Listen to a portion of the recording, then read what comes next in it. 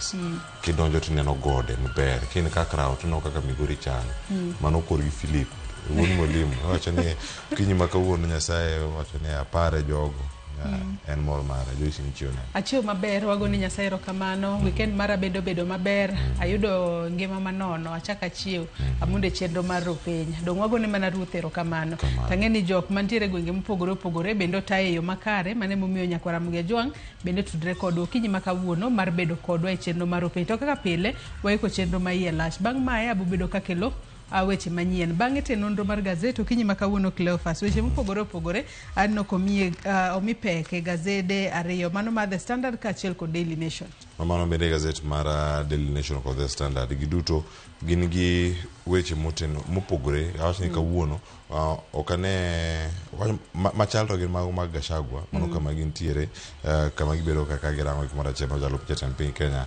ma bende koro othichi ka piny mar Kepsea ochako odiochieng' manyoro geto jopuonje maromo milion 1 mano nukta 3 mano madhi bedo kanyo ka timo pinyno dhi mbele kod pinyno mano mar Kepsea grade mar 6 to wache mana assessment en mana mar ok en mana dhi gone namba 1 en ma namba 2 en mana mondo mi giwuok dhi grade machielo mana kama gidhi bedo kacha ka gintiere nitie gik moko mathoth ahinya ma bende osebedo katimore Joyce gazet mar Daily Nation ondike karka nitie jok mosebedo kacha kalal to bende kaka osebedo ka imanyogi kata kaka iyudogi mondo mi obila bende omakgi onegani how police use phones to track capture suspects wacho ni simu migoni kende kondo yakona kama intiere nyaka sani nitie nyadende achiel ma bende ipenjiro ni en kanye mano Maverick bende negi nitiere maling'ling ne simbe mago kambi mag tudruok e pacho kae ok gisebedo ka gikonyo obila yo makare kalore ni kinde mang'eny ka obila dwaro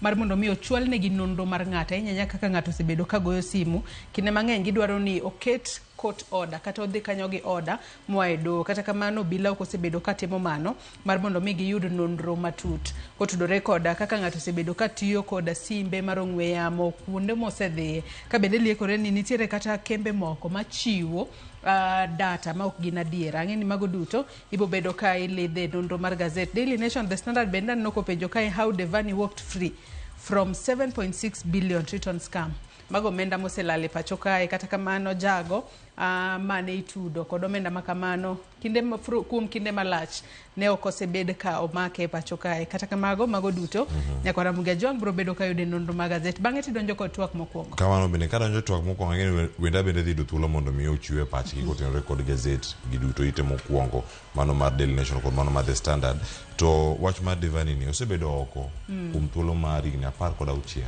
kochopo pacho ka bende jogo mane gin joneno e buche ne moting'o nyaka jatend migawo machon mano Kiraitu Murungi jogi odagi golo neno kotenore kod gido bende ang'o timore ka osechut dhog gi bor kosenang'o motimore karka en gimoro ma warito neno kaka sigana ni biro medo mana sudo achiel kachiel ne gin to gibedo ka girangeyo mane kachiel koda ka ng'eto mar Supreme Court en moro ma bende irito karka ni ng'eto gidhi wacho machal nade ka en Finance Bill 2023 mano wacho ni nataro mar chik to igano noserumo ma 2024 emane oganda okwedo malichni en ang'o dhi timre karka koro wach makama nie Supreme Court wang'eyo maber ni sirkal nochwalo ng'ur machalo kamano bang' rem bedo gi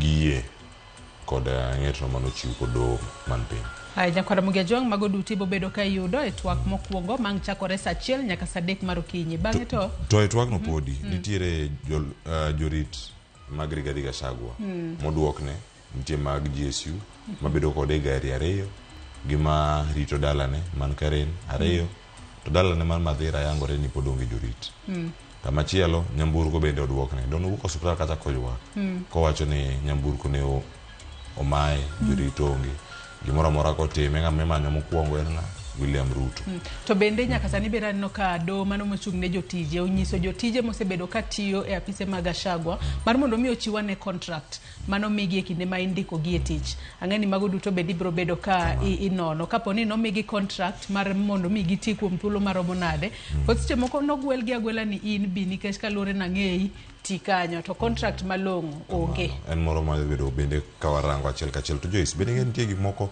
ma Joyce biro kawuoyo marach ka ji oneno weche mag adani, ji wacho gik moko maricho, wacho ni gin mana negative. Jatend piny Kenya odiochieng' manyoro ka ne nitiere Gilgil owacho ni waduokuru piny negativity kaka piny, walosi gik moko mabecho bende ma piny Kenya timo. Koro akia ni wabo weyo wachogi koso ganda odhi mbele nikech magi mwacho ni medo seyo sirkal mondo mi otim tich moro makare. Negativity kama noloseni kata bedo gi paro moro ma iwacho ni opogore kod sirkal kata iwacho ni sirkal onego tim magi ma to ok gichope kare. En mana ng'abed ka kod welo adek madhi bedo ka kod jasiasa kaachiel koda ka jod bura machon mano ma Suna West kaachiel koda ka jalony weche mag kompyuta mabende konyowa nono ne weche mag siasa okinyi ma kawuono sa achiel nyaka rom sa adek kapok wadonjo chenro mar mbakoro. Mbakoro mokinyi ma kawuono wabobedo mana kwatwa kotudore kod Gachagua e doho. Wang'eyo odiochieng' ma kawuono bende bobed ka iyalo bura mano mar jalup jatend piny Kenya mothichi e apisi Rigathi Gachagua. Nyaka sani koro nitiere mano bura mane otero e doho mar apil ka koro kwedo ng'eto mano gol kod doho mamalo ka bende nokodwar joyal bucha ok omor kod okang' ma jalup ogai mar doho nokawo mar walo jong'ad bucha adek ma koro winjo buche mage e doho mamalo. Mago kachiel kod mamoko nyaka Ramogi Ajongo bedo ka watwake e chenro mar mbakoromo okinyi ma kawuono. To kaka pile ichako tudri kodwa namba mar ote machuok 33600 mbui mar Facebook ibiro yudowa achiel kachiel Ramogi TV X @Ramogi TV. Kan bende nyalo tudri koda e Facebook page mara ibiro yuda Joyce Oduor, mbui mara mar X ibiro yuda @JoyceOduor_. Tudri koda mbui ga duto te mag Facebook X kod mano mar Instagram yuda kacha nyinga achiel mar Cleophas Oluoch. Arwaki ni machiegni nikech ma en ropiny. Wakungu ayuda thund weche manyien.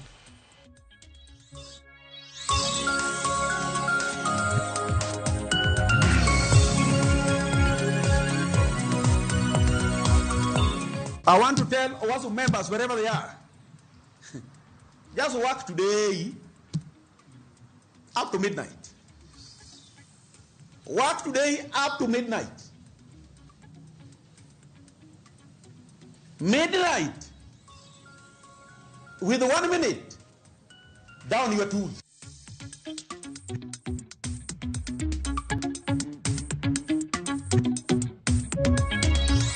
Negitingre pikipiki ji ariyo. Kuom gi ji ariyo go napoa ka osengoya moseng'ada malwar piny. Wengi wao ambao tumewashika almost 90% ni watoto wa shule.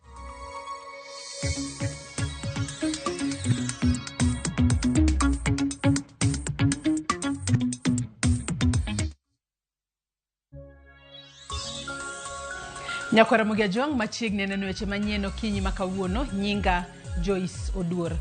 Penj maduong' mar Kepsea ochakore ayanga odiochieng' ma kawuono kata odiochieng' manyore pacho kae mangima kama jopuonjre mag greda mar 6 maromo 1.3 nochako penjno e kuonde timo penje maromo 35,573 duto manoket tenge ne penjgo.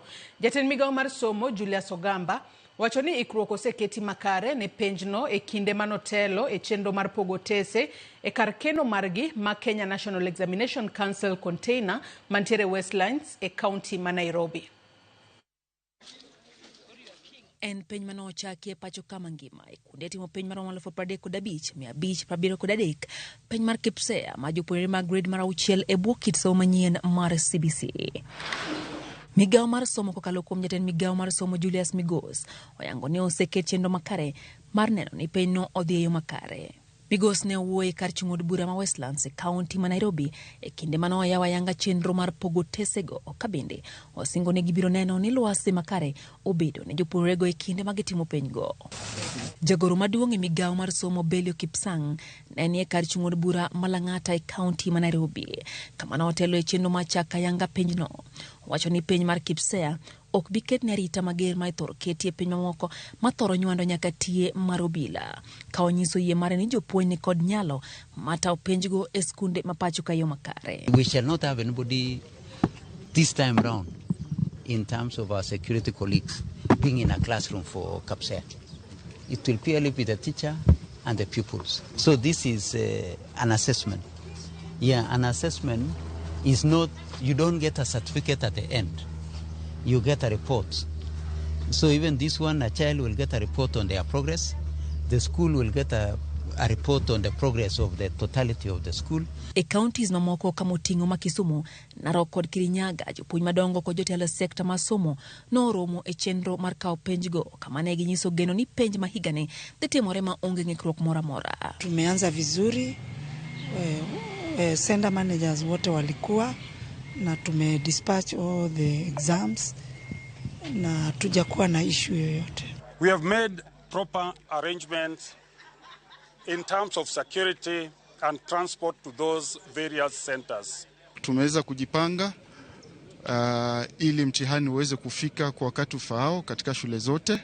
Tumeweza kuarifu wale center managers pamoja na supervisors matarajio wale ambao tuko nayo kwamba wataweza kuhakikisha kwamba wanafunzi wanafanya mtihani bila kusaidiwa. Jagoro Marnat Bade Manandi Central Bernard Maio oseochiek mane sirikal oketo madwaro mondo mi jopuonjre matimo penjgo makwan gi tin ne 30 nywandi skunde machiegni kodgi. Gino mwacho ni biro kelo ng'ikruok e penjgo. Saa hizi wanasema watoto 30 wanatakikana wawe to make a center. So wale wanafunzi wako na watoto 15 na chini wanaambiwa enda umbali wa 10 kilometers, 15 kilometers. Sasa hiyo ndio ombi tunaomba Wizara ya Elimu kwamba tusaidiane ili tuwe na center na watoto 15. Tuwache ile ya 30.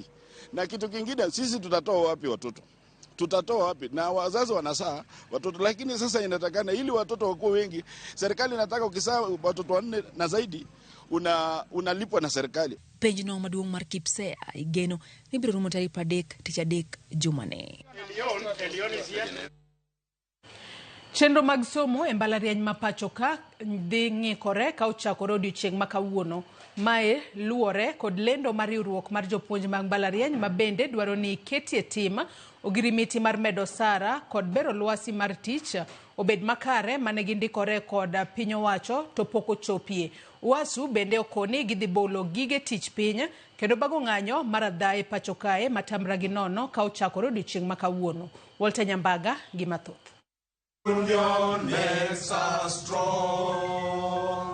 Maok tin ni dwe achiel tok riwruok mar jopuonj mag mbalariany pacho ka yango chungo ng'anyo margi tok chopo winjruok kod piny owacho e wi ng'ur maggi. Riwruogno lando chako ng'anyo margi tielo machielo otieno ma kawuono kendo jwang'o gige mag tich ka gibago ng'anyo mapek matamre gi nono. I want to tell Wasu members wherever they are, just work today up to midnight.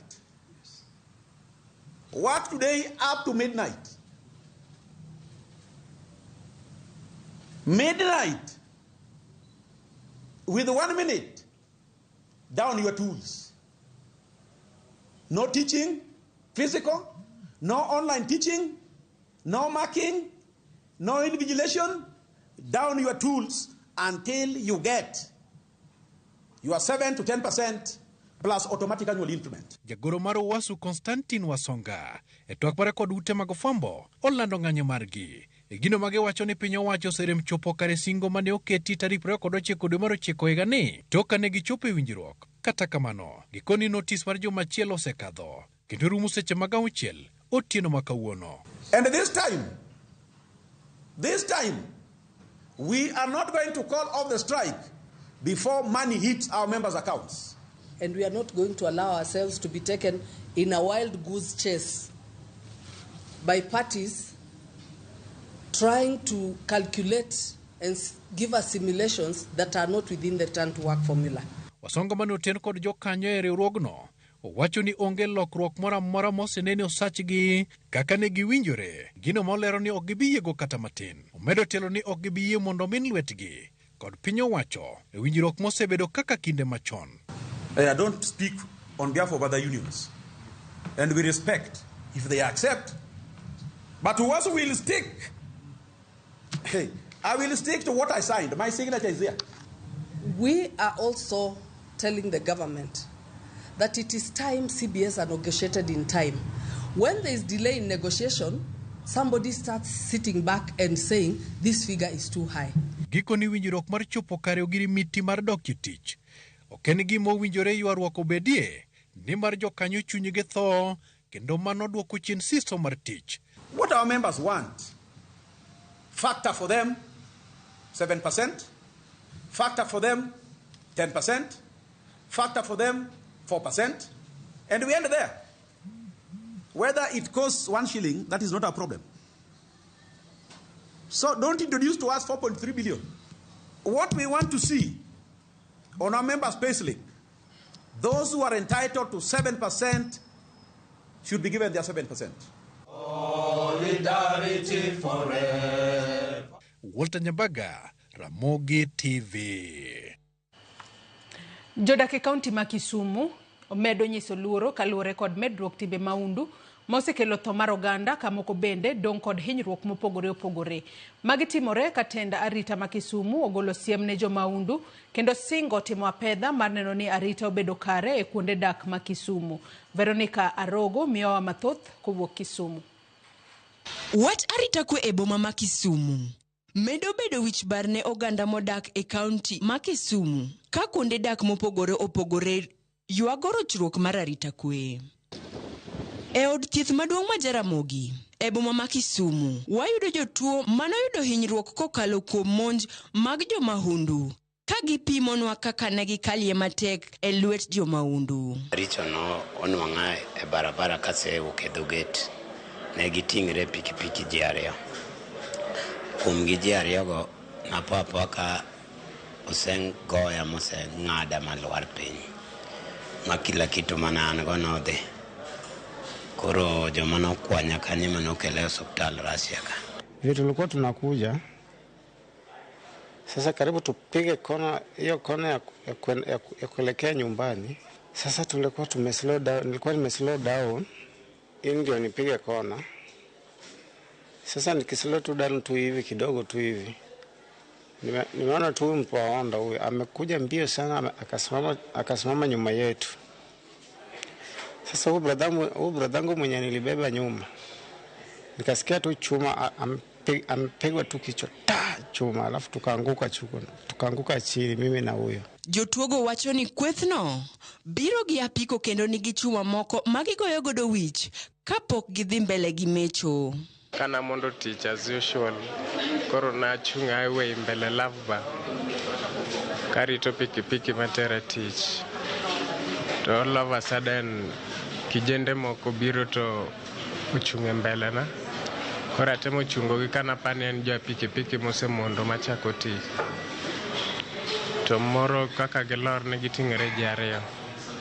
Gilor to moro tong'o wiyaka. To chako tong'o tienda. Jana watano walinitokelezea na wakaniangukia kwa shingo, wakaanza kuninyonga na kunipika. Sasa nilichanganywa kila kitu, simu na kibeti yenye nilikuwa nayo, pesa nilikuwa nayo nilinyang'anywa, ambapo nilijipata kama mimi mwenyewe sina fahamu. E kinde ma jodak e kuonde dak moting'o Manyata, Nyamasaria e kind mamoko medo nyiso luoro. Jatend obila ma Central e boma ma Kisumu owacho ni gin akich e neno ni arita odok kare. Tumefanya arrest ya vijana kama 12 hapo Kondele. 5 ziko kesi active. Zinaendelea huko kotini ambazo tutaongelea yuko kotini, na zingine 7 ni kama tumekosa ushahidi kwa ajili hakuna mtu ambaye anaweza kuja kusema huyu mtu amemfanya na wakaachiliwa. Hapa Kisumu Central tuko na 10 na zote ziko active kwa ajili wote wameshikwa na wengine hata wamekubali. Tumeshika na hizo chuma na bado tunaendelea. Jatend obila ogolo siem mager ne rawere kendo owacho ni nyithindo matino modonjore e kweth mag mahundu biro moto e badgi. Wengi wao ambao tumewashika almost 90% ni watoto wa shule. Naomba tu wazazi washirikiane na sisi kwa kuongea na watoto na hata pia walimu. Watoto wakiwa shuleni waongea na wao. Ka koro ten arita ma Kisumu koni rowere ema itudo kod timbe mahundu. Jonyuol nigi tich mar puonjo nyithindo weyo timbe mahundu kendo tiyo gi obila e kedo kod timbe mag mahundu e kaunti no. Arogo Veronica, Ramogi TV. En gino malit ahinya kendo wageno ni jogo mochung'ne arita biro bedo kanyayo kata neno kaka chenro mag arita nyalo ting' malo e kaunti ma Kisumu. Ka odhi e kaunti ma Narok en ni chenro mag ohala kod wuoth obedo kod ng'ikruok e gwenge mag Makutano kod Olololunga e kaunti ma Narok e kinde mana rawere mag Moran ne obago ng'anyo ka gikwedo rach mar arita kwe e alworano. Gikoni obila moro ma onegi e yo magalagala kendo mano medo kelo luoro mathoth kuom jodaka. Obila otiyo kod iro malungo wanga kendo muocho magina e kor lwasi ka gikeyo jong'anyo. Jalup komishona mar obila ma Narok oyango kit nek makochno kod hinyruok mar obila moko e kinde ng'anyo kosingo chako timo nonro matut e wi rochruok arita.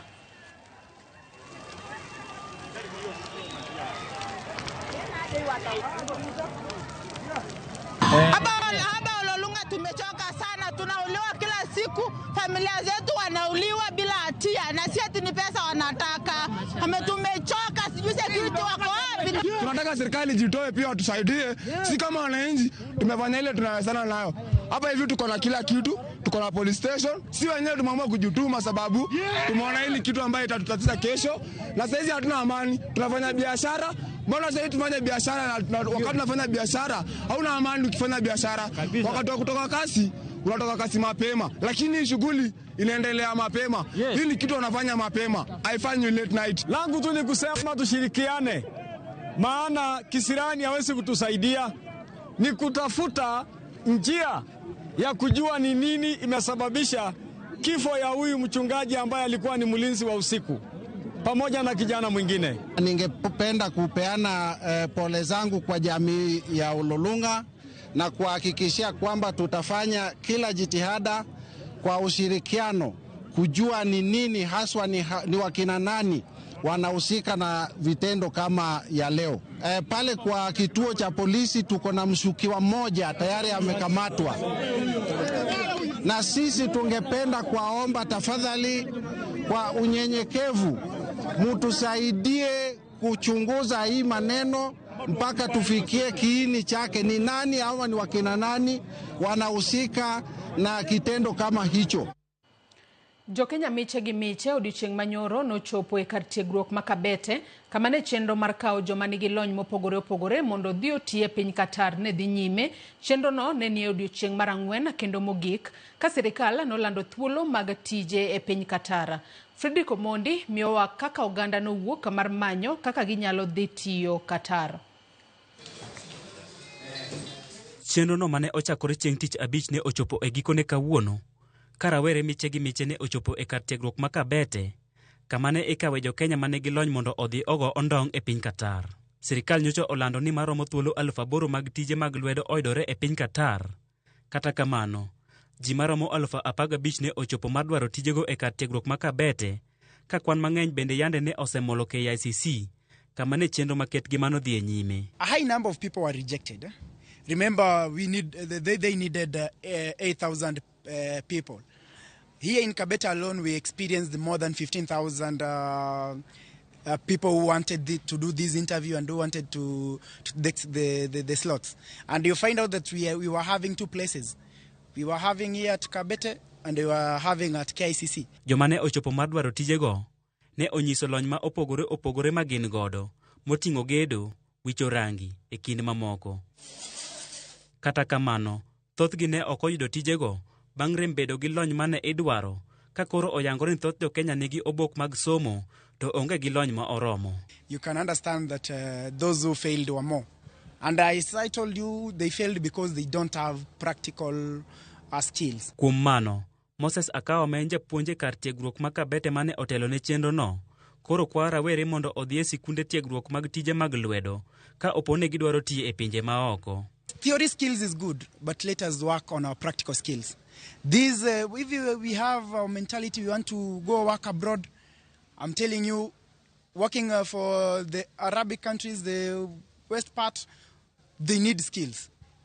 Here there was no favorism, there was no who you know. They were taking purely skills. Simon Chege ma en achiel kuom jogo mane hapgi oleng'ore, wacho ni ogeno ni tijno dhi loko ngimane, kaluwore ni osebedo ka ogo lam kuom thuolo malach. Kitu ya kwanza sina kazi. Na hiyo opportunity in any case tufaulu itakuwa imenisaidia sana juu nitakuwa nikipata ile daily bread na itanisaidia at least kujijenga kimimi mwenyewe juu kila mtu ako na goals zake in future venye ungetaka watoto wake wakae familia ya kwenu. Frederick Omondi, Ramogi TV, Nairobi. Ekinde machenro mar dayo dho rawere madwaro dhi yudo tich e pinje maoko dhi mbele pachoka. Moko kuom jodak e kaunti ma Kericho okwedo chenro no ka giwacho ni nitiere rawere mathoth ma isando e pinje maoko go kuonde ma gidhi tiye makoro piny owacho geto tere oganda go. Giwacho ni nitiere thuolo modhuro mag tije ma uwinjo mi rawere go kar tero gi e pinje maoko kama gidhi yudie sand kendo nitiere thuolo ma piny owacho loso thuolo mag timo hala ne rawere kaka yor neno ni giyudo menda ma ginyalo konyorego. Giwacho ni nitiere jogo ma osenegi e pinje go kating mar kelo ringregi e pacho kae thoro dong' ne familia maggi kendo piny owacho ok thor konyogi. Hii serikali tuambia hasara, tuambia watatupatia kazi. Sisi vijana hapa ni maokasi, tunahangaika, tuko na hiyo masomo, tuko na kila kitu, lakini hatuwezi toka hapa Kenya tuende kule nje kufanya kazi. Kwa sababu gani? Serikali haishughulikii wale watu ambao wako kule India, Saudi Arabia. Mtu anakufa huko anakaa for almost 2 years na aletwe hapa Kenya. Kutuambia watu waende kule nje ni manufaa yenu nyinyi wenyewe. Mnataka mpate commission na hiyo mambo ya kupewa KRA, mkatiwe pesa na ikuje kwa serikali. Tupatie kazi hapa Kenya, tufungulie viwanda, tufanye kazi. Watu kama wa Kongo wanatoka karibu inchi 10 ndio inchi karibu 5 ndio wafike Kenya. Na anauza hiyo kahawa. Sisi kama wa Kenya, si tunaweza uza hiyo kahawa ama tunaweza uza vitu zingine kidogo kidogo na tufaulu. Tuache kufikiria kuenda nchi ya nje. Hapa Kenya hapa tuko na pesa. Ruto atuambie vizuri ni watu wangapi wanahitajika na asibague watu, achukue watu kama ni watu wanachukua kila county ya make sure ameguza mtu.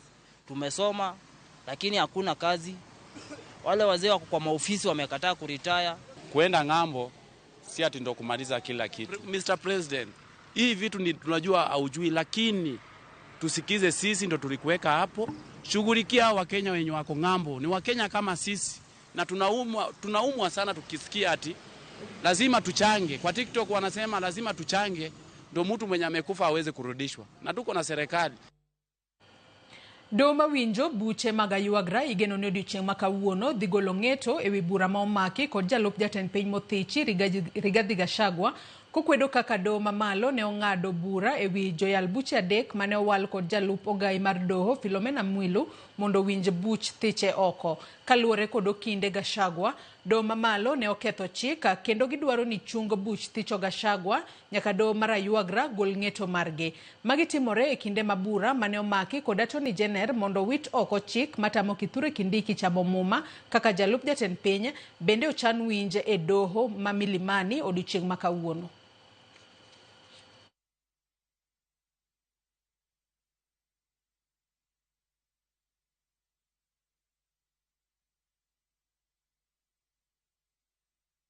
Jatend piny Kenya William Ruto opoyo bad migao matayo bunge e pachoka kuom medo yuto margi e thuolo mar higni 2 mokadho. Kanoloso e nyadhi mar sidho kondo apisas mag bunge e kaunti ma Nakuru mano Gilgil opoyo riwruoge mag piny owacho ma olero ni osemedo yuto maggi ma osekonyo piny owacho e duoko piny kwan omenda magitiyogo kowuok kuom aguch piny owacho. Okwayo oganda jo Kenya mondo beda kod yie e chenro mag piny owacho.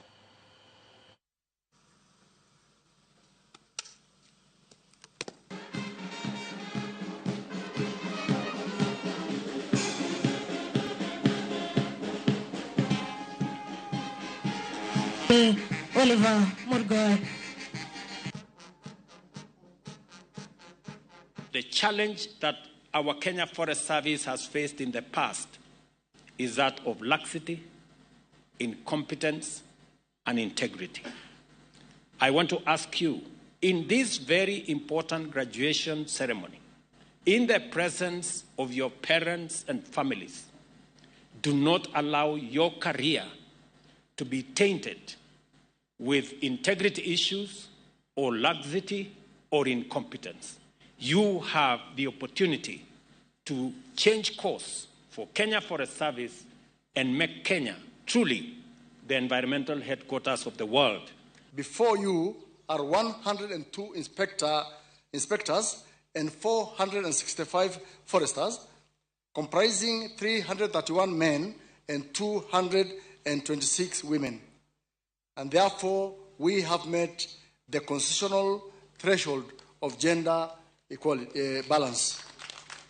Your Excellency, sir, these graduates have undergone successfully and completed a 6 months rigorous paramilitary training, and now they are ready to pick up their responsibilities of forest conservation and protection. En fungruok ne jakom kambi mar Royal Media Services Dr. SK Masharia bang' doho ma Nairobi chungo chenro mar timo apedha e kambi mar Royal Media Services nyaka tarik 30 dweni ma ibiro winjie burano. E burano SK Masharia nochwalo ywak e doho ma Milimani ka okwedo okang' mane doho kao mar yiene apisas mag okwach kich DCI mondo mi otim apedha e kambi mar Royal Media Services ka thuolo makamano nomi DCI ka ok owinj korka kore kaka wuon kambi. Owacho ni Terry Wanjiku ok en achiel kuom weg kambino, kuom mano ok owinjore owuo e lo kambi mar Direct Line Assurance Company Limited matimo chenro mar chiwo kumba. Kokalo kuom okil mare Danstan Omari, Masharia owacho ni obila ne odhi e doho mar yudo thuolo mar kawo nyamburko 3 mage kendo dwaro dhi timo apedha e kambi mar Royal Media Services ka gimanyo cheka kwayo makoro doho owito kucha. Terry Wanjiku manochwalo kwayo makamano, Masharia wacho ni nondikore owuona kaka achiel kuom kambino e tok cheka. Bende doho oyango ni nitiere gwenyruok kod pogruok e kind kambi mar Royal Media Credit gi Royal Media Services.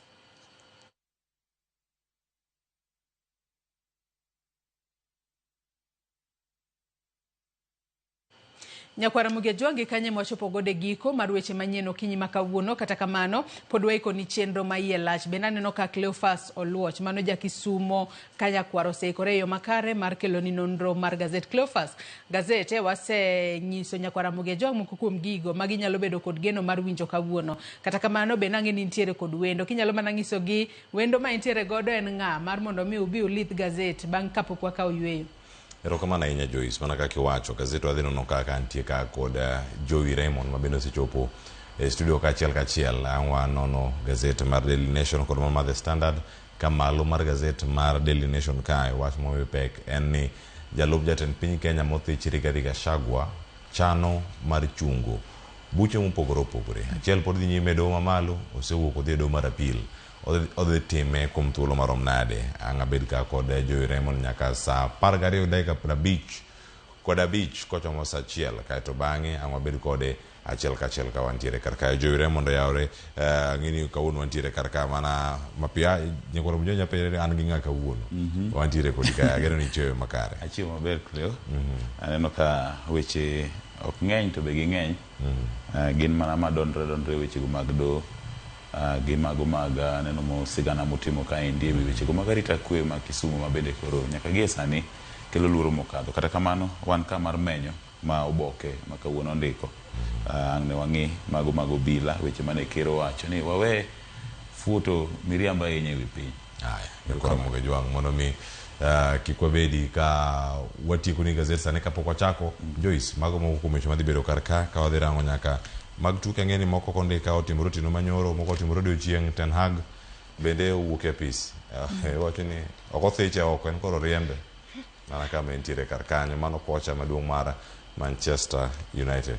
Joyce, aya Nyakwara Mugejuangi seneno mano Cleophas Oluoch kachiel kod Raymond Joey biro bedo kata lidho ni gazet okinyi makawuono mar mondo mi gimisi so mar ng'eyo gigo manitiere gazet. Kata kamano yiena mar mondo mi akaw yo madundo gi sani bang'e to Cleophas biro bedo kata e nonro mar gazet. Kik idhi mabor.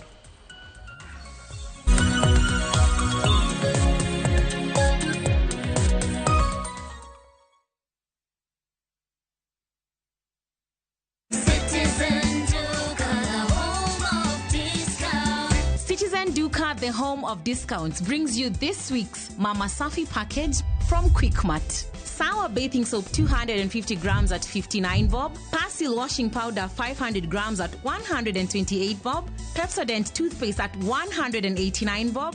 Quick Choice tissue 4-pack at 189 bob. packing bag 40 shillings. Ukinunua hii package ukitumia Citizen Duka, utalipa only 605 shillings, meaning utakuwa umesave 262 shillings. Piga *487*5# na ulipe saizi ka vitu bado ziko kwa stock. Citizen Duka, the home of discount.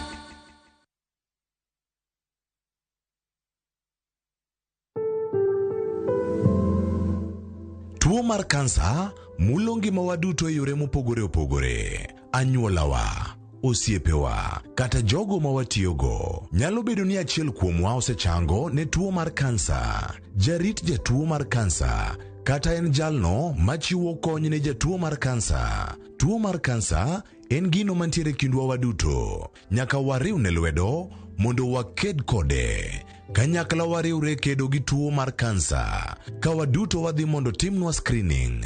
Oteni ukelni kod Royal Media Services. We care.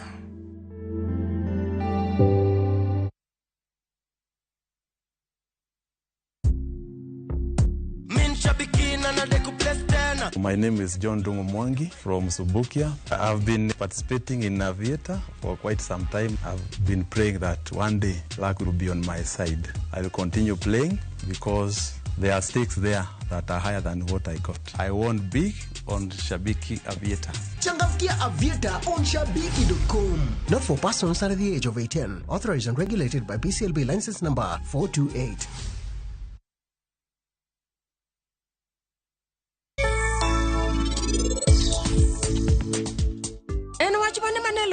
Kamano, momi asehero ae od ni koko wacho ni ngata. Wachno no kunyal rito kose unu panda ngo. Sera na singrani, odiochieng' ma kawuono ni in ibiro yie. Nikech mai gima nok ineno kadhi timre. Inibo bedo gi wich kuot. Nikech onge gima ibiro wacho. To bende onge gima in ibiro timo. Waya, gigi teo timre mana nikech an. I'm sorry, I'm really sorry.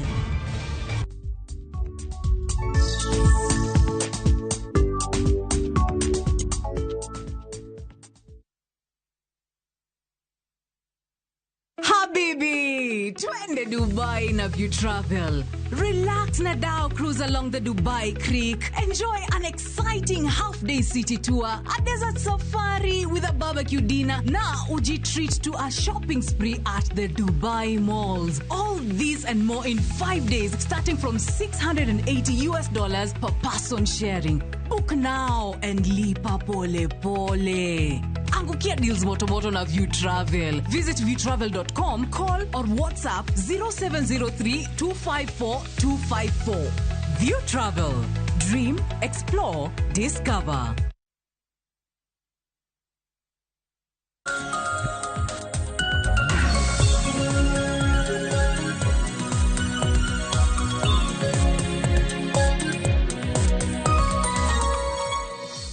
Nyakona mogijo machiegni nitiere karka chenro mar piny dhi nyime kwa nono gazeta an ka kod Jowi Raymond wayuda ne gazet moyudo ka thuolo mokwongo kama nitiere karka gazet mar Daily Nation ite mokwongo ondik sigeni mathoth ahinya mantiere karka wayuda ne sigana mantiere karka mane ite mokwongo mabendo dhi yudo thuolo mano mar rango ni to wayudo gi e yo mane mano kama nitiere kod ka wacho ni obila matiyo kod simbe mag ong'we yamo mae kama intiere kendo sigana ni ageni wanyalo thuolo mar rango mokwongo kama sikunde yao kama sikunde time penj mango sikunde matimo penj ma KEPSEA jopuonjre marom 1.3 Rigathi Gachagua chopo e doho mar mondo mi ogol joma yalo buche joma yalo buche ge adek mane doho mamalo dagi ka omiye peke ite mara auchielo eno dhi e doho no mar apil mano bende yoda temo gik mathoth ahinya mar neno ni udonge apisi kata otamo jogo mara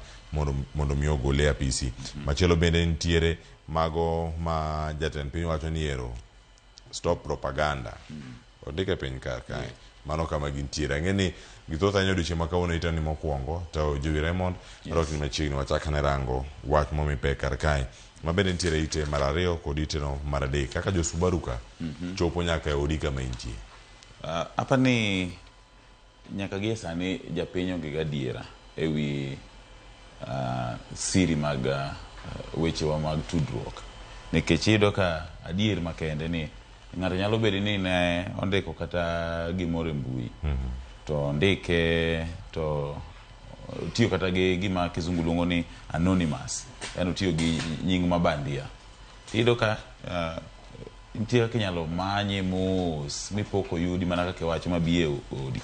Adier oboke ma kawuono menyo kaka obila osebedo ka tiyo gi kambi mar tudruok e chopo ne oganda ma samoro osebed kindhiyo.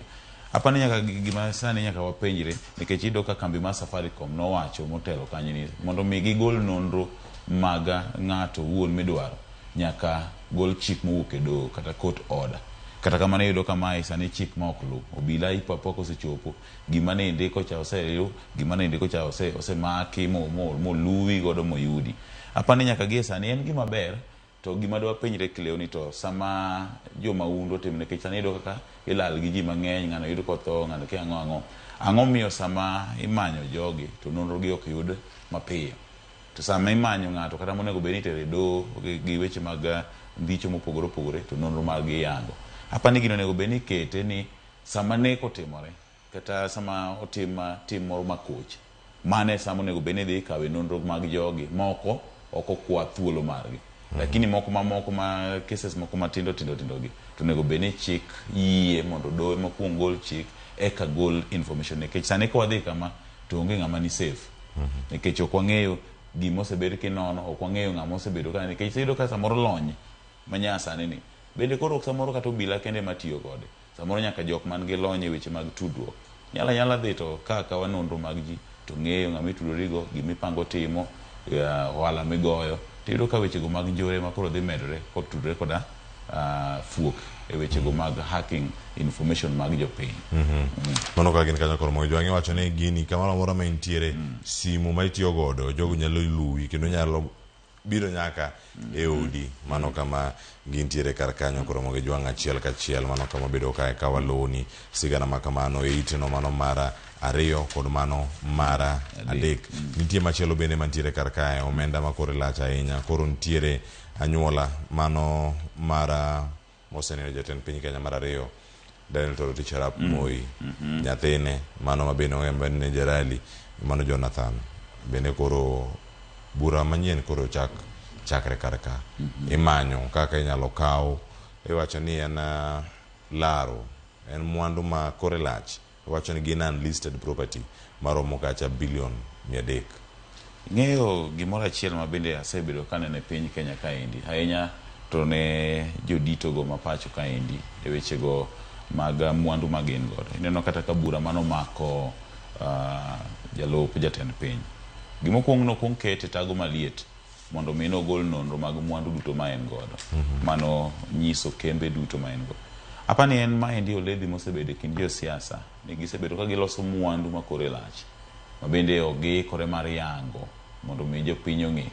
Nyaka gi sani koro iyudo ka maendi mwandu mopogore opogore ma kochok duto samoro gin in cash form lakini gin in assets, mwandu moger ang'o kuonde ohala.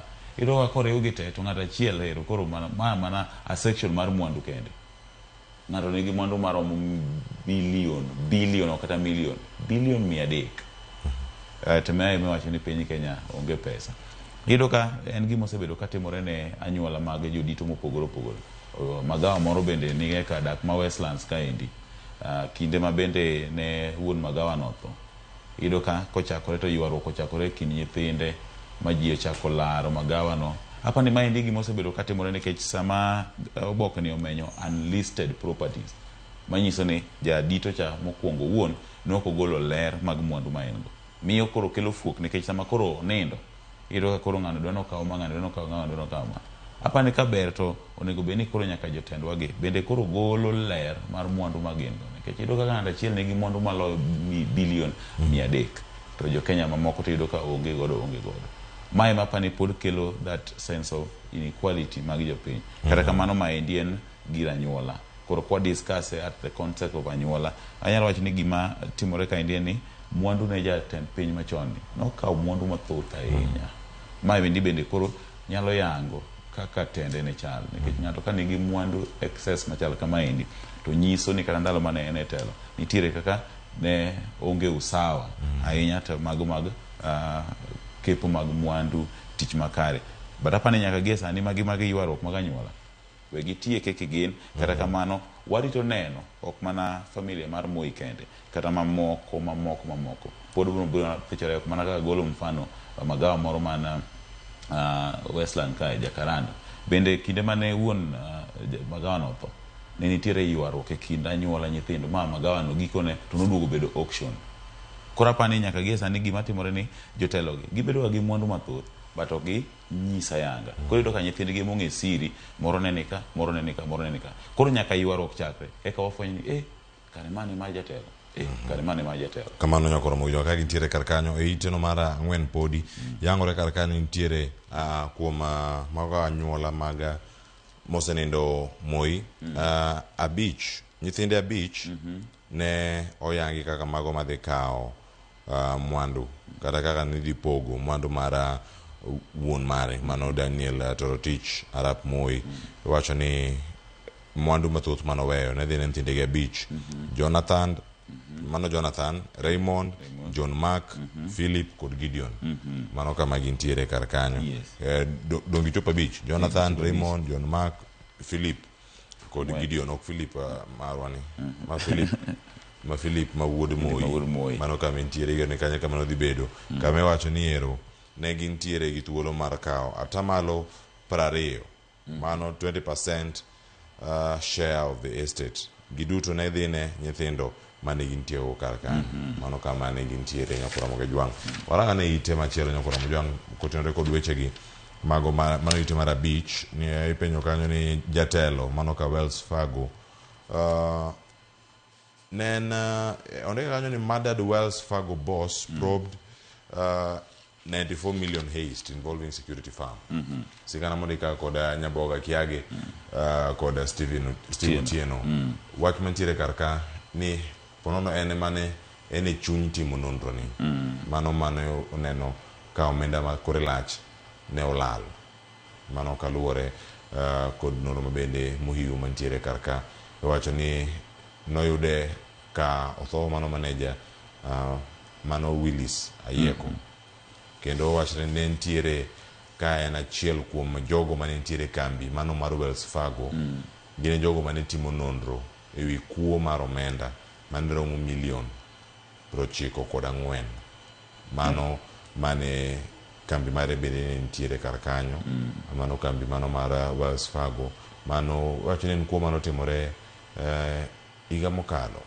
mano dwe mar 11 mano ni gimoro mabende wacho ni anyuola koda usiepe machiegni kod ahinya kod former colleagues ge jogo mano tiyo godo wacho ni mago e gik ma ponono ne ntiere kar kae ka kore dhi nyime koda timo nonro wacho ni gimo osebedo koka oganda gi boka ng'eyo en gino malit mano ok dewa wach ni ok wa sympathize gi anyuola gima sebedo ka luwo sigana ni en ni mosenindo Willis Ayeko kata oboke ni menyo ni ne en HR manager mano ng'atno mochung'ne ndiko ji e tije ayapani kambi mar Wells Fargo nikech osebedo ko otimo rak mang'eny mago mag chwalo omenda mag timo ang'o oro mwandu mopogore iyudo ka oboke ni wacho kanyo ni Willis Ayeko the HR manager was in these meetings where the company initiated parallel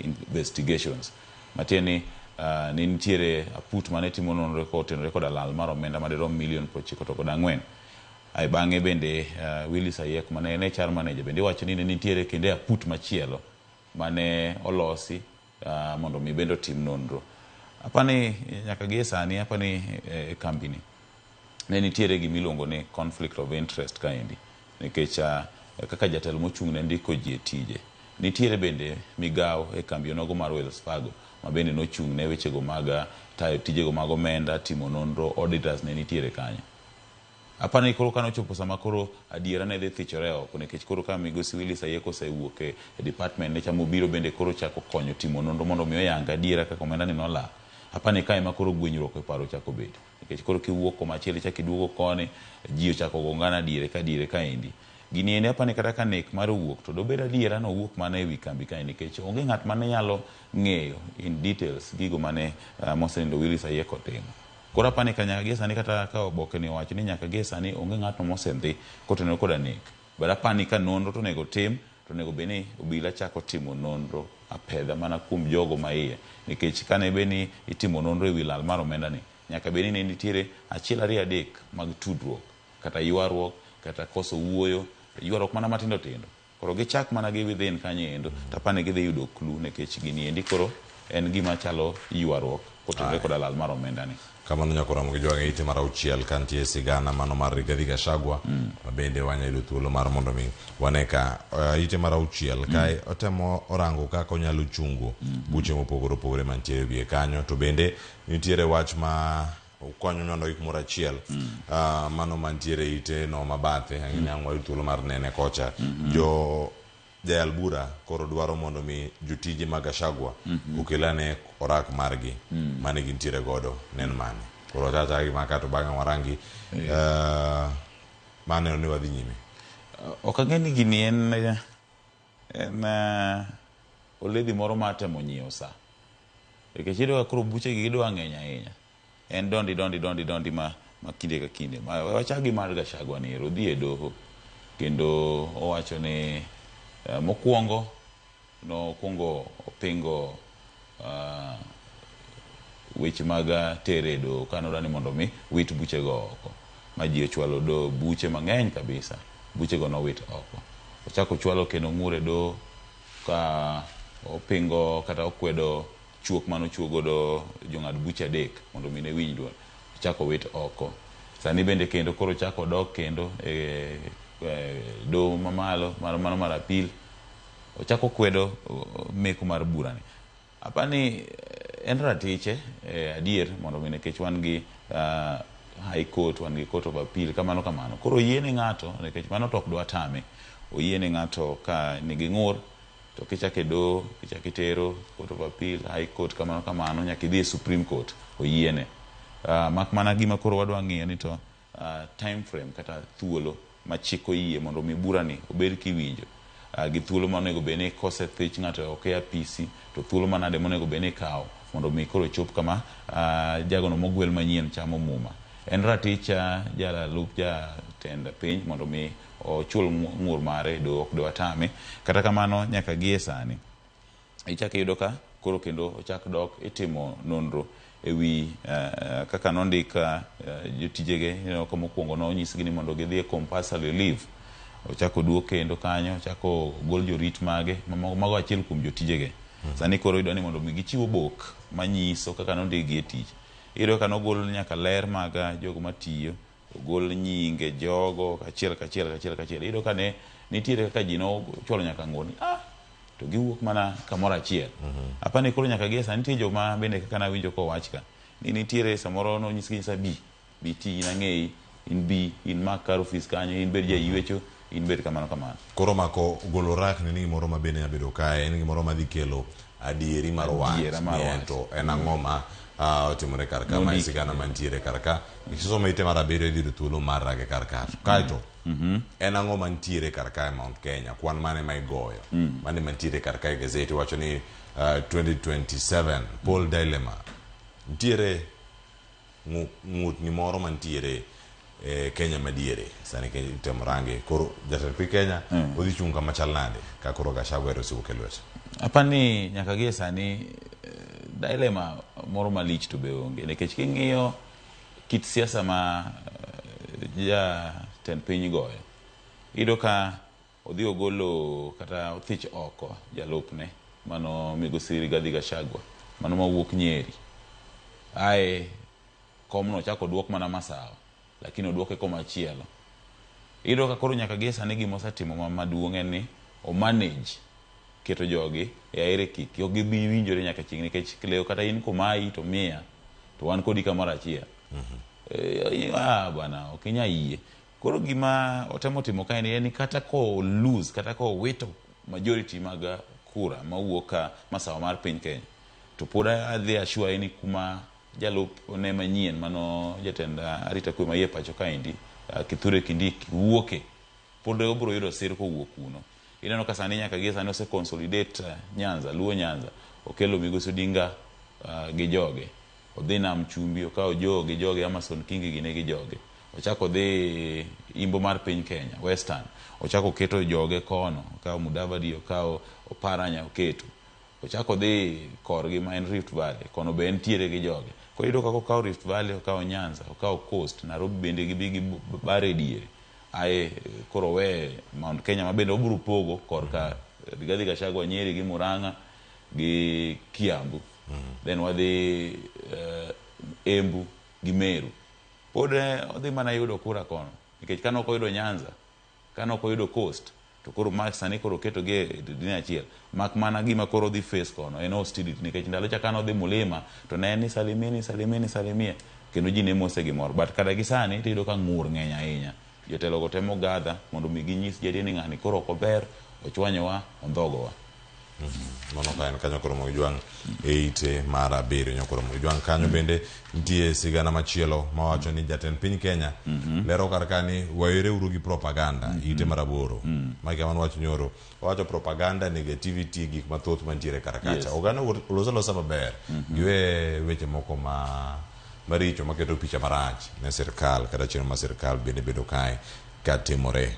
Wacho ni kanyo okono weche go jogo moseketo ka keto sirkal tesre ke no ng'wech ahinya. Ing'eni jatend piny otimo maber, oko chimo ng'ato tir. Ing'eni do wach niya, awuoyo kodu jo kedne ratich oganda, weuru siko lando weche ma miriambo, kata awuoyo kodu ute fwambo, weuru lando gik ma miriambo, kata awuoyo kodu kama. En mani koro notimo ang'owa, iluongo ni no timo general remarks. Koro kini ute fwambo konya boko neno wach ni wan waburo medo wuo nikech noko chimwa gi wach. Jo kedne ratich oganda bende ok nya wuok apia ka chime nikech noko chimo watir. Mak mana gima otimo wach ni gima otimo uru mana maber ewi pinywa. Mano to gima pane en kwayo maber nikech ng'ato ka ng'ato at the end of the day Kenya en marwa. Kata ang'wa wach mana maricho duto mabeyo bende nitiere. Nyocha duok petrol piny ka indi matin. Ang'o matin kamandi jopuonj moko idwa ndike tich, at least kata ka gibiro mos to nitiere achiel ariyo adek monyalo timo ang'o monyalo kwan. Apani bende jatend piny en bende obede ng'ano ma bende winjo gima piny wacho, nikech ing'eni Cleo bende ka ji ywak ahinya to samoro be nyiso ni nitiere ng'ikruok moro manitiere. Koro dako tam ji ywak, dako tam ji wuoyo ka ber kata rach loyo ber. Koro kinde duto apani bende tende kaachiel koda sirikande ong'iyane gigo ma bende japiny onego bed ka yudo mondo mi ywak kik bed mang'eny ahinya, nikech ok nyal bed ni kitelo ne ji 20 to 16 ywak, 4 paki. Mano kanyo bende nitiere wach. Koro in as much as wambe wayie gi kwayo neno ni wabiro wuoyo maber ewi piny, to embo teme timo achiel ariyo adek manyalo bende dhi maber gi japiny. Kamano, ang'eni weche thoth ahinya mantiere kar kae, to weche mag Devani gi nokadani watieka ne ka wayudo thuolo mar lose gazet ite mar 10 kiyudo thuolo ang'ine kanyo penja ma bende koro nitiere kar kanyo, mano penj mar Kepsea ma bende ochako odiochieng' manyoro pod odhi nyime, mano nitiere kar kanyo. Ne waloso kodi jumbe 2 mokalo ewi nyathini mano baby Ariana. Mano wacho ni chenro mag thieth mage bende koro yudo ng'utni kata ng'ikruok moro ka nitiere piny India ni mar okumba manyien mar thieth SHIF kata obed SHA mabedo kar kae kata kara yudo mano ite mar 12 baby Ariana left in the lack in India hospital amid SHIF fiasco. Ini magi mantiere kar kae magi bedo kae ka giluwo achiel kachiel. Sigana ni wacho ni omenda monego bed ni nitie, omenda mosechoki, pesa monego bed ni itiyo godo, gibedo kae ni mopogore ahinya. Ini sirikal kokadho kuom ten migawo mar weche thieth, chieng' mana wawacho ni kaber to nego bed ni ging'iyane gigo mochuno ahinya, nikech tuo to ji tuo te, lakini nitiere moko mabiro kaka matters of urgency, gin gik monego bed ni ng'iyo mapiyo, tuoche mamoko ma kata ma kizungu luongo ni chronic diseases, gigo ma samoro chuno kaka konyruok mag joma mine, ng'ato kodhi nyuol en gima biro once in a while. tidoga koro ka midhiero yudo miyo modhi konyore ma bende koro by bahati mbaya owito ngimane sama odhi nyuol nikech wechego mag thieth. Jogo man gi tuo mar kansa monego bed ni dhi e kemo, jogo monego bed ni dhi e thiedhruok e pinjego ma oko, samoro manoseng'adnegi nyaka air ticket gimoro amora, then iyudo ka koro changes gi samoro obiro ka already process mar thieth nosechakore, idwa ni mondo ji transfer. Apani nyaka gie sani gima onego bed ni sirikal ne ng'iyo kapok negi waloko tanga mwadhi e lai mar thieth machielo. Onego bed ni ng'iyo ni to joma ne already nie process mar thieth gi cover machon cha, kiloko gini, how are they going to be considered? Jok monego bed ni dhi thieth kata mag check up mag cancer chemotherapy, nikech en gima samoro ng'ato nosechako bedo matuo kata higni 4 mokadho, odhi nyime gi thieth pile ka pile. Jogo man gi tuoche kata mag wang', jogo man gi tuoche mag nyarogno ma dhi e thieth kinde ka kinde, apani sirikal noko consider gi. Sani koro ero odwa dhi nyathini dhi thieth e pinjego ma oko, omenda monego bed ni ogolo, omenda monego bed ni SHA kata SHIF kata NHIF chung'ne, nitiere pogruok kata gwenyruok ahinya, considering ni nolok process ni kama weche mag thieth nosechakore. Apani ng'ur chieng' cha nawacho maber ni ka gidwa ni mondo gikony gin to gidhi achiel kachiel, ging'i moko kuom ywak mawuok apia kowuok kuom ute thieth mopogore opogore, to gichak gidog gi collect gi na pool of information to mondo gi consider gi, mondo gi lose 2-3 mondo kik ywak bede mang'eny ahinya e chenro ni. Koro mogi jwang' mano ka wantiere karka ayuda ni gino mantiere karka ni en to do list mane ka timia wach mari mogik kotieko Raymond Joy. To do list to do list moro nitie karka machinglo mantiere karka mogik, kaeto bang'e wawuogo karka mano nitiere e ite ma iye ite mar 17, kaeto bang'e wawuoga ka koro meda kanyo gi wach mari mogik. Gin gik mage wacho ni to do list, gin gik mage modani watim? Koro ero to do list wamoko wacho ni watimo weche manyien, watim gazet, to do list, kaeto wan koro wadonjo kod twak mabiro monego chak sa achiel. Koro maero osechaki, term limit ni chal kagima gigoe tik, impeachment cha nitiere, moko gi pok omaki, paro mapiyo to sirkal emero keto stamp. Jama chinglo ni temo wacho ni e wi gigo duto mane sirkal osingonwa, ne giduogo, nitiere kaka ne giduogo giloko to do list gi ma giloko in terms of priority, nikech e paro ndalo mane jatend piny campaign ne en bottom up, mama mboga biro timo ang'o, loans, kiani stadiums and everything, to ka gidonjo e tich ni to gindiko to do list gi manyien, gichako gi wechego mag olo gope, gidhi e wechego mag koso ndiko ji e tije, choko osuru mokadho apia, wechego mag thieth ma bende nyaka gisano rokni, university funding masa nyaka gisani bende oseneno sigana ka endi oloki. Koro gik magisetimo maber, magisetieko, maginyalo wacho ni mato wase complete, term limit gisemedo, higni 5 nyaka higni 7 osego tik. Gidhi impeachment nosetieki. Abduction ni ber ka gigo tik nikech gisetime kabisa, en apani koro en kata impeachment gitieko kamano. Koro apani ka ber machienglo ni okoso abduction kanyo onego go tik, kata kar abduction kae monego bed ni rubber stamp igoye, nikech gisendhicha ahinya kata gokinya winjo kupenjuru wach mar oko. Neno ka giwacho ka ni en agent, wacho ni monego bed ni timo piyo watiek ka mondo mi wa abduction ni en gima agent ahinya, nikech gindhicho mapiyo. Koro abduction gisetiekore godo, impeachment gisetiekore, term limit. Apani maendi jama chieng'no ni temo mana nyiso ani gik moko ok dhi maber, gik manosingi olok gi ataro, itimo mopogore opogore. Mano adier wayie, nikech ndhicho waneno impeachment en gima ne onge agenda mar sirikal sani otime. Koro mogi jwang' mane makelo e giko mar gazet okinyi makono donjo kaka otwak e chal mar piny Kenya koting'o nyaka ng'anyo makaluwore kod jotend wasu, jopuonj mbalariany ochakore otieno ma piny orugodo kawuono sa 6 mar otieno, kendo odhi nyime kama nitiere kare ka oketo weche mag somo kama chal nade, kama jogo mane mbalariany ma Moi to kon ni ginya dok e skul mana machiegni ka pod gintiere pacho, graduation bende biro, nitie mar nego graduate, chal mar wachen mane aduoka kod twak kik idhi mabor nyakora mogi jwang'. An kae kod welo adek, an ka kod jalony e weche mag kompyuta kod mbui Dr. Mark Matunga, kaachiel kod ka jaod bura machon ma Suna West mano Joseph Ndiege ntiere karka kachelo kodaka jasiasa Odoyo Widi ntiere kodo karka waduogo mondo mi warangane kaka chenro chakore kendo wadhi nyime karuoth ang' ting'wa malo ang' wan kodu kachiel kikudhi mabor ting'wa malo mar Owidi.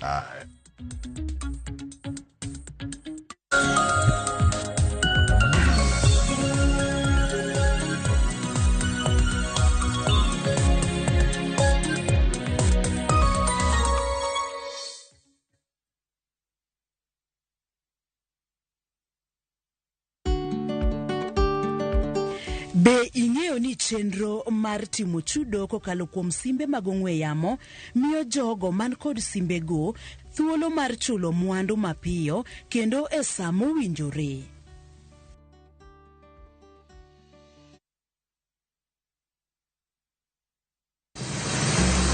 Be isepenjori e sigendni mayudore kuonde ma waluongo ni pachowa? Kapuonjani nobiro nikech gwenyruok e kind owete. Riwri kodwa mondo wanon sigendni mabeyo mag kuonde ma wadakie.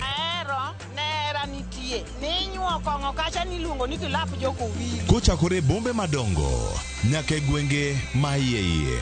Otusenge en piny joimbo mar oganda miluongo ni Wasenge. Ng'e gigo mamiyo oganda ka oganda bedo mopogore. Nweng'o ma wan godo ka en mar kunyo goldi. Urudi. En kama ji duoge ji ok lal. Ng'e weche mane osekalo. Chon chande lweny nitie kor gweng'. Rwako sigendni mag kuonde ma wadakie. Iwacho ni kibedo piny e kom kineno ng'ama lwete fuare kama mano nyiso ni jakano mulo ka pigo sechope bwo mesa.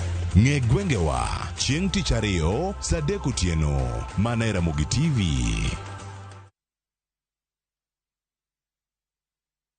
They never had a pretty girl from Ikri ne thumbe manyien, jothumbe muero manigi talanta.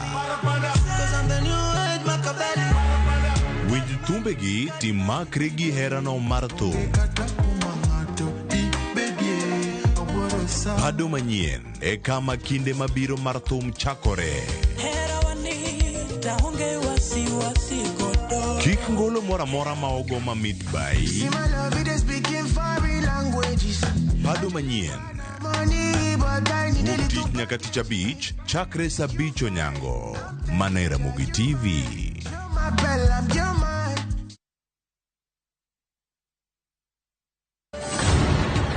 Ei chuny Punjab hera motegno ne odongo. I love you, Sarabjit. Jod Sardani oweka chunygi nigi lit mang'eny. Kargi ji adekni hera bro keto gi kamoro achiel nyaka chieng'. Chunogi ni nyaka gimakre motegno gi hera kod winjruok. Ok unyal paro kaka unopuonju wan ji adek wan wachalo kaka ngum to ngum moriwre otegno to mowere kamae ok otegno. To e piny kama gik malich timore en ng'ano ma ginyalo geno. En ang'o momiyo nyakono kawo pache kamano?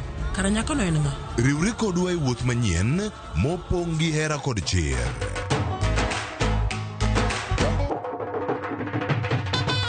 Choti Sardani wuok tich nyaka ngeso saa 2:15 otieno.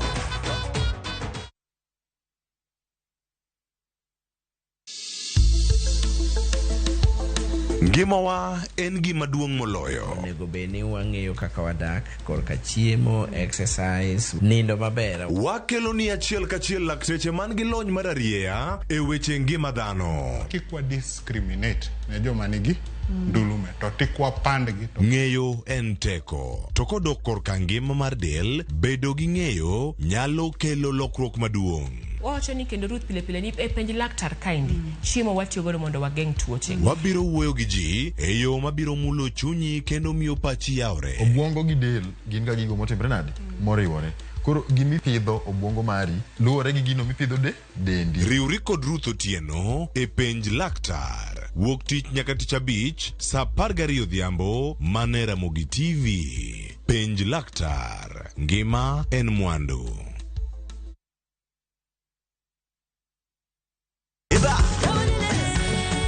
Be ikori mar chako wuoth e piny mar thum?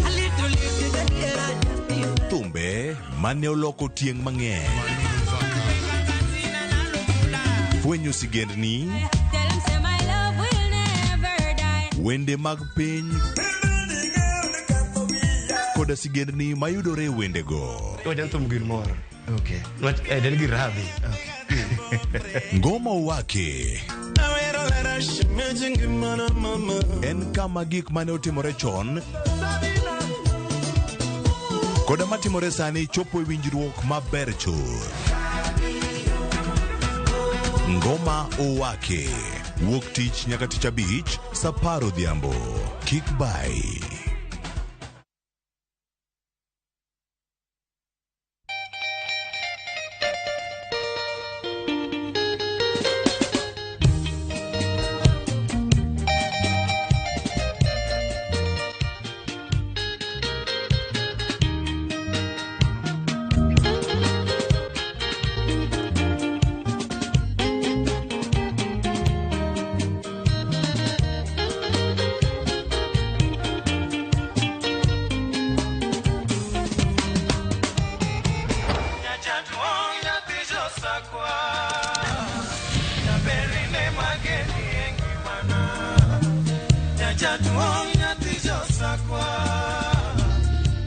Radio Ramogi, Cartoon Jaluo.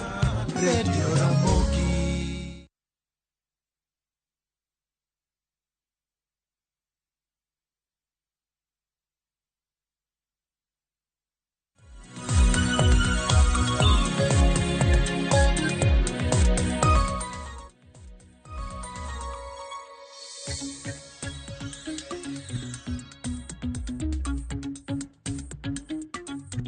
Nyakora moge juang oyawre kendo machiegni okinyi ma kawuono dakika osekalo 13 tok saa 1 mar okinyi ma kawuono, kendo wachako twak e chal mar piny Kenya. Okinyi ma kawuono asekoni welo mantie kod e studio okinyi ma kawuono giduto gisechopo, kendo en mor mara mar chanko twak ni ayanga. Ka indiko no sen nyaka giko mar chenro, SMS line oyawe na 3:600 ibedo koda ka nyaka giko kata iye chenro.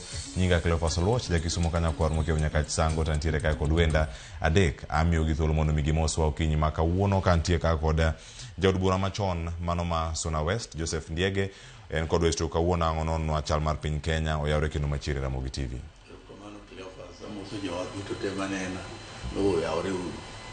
Erokamano ahinya kendo machiegni bende Ramogi TV kama chielo antie kod jasiasa mabiro dhi bedo godo achiel kachiel e studio kar kae Odoyo Owidi oyawre kendo machiegni Ramogi TV chenro mar piny. Nyasaye ma ono ting'na imalo gi mwandu ni kod kothi.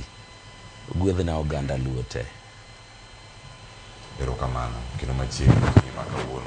Kama chielo antiere kod jalony e weche mag computer kod weche gi mag mbui makagi kacha mag wacho ni en Internet of Things kod gik mathoth ahinya mantiere kar ka. Jalony Dr. Mark Matunga oyawre kendo machiegni. Oyawre Cleophas, amor kuom bedo ka amoso joneno kod jowinjo duto. Kamano. Nyakora mong jongo icho sebedo katimore mathoth e piny Kenya, to gazet nyalo bedo nomako weche gi duto kama gintiere. Adani mondo mi wamak sigana achiel kata ariyo kaluwore kod gino ma wenda dhi bedo kae ka dhi ero mar mondo mi gimaki. Ane ite mokwongo gazet mar Daily Nation, kae to bang'e anga winj pach gi achiel kachiel. Sigana mantiere kar kacha mokwongo piny maga Kepse ochako kachiel koda ka jalup jatend piny Kenya Rigathi Gachagua makoro dwani buchege mondo mi uchungi. Osewuok odhi e doho, nene doho mamalo koro sani ochomo apil kod ng'ur. Mano ni joyal buche adek ka en chenro mar wuok to giwuoga gi duto mana kama gintiere. Kamana kamera ne oringo mochope. Achaka kodi Dr. Mark Matunga paro e gazet mantiere kawuono. Kachiel koda ka sigana mabedo chiw kar ka gilony mar weche mag mbui. Kaka obila tiyo kod simbe mag ong'we yamo mondo mi omaka ne suspects. Okawach ni en weche mag abduction to meko mana kama gintiere kar kae. Paro mapie gazet ma kawuono. Cleophas adwa chako gi wach mitieko go no. Bende wach mane opimo gi japuonj, ng'eni magi jopuonj duto. Koro nyaka aluor gi. En wach mar abduction. Ma bende abiro kata ayudo ka ing'ong'e e TV. E gazet. Ing'eni tinde chal mana ni ng'ata momaki ni obedo abducted. To winjo bed ni wachako ng'eyo ni to en abduction koso en arrest. Omaki koso ochoki achoka oyaye. Ok apar ni en achoko oyaye. bende ng'eni seche moko bende watiyo gi weche wa mantiere e simegi mantie social media ni ng'ata momaki to post ni obed abducted kumokawe wakia kumodhiye jok mokawe wakia kata okawe akawa gi police to ni timo makosa ni kwelo kata ni timo to wa report ni abduction. Mano bende gima nyaka wachak ng'eyo. Ono kapar ni arrest duto gina abduction. Iwinja nikech sani jopiny chala ni ng'ane omaki, jok mane omake wakia, ne gin mana ji auchiel, kumotere wakia, to maki. To arrest to ngi timo gina daktari ponono mondo mi luonge ni abduction ponono jogi oko yangore ni gino bila koso tinde wang'iya anyisi ni sani arrest mora kata mana arrest ma owinjo bed ni manie ng'ama omaki kaluwore gi makosa ni en sani wang'ong'a e social media ni abduction.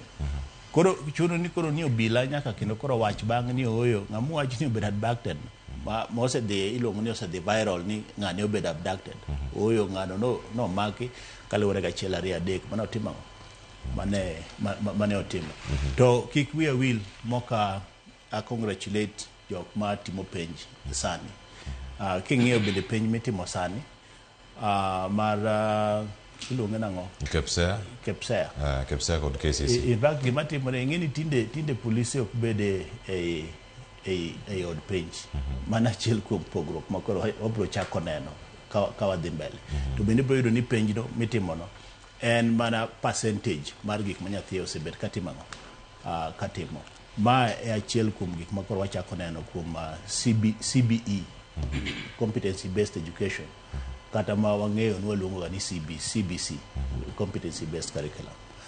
Modongo tawene jopuonj. Erokamano ahinya. Aso japuonj bede twak. Odoyo widi. E chal mar piny Kenya kama gazet ntiere karka iwinjo kanyo weche mag Gachagua piny kachiel koda ka tuon wach mochiw karka. Jatend piny Kenya bowacho ni jowe propaganda gi negativity. Oloso ka ntiere gelo odiochieng' manyoro. Headline moro aneno kiketo kanyo. Mondik ni how police uses mobile phones to track people. Mano gaset malong'o malende Kenya mangima ma joma riek kaka in gi an gi en onego som. Ok onego bed ni keto headline. Nyaka chieng' mane mobile odonje piny ni ok Kenya kende. Mobile ne mitiyogo kimanyo go jokuoge, emimanyo go joricho, emimanyo ng'ata ma sirikal dwaro. Chon ahinya ne nyalo lugi. Koro gino kak tinde kidwa ndike 25 years ka mobile no osedonjo ni tinde kindiko ni mobile itiyogo e manyo jokuoge mago iluongo ni sensational headlines mag propaganda mane president wuoye. Social media bende osebedo gimiluongo ni propaganda tool ma ji tiyogo. Iyudo ka ng'ato kawo picha kama president wuothe gi ji to golo sound to kelo sound moro ma ji goe koko to keto kanyo to sambasa. Koro ng'ata mosomo mowinjo gino ni omera nogone jatelo koko, nogone president koko. Wawe ng'iyo ni gimora mora mwasomo e mtandao moko ae media house machalo ma ni mano be ji okawo wuotho go na dier. Ndalo moro na bi Ofafa Hall kaeto aneno ko olande ni nolawa kuno. Takoni gi to gola u picha molawa ni mondo abenda nene. To kendo gimodhiera ni nyaka jofwambo moko mane iye ka nyoro moko da nyocha to koro ndalo moro no lawi an wuon poka neno kama no lawa to odoyo widi nokolawa ine picha no tangane unu jofwambo kendo Ramogi ne kanyo be mano kongo kendo no kete achiel kachiel mar to dak kama no lawa dak no keto doka ni jilepo kane jilepo no akawa achiel kachiel to ne gilawnga ni nena kosa mano timore karkacha nikech nitie jodong luo mane ntiere karkacha ane mana dhi kod gi makod ibe kane ilawji jodong luo kama ne gidich gande ok gilawa anonge ng'ama nyalo lawa piny luoka joma ineno nitie nyaka joma ne gongo tine igiti ringo kodgi olawi gi jodongo gima kamano nabi madras press conference kanyo majora mogo gola kaluso bang' mano assign visitors book mawa yawo dhodno ma jodongo dhi mogwe dhot ma koro joma ing'e ni Kenya ka nitie joma iluongo ni jakwede din moro ndodonje piny luoka din migalo mileme kanisa mara kwede odonjo kama ka ok gidwari ni ok gidhi gi pachi tigango ni aga gik moko no timne kama olawe ogoye otimore nade gika kama gonge omiyo waseketo propaganda odhi nyime nikech social media omiyo kata ng'at moro modolore ode kamoro e chuny Migori bendiko gimoro to ng'ama some to wuon adier to en mana ng'ama propaganda moide kaka ng'ato nyalo idho faras. Ero kamano. Mana ka miwacho ni jomodolore ot Migori an machiegni ka kod jaod bura. Kawacho ni joge modolore Migori. Kata kamano machiegni. Kawuono ni kod jo Migori gi wach matin. Jo Migori gi ahero kamano. E chal mar piny Kenya gazeti itemo ko kama umakwa. Amor kabisa ka neno kaka weche kaka wach mar abduction ka ne dhi mbele ka gadieri wach mar abduction kawuono e Kenya ka eri ji tiyo kode mok ber. Anya paro chon kabisa ndalo Moi gi ndalo machon emine samoro kata kidhi omo Raila gini gotieno timako to mane minyalo wach ni jogo gibed abducted ma ok obedo gine kabisa security mar sirikal ne ringo kadhi kuonde go eko gotieno ka ji kiagi but kawuono to wach mar abduction ji tiyo kode yo mok ni kare kabisa miyo an adwa wacho ni jo oningo pog gigi mako ji gi thuon samoro luongi okidwa biro samoro timo gimoro ma ok ber ma emomiyo koro temo pondo kabisa makati dwari to koro kinya koro chuno police kata CID mondo dwari gi kuonde duto te mondo maki koro wach mar ni ng'ato wacho ni obed abducted otimore nade jo akawuono tiyo kodgi e yo mok ni kare miyo an do wacho ni deber ji opog gigi mondo ji duto te ong'e ni ng'ato inyalo dhi timaki mana normal sa odichieng' sa mora mora oyiene police mondo tim ang'owa mondo mak ng'ata to ok ni bed abducted en ng'at moro motimo gik moko ma samoro onge gimosendiki but ng'at moro ma at least nyalo dhi tindiko statement ni openly why should you be abducted. Ero kamano ahinya nyakoro moge jwang' gimago matimore gazet ang'i to som gazet mari koro achiel kachiel yena mondo mi wachak twak odiochieng' makono komadalose thuolo mag tije pacho kae nok mar tije e Kenya kendo kae ema dani mondo mi wachaki nitie tipo mwadhi bedo kwaneno kaka Uganda no chano laini are chieng' tich abich chieng' ngeso chieng' jumapil nyoro ka gintiere KCC kod kar tiegruok mar Kabete National Polytechnic Uganda nigi riyo mar wuok e piny Kenya kendo gidhi e piny mar Qatar chenro no land mana chieng' tich abich otieno ma piny orogodo chieng' tich abich emonene mbui mara jatend migawo mar tije Alfred Mutua. Dr. Mark Matunga weche mag tije obed mitime mbui mitimo kama chal nade mitime mbui isetayo kaluwore kod kuonde ma isebedo ka intiere makoro chopo ni jopiny Kenya da wuok kadhi e pinje maoko kaka notim lendo oganda mowuok oko moyo 15,000 to thuolo midwaro nyaka jumapil ji 3,000 iwacho ni mibadhi ntiere kaka kotim lendo bende oganda oko mor godo mokwongo chaknwa gi paro mar sirkal biro godo mar tero kata manyo thuolo mag tije gi pinje maoko ni kawe yo machal nade thuolo ma sirikal okawo migawo mondo mi oyud tije ne nyithiwa e pinje maoko en gima ber kabisa kendo piny masani chiegni piny mangima ji manyo tije koni kod koni Kenya ka oluoch kata king'iyo Royal Media ka ok unyal bed ni undiko ji dwe ka dwe kata higa ka higa in fact bende apani e hiu ka jok munyalo kawo e higa achiel ok nyal kata mana kalo ji 10 king'iyo malong'o to pare ni e higa achiel nyithindo mag graduate e Polytechnic mag graduate e university gilawo mana million manyiso ni kuonde tije odok piny to onge gima berie moloyo ni wanyalo yudo thuolo ne jok ma skilled jok man gi rieko moro matut e gimoro wanyalo yudo negi tije oko kata bed Qatar kata bed kumadani ing'e ni jo Kenya bende tinde wang'iyo ni gimoro amora mitimo ni nyaka wawachni okwongo wachni rach nikech kade ni nyithi Kenya ok dwar tije de ok giwuok oko ji 20,000 kamanyo tijegi koro kata lande machal nade kata bed ni olande odiochieng' ma kawuono kata kiny kata karang'o gima duong' ni nitiere nafas ma piny Kenya kata sirikal osewuoyo gi piny maoko madwaro tijego madwaro mondo mi giyude jok manyalo konyogi e tijego nikech ing'e ni pinje maoko gi nitie moko kata Germany ma tinde population gi temo kadok piny to gin gi tije mang'eny ma gidwaro mondo mi oti. To ng'ama ok digo mondo mi nyathine kata ng'ama ok digo mondo mi odhi oko odhi oti oyude gimoro monyalo konyo godo familia ne to bende ma embe onyalo konyorego to idho ndege tidhi e piny ma oko ok en gima rach. To ni kaka iwacho ni kaka olande in idwa ni mondo mi olande nang'o.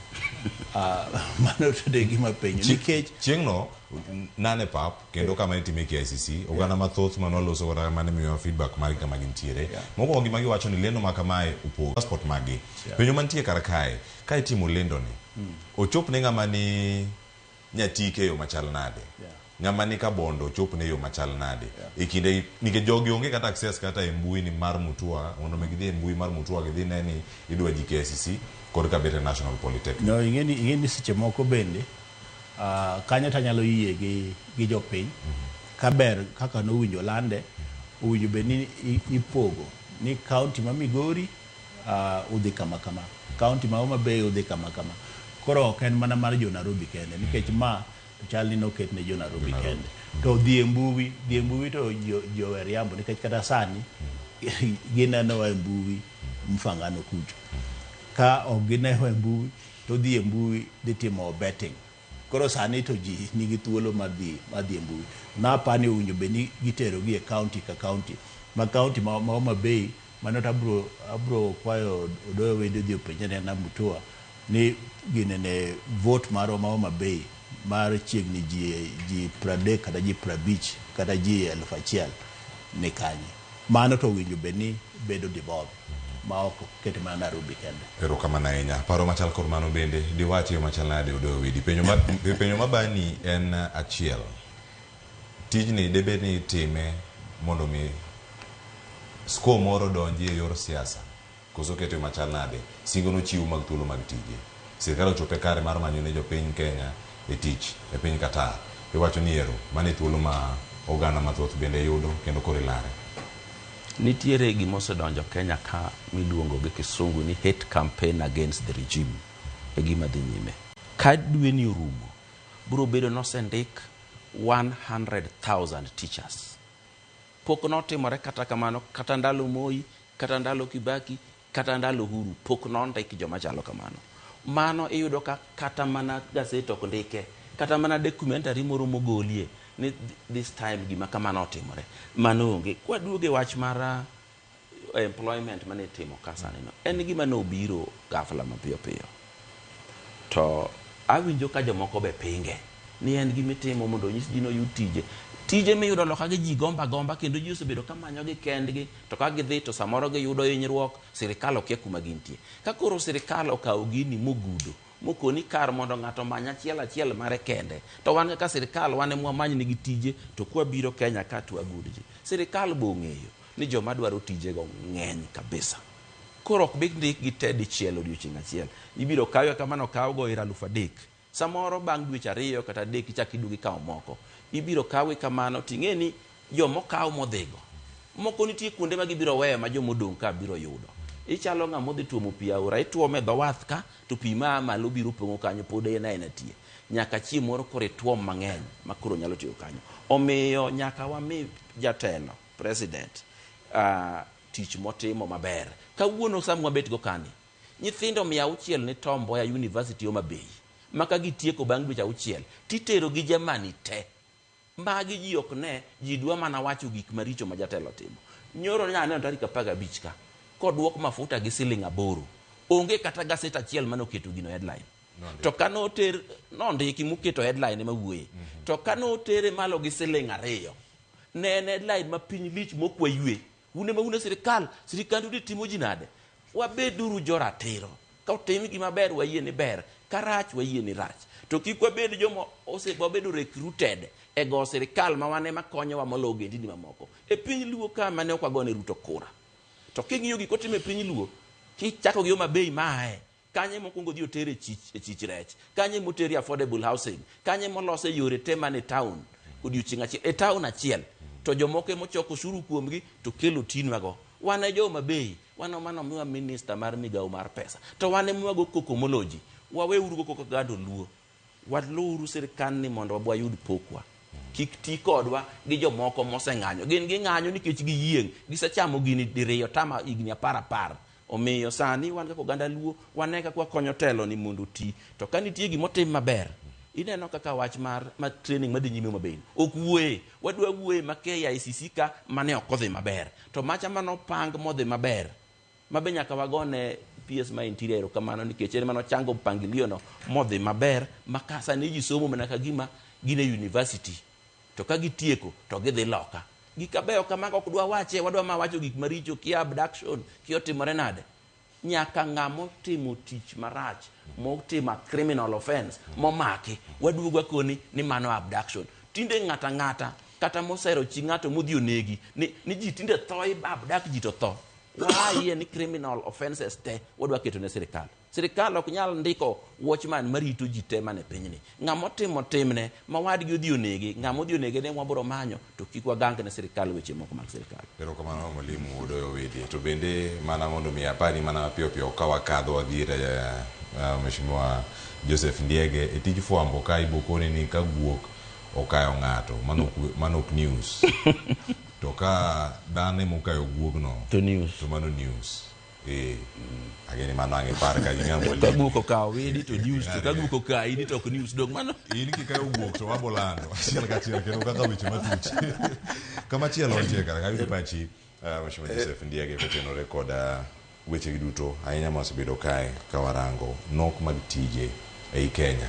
Okoro nitie jogi mono negi interview mathoth ahinya mawuok Suna West mani KICC kendo oganda mathoth penjore lwasi makama nyalose pacho kae mondo mi oganda wa bende oyude thuolo mag tije pacho kae. Wacho jok mani oko da duogo, jok mani e Kenya to dwa dhi oko kama gintieno, jok mathoth mapontiera oko e piny Qatar kod moko mag jo-Arabu manoko.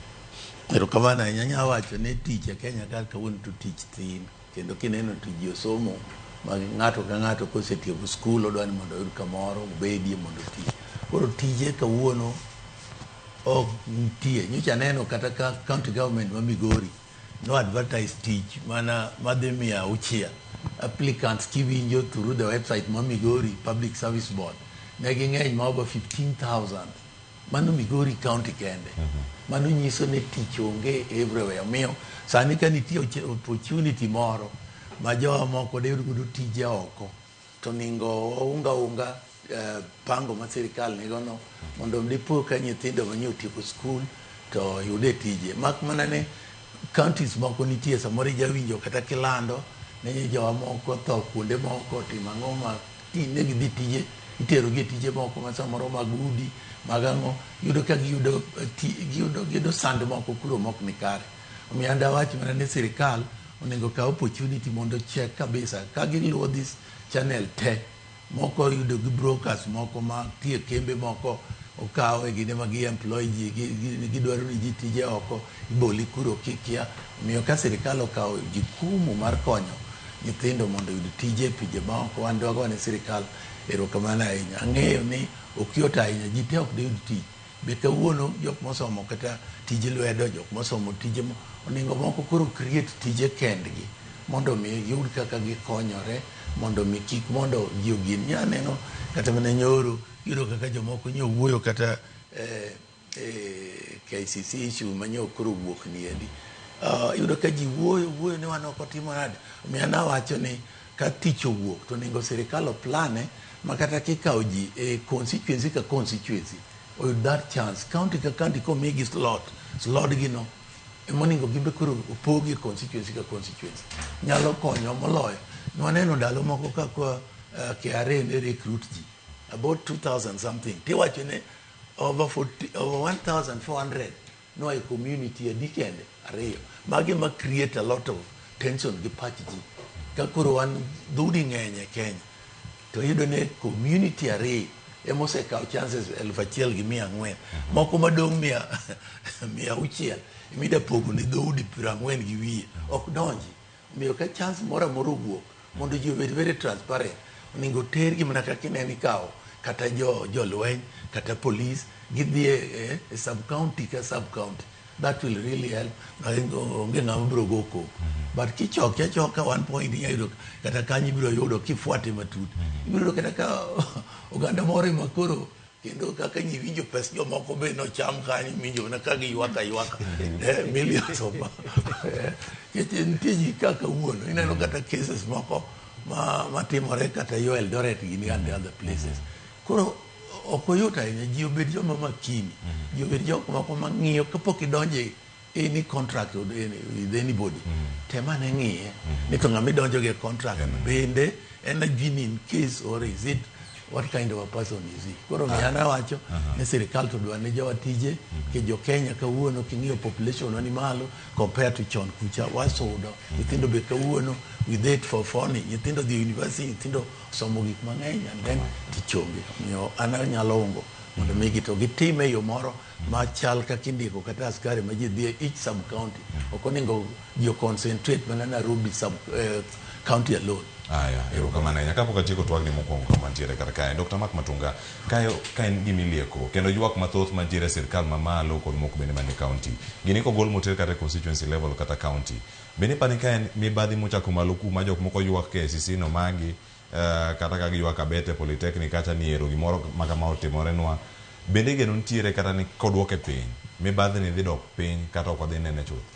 Mibadhi ten tuo mar achiedh nade omako kamoro amora kendo en gima bro bet ka pod chendo kendo en injili mowinjo be ni wayalo pile kane odwok oter gini e constituency kata sub county ka sub county de constituency ka constituency yudo ji 10 kata 11 10 point something koro dhano graduates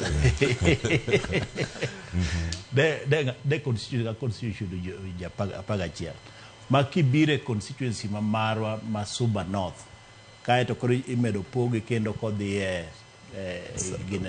ward one gi ward beach ne wadhi yudo ji adi ji ariyo koro en gima kupoka mondo bende kata kibiro e ward ma Mfangano ne ji ariyo kende mane dhi timo mane dhi wuok to kamoro ji ariyo go ne nitiere kaka opangi mondo mi samoro gini listi manotel koro ingeni mano inyalo mana med duoke piny kaluwore gi tich mitiyo kod computer be mano bende nyalo konyo maduok piny makoro ng'amodonjo koa Mfangano ward cha gin mana ji ariyo mane oyier kaluwore gi system mitiyogo to mibadhi to en tuo mar achiedh nade. Ei tuoni mwalimu Odoyo Obidi othiedhe yo machal nade ahinya kotenore kod wechegi mag tich mondo ywak gi mudo lakni odoge piny e kinde. Aparo ni Kenya ka gik moko wadwa timo gi chunywa kar timo go bwongowa nitiere gima iluongo ni emotional way of doing things rather than logical way of doing things. Pare ni idwaro ji kumi idware no idwaro ji 3,000 to samoro idwaro plumbers, electricians, idwaro drivers, tidwa koni mondo tere constituencies 290. Idwa oro mtoka kuno gi ji madhi timo negi interview kuonde ko to dongi neno ka nengo gino dhi bedo matek.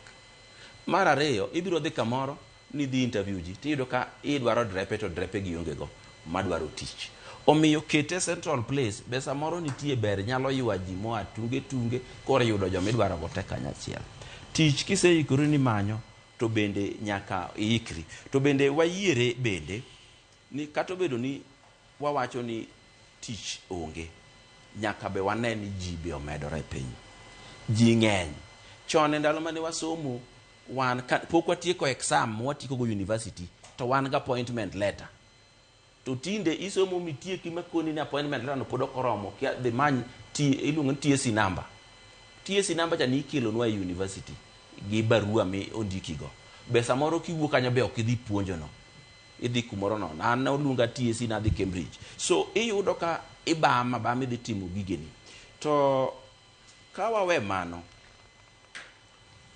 ne awinjo kowacho wach moro manotimore KRA ni ji mang'eny nondiki koa e kabende ariyo mago ok gin mibadhi mar sirikal gin mibadhi mar joma tiyo sirikal nikech inyalo neno e thuolo no minister mar finance na e got joma ne ni e bwoe kanyo ne akumoro no ting'e ni KRA ni e bwogi jakom KRA be ne e got koro yudo ka jogi emokawo jogegi to wan koro wago sirikal ni sirikal okelo mibadhi wachoma ng'ama okelo mibadhi no kata en ofise romo nade sirikal to wakone ni ne miketho sirikand President William Ruto mogloyo sani thuolo makoro wadonjo sirikal ni para ni koro wambe wuodwa ni kanyo ipani kochako nuogi chacha dongi nyapo ke yudo ka koro wane mwang'eny kanyo omiyo gimwatem kako oganda yudo ni wadonjo sirikal kik wadonjie e din migalu midwa gal goluo ni waonge sirikal to wanie sirikal omijo watije matunga mobet kani tiyo gi sirikal e bwo sirikand Ruto ni an mabet kani atiyo gi sirikal e bwo sirikand Ruto ni mbadi no donjo kanyo gi joma ng'eny go wan owuon waromo loko ngima luo mang'eny kabisa makichake yudo ka jaluo moro mabe chamo pes sirikal ringo gi mtok sirikal chama allowance ma sirikal chako wuotho nyiso luo ni sirikand ni waonge nikech ne waonge agreement manondiki to jito wakonyo nikech wanie sirikal idwa ni jucha kusike dhier kendo igni 30 wai ure tuo mar migaloni dini ni kikwa leme kako ganda penyo maduonga nyama jire kar kanyo kera ngama piny Kenya ochomo angwa duogi ndalo jatend piny Kenya mothich rigathi Gachagua loso kodwa ka bang' wiyo maka osane oda kono wakani piny Kenya ochomo kanye e bwo jatende William Ruto wakawiyo masani kikiri mabor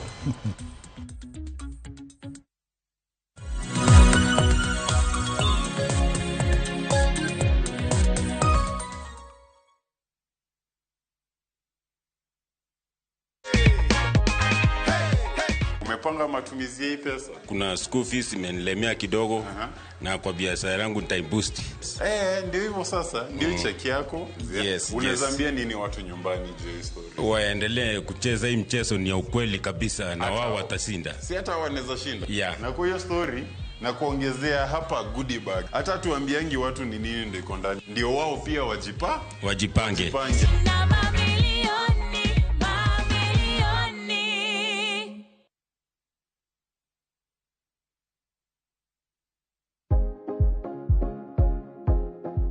Ok en gima wendo ka ilalo yier wiyi maromo e kind 100 nyaka 150 kuom odiochieng' achiel kende. Kik chandi nimar en gima timorega.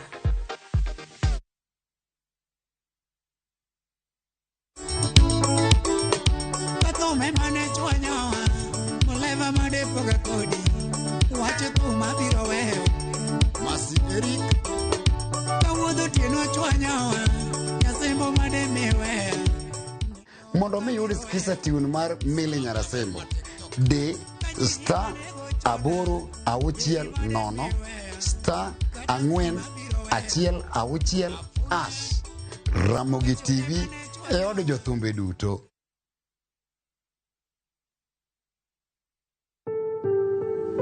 Nyalo bedo ni in kod tuo mar kansa. Yie mar bedo jaloch mar tuo mar kansa en mana bedo gi paro makare. Limod thieth mondo timni check-ups. Cham chiemo mowinjore, timo orako, kendo luw kaka ochiki gi laktar. Yier mar bedo jakedo ne tuo mar kansa. Oteni okelni kod Royal Media Services. We care.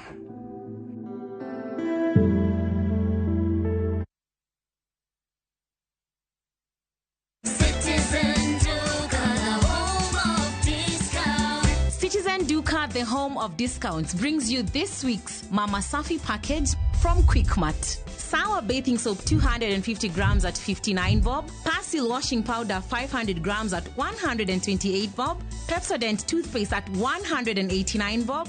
Quick Choice tissue 4-pack at 189 bob.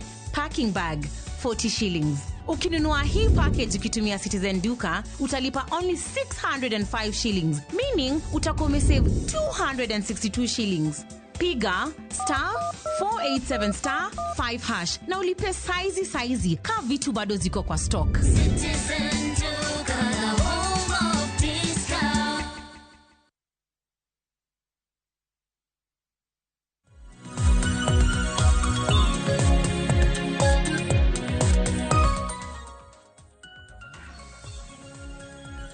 Nakura mojwang machiegni kendo wantiere kar kae chenro mara rupiny dhi nyime. Ang'eni kapok warango sigana machielo ma ochan ni onego warang mara Wetangula makoro ramo ni jood bura moko ok bi od bura to wacho ni wadhi go ombulu onego gilos chike yena mondo morang kama Gachagua wacho ni piny Kenya ochomo kato bang'e mar Wetangula warang bang'e mana kama ntiere karaka warang mara Gachagua kotenore kod gino mowacho ni piny Kenya ochung' kama chalnade noloso odira kaka noloso ne ng'ama ne ochomo jatende tir mano kama ne olose kanyo ka ntiere kanisa chieng' Jumapil wawinji.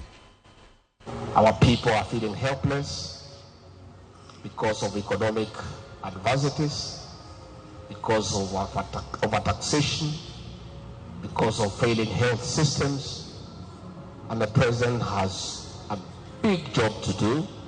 We want to ask prayers for him. We want to ask the people of Kenya to remain peaceful, and we want to ask the people of Kenya to pray for our president, Dr. William Ruto, to give him wisdom to navigate the challenges affecting the Kenyan people.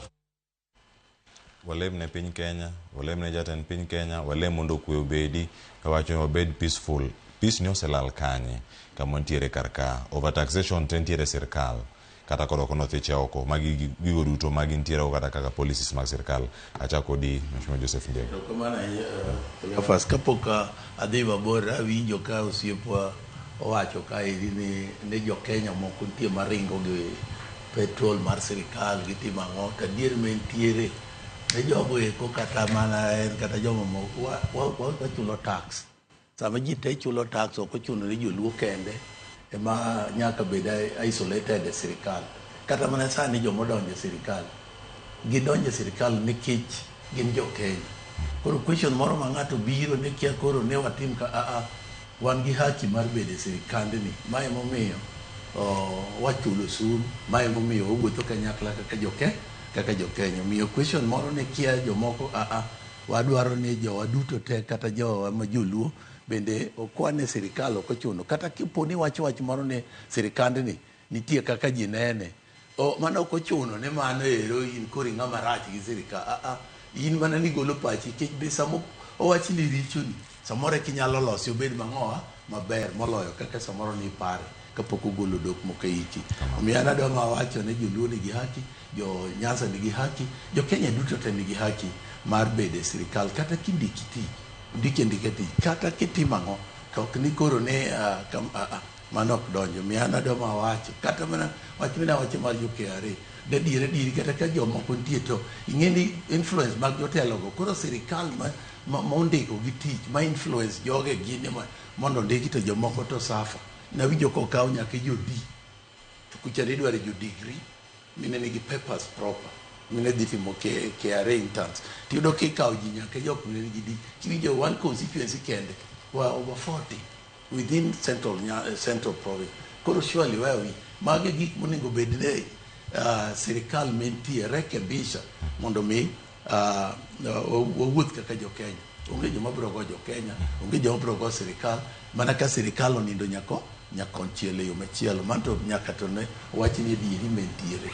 Yes, koro mian wacha ni wan gi haki kaka jo Kenya. Kata mana sani kineno badigi gin jo opinzani. Sani no yiergi kendo gisebedo e sirkal, gin sirkal kawuono koro gin opinzani kata jok me UDA kawuono koro gitiyo ne jo Kenya te. Koro gitiyo ne jo UDA, jo ODM be kawuono koro gitiyo ne jo ODM, gitiyo ne jo Kenya, and that's their right. Kamano. Yes. Gino ma Gachagua wacho sani ka. Gachagua to kawuono koneno ni kuyo onego bedie Kenya. Kendo lema wijo kowacho kacha ni mondo lemne rais gi en. To chon kano dhi lemo makor gi kono nitie kaka nonene kendo nokone lemo te mana mrima. Omiyo kawuono ni ka ite yawre de ok gik weche ma kawuono gike itegi. Samoro Gachagua de pok kiti otimore de pod odhi adhiya gi cases mag goko mag timo ang'o. Omiyo gik mineno wacho mondo kawuono wanegi taneno ni othopi. An kaka ndiege taneno nikech surely Gachagua kanyicha nokete kata ero rais nokwanye mobedo deputy president. The process no duto te okoneno jo Kenya kaka jo Kenya. Ong'iye dhoudi ariyo minomiyo jo UDA bolo. Kata mana jaduong' Odoyo Widi gin makuno nie sirikand UDA. ok nong'iye kamano, en oneno mana jogi chamo gima ok ne gin gi haki mar chamo, to gin be gi jo Kenya gichulo osuru ma gin gi haki. Omiyo kawuono ka ite pore to pore apoa, but en mokelo sida ni kya kelo kelo wach mar ukabila. Erokamano. Dr. Mark, entiere thuolo ma oganda yudo mano mar tiyo kendo mar yango gigi duto. Kinjo mano jalup jatend piny Kenya Mothichi Rigathi Gachagua kaono buche bende pod dhi nyime, mano ka entiere katedo aresa ng'we mar okinyi ma kawuono. Omi bedo gi paro machal nade? Ma en ng'ama osebedo e apis kaka jalup jatend piny Kenya kuom thuolo mar higni 2 nyaka sani. To mago weche mabiro kanyo wacho weche mag overtaxation, osuru mathoth ahinya michoko kuom oganda, weche mag kweni entiere Kenya ka koso onge sani kech koro thiche. Ing'eni Cleopas, Nyasaye nigi tich matek. Nyasaye dhi ire gadiera, idhi ire gi miriambo, nikech kaka ineno Gachagua odhi ir e kanisano, king'iye malong'o to ok ine ka en gadiera e. To bende gima nokwayono, nokokwa ni okwayo kwe Kenya, to bende nokokwa ni mondo mi olem ne president. Nikech in koro ka sani, koro ka Gachagua wacho ni president mondo mi olemne mondo ko bed gi rieko. Manyiso ni according to Gachagua, president nyobet ka onge gi rieko, emomiyo ma timore. Koro kwayo no anta nene ka ok en lemo mar adieri. Mano to kik wuondre. Ok odhi kacha ni odhi kwayo ne president ni kia ni kwe bedi kia ni ang'o. En no dhi wacho weche ni mani owinjo wang'i ni ta diera ang'o mane Gachagua wacho. No ko wach ni mondo president olemne. No, nikech sani to gin wasigu. Kendo king'iyo kaka osebet koloso, en owuon en ema nowinjo wach ni yawa jo Kenya an ong'wonna, an akwayo ni Nyasaye mondo mi ong'wonna, ambe ulemna mondo mi omiya rieko manyalo dhi godo 1, 2, 3 kuom weche momakagi. To dhiro lemo kopawo mi ichuo kuoyo kama tidiro kocha ni kunde mamono winjo dhiye. Embe odwaro lemo mondo mi obed gi wisdom, nikech ka den obedo gi wisdom den okonyo gik makoro wachogi. Oseaye mana ndala 2, 3 manyo oseaye ni makoro wach ni ni kia ni taxation ni malo, kia ni jo Kenya dhi marach, kia ni president owinjo mi wisdom. Mano ok en lemo mar adieri. Mwalimu Dawidi, en lemo madieri koso en ang'o mane otimore kar kae? En ang'o mane Gachagua temo wacho ne jatende kinde manoloso ni? E kinde moseduokne bende security mare, mayang'ore oduoko dweche manyoro ji esiu gi 4, marito dalane, gimaringo kode nyamburko 2 bende oduokne bang' kanoseywa koa osuptal, ni nomaye gigi duto. Weche madahero wacho kuom Gachagua ng'eny ma kachako tok duru. Kita machuok kare kuro. Ni ka waidho ga ndege tikonwa ni ka ndege de yud chandruok moro amora, to kik ichak konyo ng'ama chielo kapok ikonyori wuon. Tiende ni wacho ni kik igolo pil mach mewa ng'ato kapok igolo mari. Ka nitie ng'ama dwaro lemo e piny Kenya ka, en Gachagua. Odwaro lemo mar kech to kod lemo mar res. Dwa ni mondo rese, to kendo dwa ni mondo Nyasaye okeche. Ing'e ni Rigathi Gachagua kaka nowuoyo e kanisa no, osewito ratiro mare mar bedo jalup ker. Nikech katiba wacho ni en onego bed jakony mar ker. Ng'amise wacho no kia tich, tidhi konye timo tich mokiano. Ng'amise wacho ni ne dwa negi, pod idwa bedi wuotho bathe kaka jakony mare. Ok ang'e gima Gachagua pod lare kot nyaka kawuono. Nikech chik wacho ni onego bed ni Senate ema gole tich rume. Onyalo mana dhi e kot oneno ni yo manogole gono rach. To king'iye dwaro mare, to ok odwar ni mondo oduoke. Odwaro ni mondo gino lo adhi e kot, odhi abia kik ng'ato kaw. Ochalo dhako moro mane nyathine kosetho, to tuone nyathi moyud machiel mangima no pogne gi ji 2. Tiende nodwa ni ka ok onyal bedo DP, to ng'ama chielo be kik bedi. Nyalo bedo ni en chenro mar ketho saa ne doho kod ok nyal bedo en chenro mar ketho saa. Ing'e ni nitie kit Gachagua moko ma igni giteno onego bed useneno. Ni osiko gimoro kama ene mowacho kende ni en truthful man. Onego bed ni wan mwawinjo ko ja adieri emo wacho ni en truthful man. To sama wacho ni en truthful man, joge to keto wacho ni the president is a liar. Omiyo gigi gin gik ma jako ng'i kit ng'ani.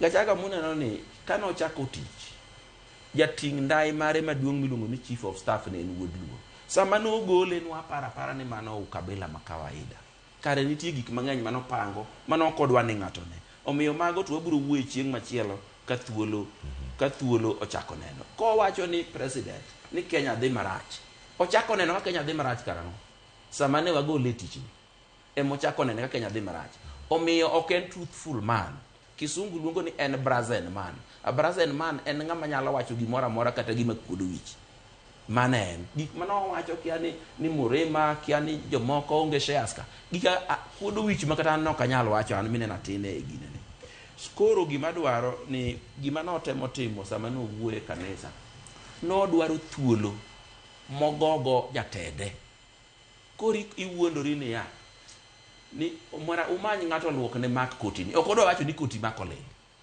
ok odwa wacho ni president ok rit Kenya maber koro nyiso ji no lemne mondo rit Kenya maber mago pondo e tok gine tipo njugu ndalo moro kane wane form 4 to ne nitie ng'at moro nohero kong'o kabisa koro kane oa methe tok chiel to koduogo e sikul to neno ka headmaster ochung' koro pap kama wagoye mpira ne nitie oboro ne donge ndalo molor sikul koro dhi oponde e tok oboro ne ni en ng'eni ma koro wang'e ok ne headmaster nikech oketo wang'e opimore go boro to headmaster to nene mae oponde tok tipo njugu tok oboro emo ponde kogo kerne omiyo thuolo ma wan go sani onego bed ni kata court be koro ng'iyo moral authority modongo mar bedo jalup ker ng'ama isekoni dwa negi ng'ama isekoni ok ti Kenya maber ito podi dwa bedo jalup ne kidhi kode kanyo erokamano nyakoromo gi jwang' weche thoth ahinya mar Gachagua wang'e ni Joyce Odorang dhi go mbele kochomo kanyo saa 3 e chenro mar mbako romo wadano walok tanga kendo ang'ane kamachielo e chal mar piny Kenya kendo ng'ama dhi kele twak kae bang' kasewinjo duon speaker mar od bura mano Moses Wetangula wadano mondo mi wachaka ka achiel mokwongo wawinje kotenore kod jood bura maponono onge ga e od bura gin kanye ondikgi gi jopiny mondo mi gichop e od bura gilos chike manyalo konyo jopiny to bang'e yangore ni gik ma Wetangula wacho gi moko kuom gi gin adier wawinjane. The best you can give back to Parliament is never to miss attendance of the House. A member is sponsoring a bill or as a motion. Week in, week out. When the matter is called, the member is nowhere. Ai, mano ka gintiere kar kanyo. Gimowacho kar kanyo jood bura kelo chike kata pen chike midalosi to kochopo sa twak gionge. Mheshimiwa Joseph Ndiege isebede od bura. Debedi mae gima timore ne uga ka untiere kar kacha to jopiny kare yiero jotelo nang'o mondo mi gidhi od bura kata kama mokwongo kata sama gigoyo ombulu e weche mag paro mag chike to gionge.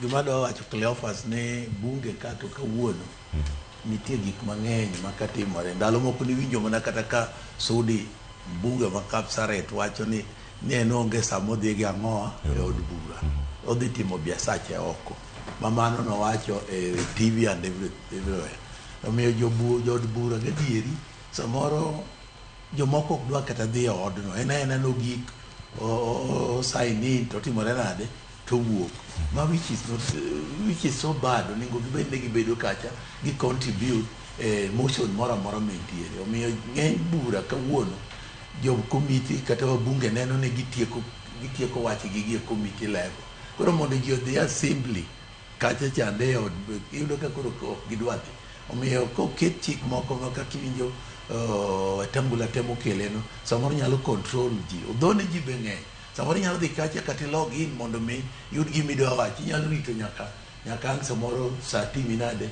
wey koro miyo nego gibed gi system moro ma at least kata ka ji odhi kacha to time mitieke od bura kapok iwuok kata en 1 hour or 2 hours ok iwuok kata idhi tiduogo but koweyo nini ji ng'ato gika log in dakika achiel en osewuok otimore nade to reflect ne od bura and yet is not even there for the whole day so the best thing en ni gitemo na ke giloso kata standing orders moko mag parliament mag assembly mabiro wacho ne gi ne ka ng'ato dhi od bura ni obede od bura kodwa dhi timo biashara to karo ene joma dwaro mondo legislate od bura mondo miyo yier mondo tim tijni omiyo obiro bedo gi representation moko ma samoro ok nyal winjo nikech ng'iya ji they don't even study when the standing order gidhi adhiya kacha purpose kama jomoko wuok dhi timo dwach jomiyo ka speaker ywak kako ywakno aneno no ywak right to nyaka koro ging'i ways ma gidwa contain godo jood bura mondo jood bura obedie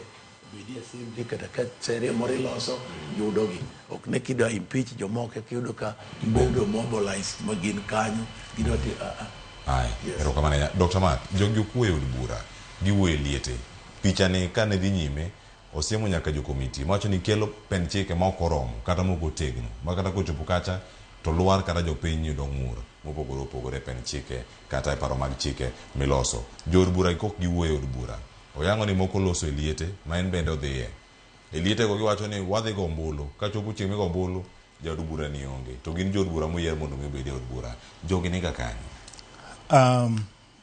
Ing'e ni kata liete gi be ok gidhiye gidhi mana liete madongo dongo ma mibro kawgi ka giwuoyo.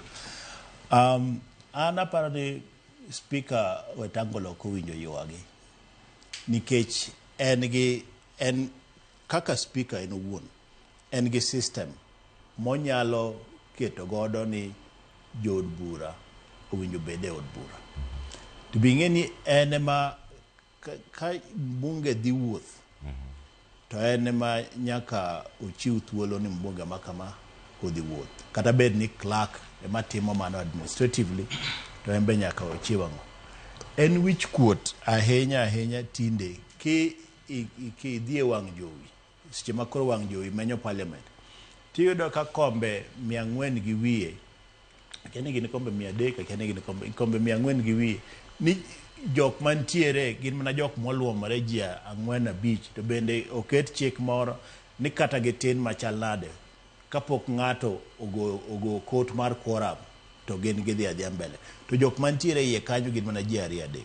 Gimachielo bende winjo ka mheshimiwa wacho ni seche moko inyalo dhi e od bura tibet ma seche 2 kata 3 kal ma ok iloso ok ochuno ni nyaka ilosi e od bura nikech weche mamoko wabende iwacho e od bura go owinjo bed ni iwinjogi emomiyo wateri kanyo nikech inyalo wach moro kata inyalo kal chik moro ma dhi hinyo jok mi represent koro chuno ni imbe nyaka ibed kanyo iwinj ni to ang'o madhi mbele. Mano bende momiyo wayieri ok wayieri ni mondo mi idhi e liete nikech liete bende midhiye kaka jaod bura gin mana liete madongo liete wa matindo gi to kwane kuchope koro kik gibede beda ni giwuoyo e liete kende kata bende kaka speaker nowacho ni gin giwacho ni gidhi go ombulu to ombulu bende ok gitim ang'o ogo gima lich ahinya ni in kaka mbunge kaka jaod bura ni in gi motion miseketo kata in gi an item miketo mondo mi idhi wuoye e bunge to ni seche miluongi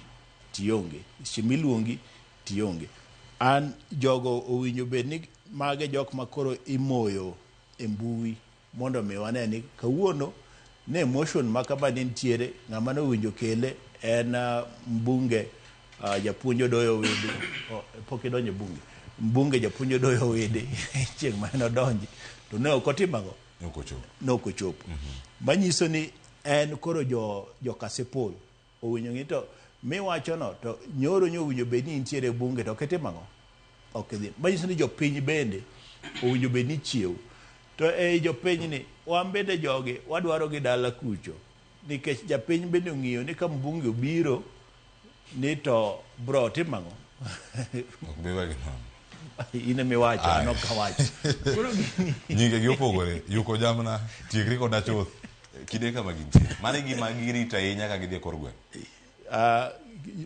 mano bende gima chendo nikech ng'ini dhieri bende ni malo dhiero ni malo ndi ma jamna ma mbunge bro yuko no nikech ni tinde lal to bujo bende wacho ni tinde lal to parliament be okwaneni gik mitimo kuno be okwane mano to koro ing'eni an apani kaka ineno koro waseporo chek wayungo chek wan kaka nyalo tiyo owinjo bed ni watime moro ni mbunge moro bedo recall oluongi gi jopiny motimang'o moduogo matich ne orumo mochako timang'o ochako oyier machielo an apani sani koro watemo chikewa kaka nyalo tiyo tegno mar chikewa to mar recall ni to bende winjo time nikech eliel mar nyathi mobuogi nyoko bire yuko jamna bende tindo ko yuk motegna ahinya nikech kodhi wuoth to okawo jumbe ariyo koduogo ool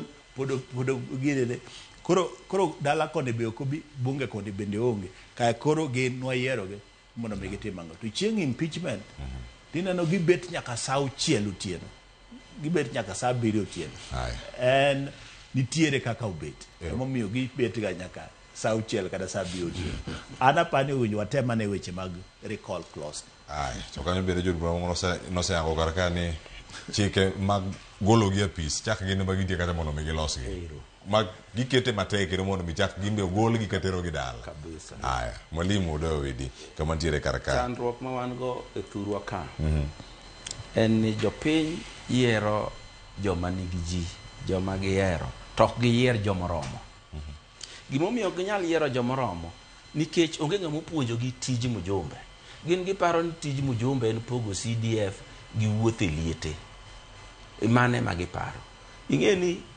atamalo chiegni 90 mar joma go kura ok luw gik matimore e bunge ok ging'eyo gik monego timre e bunge omiyo ok gibi yiero joma beyo gibiro yiero ng'ama wuotho kodgi ogo kodgi mbaka kata ng'ama ok nyal ndiko nyinge maber kata ng'ama ok nyal somo ripode madongo ma bunge ka ing'e ni bunge kachi miyo gi ripode madongo kabisa kendo nyaka gindik ga ng'ama research officer naneno mujumbe moro ka research officer mare ondiko ng'ama norem e sikul gi D-, oni research officer kura kia ni ng'acha to nyalo timo research mane momiyo ok onyal yudo gimodhi wach e bunge nikech bunge kacha idwa ni dhi wach gima kiwacho to piny winji te nyaka joma riek mong'e ni mane wacho kare kata mano kiwacho maber omiyo chandruok ma wan go en ni jopiny ok yudi puonj maber ni mujumbe onego tim ang'o to bende mane moru kaka political class ni jok miyiero kar ka gin jok ma onge kod ng'eyo ok obedo mana mor na ka an gi rem mar ng'eyo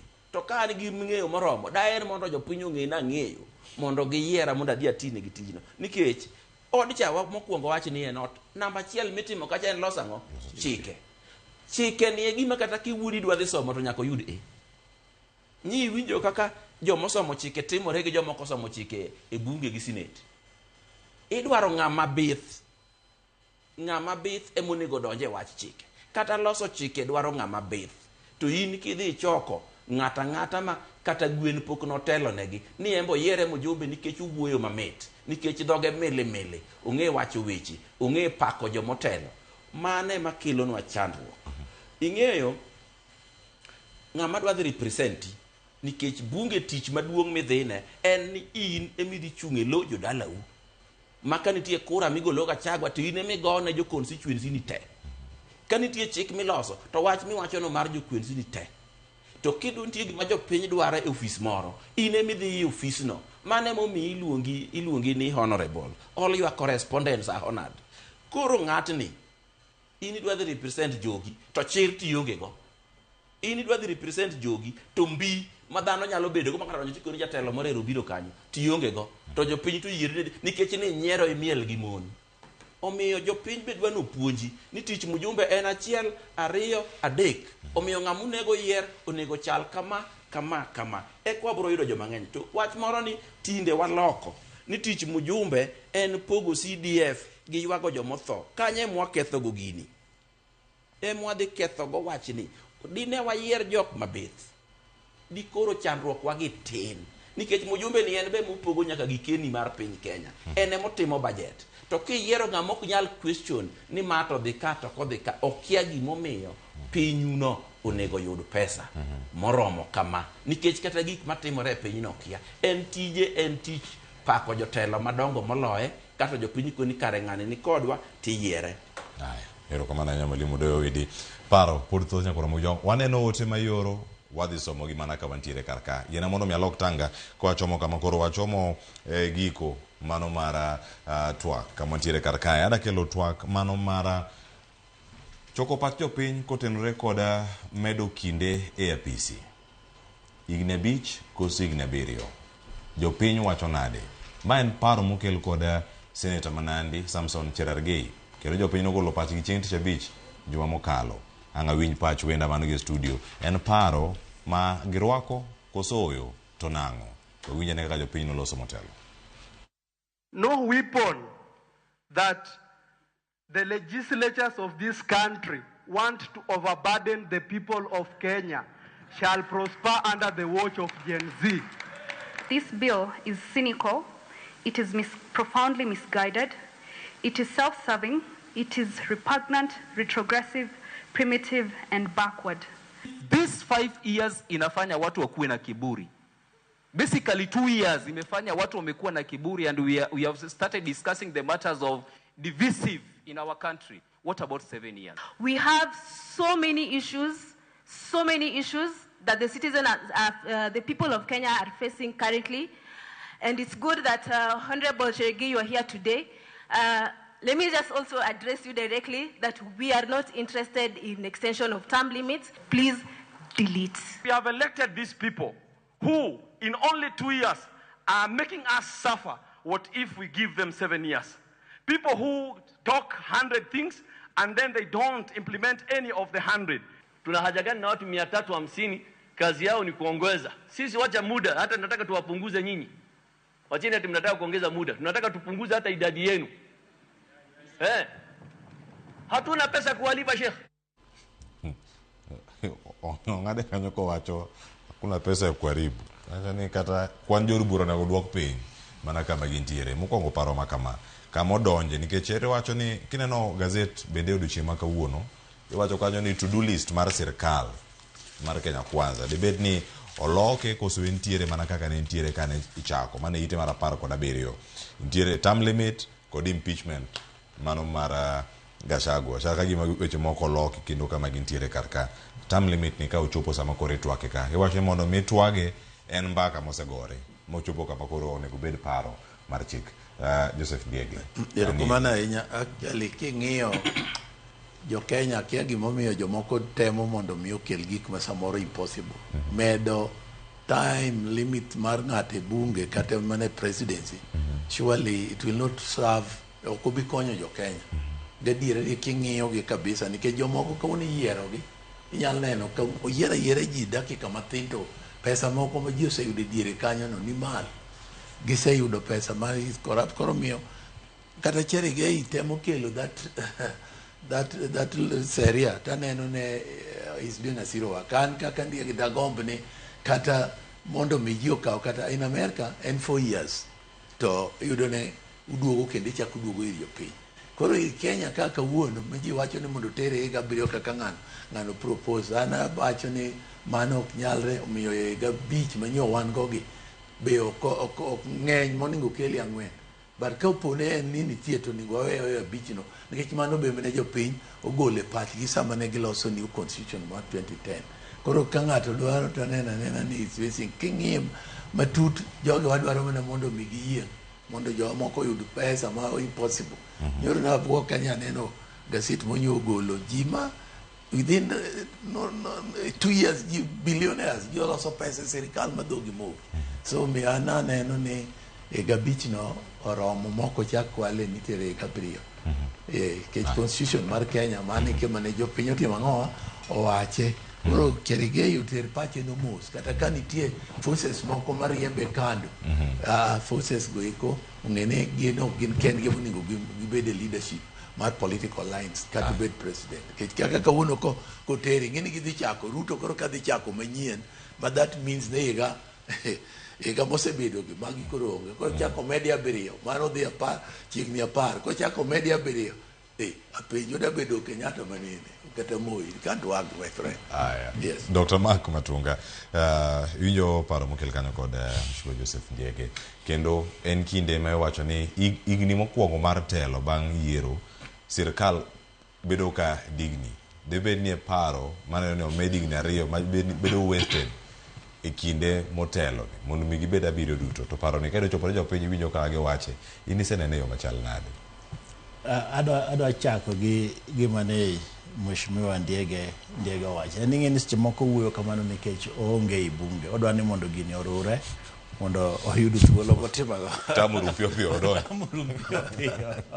mondo mi odogi. senator pimo tut pi. Opimo tut pi. To oken en owuon kende. Wabunge, jok moyier gi te, gomba, we gik ma giwache liel. Adiera maduk makar bende nyocha nase wache ka. Jogi te gombo mondo gino oloki obed higni 7. Magirita kendo gino ka oyudo thuolo ni ochopo e bunge. Ginyalo mana wuonde ni kamoro, in fact bende koro gibiro kete ni obed secret ballot. Nikech mano onge gima wabunge gombe moloyo higni 7.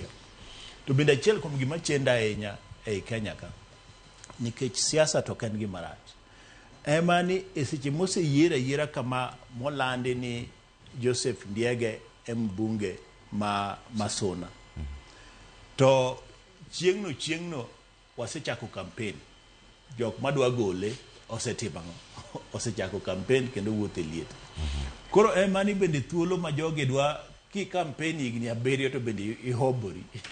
Koro mano to king'iyo malong'o anto bedo ni en higni 7 kod en higni 3 ok en gima ochuno ahinya. Onyalo bedo higni 7 kata onyalo bedo higni 4 kata bedo higni 5. To kopogore gi lach mag jotelo mantiere ka ng'idhi mana nyime. Gima ok nyalo timo thuolo mar higni 5. Komedi higni 2 wiye ka pod idhi time. Ok en ni adwa ni abede kom ka ni mondo mi atim gini. Nikech kata mana gi higa achiel kende inyalo timo gima owinjo bed ni timo. Gima owinjo bed ni timo. To ema ni point moro nadwa kelo kanya ni ki systems wa me Kenya ka ema ubende winjo owe ni waloko pacho mondo mi oti motegno. Nikech yudo ni ka mbunge oyier to ni kawo higa achiel kapod otimango, kapod omanyo kaka owinjo bed ni obede kom. Kaeto ni koro chako tich to koro ni ochako higa mar 2. Kachopo higa mar 3 to koro en campaign maliet pa makoro tich otimango ochung.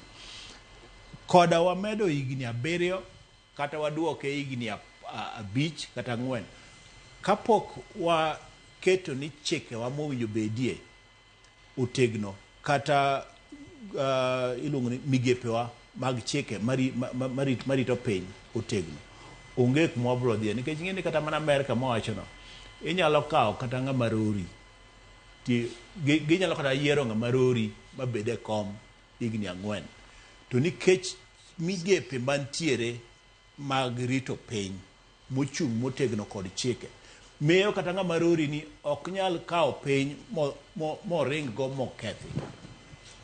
Koro chikewago gi migepewa mantiere go marito chikego emowinjo bed motegno. Makoro kata ibed ni gin tama 7 kata apenji ng'ia nena UK e thuolo mar higni 10 kata mana 5 mosekalo gisebedo gi prime minister sadi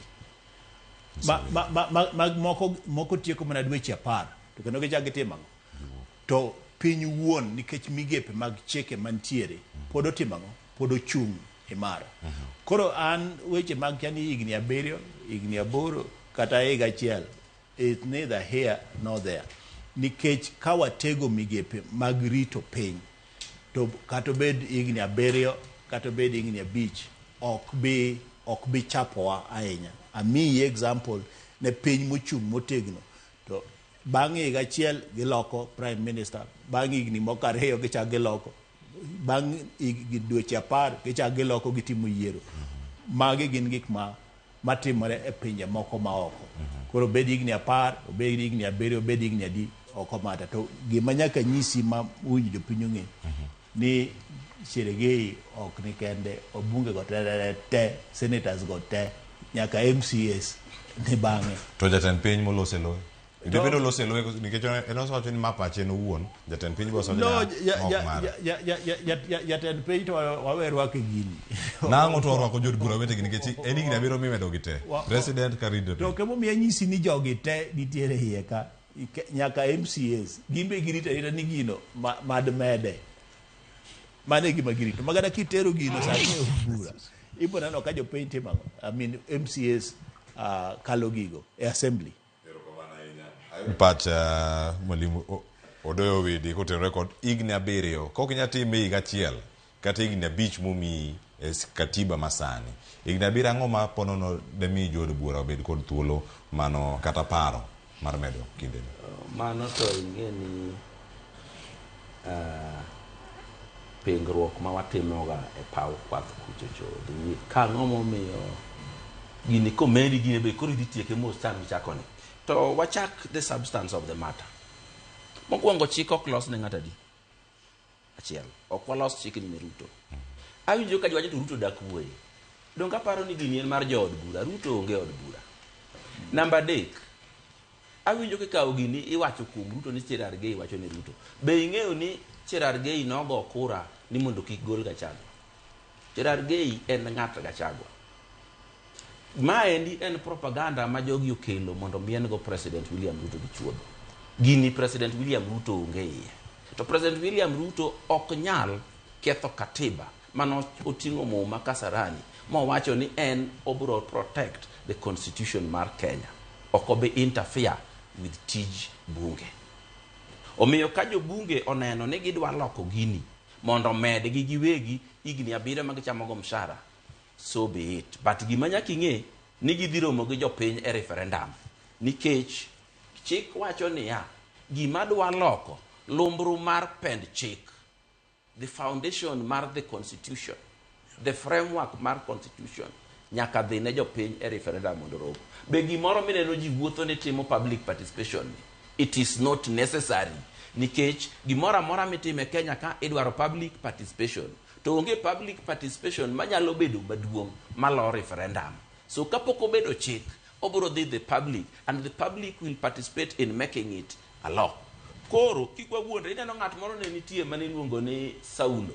Saulo ne en ruodh Israel mokwongo. Te ode ka wuode maluong ni iluongo ni Jonathan. Jonathan ni ne wuode kendo ji nong'e ni wuode. To Jonathan ne tiyo ne Daudi, mane biro bedo ruoth bang'e. Jonathan ne osiep Daudi ma ene monyiso ni wuora timo kama. Cherargei jakocha oonge kar President William Ruto ka. Okelo na jokocha. Kokelo gima mischievous, okele mondo mien go Ruto gi chuodho ni Ruto dwa extend term. Gimomiyo Martha Karua gi ni bomo wach, to ging'e maber ni Cherargei wuotho kodgi, bedwa ni mondo ginyis ji. Unung'eyo jofwambo, ung'e kumane Cherargei ogo kate kura. Ung'e kata Cherargei ne wuoyo e Senate sama ne dwa impeach Gachagua machando President William Ruto. Omiyo kik wakaw gini wating' ni gimoro amora midwa time bunge en president. President is not in the arm of the legislature. President is in the arm of the executive. Kendo nitiere clear boundaries e kind executive, legislature gi judiciary. Onge monego beni interfere gi wadgi. How clear? Nikech kai wacho ni ero. It is very clear. Kai ni ero ni dwa wire gi rangi mondo kik obed clear. Oyo, kata jod bura iwinjo kanyo kiwacho ni nyaka tim ga whipping maka gi ka mondo rang party itimo kendgi. En ang'o mitime ga mane e kar jot ma jatend piny Kenya makanye kama executive no nitiere William Ruto. Nitiere government bills minyalo tim kuro ma government is interested madwaro. To madhi affect jopiny kaka loko gineni. Mano ok en government bill. Ok ibi neno ng'ama bro dhi timo whipping ne ka jatelo. Whipping ni chief whip ambro timo ka mar minority gi mar majority ema bro timo kaka gine ma gidwaro. Onge ng'ama oseting'o gini modhi o whip State House. Finance bill ne mako ngima japiny koso oyo. Finance bill en ma sirikal. Koro sirikal ema nyaka whip. No mako ngima japiny ema chulo osuru. Ne gin tax proposals man nitiere kar. Finance bill ne en bill mar sirikal. Gikako affect jopiny to wawe wuoye sani. En bill mar sirikal. Ting'e ni bill ndege te be affect jopiny. To nitie ma originate gi sirikal to gi originate gi jopiny. Sama a representative ma jopiny mokelo bill e bunge, mano represent bill mar jopiny. Cherargei okelo gino kaka senator ne jomotelo negi. Iwinjo? Nikech en onge gi pache, parano nego bed mar jopinye. Omiyo kik waket ni bill mar jopiny walok ne sirikal. Nitie bill mar sirikal kaka budget. Mano wanyalo whip ji State House. To bill mar jopiny, to jopiny omany whip margi manegi yiere bunge mondo whip ji mondo gone kura. Erokamano. Akala ne ote mokari adeka kapok akawo yweyo masani dakika 2 mabiro mbele ka mondo mi wayud ni jopiny to wacho nade kotene kod twak ma wantie godo kachiel mar mondo mi wasud kodgi nyime. Nelly wacho ni luo chenro ken Kisumu dala. Levmon Dennis wacho ni Cleophas, longer terms might diminish the electorate's ability to hold leaders accountable, increasing the risk of complacency or corruption. Owacho ni mano en gima dhi rocho chenro mag siasa mapacho ka. Erokamano Bilo Kinda wacho ni waka entiere Nyakach. Owacho ni ero en oro ote. Nes Junior luoko entiere Migori Suna West. Owacho ni obiero ndiege pache opong' gi rieko mathoth. Wacho ni mane en coming Suna West. Kikono gi bie chenro. Gisechopo. Awalanda achiel kachiel. Rajoro Moses wacho ni network achiel kachiel. Machielo bende wakili Charles Midenga wacho ni entiere chenro kendo mosna welo duto mane studio kendo omor gi twak. Owacho ka ni en mana rito saa 4 ni nang'o matimore achiel kachiel e do odiochieng' ma kawuono. Jaro Soja wacho ni mosna Odoyo Widi ka en studio kar kanyo achiel kachiel. Mano jayudie wadwa wacho ni kendo wan wasito wasiro mana telo mar Ruto nyaka 2032. An Green Army Chief Gor Mahia 001 ka entiere kod wachiel kachiel e twak. Erokamano ahinya Jaro Soja. Nitie ote machielo modonjo kar kae kawuok kuom FCPAS Bonomolo wacho ni amosi kanyo Cleophas mosna osiepega mantie studio kar kanyo Dr. Mark Matoma koda Odoyo Widi kachiel koda ka Mheshimiwa Joseph Ndiege amor gi twak gigolo dok e it jowinjo kod joneno. Erokamano ahinya kuom ote momedornwa kachiel kachiel. SMS line be wakono kacha ni 2:600 oyawre Cleophas be unyalo okay wacho kanyo wanyalo lose tok tent. Ng'e kama onyarade biera Ramogi TV mondo walose achiel kachiel. Twak ber kioro ote gi nyingi mondo mi kioro ote ne Mwalimu Odoyo Widi to ngino ore gi ng'a. Twak ber owacho ni Owidi owek chuno wa gi Ruto. An idiko nyingi an Joash ka wuok Kisumu. Boko medo nyinge mar ariyo koro kimanyo Joash man Kisumu ging'eny ka Ruto bang' ng'ate moro modwaro nokaw. Sirikal to pod mar Ruto. Nitie machielo ma pod biro kar ka wacho ni oyawre an Okal Rambo ka wuok Nyatike. Wantie ka achiel kachiel kod jadura ma Nyatike marwa pinyo mantie ka ni tinde odong' mana ne liete ka Parliament okowuoye omako mana dho watinde. Mheshimiwa Mario nego bi studio ka mondo duok penjo no achiel kachiel. Sani wantie mana gi jadura machon ma Suna West mathoth nitie kar kanyo kora mojanda ikosekalo 29 tok saa 2 mar okinyi ma kawuono. Waduogo kod mathoth e tielo mabiro. Waduogo ka mondo mi warangane jogo mantiere broad based government kata sirkal mar Manywanda. Giwacho no kane giwe jatend piny Kenya William Ruto mondo ti kende kata mondo mi ogore gi lweje mane sirkal gi kendgi. Mano moting'o Senator ma Migori Eddie Okech kachiel koda ka jod bura ma Bay Town Peter Opondo Kaluma ne giloso odira mokalo. Waduogo kodgi Tokyo makao sani kik dhi mabor.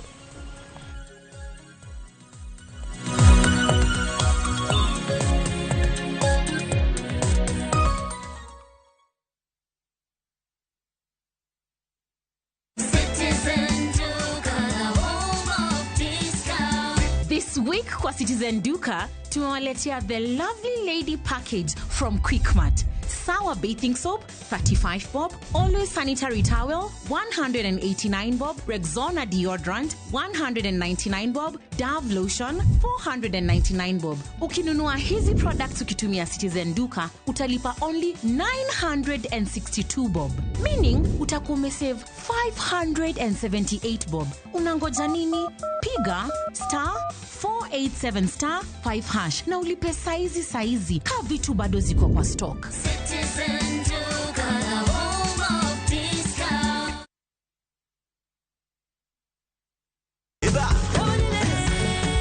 Beikori mar chako wuoth e piny mar thum. Thumbe mane oloko tieng' mang'eny. Fwenyo sigendni. Wende mag piny koda sigendni mayudore wendego. Wajan thum gilmor. Okay. Den girabi. Ngoma wake. En kama gik mane otimore chon koda matimore sani chopo e winjruok maber chuth. Ngoma owake. Wuok tich nyaka tich abich saa 10 odhiambo. Kik bai.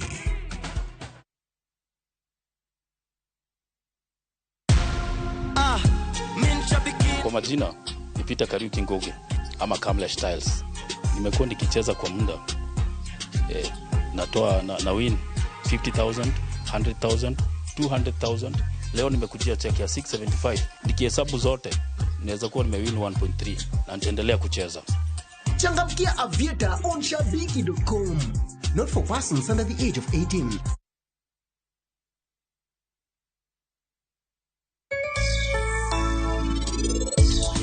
Penj laktar ko kale Ramogi TV ngima en mwandu iluonga ni Ruth Otieno kendo en ga morna mar bedo kod odiechieng' kod odiechieng'.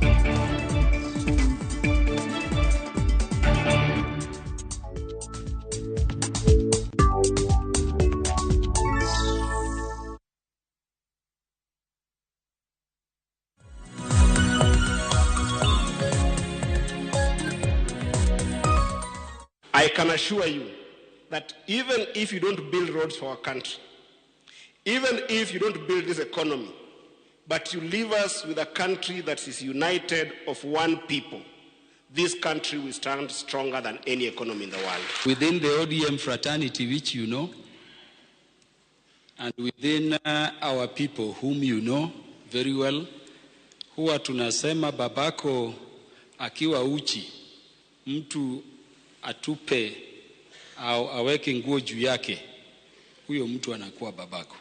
Naona hata nikiongea Your Excellency bado wanauliza hii watu wamekuja kweli. Hatutoki. Your Excellency, kama Karuma ako kwa serikali, tunaweza kuwa watu wa aina gani sisi tutoke kwa serikali turudi kwa msitu?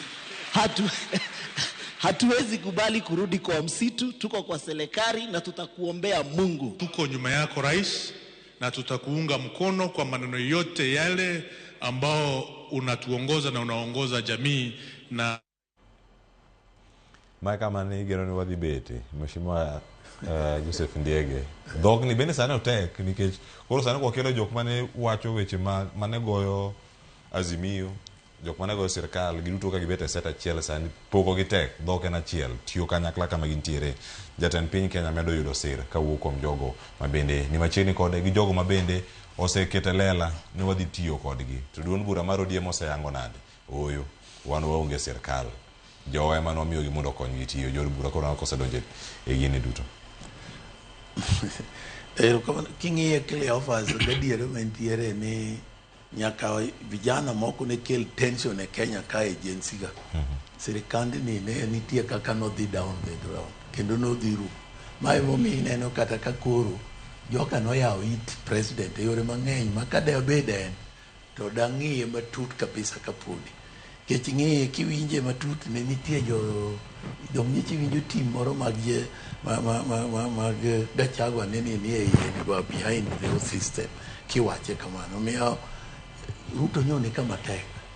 Mae momiyo koro kawuono king'iye to neno ni nyaka koro yudwar joma nyalo konye mondo los sirikal obed sirikal nikech ugike point moro no dhi mano nyalo kata dhi dala.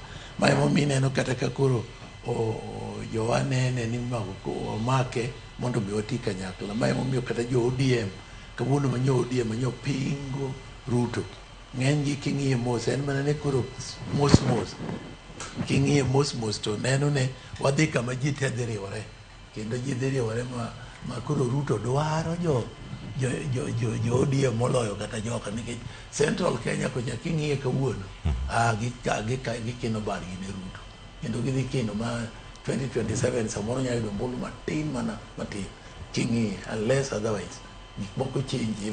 But adier mentie ne sani jok mane pingo Ruto ma kodonjo kaka jo ODM nyaka koro kodonjo sirikande ni to Ruto dhi yude yot.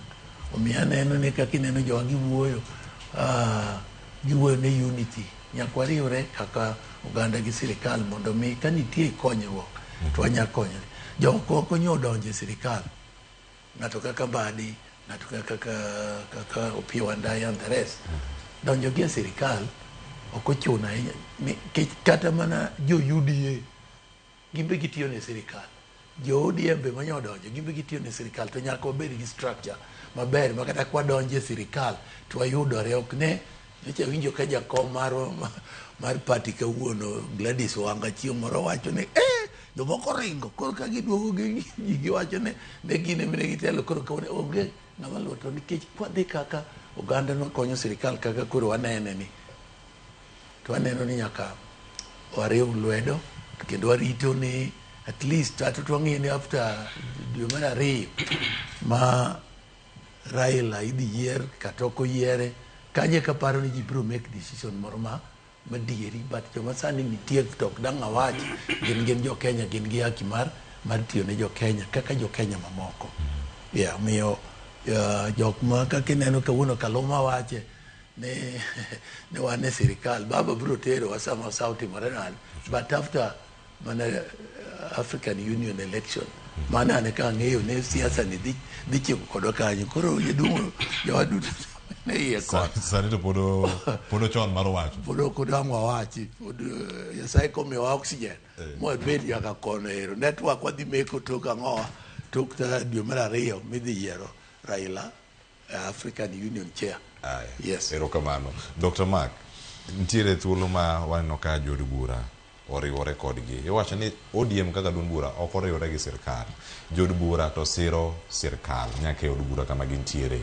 Nyabedo ni sani ntiere wacho ni en super majority.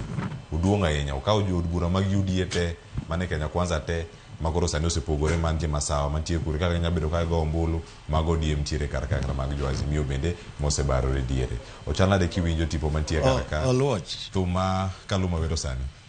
Owinjire malong'o. Kendo gini asewache kata mane TV ka kuom thuolo mang'eny.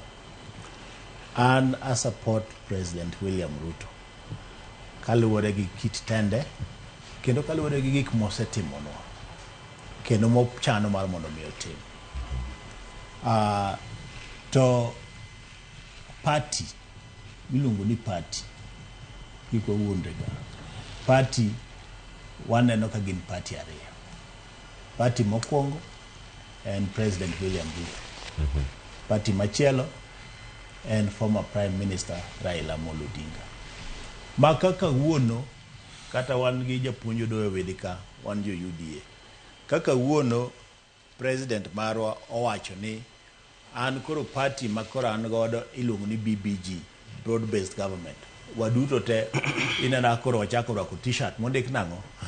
BBG. Karaila kawuono chiew to wacho ni party makoro sani koro antiere en sisi kwa sisi. Ineno ka jok mantiere ODM te ondiko ni ginang'o? Gin jo sisi kwa sisi. E party makoro gitimo. Kata weche mineno ka Kaluma wachogi bro luwore gi gima jakom Raila Amolo Odinga odhiye kata wacho.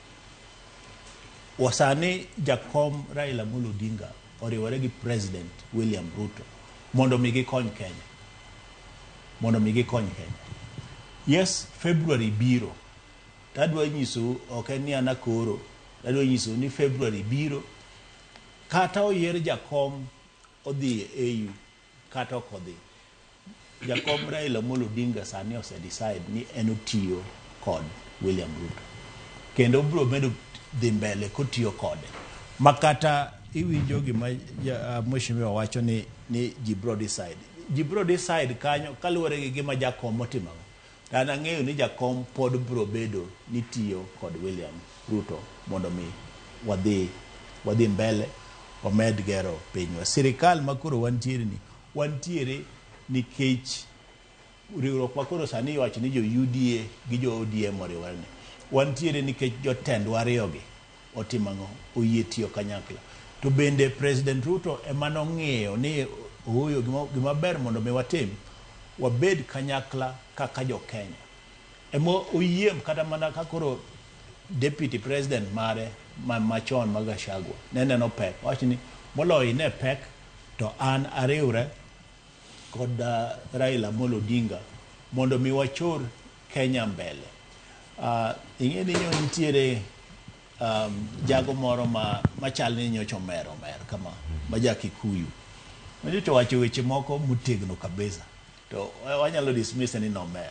Wacho ni un kuro kata kuwacho kanyoro Gachagua bedo impeached ka to nyok waneno maandamano. To kade bed ni koro ni Raila ma bedo impeached un kaka jo Central Kenya de okunyono kata Nairobi ka hapa ni Cleopas gino nyocha ni nene rieko matut ma President Ruto nigo emomi neno kata ka kane oyiere to kumokwongo dhi kata kumokwongo dhi oleme nobiro Homa Bay to kendo Nyanza ka osebire di nuoya ma iyudo ka jotelo mamoko ne nyalo luor ni Nyanza kwatimang'o ok wadhiye kanyo ne ok ayude kura Raila ok supporta kata kane pok gibedo piny mondo mi gitimang'o giti kanyakla gi kod Raila miyo rieko matut maneno to bende ok en mana Gen Z kende nikech riwruok mar President Ruto kod Jakom Raila Amolo Odinga nyoko timore mana thuolo mar Gen Z ni kende en gima nochakore kata kapok Gen Z otimang'o kata kapok Gen Z ochopo ma bende President Ruto mana oseng'iyo mbele ni Jakom Raila Amolo Odinga nyalo konyo piny Afrika kod rieko mathoth ma osebedo godo e kit telo gi kit skills ma en godo mondo mi wan bende kaka sirikal mar Kenya wachak manyo ni to kom mar AUC ni dong wan bende wanyalo timang'o wanyalo yude to jakom ne mano timang'o emano keto mbele koro wang'i gigi matut President Ruto ok ng'ama ni odwar ni Kenya obed marach ok apar ni e pache wuon kendo ma bende momiyo neno ka support e pache wuon ok onyal gombo ni mondo mi Kenya okethre kata jo Kenya ohinyre en wuon kata king'iye malong'o kata king'iye matut ng'eni seche moko bende wapinga nikech yot pingo kendo pingo no miyo nyalo bedo ni in ing'eri ahinya nikech koro iwacho ni no paro no kayiego koro miyo ichako ng'eni ng'ane ne ema pingo kendo en mapache bet umane dhi mbele ahinya an President Ruto nigi paro maliw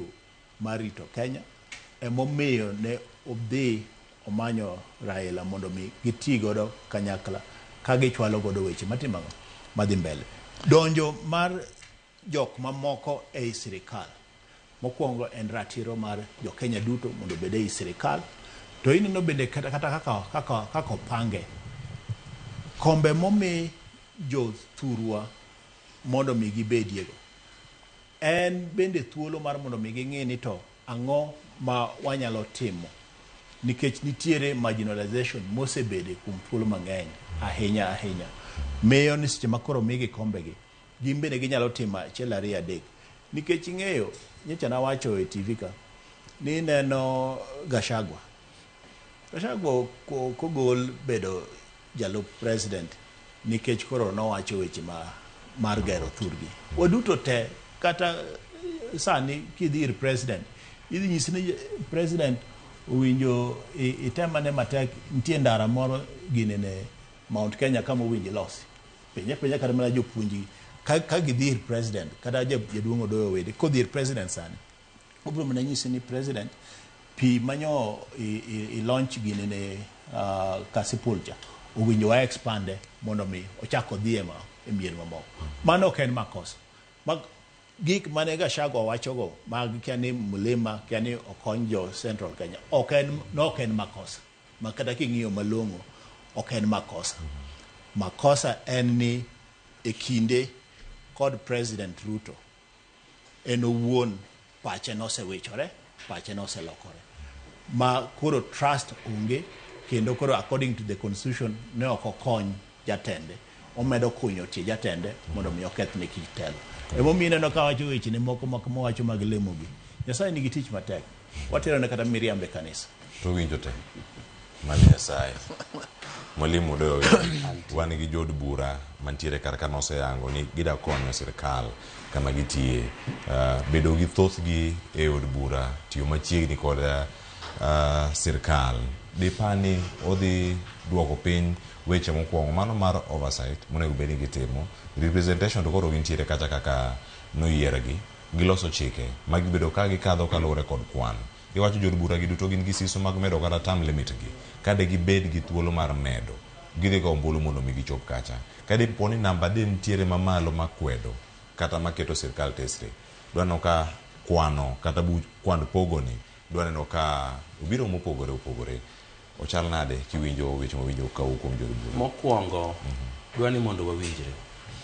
Od bura en kama ji dhi yale bura to ji siro adieri to kwedo miriambo.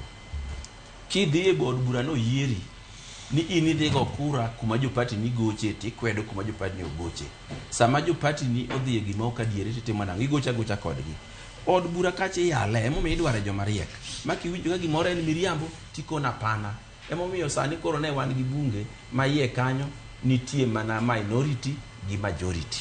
Kendo kachacha oyiene ng'ama nie minority go kura gi majority, ng'ama ne gi majority be nyalo go kura gi minority ka e wiye owinjo ni bura miyalo no winjore de kamano. To ka wa kanyo wadok e jood bura mane siro bedo wa sirikal, king'iyo gi gine jood bura ma koro dong' yawuoyi matindo mariek e piny luo ka kabisa. Apile pile kabiro ga e studio ka alemo kabisa. Kenda kod Nyasaye parna oganda luo. Nyasaye ma ono ting'na luo malo gi mwandu gi kod kothgi. Ta neno ka Nyasaye no parowa ka koro ni ikwedo wa oko ni wan waonge shares e sirikal. Omiyo aparo chieng' moro na aneno movie moro e thim. To kwach odeyo njiri piny kabisa. To ndieko ringo biro to koka kwach. To kwach owe njiri to njiri orengo. Gimotimore nwa ni wadwa chalo njiri.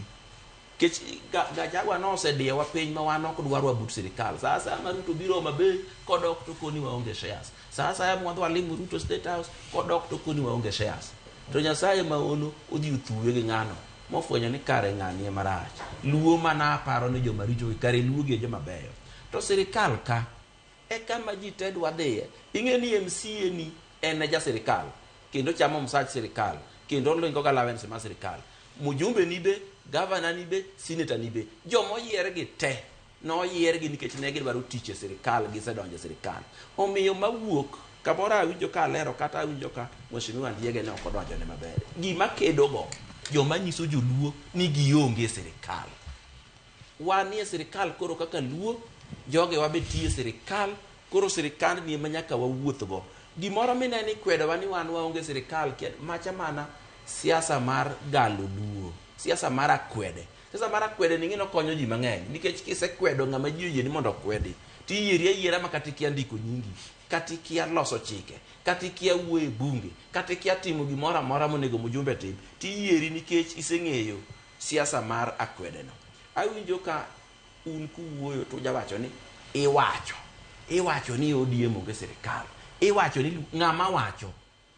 Why ure wacho wabed very specific ni ng'ama wache to en ng'a. Ing'e ni nitiere siasa kae me piny luo ji ariyo adek.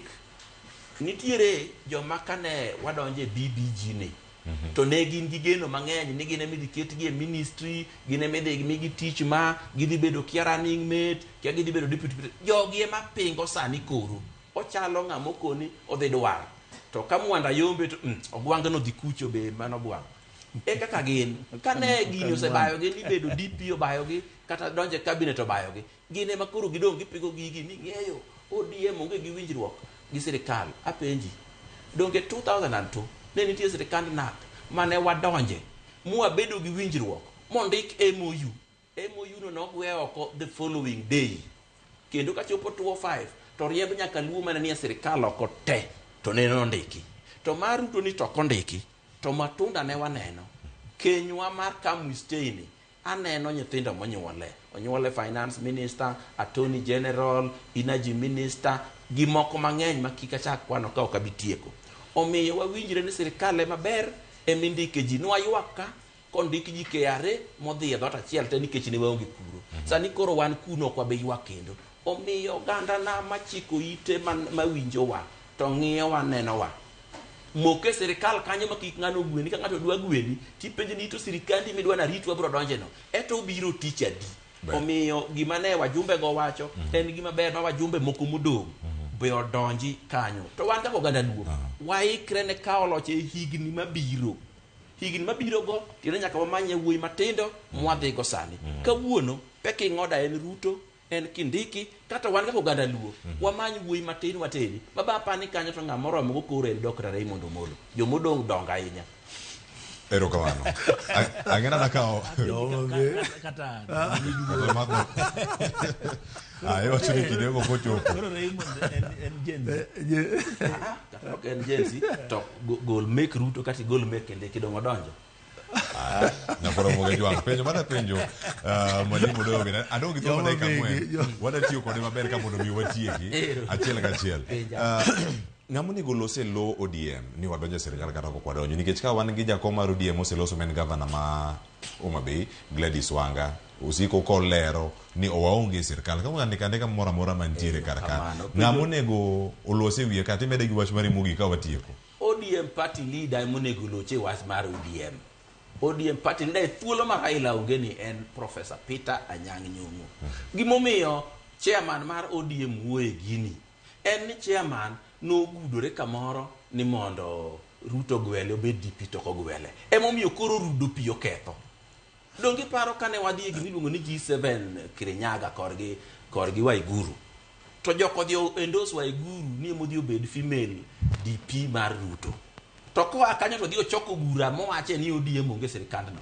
omiyo wawe wuondore wacha dieri makata lit ne ngato kata odwa dere ta dieri emi wache gini ka kamano ganda luo kamora mora mauntie ngata mochung ni dwa yiere ngata mamanyo kom miyiere ji mano ngama dwa donje sirikal to kose yiere modonje e sirikandno un kiko galu ni ji onge sirikal kodwa nyiso ni ji onge sirikal to kwongo resign e kom mochame pes sirikal no kom momiyo ringo ga sirikal no kom momiyo yuda allowance mar sirikal no okwongo resign koko nyiso ni wan koro wan luo waonge sirikal no Raila kano okor ni oonge gi ngama ni luongo ni Wamalwa no resign mowuok e party no modhi ochako mare ngama ok dwa bede sirikal o resign tij sirikal ma entie no mondo wuogi to galo ganda kendo higni moko piero nuonge sirikal to wawe uru sai ma ono gwede na uganda na wach mogik Mheshimiwa Joseph Ngege kakoro watieko to wakosebedo marari ahinya koro wadongi thuolo madakika manok to wawuok erokamano mana wach winjo wacho kwadagi ni ok wadhi e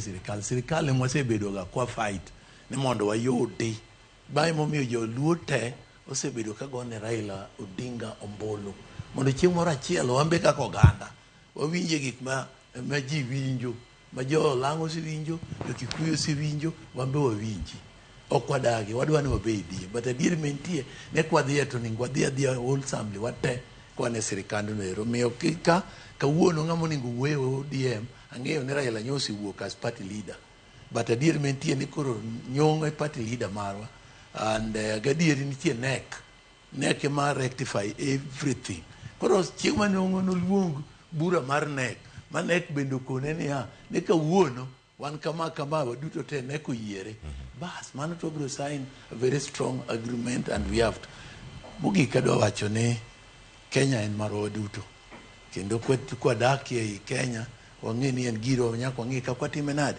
walose gi sirikal mentieno be nyaka wayud kaka wakonye ka nitie kaka onego embo nene adwa kawo thuolo makende be nyocha asewacho kawuono nyithindo timo penj kene day 2 adwa kawo thuolo na ma kaka Joseph Ndiege kendo mjumbe ma Suna West manyo tiyo nadwa kawo thuolo mondo akwaye maber ne nyithindwa te ma Migori nyaka Kenya ahinya ma Suna West manena gi sani ne gibed gi thuon mar timo penj wawish gi the best and then Kenya sawie to wabongi obone duoko maber gi kanyo erokamano ahinya Mheshimiwa Joseph Ndiege kobedo kodwa bende kumbio thuolo studio kinyima kawuono Dr. Mark Matunga wach mare mogik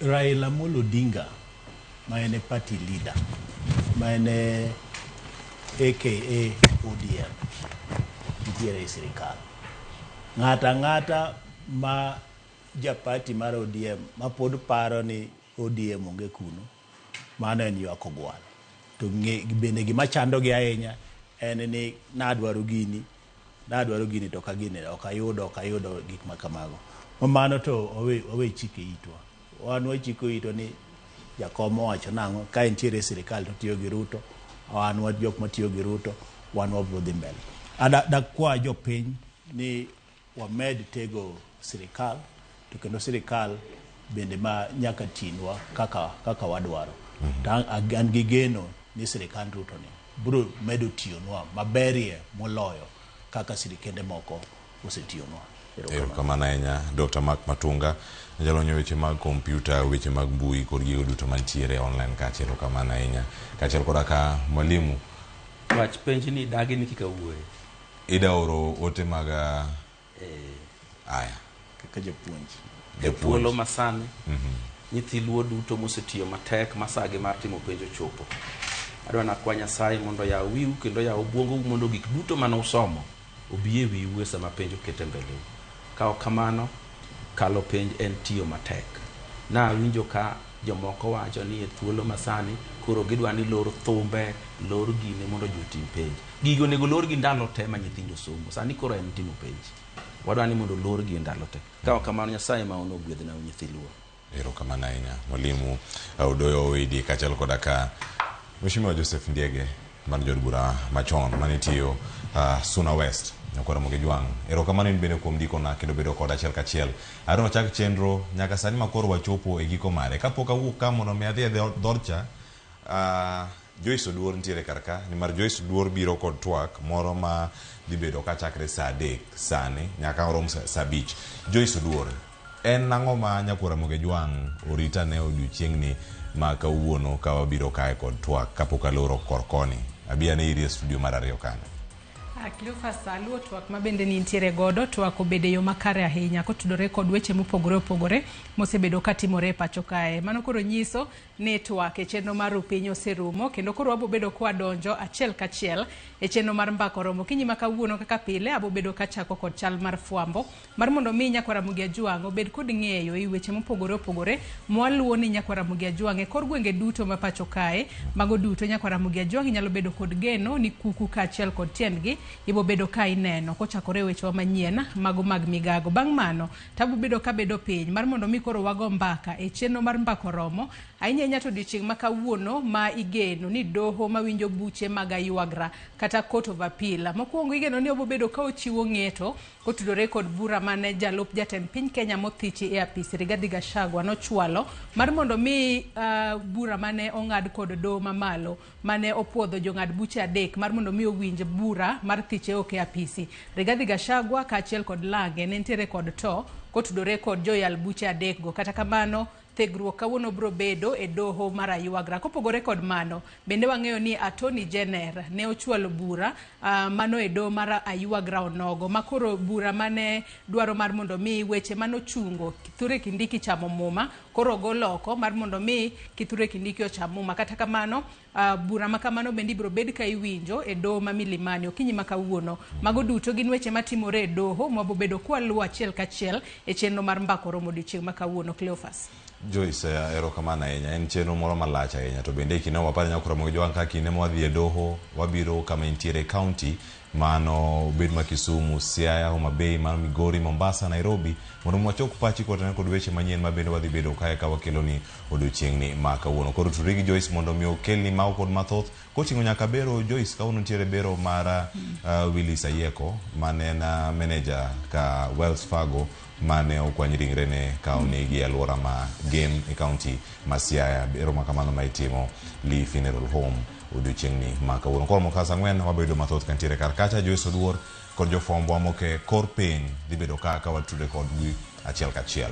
Nyakora Ramogi Jwang gi kanyo agoni erokamano kuom yudo thuolo mar bedo koda ka. Ano chak chenro nyaka sani makoro chope giko mare en saa 3 mar okinyi ma kawuono. Mane makelo wa e giko. Oriti masani nyinga Cleophas Oluoch jakisumo kanya kwa Ramogi nyaka chisango kete mane Ramogi TV.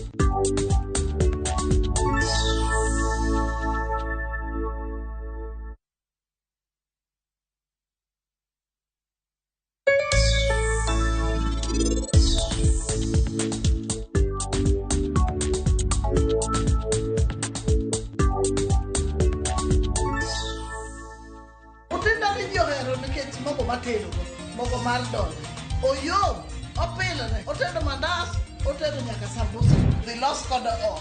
Rokamano mare.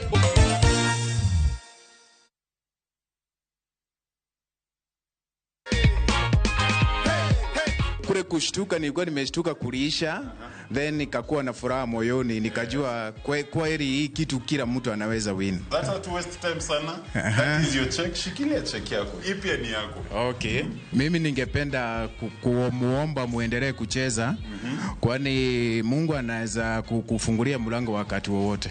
*487*3# is the magic code, my wonderful people. Tuzidi kujipanga, tushinde na view sasa.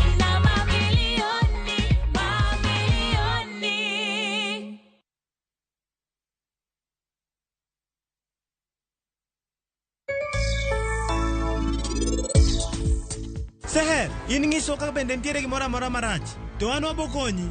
Ling nango Seher. Ntiere gimoro madhi nyime mono akia.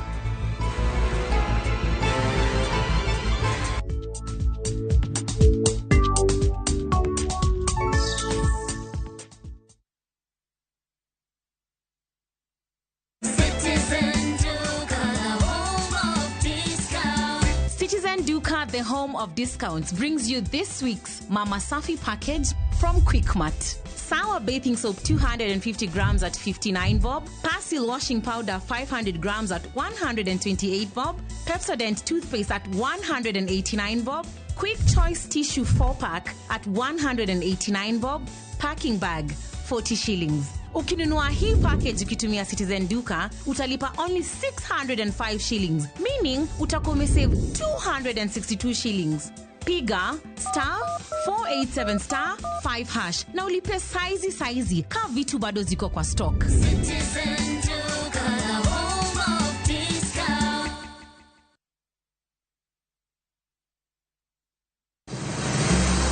Ise penjorie sigendni mayudore kuonde ma waluongo ni pachowa. Kapuonjani nobiro nikech gwenyruok e kind owete. Riuri kodwa mondo wanon sigendni mabeyo mag kuonde ma wadakie.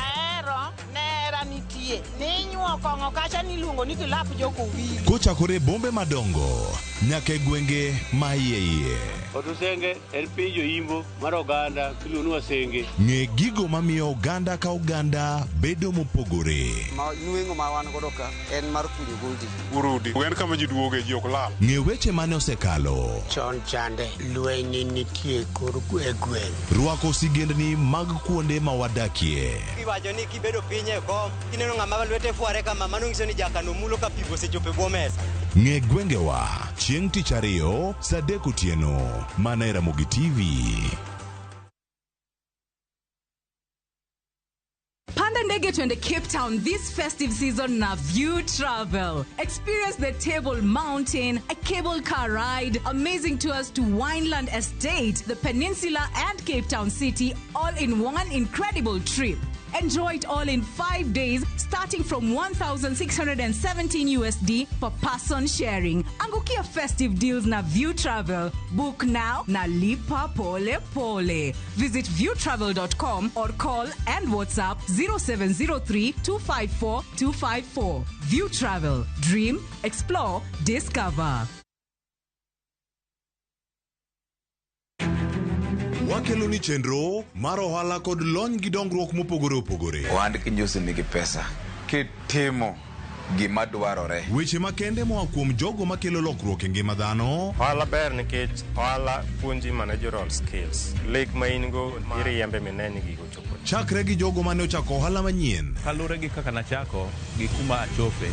Ohala ni en ohala maber. Nyaka jotelo molony e timo ohala. Akwa jodala wate odogi ohala. Ne pek mane gikalie.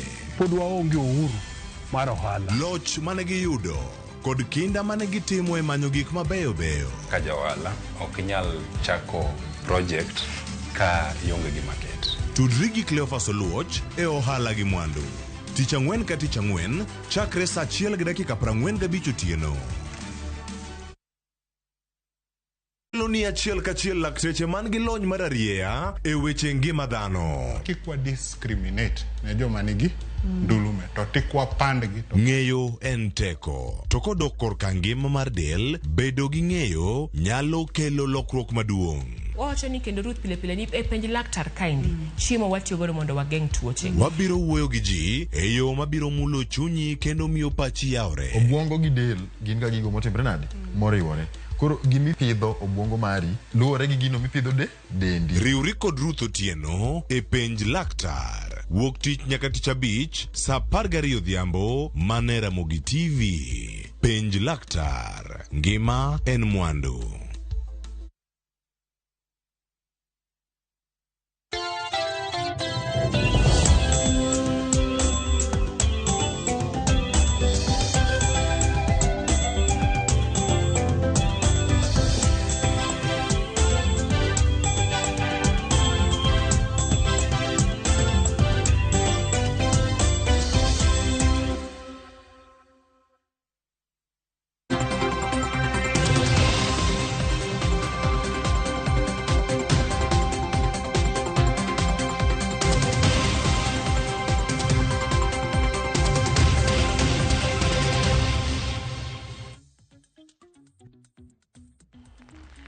Nyakora Mugejuang no kanyo ka en dakika 7 mano tok sadek marokinyi makoro nyiso na chiel ka chiel wasedonje chenro mar mbako romo okinyi makawuono kaka pile ka wachako chal chenro mar mbako romo to wachako kod chal mar fwambo mago weche mopogore opogore matimore odiechieng' makawuono mwaluonu e kor gwenge duto mapacho ka weche minyalo bedo kod geno ni bo bedo ka ineno matut kochakore e weche manyien mag migago kachako chal mar fwambo Nyakora Mugejuang odiechieng' makawuono nitiere buche ma podi bro med ka iwinjo kata bro bedo ka dhi nyime mano e doho e pacho kae ka bende odiechieng' makawuono wang'e ni jalup jatend piny Kenya mothichi e apisi Rigathi Gachagua nitiere bura mane ochwalo e doho mawinjo buche mag aywagra kata Court of Appeal e pacho kae ka bende bura makamano ne okwedo ng'eto mano mar doho mamalo mane oyie ni jong'ad buche adek odhi mbele koda winjo bura mar thiche oko e apisi kata kamano Rigathi Gachagua kaachiel kod okinde mage ne giwacho ni ogai mar jalup ogai mar doho e pacho kae mano Philomena Mwilu onge kod ratiro mar chuogo aput mar jong'ad buche adek mar mondo mi owinja burane kata kamano doho mamalo nong'ado ni Philomena Mwilu kaluwore ni en Deputy Chief Justice entiere kod ratiro mano mar yiero joyal buche adek mawinjo bucha Rigathi Gachagua kata kamano bang' ng'eto makamano Rigathi Gachagua kaachiel kod okinde mage ok ne mor kod ng'eto makamano mane momiyo ne gichwalo bura mano e doho mar aywagra kata Court of Appeal odiechieng' makawuono igeno ni doho mar appeal bro bedo ka chiwo ng'eto kotudore kod ywak makamano kopogore kod mano bende nitiere bura ma ne ochwal kod Attorney General ma pacho kae ma bende koro mano ka tok doho nosechungo chenro mar Kithure Kindiki chamo muma Attorney General nochwalo bura e doho kacha mar mondo mi doho mar aywagra ogola chika makoro mono Kithure Kindiki chamo muma bura makamano bende bro bed ka iwinjo odiechieng' makawuono e doho ma Milimani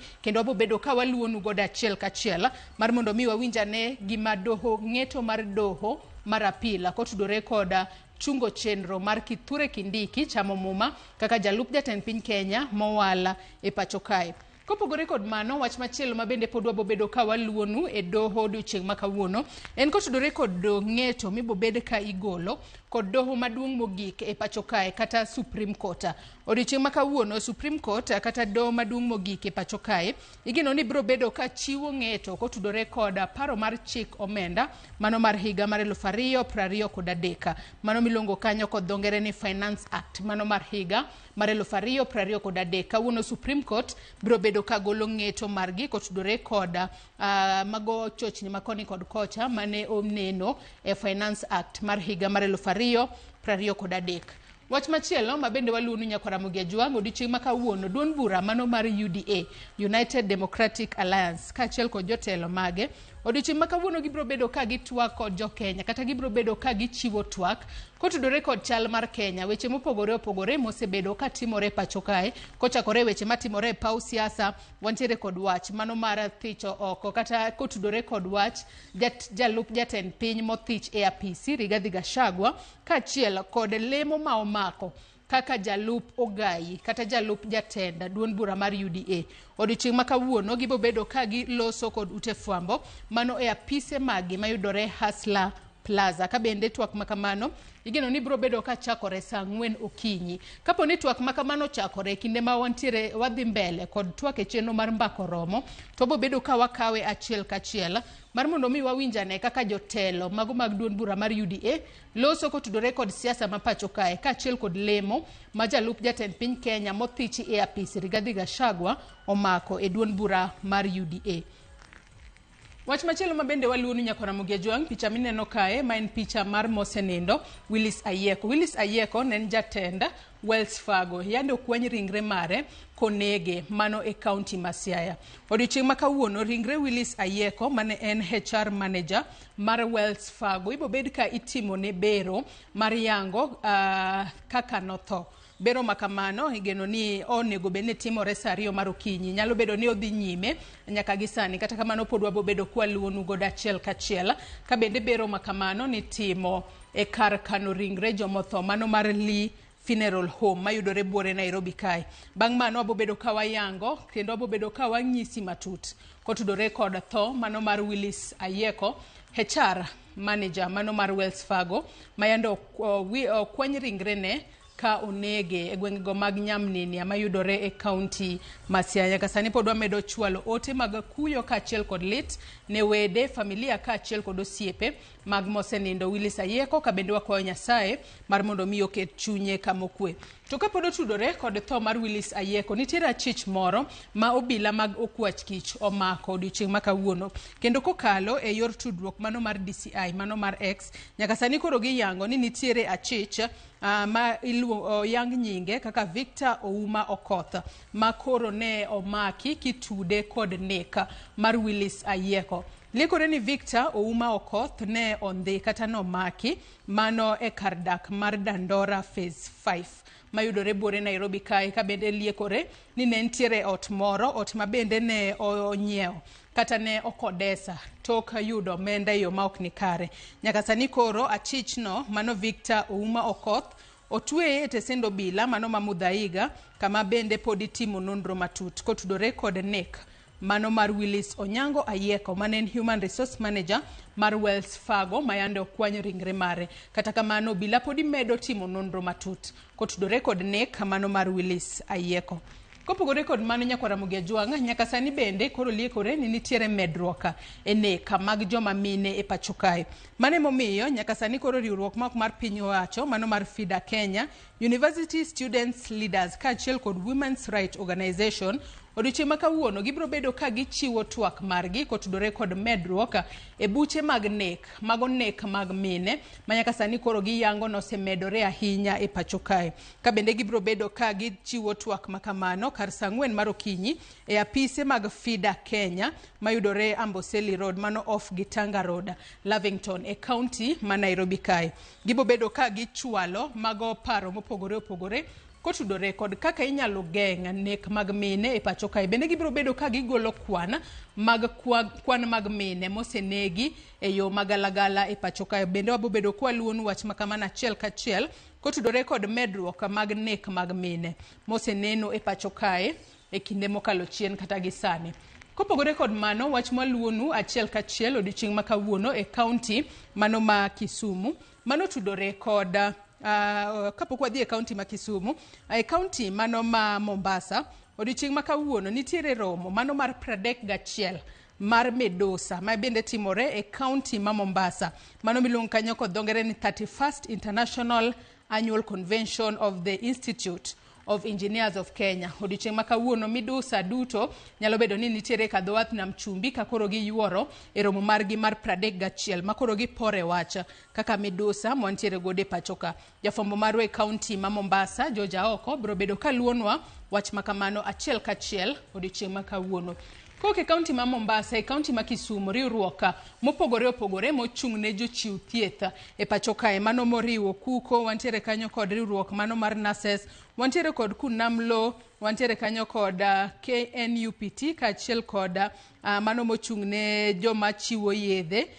Bende odiochieng' ma kawuono gibiro bedo ka gitwak kod ute fwambo mane od thieth mano mar Kisumu East County Referral Hospital manong'ere chon kaka district hospital.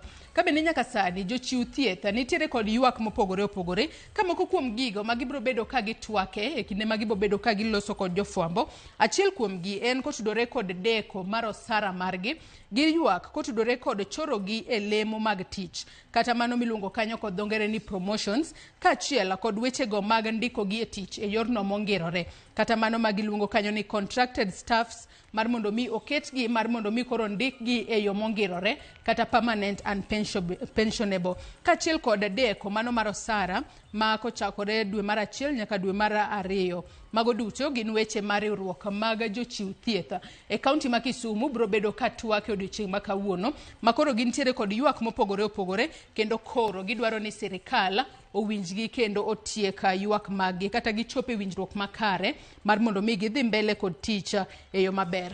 Kowuok e kaunti ma Kisumu, wach machielo mabende waluono odiechieng' ma kawuono mano e kaunti ma Migori otudore kod chenro mano mar pi midwa chaki e kaunti ma Migori. Kabende chenro makamano ichano mar mondo mi okete mano Kuria East e kaunti ma Migori. Kabende nyaka sani liekore ni nitiere gwenge moko e kaunti ma Migori ma jodak okosebedo ka yudo pi maler ahinya. Mane momiyo odiechieng' ma kawuono ten kaunti mano ma Migori bro bedo ka sidho ayanga kata yango chenro mar pi e gwengego mag Kuria East e kaunti ma Migori. Nyakora muge jongi kanye machopo godo e giko mar chal mar fwambo okinyi ma kawuono, kata kamano chenro podi iye lach. Yena mar mondo mi akaw yoyo madundo gi sani bang'e taduogo kod twak e chenro mar mbako romo. Kik idhi mabor.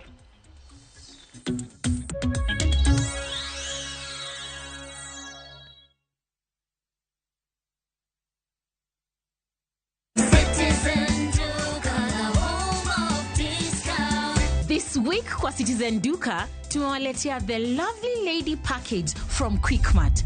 Sour bathing soap 35 bob, Always sanitary towel 189 bob, Rexona deodorant 199 bob, Dove lotion 499 bob. Ukinunua hizi products ukitumia Citizen Duka utalipa only 962 bob, meaning utakuwa umesave 578 bob. Unangoja nini?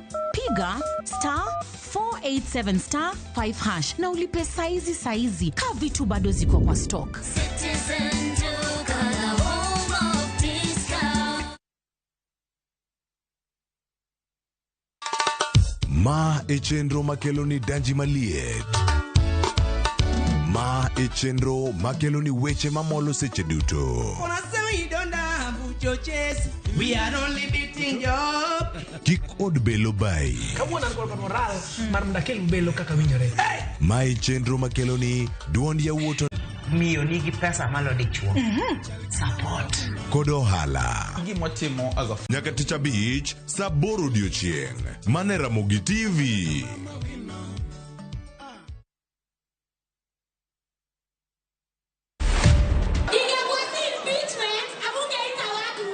Mbona hiyo time ya mambo ya airport wako tuita tukae chini. Kozi saa hii president na mdogo wake wamekosana. Wacha walinizimia hiyo mic. Ningewapasha proper. Tunapikianga watoto na ndio tukama na hiyo kitu ni ile ukipita mtu hii. Auntie nibaie. To watch this story and more, download the Citizen Digital app today. Kenya's #1 app, Citizen Digital.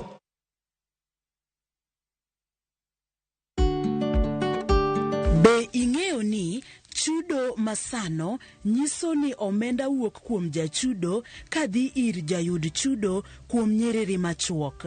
Ka ioro omenda, ne ni irango gik mondik kanyo maber nyadiriyo.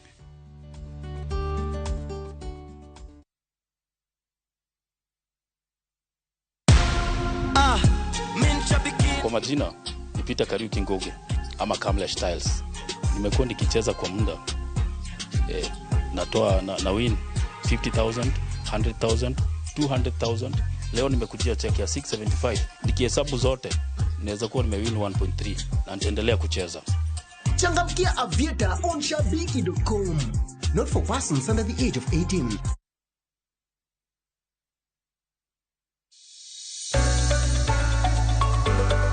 E piny kae, tije magandika medo bedo manok kendo e okang' mamalo. dhano koro manyo yore manyien mag tiyo gi nyalo magin godo mondo giyud omenda maginyalo konyore godo e ngimagi mapile.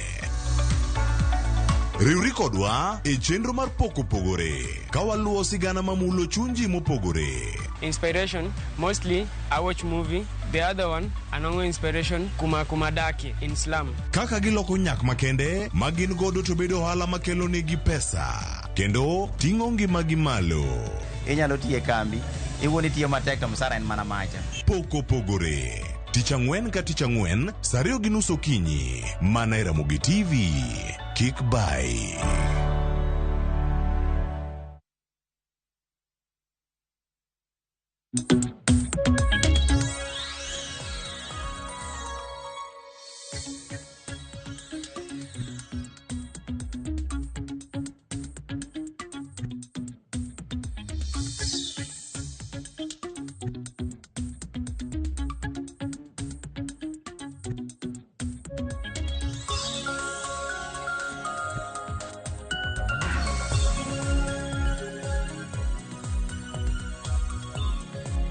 Nyakaramogi Ajong' anyisi ni wakaw mana yweyo madundo bang'e tabro bedo ka bedo pinya mar mondo mi koro wago mbaka e twak e chenro mar mbako romo kinyi makawuono kama dwa twak otudore kod Gachagua e doho.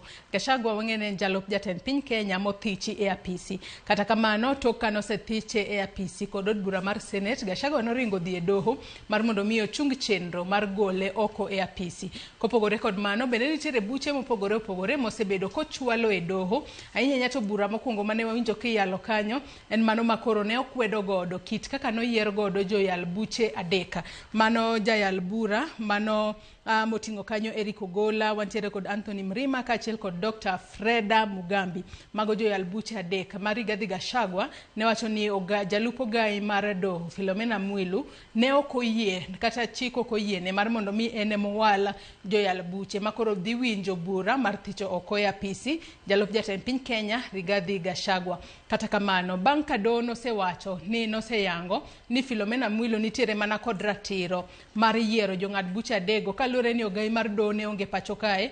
Tok ka doho mamalo noseng'ado bura makamano, Rigathi Gachagua nochako ringo dhi e doho mar Ayuagra kata Court of Appeal ka koro okwedo ng'eto mar doho mamalo. Odiochieng' makawuono wageno ni mane achiel kuom buche mibo bed ka igolo ng'eto mare e doho mawinjo buche mag Ayuagra e pacho kae kata Court of Appeal kaachiel kod bura machielo mabende nochwal kanyo kod Attorney General ka wang'eyo kanyo ni Attorney General bende nochwalo bura mane omako kanyo mano nodwaro mar mondo mi owit oko chik matamo Kithure Kindiki chamo muma kaka jalup jatend piny Kenya mowal e pacho kae. Mago duto Nyakaramogi Ajong' wabo bedo ka waluonu godo achiel kachiel kinde ma ibo bed ka ochak chenro makamane doho wabo bedo kwa dhi kuro mar mondo mi wawinjane kaka ng'eto dhi mbele. Kata kamano Nyakaramogi Ajong' kapok wadhi kuro antiere kae kod wendo e studio marwe county ma Nairobi kae janon weche mag siasa mar mondo mi wang'iane ni to weche matimore gi sani gin weche mag siasa ma tema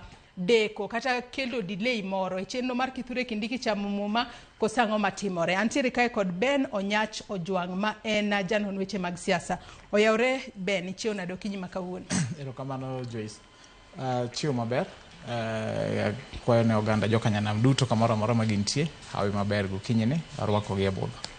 Kamano. Machiegni twako kinyi makawuono. Nyakaramogi Ajong' mana kaka iseneno mane wendo mantiere gode studio kinyi makawuono. In bende kamoro amora ma itudri kodwa inyalo chwalonwa ote moro amora kokalo namba mar ote machuok 236000 mbui moro mar Facebook.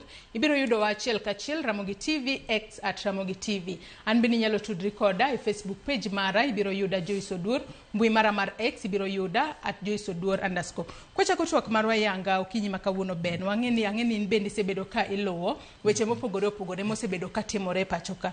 Nyalo bedo ni magi gin mana delay tactics ma jalup jatend piny Kenya mothichi e apis Rigathi Gachagua nitiere godo nikech adiera tok ka nosechwalo buche e doho kacha mar mondo mi ka doho pok nochako kata yalo buche ge nochako akena wachno makamen kod jo yal buche doho kowacho ni oyo jo yal buche adek makoro Philomena Mwilu ne owalo mar mondo mi owinj buche gagi ni nitiere kaka gintiere kod tudruok moro kod sirikal ka bende noseyo Philomena Mwilu nonge kod ratiro mar yiero a 3 judge bench mar mondo mi owinj buche mag thich oko e apisi.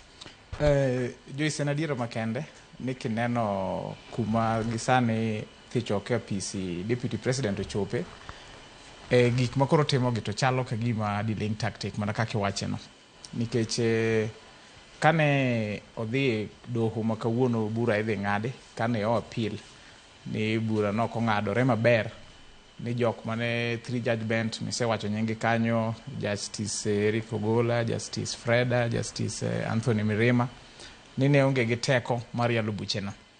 To kane waneno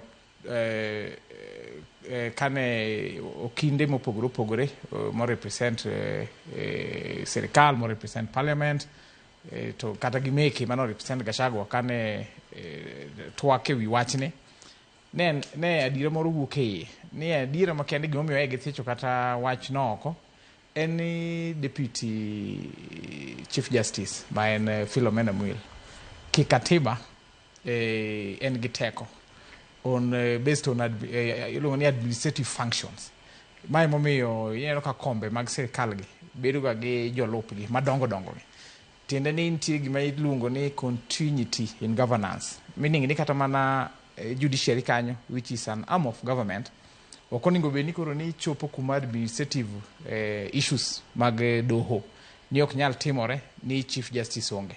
Koro oyiene administratively ni considering such a 3 bench kaka no consider en gima nege check be ma ang'eyo ni kata kawuono makoro no dhi e court of appeal ma wach ni motero ni joko ng'ado chik no to kinyume kaka ne gipare gi Gachagua to gi okindene. In my analysis aneno ka gima ne high court ng'ado no tema appellate court gi pod dhi ng'ado nikech gir impeachment mar Gachagua ne ochope level ma all the other 2 arms of government, mano the parliament, which is an arm of government, mano legislature, then executive osebedi maonge gi faith gi deputy president Gachagua. Okapar ni it's going to be in the interest mar judiciary, which is another arm of government, nigi ne makoro gidwa reinstate kata duoko Gachagua e weche mag telo nikech king'iyo processes kako sede gini, it was both a political process and a legal process. To kineno the legal process part of it also successfully up to this moment. Makama kuro dong ten mana siasa. To kapar ni judiciary ni giteko ma will want to install a leader.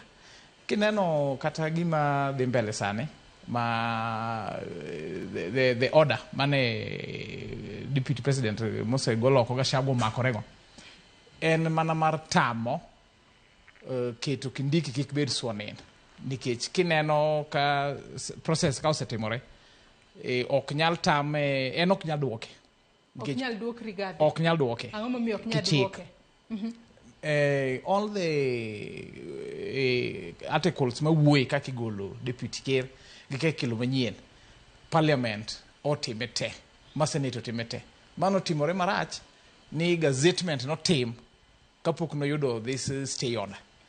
Tieni gazettement notim moyier nyaka Kindiki through the president mooro nyinge od bura mai neno ka od bura mapiyo ahinya o create nyaka time kane gina recess magi change business order gi ma wache deputy president will be appointed menyeni Professor Kindiki gi yalo mo giyie ni mane ng'ama koro ber koro gire ni late to kende mano be ng'e ni kata court nyalo dhi wacho ni stay order ma omanyo ni it is not time bound en gimotim ka gi processes te ma chik oketo ke katiba nosetimore koro yako ni gisane to ena gir siasa ok ane ka the legal process ni to ntiere battle manyalo win nikech kopo no nyalo win moro tineno kata ka seche mane pod od bura ma piny mano the National Assembly emano chiwo luongo ne ogine mane gin gi motion mar thicho oko e apis deputy president kani gikelo motion no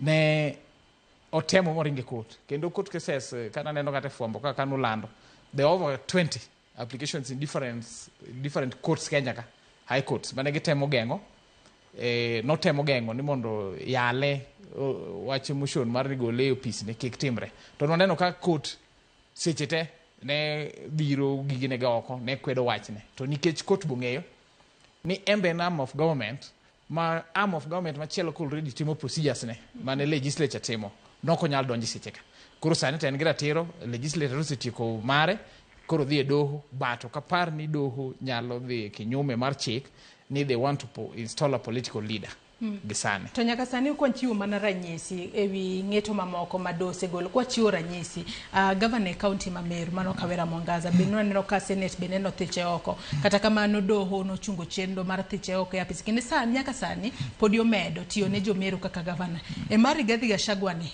kucho kumose chopeni kalure kod buche mopogore ma bende osechwele doho nyalo chopo kuma koro doho wacho ni yes we koro wachung chendo mar thiche oko dhi adhi mbele tiyo kaka jalup jatend piny kose siasa osedonja ahinya. Gisani jo nyalo koni without fear of contradiction ni onge gima judiciary nyalo time. Debed ni stay order cha Rigathi Gachagua gi team ne noyude kapok notim impeachment cha motim gazettement cha mar kero nominate a possible replacement in the name of Professor Kindiki ma Parliament sekara kalo nyinge magima odong en mana swearing in to dewa wacho ni doho nyalo chunge gi sani nikech gima duong' mano dhi ge doho mokwongo cha chieng' mane Senate koro impeach cha mano wacho no tuo mane ok onyalo chiwo testimony cha no wacho ni en gi ratiro mar mondo embe owinje to kan neno twak cha kaka nadhi mbele kate Senate kacha makoro chieng' no to emane doho mane ng'ado ni bura ni neno ka senators kane yalo ne gi loyo speaker gi bura nikech at one time naneno kata ka speaker ma Senate notemo golo idea ne oyie chiwo thuolo mabet lach matin mondo mede kiani nyaka ne ngeso mondo ne yude thuolo ka deputy president ne nyalo chango mondo duogo bo chunge bau odadhoge to ni neno ka senators kane twak ne gi convince ma gi yier kech ne gi goyo nyako mbulu ma speaker ne oyie ne gima ne senators wacho was in order nikech in as much as ne deputy president ne onge in person ne en gi jok mane ochung'ne okinde ne omiyo gigo mane nyalo wacho okinde ne nyalo wacho koro gisani to gini en out of time ma olawo dwar to mane gima miya yie gi dhogi moro miwacho ni odek bedo gima mane miluongo ni delaying tactic nikech gisani to koro ene kiwango mar siasa the legal process to osetimore ma oseyud ng'ano monego bed ni replace koro en mane koko tim mano mapiyo tema constitutional crisis nyalo bede to kapar ni doho maduong' mano the Supreme Court nyalo yie ni gi create a crisis makoro ne Kenya ka wan gi constitutional crisis kalore kaka deputy Rigathi temo dhiro gini kamano Joyce. Ato nyaka sani kata kopogore kod buche ma koro nyaka sani koro dhi e doho adiera wanyalo wacho ni Rigathi Gachagua kaachiel kod jatend piny Kenya William Ruto kosebedo ka gintiere kumoro makare ahinya ka bende chieng' Jumapil kinde mane Rigathi Gachagua odhi e Jumapil nowinjo kanyo ka koro ko jo Kenya mar mondo mi olemne jatende mano William Ruto ka bende wacho kanyo ni olemne William Ruto mondo mi wang'e oyawre oyud rieko mano mar tayo piny Kenya matende ni nyalo bedo ni Rigathi Gachagua kumobede oseneno ka seche moko weche ok dhi kumoro achiel kata kamano kaka osebedo koloso adiera sani wanyalo wacho ni en otiyo kod gino miluongo ni otemane manyo sympathy kuom jopiny kosango matimore nikech kata koro dhi e kanisa mar mondo miwachno lemne jatende wang'e oyawre mago nyiso nang'o. Joyce mana dhoga miwinja wach mogicha gini koro sedonje kinyang'anyiro mar siasa. It's no longer an issue mar legal battle nikech kineno ka deputy president pod wuoyo gi body language ne temo mana wacho gigo mane ineno grounds moko manobede impeached ka ni neno kano wuoye ahinya e wach ground moro kanyo ni he was trying to insubordinate jatende kata kamano mano to nobede achiel kuom abich mane ogoye green light ni obede impeached on go to discussion around that ne ng'eny kabisa mane wacho ni deputy president magwano kawuono otemo bedo ng'ano ma ker mane jatende notemo dhi kinyume gi pache otemo dhi kinyume gi chikegi ma kakirito piny nikech nitie gik moko manobiro go public ma kata jo public nokonego bed ni ng'eyo nitie gik moko mane ginyalo wacho e boardroom kono kaka jotelo mar piny ka pogruok gimoro nitie to giyalo kono mok biye mbele jopiny kane neno kano dhi e kanisa ma Kiambu aso wacho ni koro lemne jatende ma medo mana siro pache mane iwacho ni osebedo kotemo kunyo tie jatende kabisa nikech for the first time ba neno ka ker bo wuoyo kane en kanisa madala gi Moiben mano dhi e Uasin Gishu cha to naneno mana ka ker wuoyo ni kik jo Kenya ket gi propaganda nikech gini koro propaganda donjo mang'eny en manie mbu wuon samoro maybe jo dhoge manyalo wacho ne wachno motegno ema pok opanga ahinya but all along ka weche gine timore to ineno ka ker oling maonge kumosewuoyo kata dichiel to body language mar deputy president mo thi choko mar Rigathi Gachagua ineno kok ber kendo ineno kata ka chieng' che wuok kare no septol otemo wacho kata ni en ngimane ni atari osedwa kata nege kendo koponi gimoro timore ne kata sane to ker matiyo has to be held accountable. Mago gin gik moko mana mamedo keto sigu moko mane kare ni wacho ni neno gi jatende kendo ineno ka koro to wacho gi ayanga to ba neno ka maybe sirikal le otimo maber arita kwe moywago ni kata no maino aneno ka no duokne iwacho ni osemie kata 4 moko marite to gimerito dala ne makaren to osemie be geche moringo godo koro ywakne ni olemne ker ni ker rito penyo tamone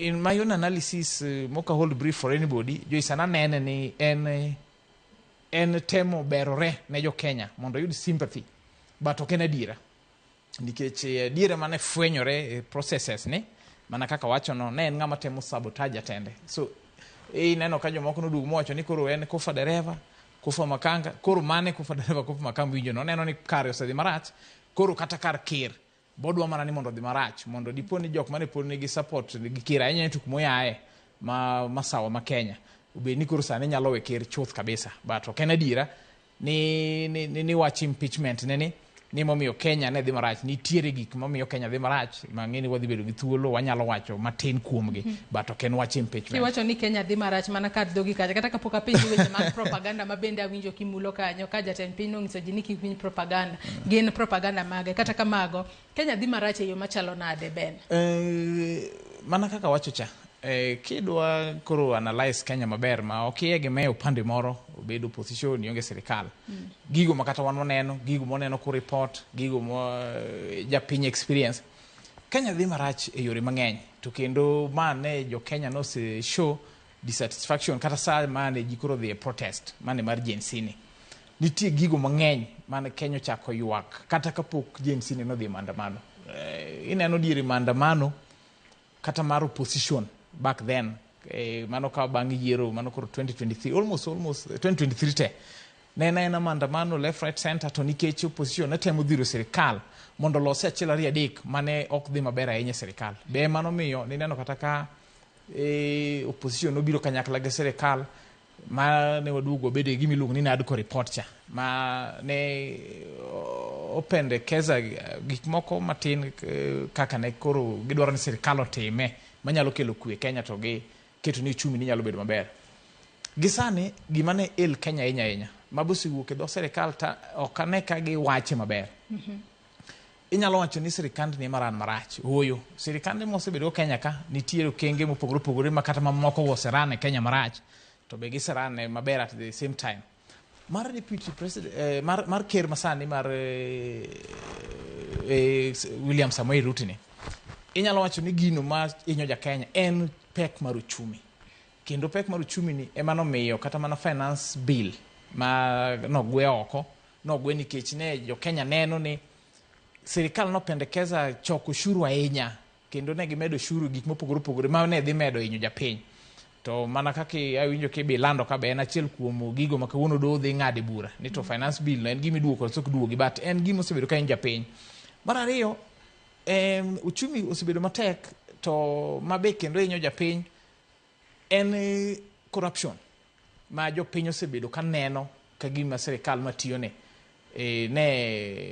ok gore go e yo maber ahinya kendo iyudo ka kata jotelo mano yier before mane ministers mag ker ma kawuono gi ng'eny gi kata ka koro no reshuffle serikal ng'eny gi no dhi oko to kineno mano dhi oko go gin mang'eny gi no bedo associated gi corruption moko ma bet dongo here and there ma ne bet inyo jo piny to aparo ni shida maduong' mobede en ni serikal enyewe moting'o ker to gi jalopne mane gi fomo mar udane pogruok chal ni nobede from the word go kaka ne gidonjo sirikal. Tiende ni inyalo bedo ni ywa maber to e system ni ka nitie joma ywa chien.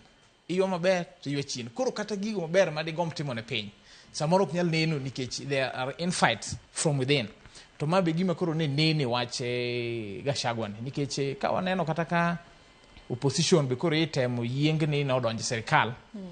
Tineno ka nyaka 2 months mane opposition ero a part of them no we bedo opposition makoro ni odonjo sirikal do konyo sirikal. Yunyu ka language moro dhi kanyo ni ne gisumo experts na sirikal mondo kony sirikal stabilize. Tadira mano te gimo nyalo paro ni ne pach Raila. Jomoko wacho ni Raila ne olon joge ne nikech en gi lweny mar AUC ma Ruto ko supporte to mano lwenje no en lweny ma is in futile. But the truth is Raila Amolo Odinga kumochope is a symbol of national unity. Just like the president is. Raila osechope level moro ma en gi authority and voice mar kelo kwe piny ahinya to Kenya.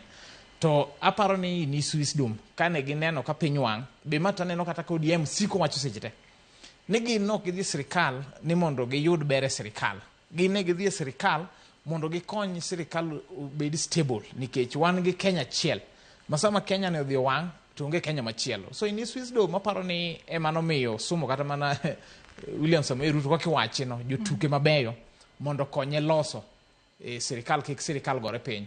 But gigo machando jo piny sani ma wawuegi machalo chumi matek machalo projects ma ji neno kata ka sirikal initiate a lot of transparency onge igi ineno kata kaka wachadani cha pod chendo ma kata do ne gobe ni ngade bura wache pesa mane obedo set aside ni do tigo e wache adani ke track over 95 billion to koto chungoge nikech gima ko chungo ni gima duong' ma neno ka LSK oterogi na edoho en ni transparency onge motegno. And jopinyo kokone ni tangoma gini de konyo gi go tangoma miyo en mana ma koro transparency no and issues of public participation I mean neno ka LSK otero wach ni court okay neno ka court mana judiciary ka kiwinjo wacho no en top organ maka weche chando piny to gine manyaka gi ngade bura tinena dier ka kata ma gi chungo koro magi weche ma chando Kenya ne ang'o miyo sirikal donjo kata many deals ma inyogi sani deal ma chando ji en mar wacho hospital ni neno kata ka association mar rural hospitals and urban hospitals wacho ni gini bedo rolled out to efficiency ne osedhi mana tamalo 42 tieni over 60 almost 60% 50% pod oko dhi maber nikech advocate aneno ka kirne temo wacho ni gidwa digitalize ma data te gichoko but ineno ka mago challenges ma jopiny wake koro gisani tana feel ni ker oningo wuok motegno eno ta executive wing ne o deliver on promises mane ochiwo ne jo Kenya to position be kiknende gimoro miwacho ni ken UDM odhi sirikal ne and to me aneno ka en gima miriambo mokmon jo parliamentarians hold accountable executive nikech mano tij parliament bema wagone jo wajumbe wa ombolo ni gidhi od bura mondo gi hold the executive to account.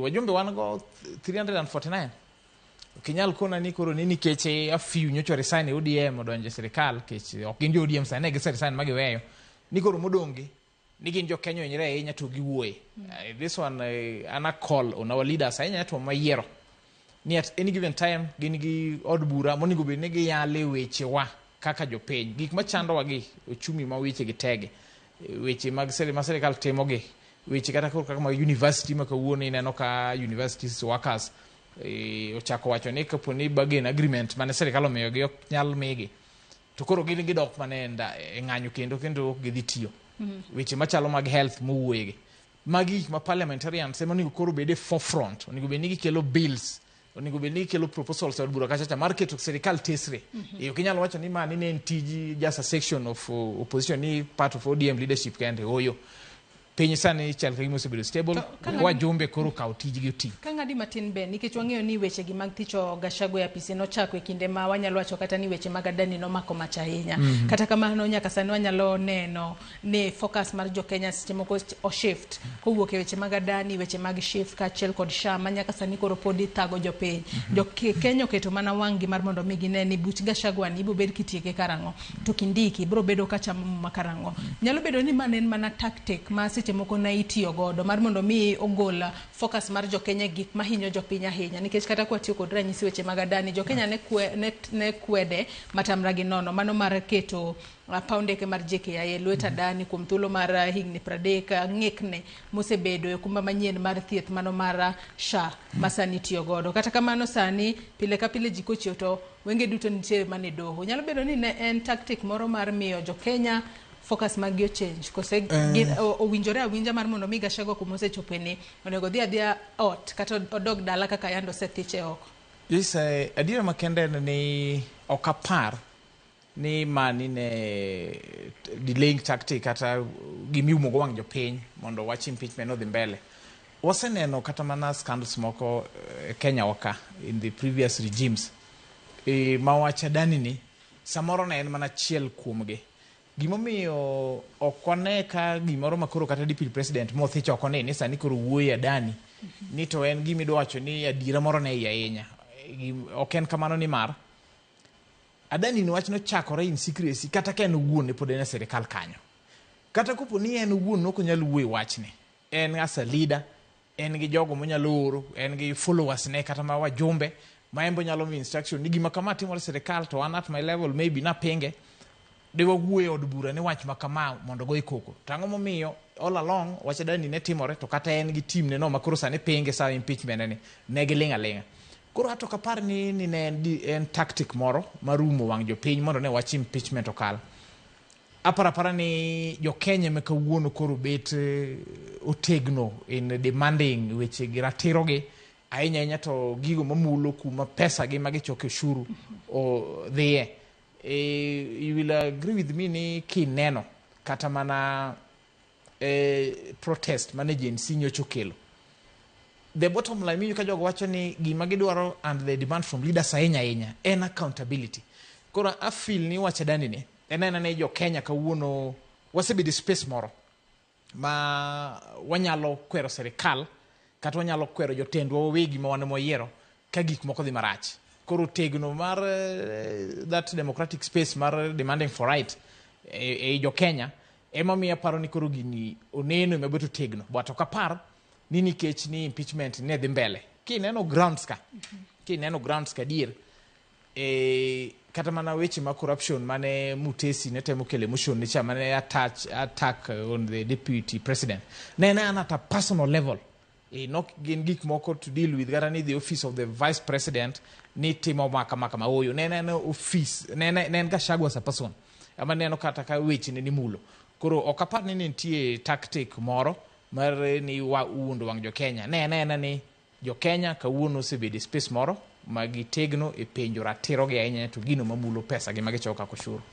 kamano to ka penji Ben king'iyo angocha king'iye kod angolo mari mar janon weche mag siasa bende kaluore kod buche mag Gachagua notere doho bende gintiere kod mise motegno mano mar kwedo thiche oko e apisi nikech adira kwa ng'iyo kar mondo mi no chimre achima ter gi wach mar thiche oko e apisi kaluore kod grounds abich mane od bura mar Senate oyude godo nikech Senate kacha wanyalo wacho ni yes senators ne vote ground ka ground matin ne giyude kod ketha abich ketha auchiel to ne giwacho ni mago yom ok wanyal thiche oko e apisi to kwa ng'iyo grounds abich mane Gachagua othiche oko e apisi wanyalo wacho ni Senate no ng'ado bura ni othiche oko kata kamano Gachagua kano dhi e doho kacha ka mondo chimre achima gi wach thiche oko e apisi en koro chako gi wach jong'ad buche wacho ni oyo jong'ad buche go okoromo mar mondo mi owinj buche ga bende ntiere kod solid ground mar bura mochwele doho king'iye kod angolo mari kaka janon weche mag siasa Joyce mana kaka na nyisi cha ni kuma gino chopene to koro ena siasa and delaying tactic ma deputy president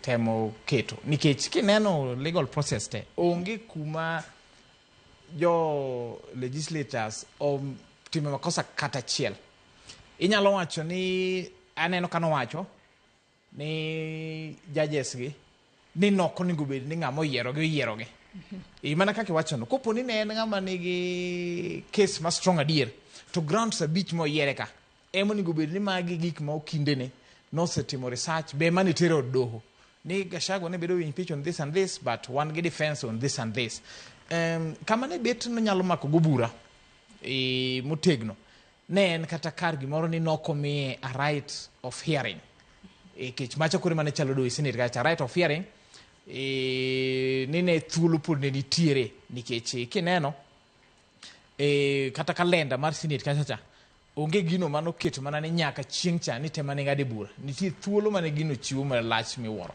to kata mana mar Senate ka bang' impeachment thuolo pod miyo ker wige 2 that is 14 days mar yiero mabe ker koseyiero ng'ato within 14 days pod chiko miye nyaka 60 days mar omiyo parliament 60 days mano is a whooping 2 months mar approving koro magi gik monego bed ni nomakorego maybe Russia nango tango momiyo grounds mane abede impeached gi ambe kora chwale doho gin grounds mar moko winjore kalore gi evidence mambe ango magi koro bura tonge go motegno temo miya nyisi ni anto aneno gi kawuono to stay order ma nyocha no miye ni mondo kik ndiki bed swanene ana chichi ni dipo kaka wuono doho dhikire oko to mana reason ma micha nikech this is an arm of government moka par nika the legal process ma ne moni gube ni koro maybe you give a ruling to setimore maber throughout nikech gome wacho no timore maber iseneno kata ka before Gachagua no setemo kelo no setemo mako regi buche moko kanyo during the impeaching process but all the time court neno manaka techo gigine go oko court ne wacho ni mano weche monego be ni solve gi parliament within the process tinde ni kata mana judiciary somewhere ni the legislator benitire kaka katibo protect kendo miyo gi ratibo maber kaka ne golo Gachagua koro no gidwa interfere so I don't think ni ka legislator timo gicha maber mochupe level no executive chalo setimo mare nikech ka ne Gachagua sibedo impeached to the head of the executive is the president embo said go ahead mo nominate nyaka ngato mo miyo nyaka od bura mabe od bura no chiko miyo gi timo vetting bose timo vetting mo se podho ngano I don't think the judiciary, the third arm of government, will want to interfere kuma the other 2 arms of government ose luwe chik maonge gima giketho so far. Ok ginyal dwaro interfere kalure ni ok giyudo evidence motegno kose koro gibo wachacha ni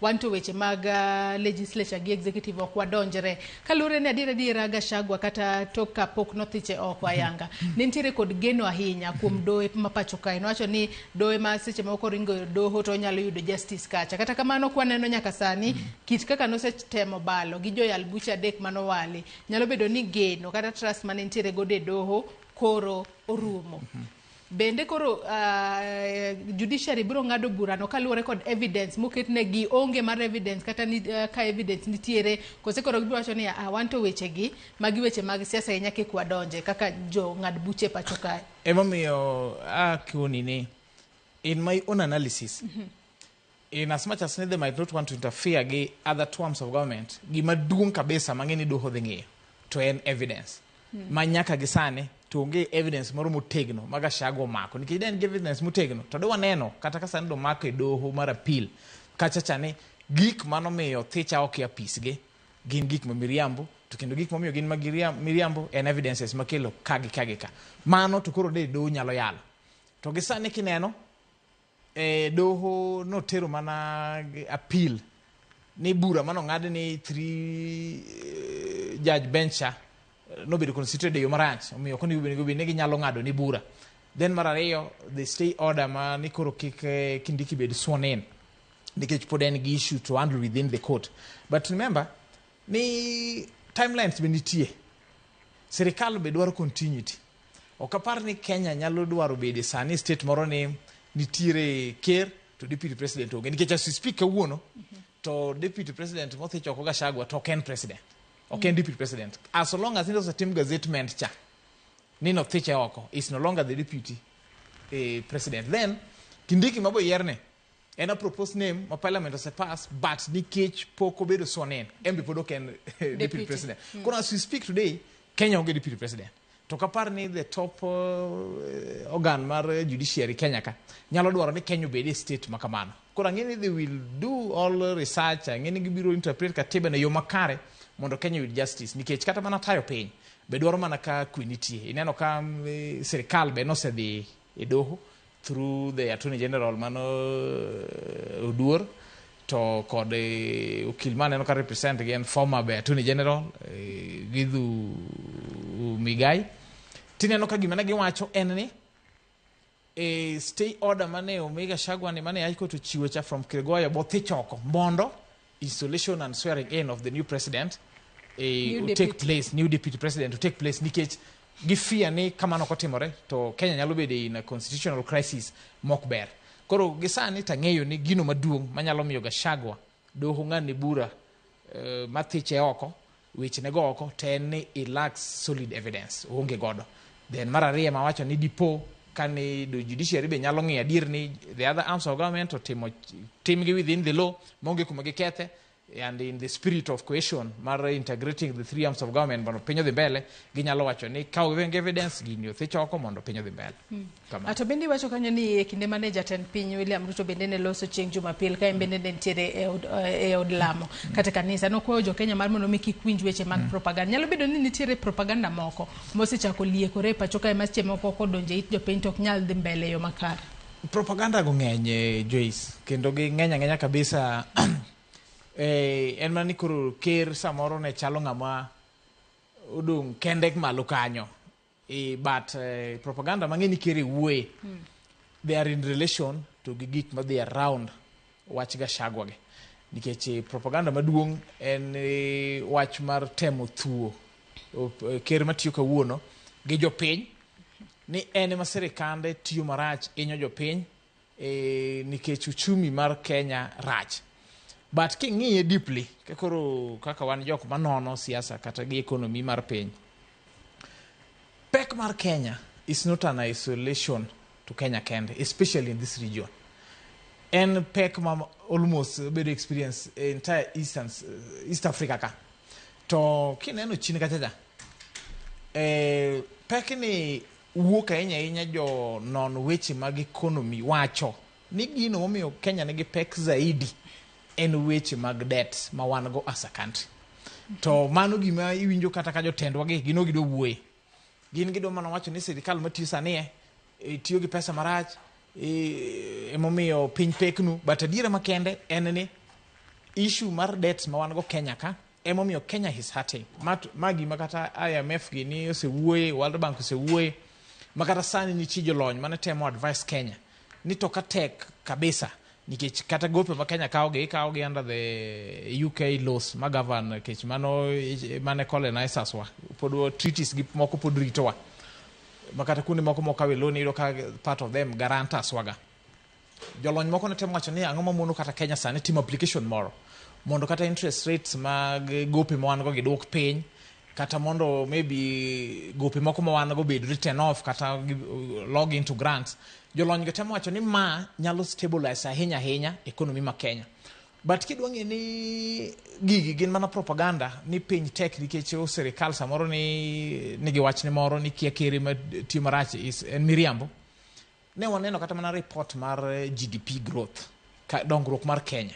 Ne waneno kaya 2022 and 2023 jolony mag weche mag uchumi ne wacho ni Kenya dongore mowuok e GDP mar 4.8% mochopo 5.2%. Onge kuma dongruok nyalo bede ka factors mag ino uchumi ni dok piny. Tiende ni gik moko to be abeya en mana ni pesa ja piny michoko mang'eny monego bed ni gero piny sani ok nyal timo weche mag dongruok nikech ng'enyne dhi e chulo gope. Koro ma dikel ker wacho adier ni oyo propaganda obede mang'eny but an nyalo advice ni ng'ama chalo ker man gi team of advisors man gi nyaka spokesman manyalo wuoyo weche mag matimore e sirikal gi thore tiyo gi platform ma katebo miyo gino nikech ker gi sirikande mar executive nigi thuolo seche duto mar luongo press do neno kaka iluongo seche te ma ker nigi wach onego bed ni embe weche mowacho ni propaganda ge oler ne jopiny yo maber kopo ni en wach e yo wach shaf mag NHIF ge ema jo Kenya okwiny maber to opposition leaders kata jogo ma gore kode kawo advantage koro wuoye negatively. Onego bed ni en mokawo thuolo ne makende advisors ne gi team ne no explain ne jo Kenya on the various forums magende ok en weche mag education makoro ne iwacho ne dhi marach ahinya e weche mag university education ge.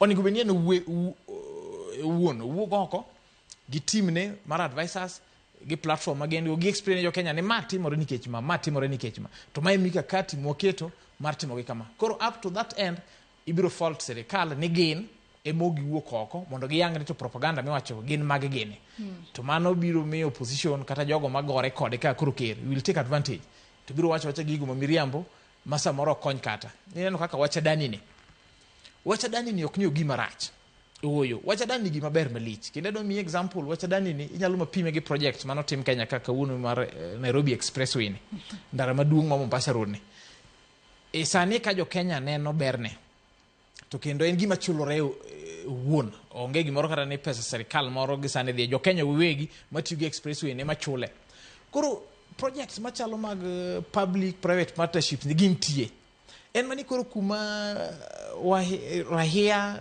gi citizens nene ni serikal time marach en ni serikal okaw thuologe mar explaining ne jo piny gino step ka step magitimo emenena kiwacho ni it's shrouded in secrecy tena ni deal sigoe mang'eny but ok ni project no rach en project mako time dir mane ja Kenya ok dhi wete pesa to en gima ja Kenya kiny mor ni en gima dhi nuo chumi kabisa nikech waseneno kata kambi machalo dani no kata kisomo reports pinje mamako mabegi sitie nitie mana kundi mabegi sitie maber to a large extent so that means ni kata ka environment nitie maber ginyalo tiyo maber ma obed kata mana airport no ginyalo expand maber ma Kenya ka be koro bede ni hub mar East Africa nikech as we speak today to Rwanda chal ka gima kalowa nikech kineno project mar expanding poundage no Rwanda masani gero mare maduong' molo kata mar Kenya but mana gik machanda jo Kenya gi ni tang'o miyo kata ka ni dwa tim ni expansion ang'o mi nyaka time manaka dak bede ni nitie kama chielo ma binyal time kech Kenya to lo duong' nitie kuma inyal time ang'o miyo ma inyal time makoro jomoko kia dhi riembe tije ang'ogo koro mana weche maluoro project no ema jo Kenya ok obedo explained to yo maber to ema chandoge to ma challenge go ker to be gi team ne mar jogo mane serikal ene gine monego be ni giwuok oko at any given time gi ket public machiegni gi explaining step ka step magitimo mondo ja Kenya kik donje propaganda masa moro opposition kata jogo makwedo serikal of the day tiyo godo adwa no ka uyo mokwongo e twak mar weche no mar mbako romo nyakwana mogia jongo modho pi matin waduogo ote magi benda neno ka ichwalo na ote makamago abo bedo ka somo gi achiel kachiel kikidhi mabor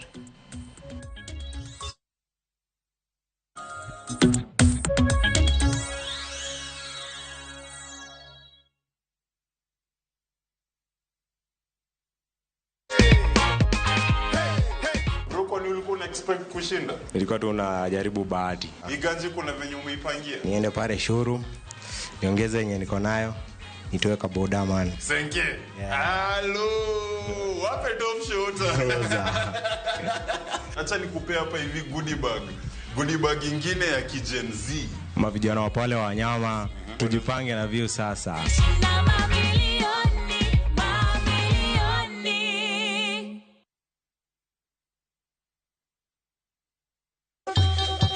Ang'o mosetimore ne joma ne ochweyo Uganda wa? Adhi primary Kangonditi Primary School. Gin kanye sani? Amobilize kalerte ne wago poro to gibiro wasombo kidi to watero kacha jite e secondary kacha. Waromo gi jodgi to wafwenyo sigand gima gimopondo. Siasa ka ng'amoi wae maduong' kata e siasa en Daniel Arap Moi. Ng'era nyisi mabeyo mane giweyo.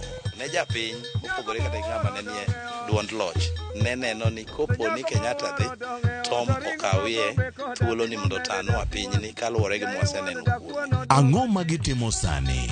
To kata kamano be pod gin kodwa. Nakedo ne wach sukari ma jobunge jonjo kod Biwot nochaka ni bwana sukari. Gin kanye kod Walter Nyambaga tich ang'wen saa 3 otieno mana Ramogi TV.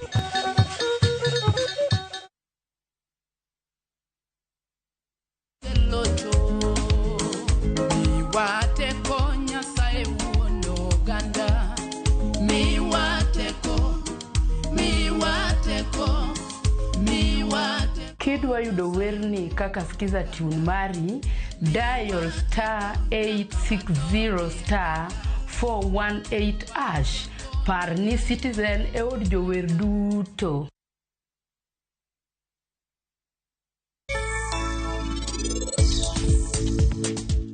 En wach mane manelong' ahinya kamano momiyo sehero e od ni koko wacho ni ng'ata wachno no kunyal rito kose unu panda ang'o. Sera na singrani odiochieng' ma kawuono ni in ibiro yie nikech mai gima nok ineno ka dhi timre. inibo bedo gi wich kuot nikech onge gima ibiro wacho to bende onge gima inibiro timo. Waya, gigi te otimre mana nikech an. I'm sorry. I'm really sorry.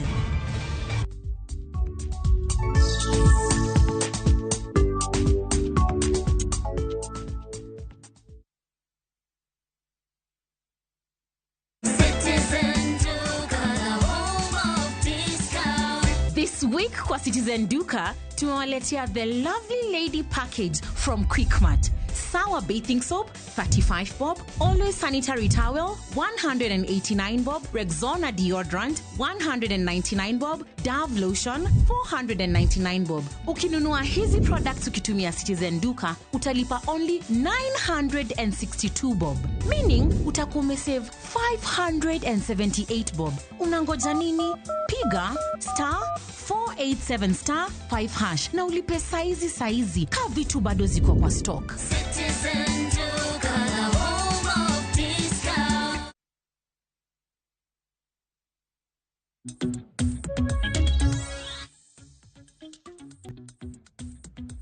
Machiegni kendo nyako Ramogi jong wadhi mbele kotwak marwa e chenro mar mbako robo kinyi makawuono kapo ni kitudri kodwa gi sani antiere kae kod wendo Ben Onyach Ojwang ma en janon weche mag siasa.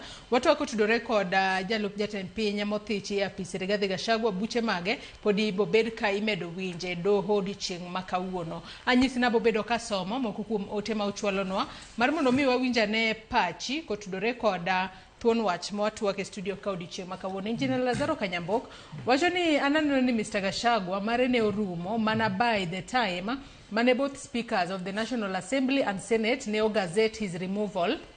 Odhi mbele kowacho ni duogo mare koro impossible nikech onge kaka Parliament mane osewite oko nyalo chako puodhe kendo moduogi e public office as per the law dictates.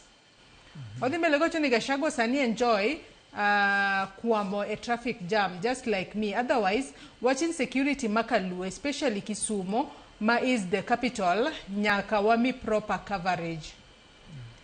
Gini nyalo bedo siasa, let's not rule out anything. Insecurity is an economic sabotage. Erokamana inya Engineer Lazaro Kanyambok. Immaculate Nyasudan, wacho ni Joyce Oyaora hinya Gachagua oweregi wach doho. Onsaka ni Joyce Ruto nosetiekore gi Gachagua chon.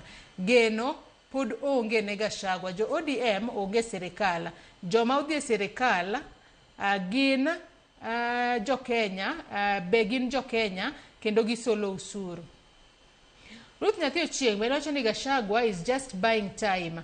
Gima dhi lokore onge. Doho dhi puodho thicho no. Doho nyalo yude gi ketho achiel kata ariyo kuma 11 grounds mane itudego to kata ground achiel oromo tere dala. Odhi mbele gocho ratiro mar rigiji manyo e doho ok nyal yudo to ka uparo ni en miriambo o flashback 2022 ka Raila notero bura e doho gi evidence lori mzima, lakini doho nowacho ni mago gik manal and void ne lit ndi. Odhi mbele kocho ni koro dakwa Gachagua mondo o accept and learn from his mistakes. Mano e kaka siasa chala. Bura minyalo yal maber e piny Kenya ka onge. Kodwa mondo buche oyal maber to dhi e polo. Mano pach Ruth Nyathi Ochieng'. Wacho ni penjna ni ponono ni doho marayuagra no opuodho thicho no to Gachagua odhi e doho mamalo. Dibedo nade? Pod swearing in mar Professor Kithure Kindiki idhi chunga kose odhi nyime. To kochunge nyaka akarango aluo twak kanu moja inako. Bena gino ni winjo moko kuom penjo. Majo neno magwa nitiere godo kuonde mopogore magineno okinyi makawuono. Kamano.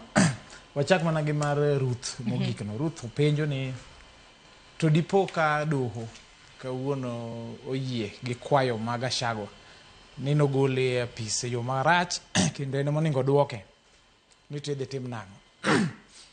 Aparo ni mano to tek kabisa kalore gi kaka wasebedo kufollow gini, but in the event ni interpretation mar court odhi yude kamano ni mokwongo the three-bed judge mane Philomena Mwili oketo chane nokete yo marach samoro ni wach mane odhige od doho ni nokomiye thuolo mare makare mar kujitetea kaka katibu yie ni ng'ato ka ng'ato nigi ratiro mar kujitetea ni nokoyudo. Koro kopo ni hapede bed maber ni court reinstate, ni court squash away ni procedure and legal processes ne legislature nokoluwe yo makare, omiyo thicho oko e apis Gachagua okotimore maber kendo koro doho duoke. Mokwongo, in my analysis, aneno ka Gachagua nyalo tiyo mana gi mano ok dwaro bedi apis nikech already jatende ma en William Samoei Ruto oseshow piny ni he has no faith in Gachagua. Be momiyo kata ka process mar thicho Gachagua nosebede tineno ko dhirore piyo piyo kabisa mo nominate ng'ato mo oro ne od bura mondo puodhne. Mano nyisi ni onge gi faith kode. To mano gima Gachagua beng'eyo ni jatelo matiyo kawuono to kawuono ose lose trust kode, onge gi faith. Ma kata no bed mar reinstated, it will be for beda kanyo ni koto wacho, but ang'eyo ni sirikal of the day, legislator of the day will still mana kendo process impeachment process kendo santo koro gibiro time yo makare moko pani gap moro biro bedo kalore gi ng'uno mabiro doho biro wacho. Koro to dipo ni samoro be Gachagua himself embo push mana limits, embo temo mana push limits ni to constitutional interpretation ni doho maduong' mamalo nyalo time nade. Nikech owinjo ka doho ma piny gi noko ng'ado ni bura maber, no neno ni high court emomiyo koro dhi appeal, to emomiyo be chief justice koro nyaka form bench motegno mar winjo appeal neno.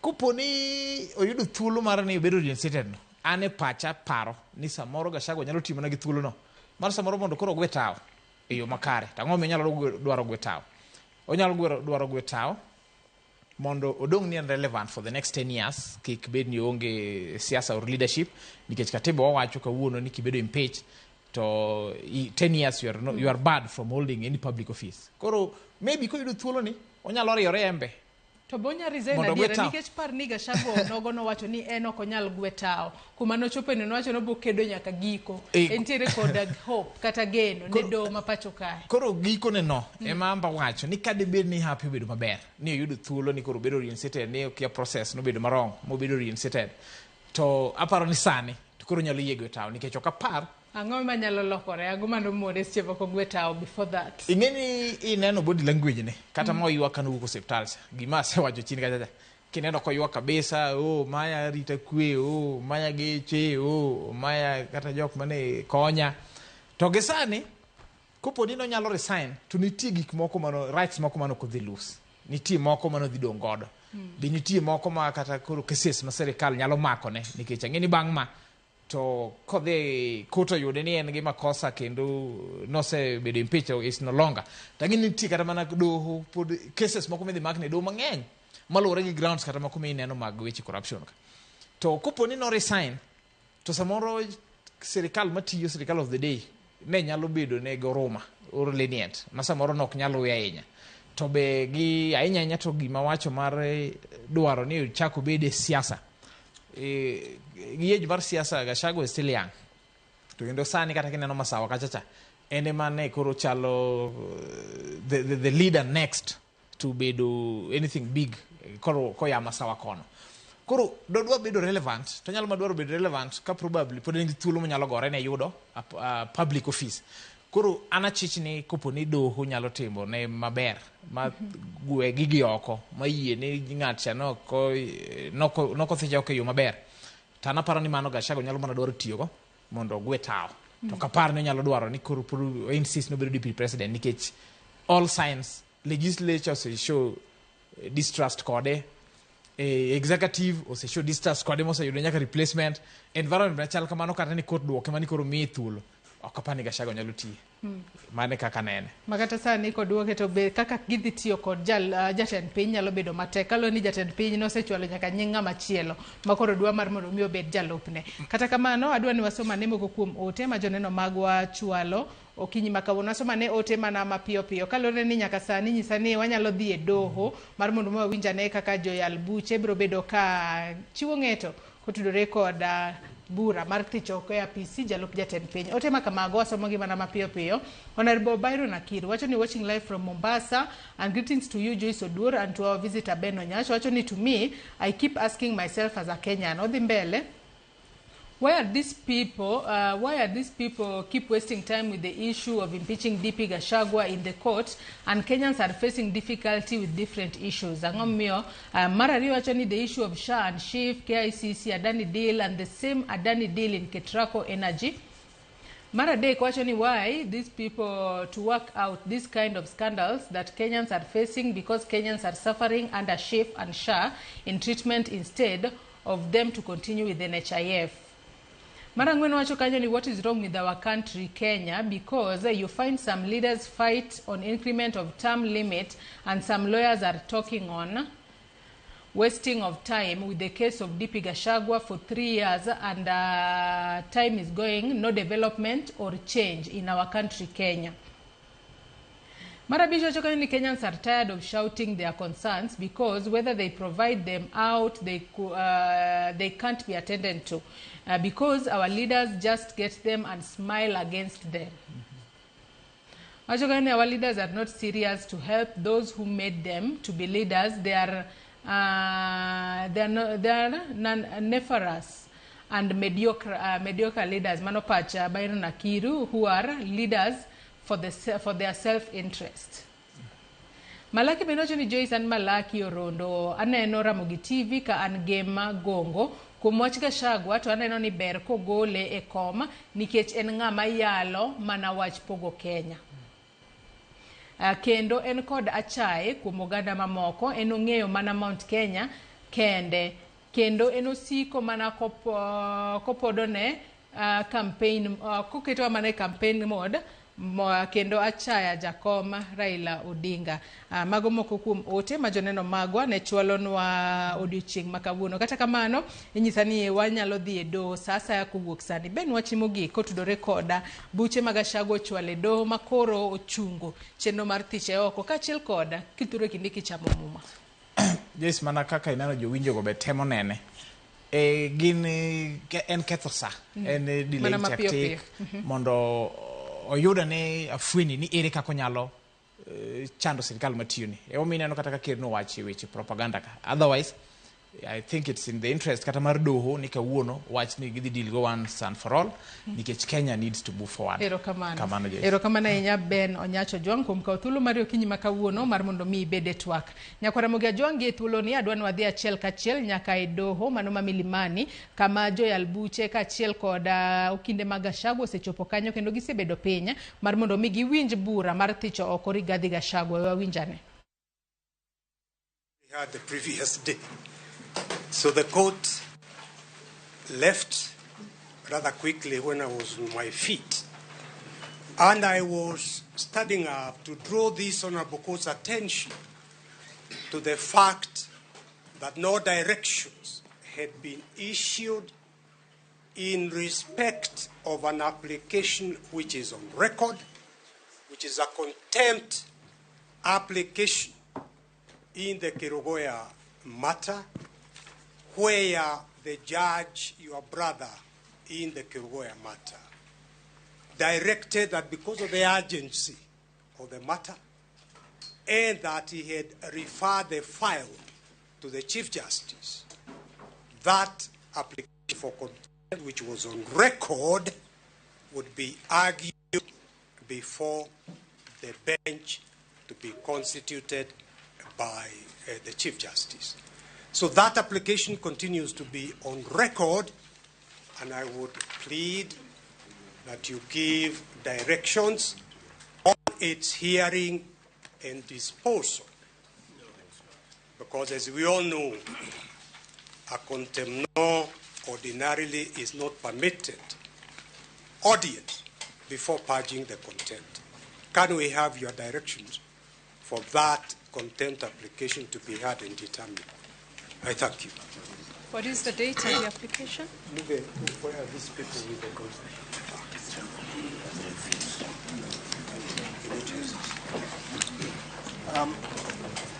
My lady and my lords, my name is Muge for the third petitioner. Now, my lady, that contempt application is dated 9th October 2024.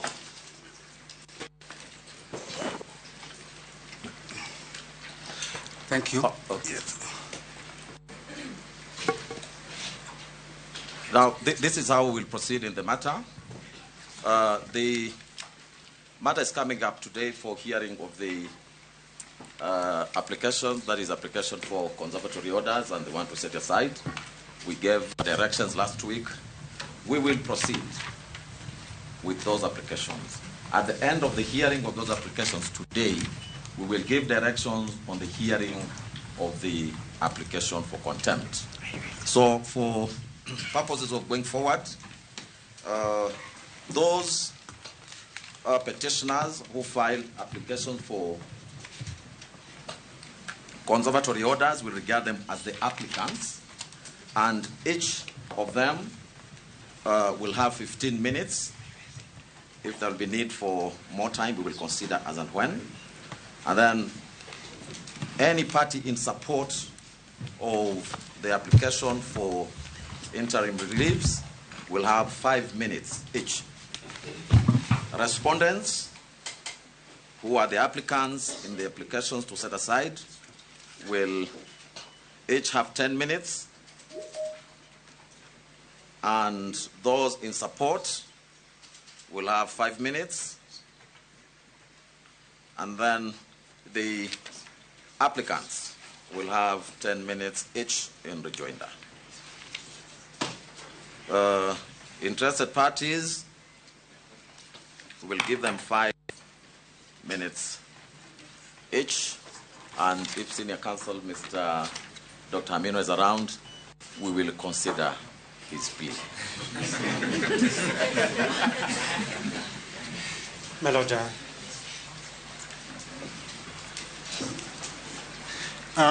my Lord, if I may pray, that in view of your directions in regard to the contempt application, we would like it placed on record. In view of the holding in the Supreme Court case of Republic versus Ahmad, Abolathi Mohammed, and another, that any application for contempt, just like a preliminary objection, should be heard before any other matters. In view of that holding, my lords, we would like that placed on record that you have decided that we hear the potential contemners before the court in the face of that contempt application. I think the court has given a direction, and our position on that is that if counsel is unhappy with the directions you've just given, he knows what to do. We have spent far too much time running away from the business of the day. This matter was certified urgent several days ago. It seems on the 9th of October that when the applications before you were certified urgent, we came here, the other side scattered the date when we came with what turned out to be a frivolous issues about to empanelment. When sufficient time had been wasted on that, they came again with what turned out to be a frivolous application on recusal. Now you're being told about the application for contempt. We must take it as beyond argument that when this application came before the court in Kerugoya, whereas the court in Kerugoya fixed a date for the application now before you, it did not fix a date for the application now you're being told to jump the queue. And if that be the case, then we must take it. It did not impress the court in Kirinyaga as an application warranting the type of priority that you're now being told.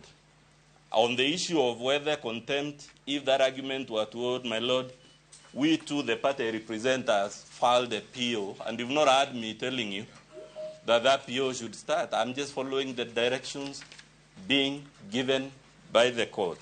And when all is said and done, my lord, the Swahili say, akili ni nywele, kila mtu ako na zake.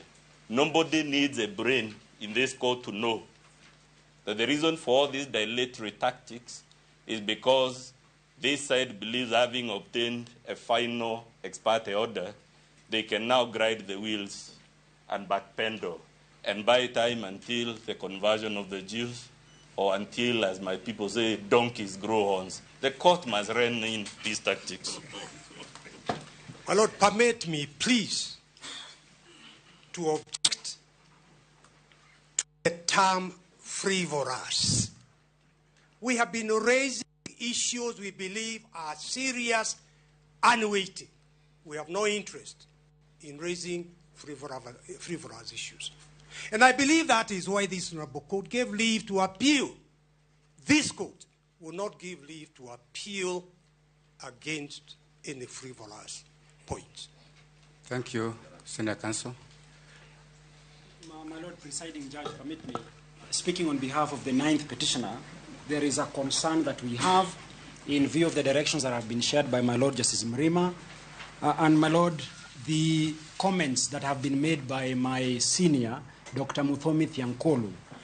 My Lord, indeed, there is a preliminary objection that we were served by counsel representing Professor Kithure Kindiki, APU. And my Lord, just to assist us, I remember in the year 2021, when there was a challenge on the appointment of the Chief Justice, my Lord Justice Mrima had, in that instance, given a conservatory order while there was a pending preliminary objection on record. And when the state went to the Court of Appeal, there was direction that was given at the Court of Appeal that when there is a serious attack on the jurisdiction or the authority of the court, especially in view of a preliminary objection, then it is incumbent upon the court to first consider the merit or otherwise of the preliminary objection that attacks the jurisdiction of the court before perhaps we can go to any other matter or business of the court. I have with me, and I will share with the court, the decision that was made after a decision was arrived at by my Lord Justice Mrima and 2 others. Thank you. Thank you. Thank you very much. My Lord, is it possible that we just proceed? We just Counsel, we don't use that kind of language. I think Senior Counsel Paul Mutt is right that proceedings not in this court. They may be elsewhere, but not here. My Lord Justice Mrima will give directions. We proceed as a directed, applicants. My Lord, I was on my feet. This is on behalf of the petitioners on the issues of time allocation. My Lord, the respondents have, throughout this matter that has been going on, sought to have a time allocation scheme whose effect would be to guard the petitioners from presenting their case. My Lord, in the normal course of things, and this is a bench, one of the 50th or 70th bench that we appeared before, the first business of the court before the directions of hearings are given, which we thought we could do on Friday, has always been what is the estimations of the advocates of the time that is necessary for them to do fair representation within the meaning of Article 50 of the Constitution. My Lord, we have here, we know the urgency of the matter. But as petitioners, on that issues of time allocation, the petitioners wants to plead and beseech the court that each of the application by the petitioners, we shall need one judge to carry out the instructions of our client. My Lord, you have seen the bundle of documents that everybody is having here. This is a court of record. And I'm sorry to interject. Start with your 20. If they are not enough, we will consider. We're here. We shouldn't worry about time. My Lord, for purposes of that issue, if I could just finish, the problem that we have, because we need to organize ourselves, that the time has been given, one is going to do this and the other. That is absolutely important, is that at this particular stage, because this has been a recurring thing, that instructions to be carried out. This is a court of record. We would want a fair allocation of time from the inception so that we are able to feel that at the end of the day, we did not prefer to the court a substandard case, an incomplete case. So it is only the minimum fairness that we should have.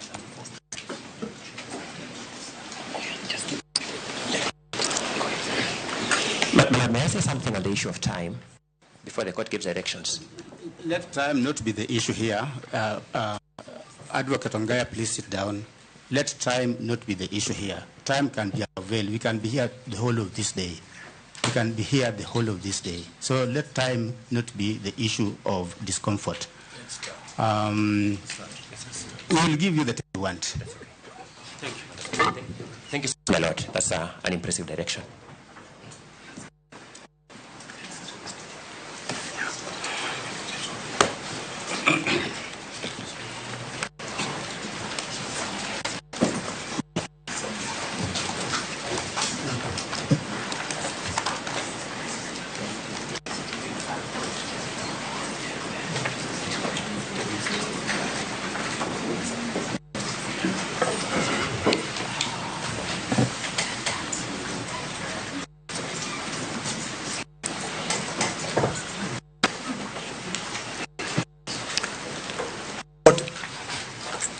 Your Ladyship, the sole purpose of conservatory orders under Article 23 of the Constitution, which gives this court power to issue conservatory orders, is to preserve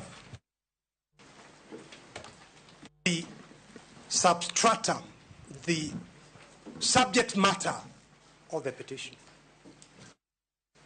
Here, what is being preserved is the right, constitutional rights of the Deputy President, who has challenged the impeachment for violating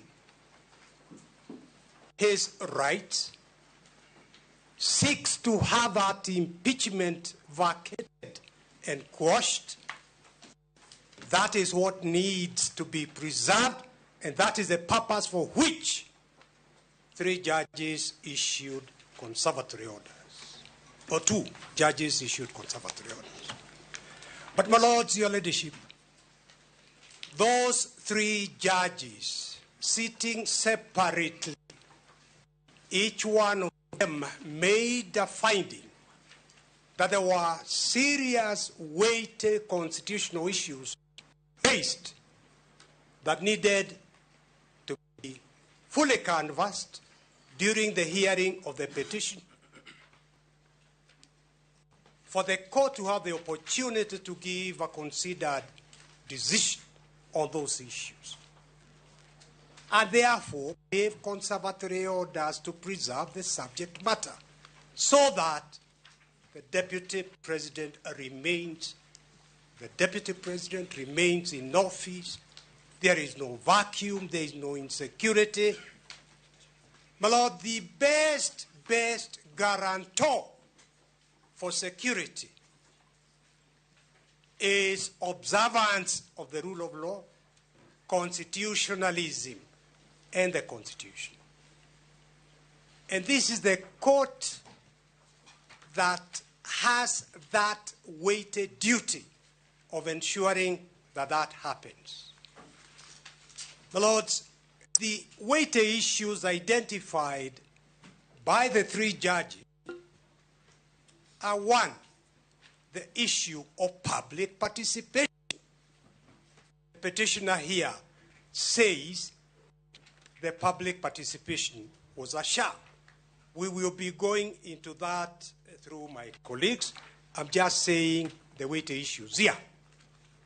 The second issue was the constitutional validity of Standing Order 68, giving a period of only 12 days to finish the whole purpose of the impeachment. And I would like to mention this issue of public participation, and indeed the time of 12 days, assumes added importance when we remember the wording of Article 1. The wording of Article 1 is that sovereignty remains in the people of Kenya. They have donated that power, that sovereignty, to your lordships, to your leadership, to the judiciary. They have donated their power to Parliament, the National Assembly, and the Senate, and they have donated that power to the executive. But the people of Kenya remain sovereign.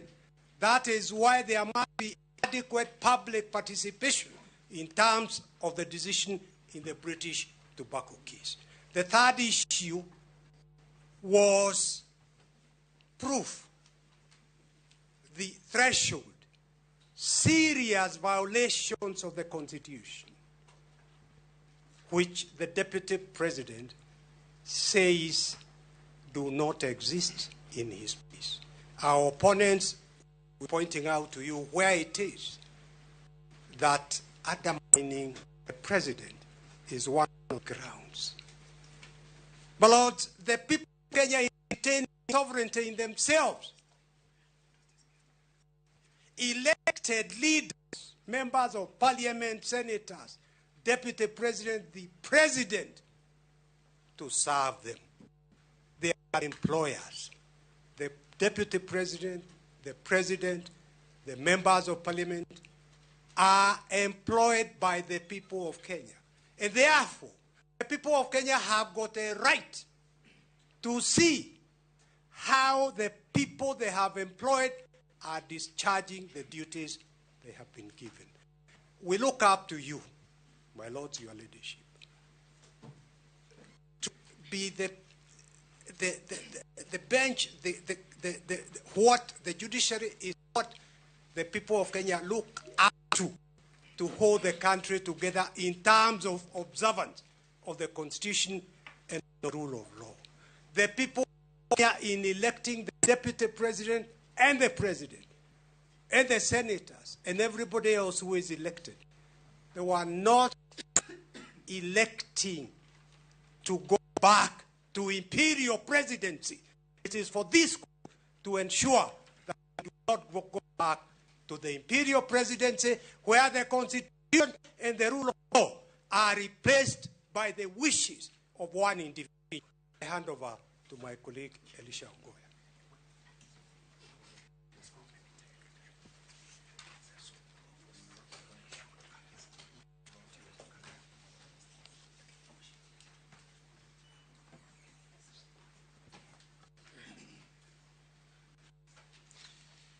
My Lord, for the record and for the interest of those who are transcribing the proceedings, my name is Elisha Ongoya. I appear for the first petitioner applicant, His Excellency Rigathi Gachagua, Deputy President of the Republic of Kenya. My Lord, I stand here to canvass the Deputy President's application dated 18th October 2024, which in the main seeks that you have implementation, or put appropriately, further implementation of the resolution of the Senate made on 17th October 2024.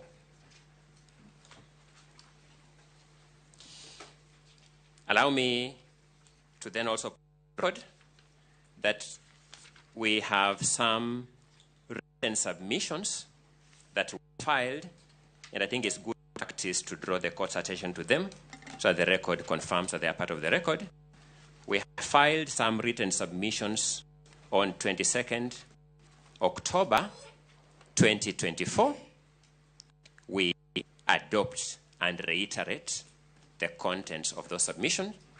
When we retire, we urge you to have a look at them. But we also filed some additional written submissions on 28th October 2024. Both of them are entitled petitioners' submissions on the application dated 18th October 2024.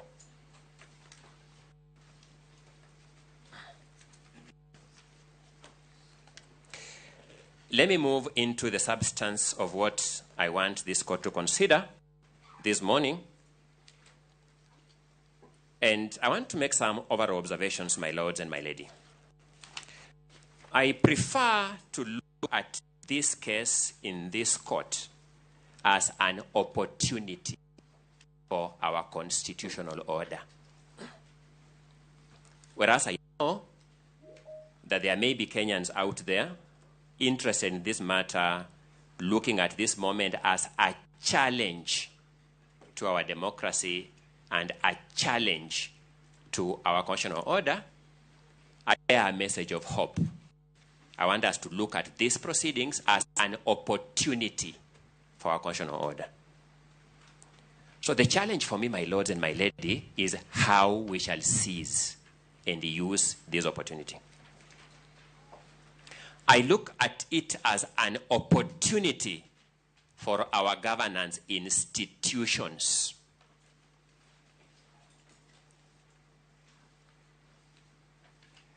My lords will remember the words of the late Justice Chunlal Magwanda's Madan in that famous case of Githunguri versus Republic, where he urged Githunguri to run unto the hills, face east, and thank his gods that Kenya is a country under the Constitution. I see this as another opportunity. I beseech this court to urge His Excellency Rigathi Gachagua to run to the top of Mount Kenya, face east, and tell the world that Kenya is a country under the Constitution through the opportunity presented by this case. I see this case as an opportunity for the judiciary, and I'll be elaborating on this point in a short while because of the behavior of other organs of government in the recent past. So I see this as an opportunity for the judiciary. I see this case as an opportunity for righting wrongs and not for perpetuating wrongs.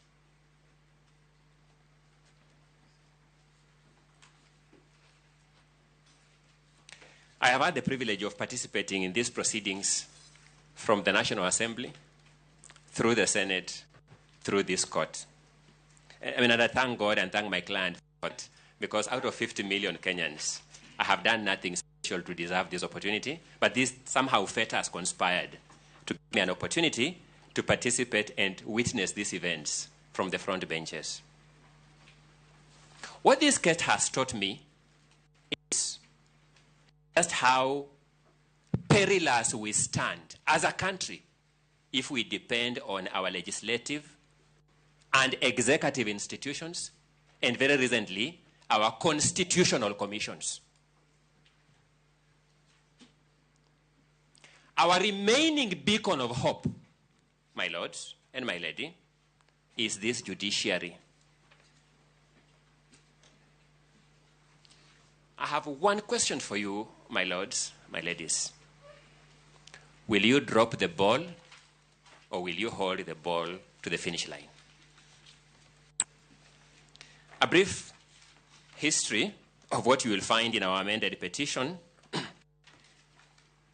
by way of paraphrasing, is that on 18th October 2024, this country witnessed an unprecedented hurry by our executive, legislative organs, and our constitutional commissions to beat our constitutional order.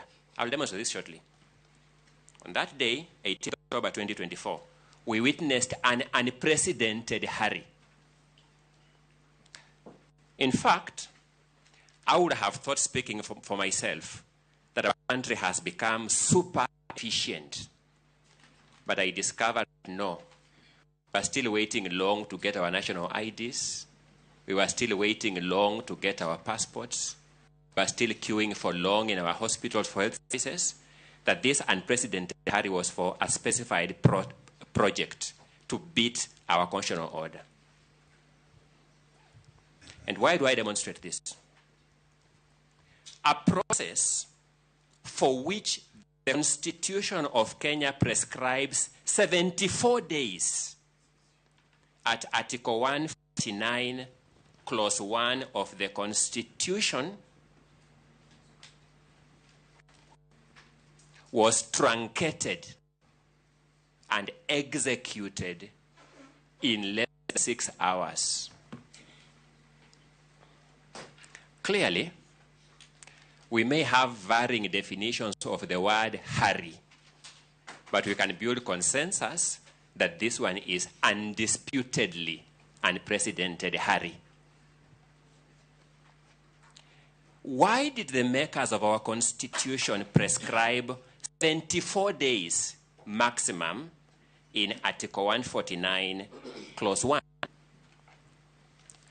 Different analysts may give it different interpretations. I beseech you to find, whatever the scope of interpretations, the following will fit into them. Number one, it must have been to give the process optimum transparency.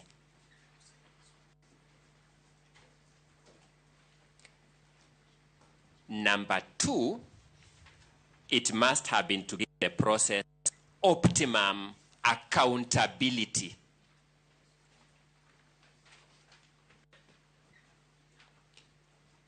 Number three, it must have been to give the process procedural fairness. Because whereas we know that justice delayed is justice denied, we also know that justice hurried is justice miscarried. And finally, it must also have been to give public participation in the process under Article 149, Clause 1, some chance.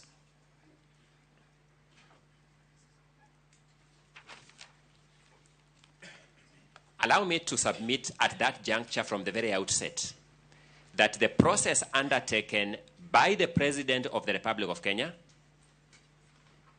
by the Ethics and Anti-Corruption Commission, which was mentioned in the President's communique to Parliament, to the National Assembly, by the IEBC, that was also included in the President's communique to the National Assembly, and by the National Assembly itself, did not even pretend to have an iota of public participation.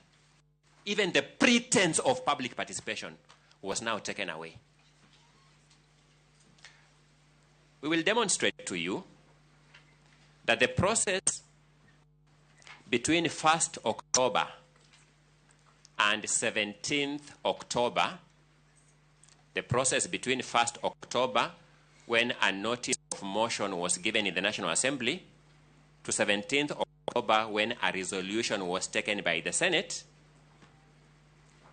had pretenses, half-hearted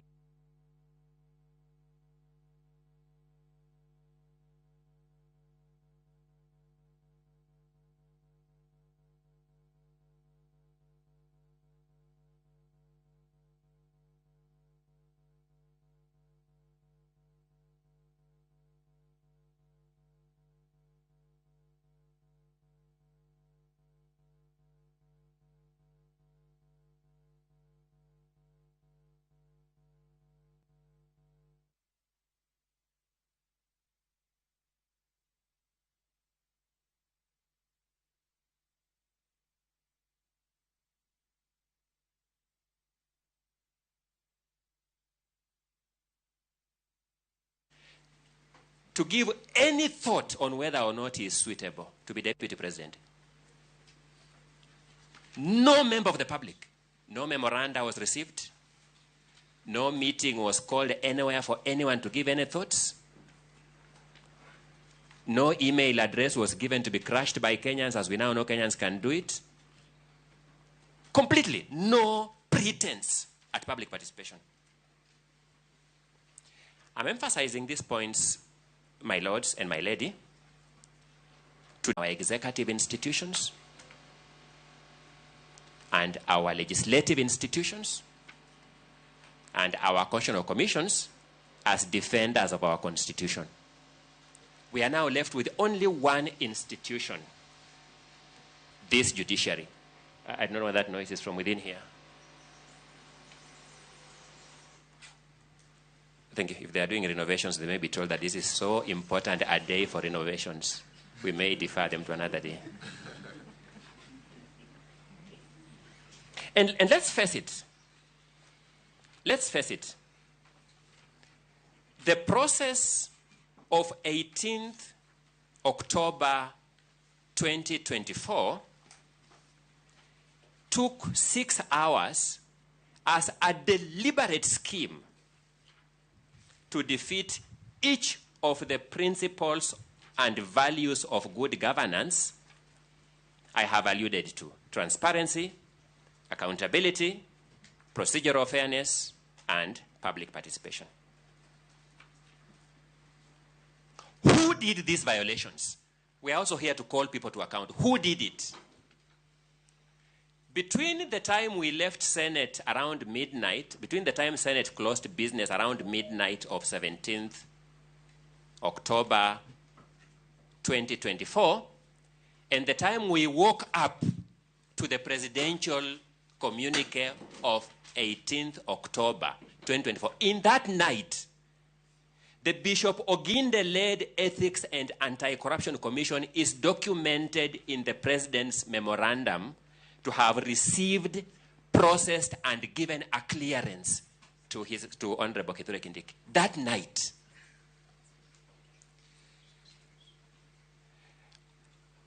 My lords, history is important, and I may not remind you why our Constitution prescribes that our presidents be sworn in during the day. We were all adults, we know where that comes from. It's one of the most autochthonous provisions of our Constitution. And therefore, when things happen in the night, we have reason to have our antennas high.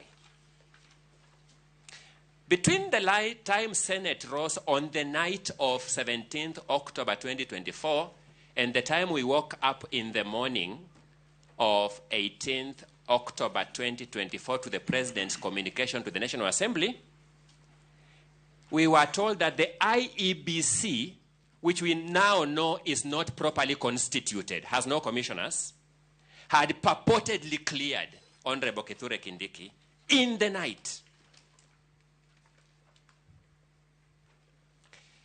I will not say much about KRA because I think KRA can work overnight and we will not complain. But it was that memorandum.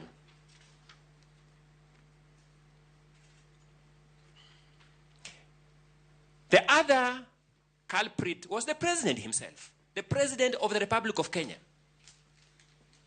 undertook these clearances overnight and in the morning had a clear, proofread memorandum. Exceptional efficiency. We celebrate that. To Parliament. Then the National Assembly itself. Now, this is curious. The National Assembly itself had called a sitting prior to the resolution of the Senate. The sitting was called prior to the resolution of the Senate.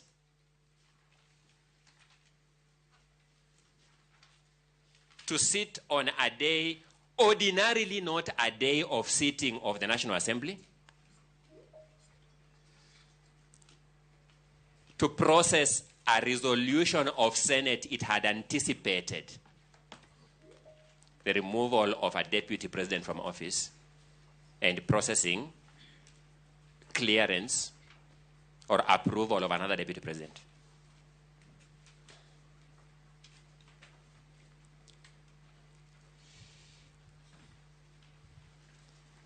We sit here as judges, we sit here as court assistants, we sit here as advocates representing various parties.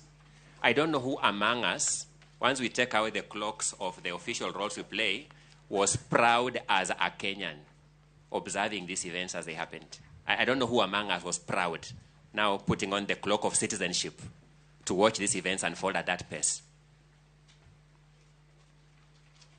Fortunately for us, my lords, my ladies, we have a judiciary of Honorable Richard Mwongo that arrested this process in its tracks to give the Constitution a chance to roar.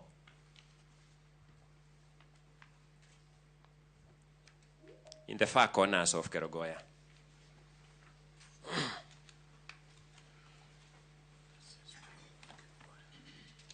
Fortunately for us, we have the judiciary of Honorable Chacha Mwita, His Lordship, that arrested this process to give the Constitution a chance.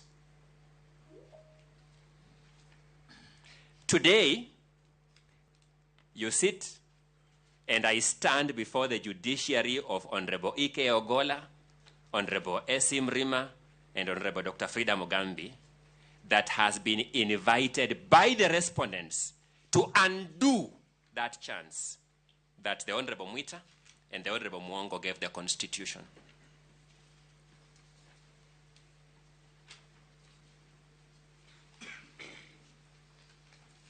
We don't begrudge them for that invitation.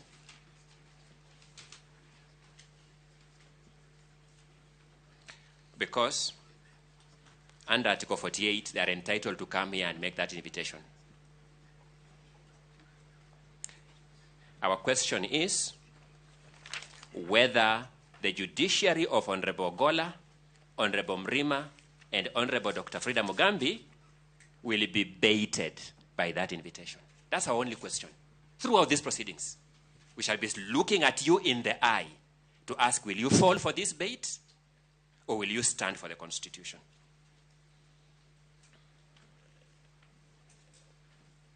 Having laid out our broad attitudinal view of this matter, allow me to address you now on the law and the jurisprudence of conservatory orders.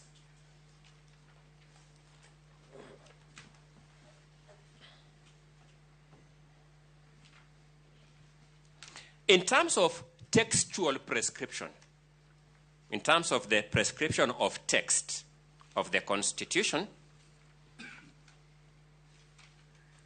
we will find accommodation for conservatory orders in two aspects of Article 23, Clause 3 of the Constitution.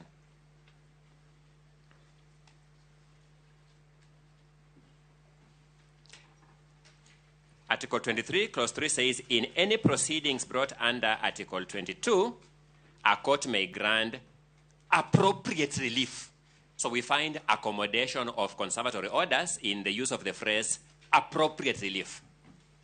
Because appropriate relief is wide enough to accommodate anything under the sun that is necessary to give effect to a right, fundamental freedom, or, I dare say, any other provision of the Constitution. The second accommodation is in paragraph C of Clause 3 of Article 23, which says, in any proceedings brought under Article 22, a court may grant appropriate relief, including, say, a conservatory order, expressly.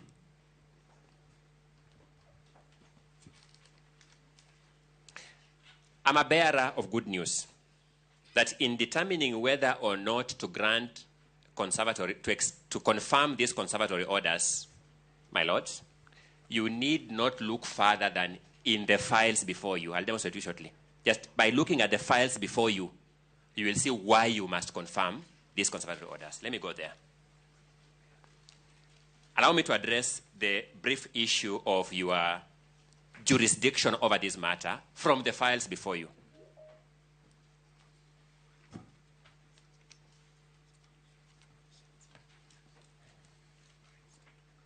I would invite you, when you retire,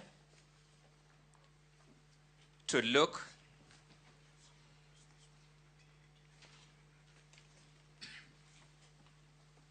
at the ruling of your brother, Justice Mwita, of 15th October 2024 in petition number 550 of 2024.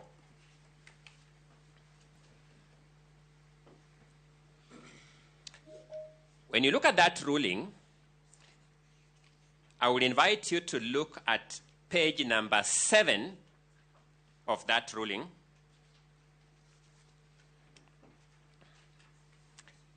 There is a paragraph 7. The way that ruling was processed was that each theme the judge addresses by beginning with paragraph 1 to the last, then another theme, paragraph 1. So you see a lot of paragraphs 1, 2, 3, then it ends, and we begin paragraph 1 again. So you look at the paragraph 7 at page 7 of that ruling of Chacha Mwita in petition number 550 of 2024. For the benefit of this court, for the benefit of everybody who is listening, Honorable Chacha Mwita said the following things at paragraph 7, that the petitioner also argues that constitutional imperatives in conducting public participation were not met. The claim falls within the scheme of Article 165(3), so that this court has jurisdiction to interrogate whether any of constitutional processes said to have been conducted under its authority met the constitutional threshold. The judge has already established that the argument on public participation raised by the petitioners falls within the jurisdiction of this court under Article 165, Clause 3.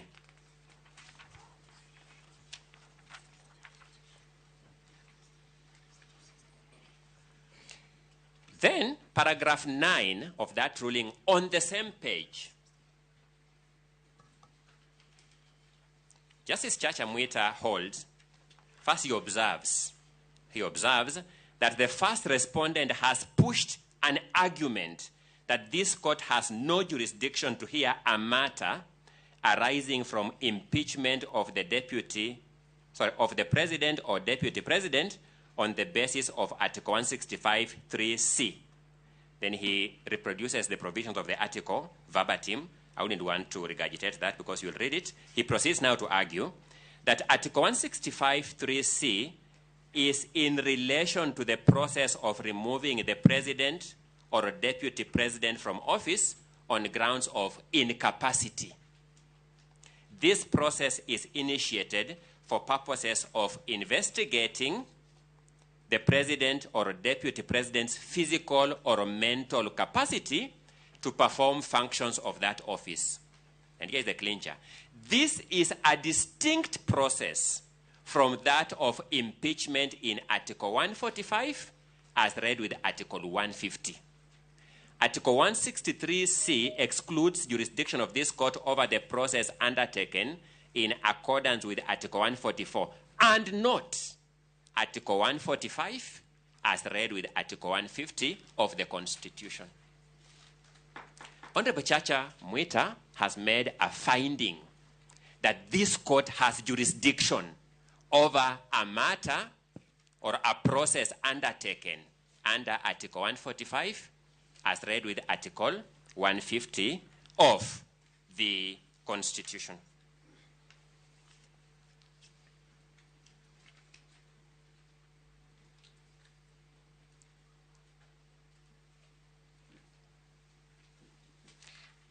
If you turn to page 9 of that same ruling,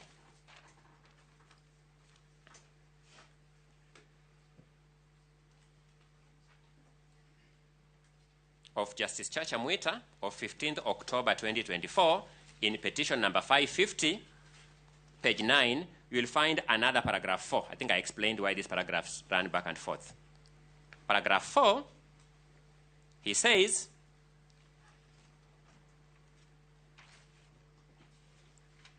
I'll read paragraph 4 and 5, so for full effect.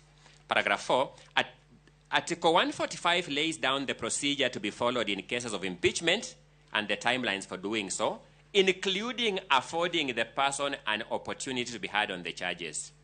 I have considered the constitutional provisions on impeachment and read decisions from the Supreme Court and the Court of Appeal, which are binding on this court.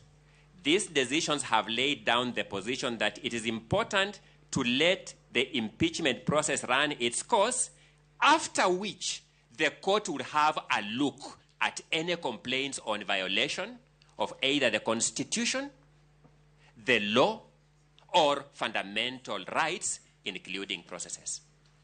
After which, the court would have a look at any complaints. He's again asserting the jurisdiction of this court at this stage.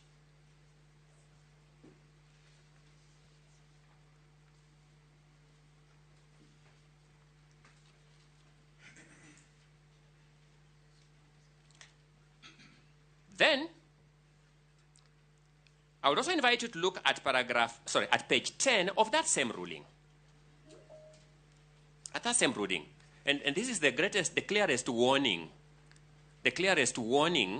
that Justice Chacha Mwita was sending to the National Executive and the National Legislative Institutions, Parliament. At paragraph 9 on page 10, he observes, in other words, constitutional processes are not about dashing to the finishing line, which is what they were doing. It's not about that. They were being told what you are doing is child's play. And we are not here about child's play. We are here about the Constitution. He says they have constitutional imperatives that must be complied with. And if not, such infractions will not be out of reach of our Constitution. He completes by saying, where there is an allegation that fundamental imperatives in the Constitution have not been complied with, which is the allegation that you have before you, my lords, my lady, the affected person, my client, His Excellency Rigathi Gachagua, has recourse to court, and the court will have to determine whether the state organ complied with the Constitution or the law. Has recourse to court.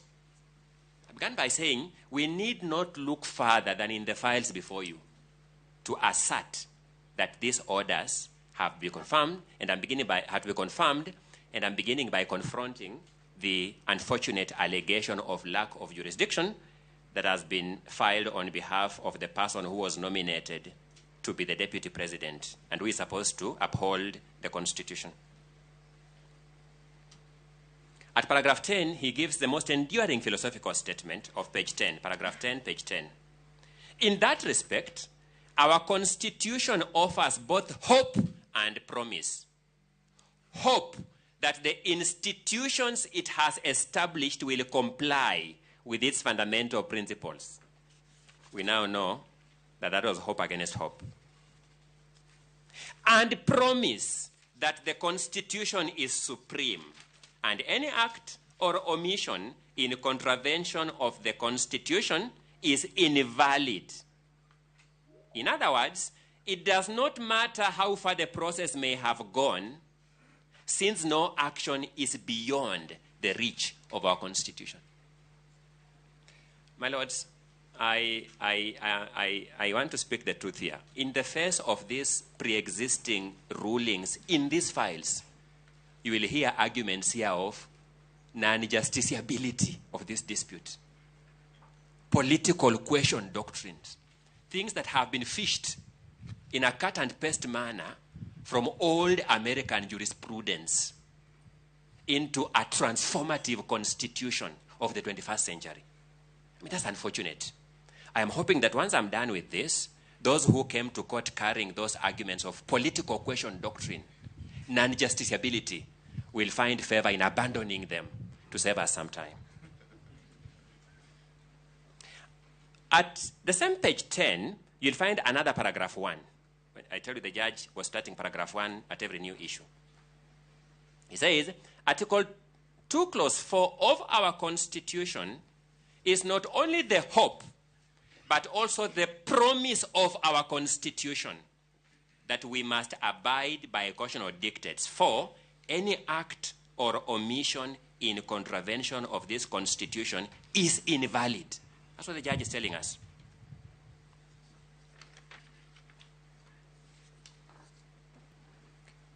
When you look at the files before you, my lords, you'll also find the ruling of your brother, Justice L.N. Mugambi,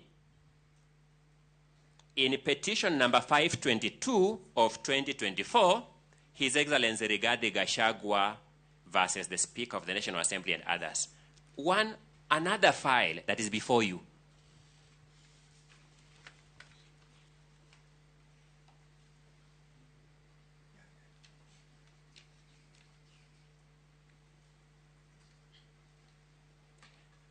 At page 9 of that ruling, you will find paragraph number 34.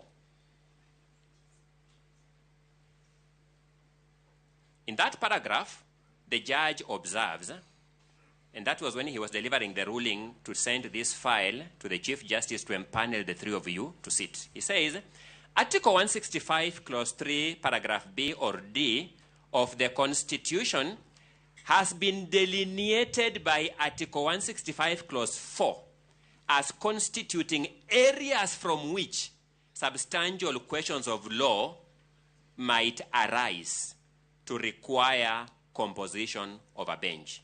He then goes ahead and reproduces Article 165, Clause 3, B and D. He's saying, before he sends this file to the Chief Justice to empanel a bench, he must satisfy himself that the dispute in question falls within Article 165, Clause 3, Paragraph B or D. And he made the determination that the dispute falls within Paragraph 165, Clause 3, Article 165, Clause 3, Paragraph B and D, and send the file to the Chief Justice to empanel the three of you. The three of you are sitting on this bench on a finding that the court has jurisdiction. In the absence of that, the dispute would have been outside the ambit of Article 165.4 for empaneling of a bench.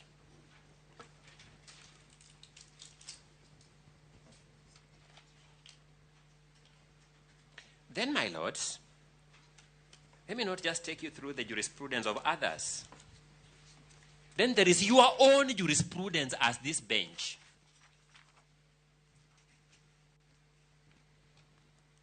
"13 days ago, on 16th of October, 2024. 13 days ago, the three of you, my Lord Justice Ogola, my Lord Justice Mrima, my Lady Justice Frida Mugambi, delivered yourselves on this question of jurisdiction.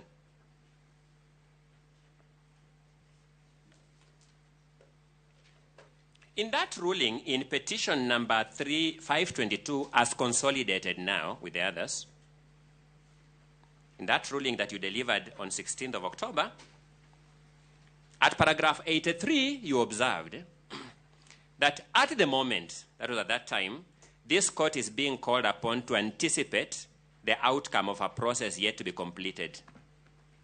The application at this point is premature and anticipatory.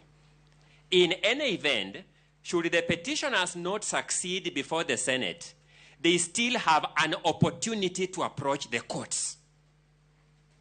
The applicants cannot therefore say they have no remedy." Now, I was asking myself as I prepared, I'm imagining you now telling us, no, you have no jurisdiction. Having told us this, my lord, how will you look at each other? How will you look at us? You told us yourselves, go to Senate. Once you have finished, come here. Then we come here and you agree with my friend Dr. Mudomithi Ankolu, these are political questions and therefore we cannot deal with them. These matters are unjusticiable. How basic decency militates against at least the three of you, saying you have no jurisdiction.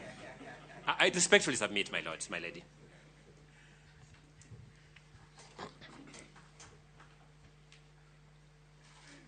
You observe that paragraph 85, that this court, and I was asking myself, what does the word this court mean? This court means two things. You said, this court has unfettered jurisdiction to check the constitutionality of the process at whatever stage.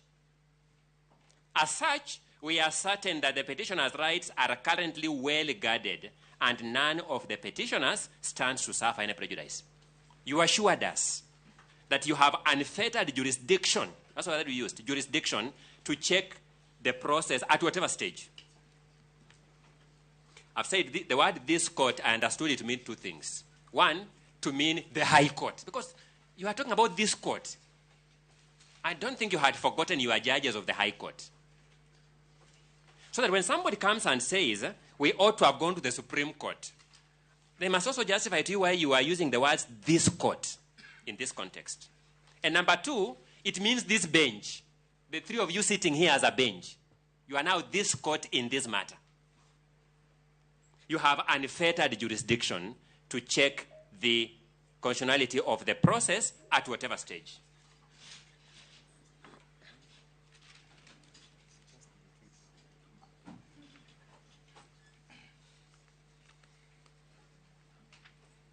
At paragraph 87, you reiterated that you are exercising judicial restraint in order to accord constitutional entities the latitude to deal with their mandates. But then you said, we however clarify that courts can and ought to readily intervene in ongoing processes before any entity, in the clearest of cases, where there is evidence of flagrant and gross violation of human rights and fundamental freedoms. I began by telling you, the most flagrant is the happening of 18th of October, 2024. The most undebatable. The National Assembly received a nomination of Honorable Kithure Kindiki from the President. The National Assembly had in its face Article 118 of the Constitution. In its face. I'm sure some members are sitting here of the National Assembly. They had in their face Article 118 of the Constitution. That article continued to pronounce itself because Article 259 says the law is always speaking. So this article was consistently speaking to the National Assembly.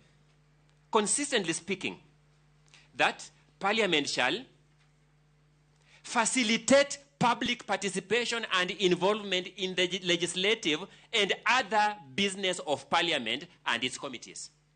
The law continuously spoke. The Speaker called the House Business Committee. They met.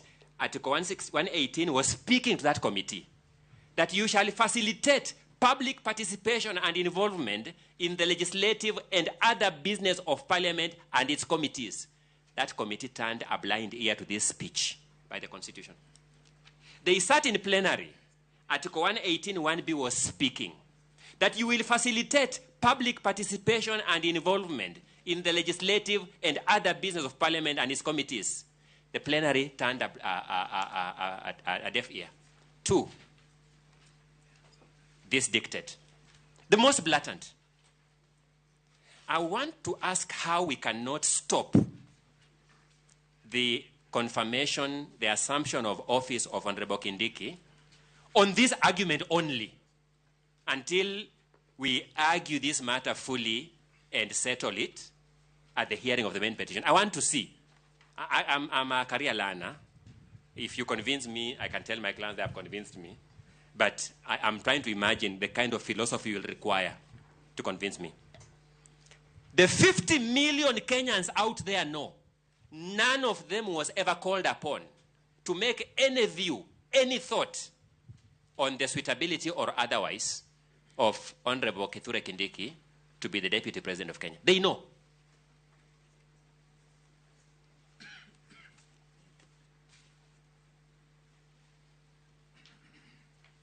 Then, at paragraph 90 of that ruling, you observed, in other words, this court is still able to grant a remedy even after the process in Parliament is concluded. You again asserted your jurisdiction.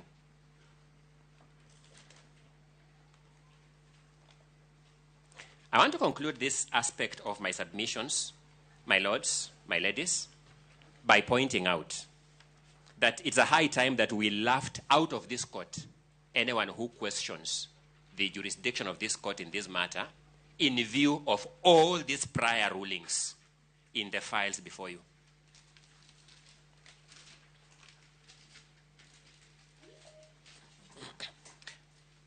Allow me to then briefly address you on the other aspects of issuance of conservatory orders. Again, I will not go further than your own earlier rulings.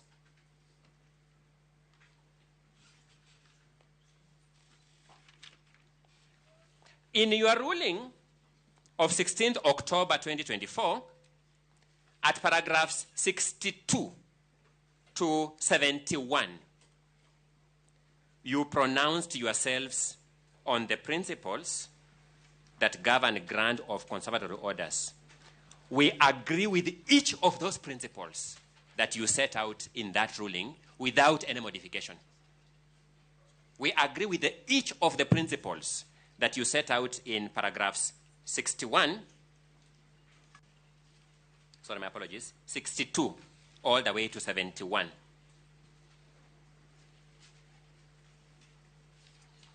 I will address myself to only one aspect of those principles and invite my learned colleague, Mr. Macharia, to address the remaining aspects.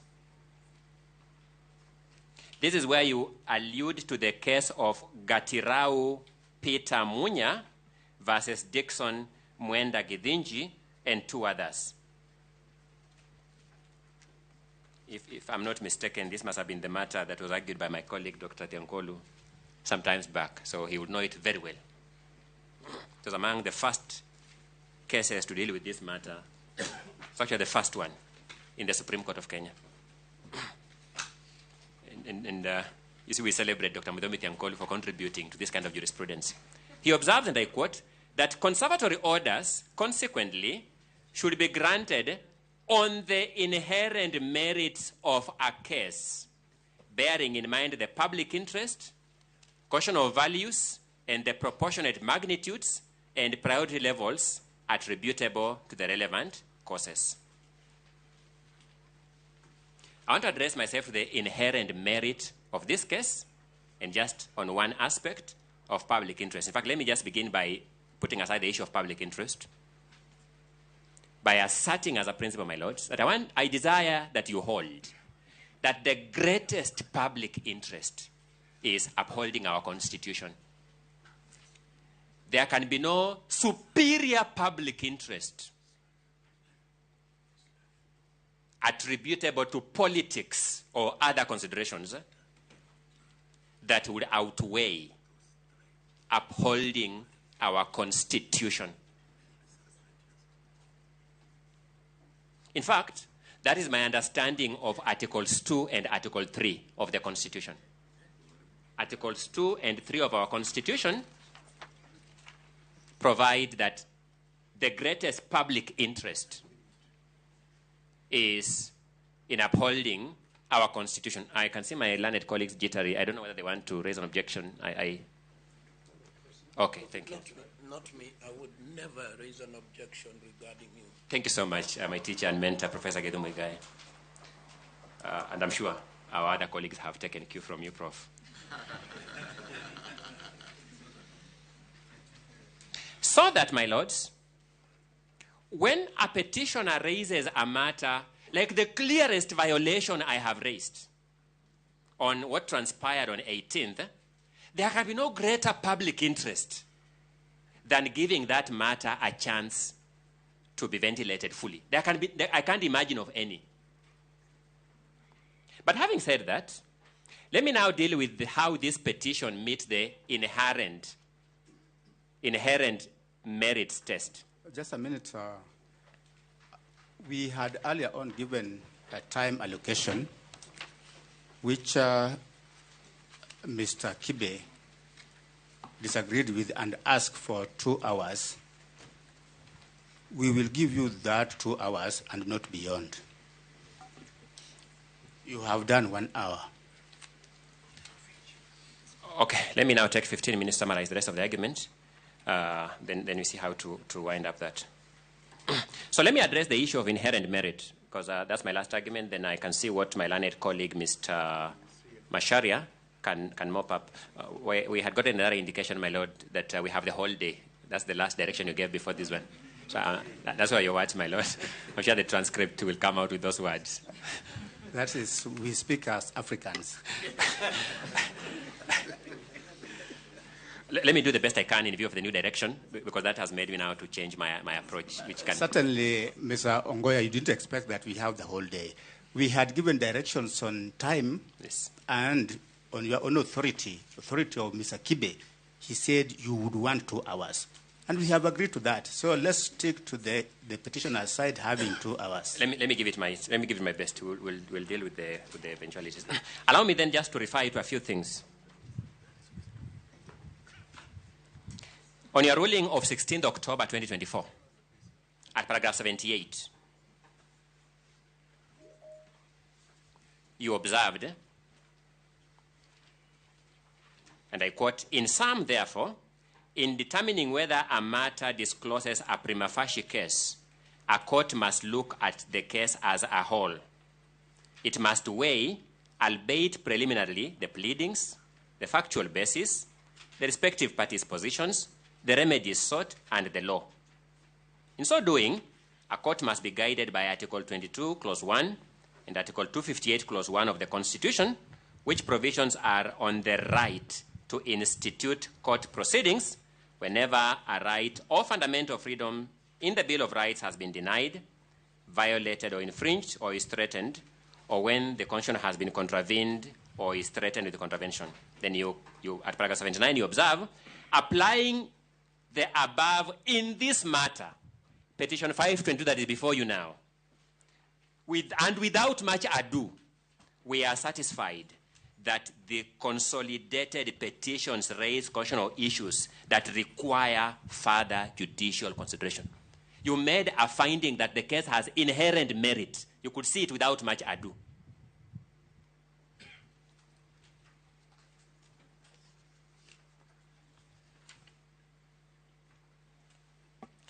At paragraph 93 of that ruling of 16th of October, you observed that we have no doubt in our mind, your mind was clear, my lords, that this matter raises issues of immense public interest.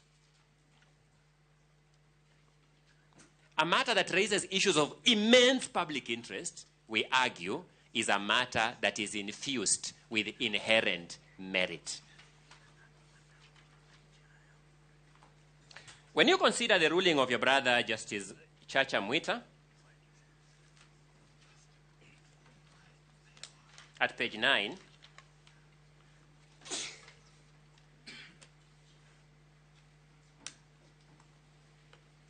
paragraph 3, in petition number 550, which is now before you, the judge observes, and I quote, "There is further argument that constitutional imperatives on public participation were not complied with. The petitioner has given an example of Keio South constituency to demonstrate this fact. According to the public participation results for that constituency, the total number of people who participated is given as 43. Those who are in support are given as 70. Out of 43 participants in a public participation event to remove President Gachagua, out of 43, 70 approved." My lord, that's the case before you. This is how we have treated His Excellency regarding Gachagua, my client.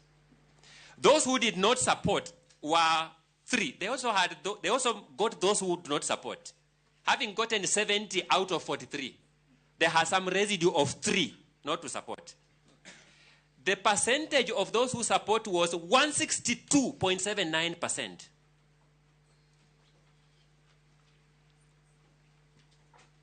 We used to distinguish law and mathematics by saying that mathematics gives us instruments of mathematical precision. I don't know what the National Assembly will do with this mathematics, but this is curious mathematics. The judge then observes, it is implausible that an attendance of 43 people will produce 70 people in support and 3 in opposition. I submit that there was no remedial measure to this blatant failure by the Senate. There was no remedial measure. This poison has worked with this dispute throughout the process. up to the time we come here. I'm making out a case that this case has inherent merit by these findings.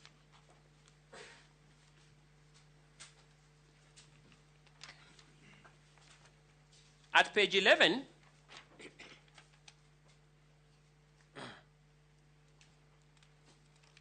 the judge referred this matter to the Chief Justice to empanel a bench on finding that the issues raised in this petition were immense. Again, that speaks to the inherent merit.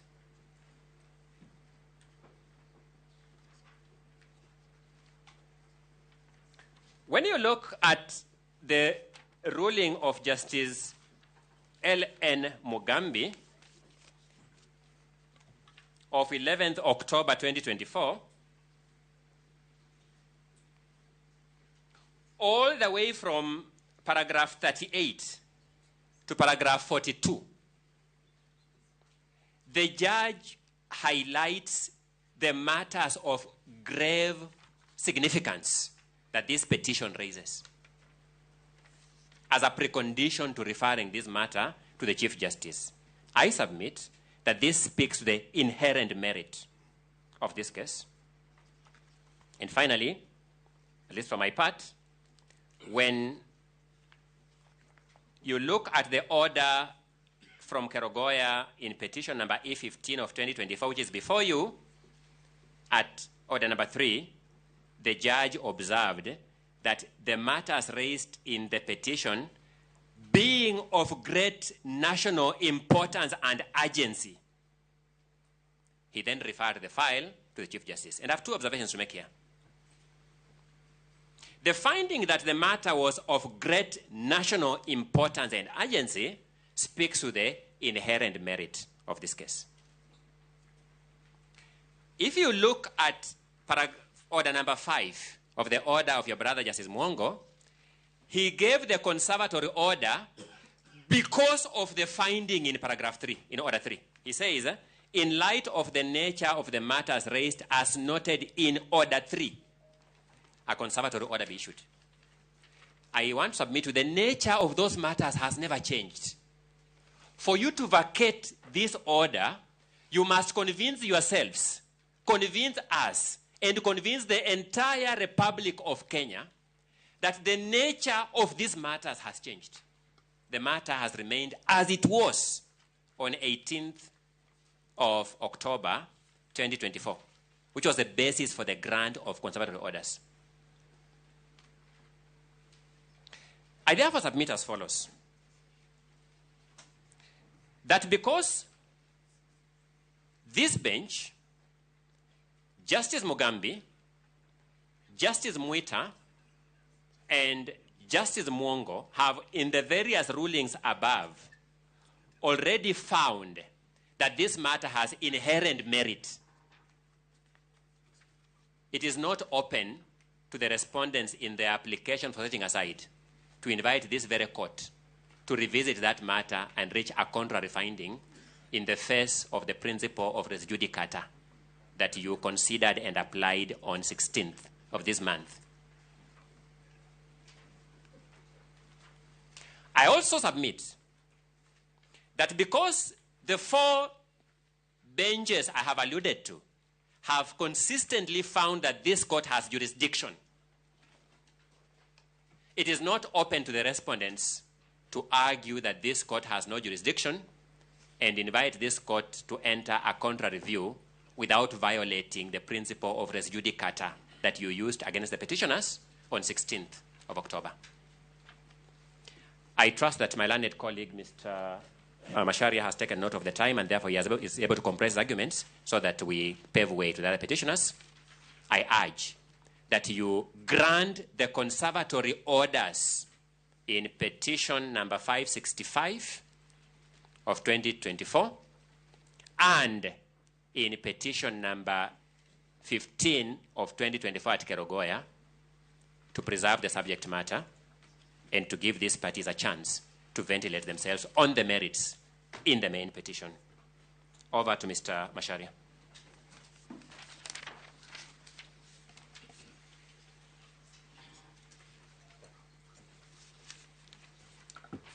If it pleases your ladyship and my lord, I will speak to 3 issues. The first of those issues is an issue raised most robustly by my colleague, I believe it's Dr. Thiankolu, and it is the question of political question. The second issue, my lords and your ladyship, will be the question of fair hearing. And the third one will be jurisdiction in the context of Article 40. Let me begin with the last one. In response to what the petitioners will tell you this morning, you will be treated to the most astonishing claim in our 10 years of the Constitution 2010. You will be told that the National Assembly and the Senate and the Executive have a dictatorship, have an autocracy on political questions, that those questions cannot be questioned by this court. That is the textbook definition of dictatorship and autocracy. The Constitution of Kenya, beginning at Article 1 and going to Article 10 and on to the end, is replete with the word accountability. Kenya is not a presidential democracy. Kenya is not a legislative democracy.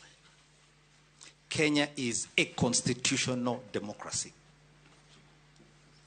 When we gave ourselves this constitution in 2010, we introduced into it a concept known as limited government. And what that concept means is that those who are accorded powers under the Constitution can only exercise those powers within the 4 corners of the power granted to them. That is number 1.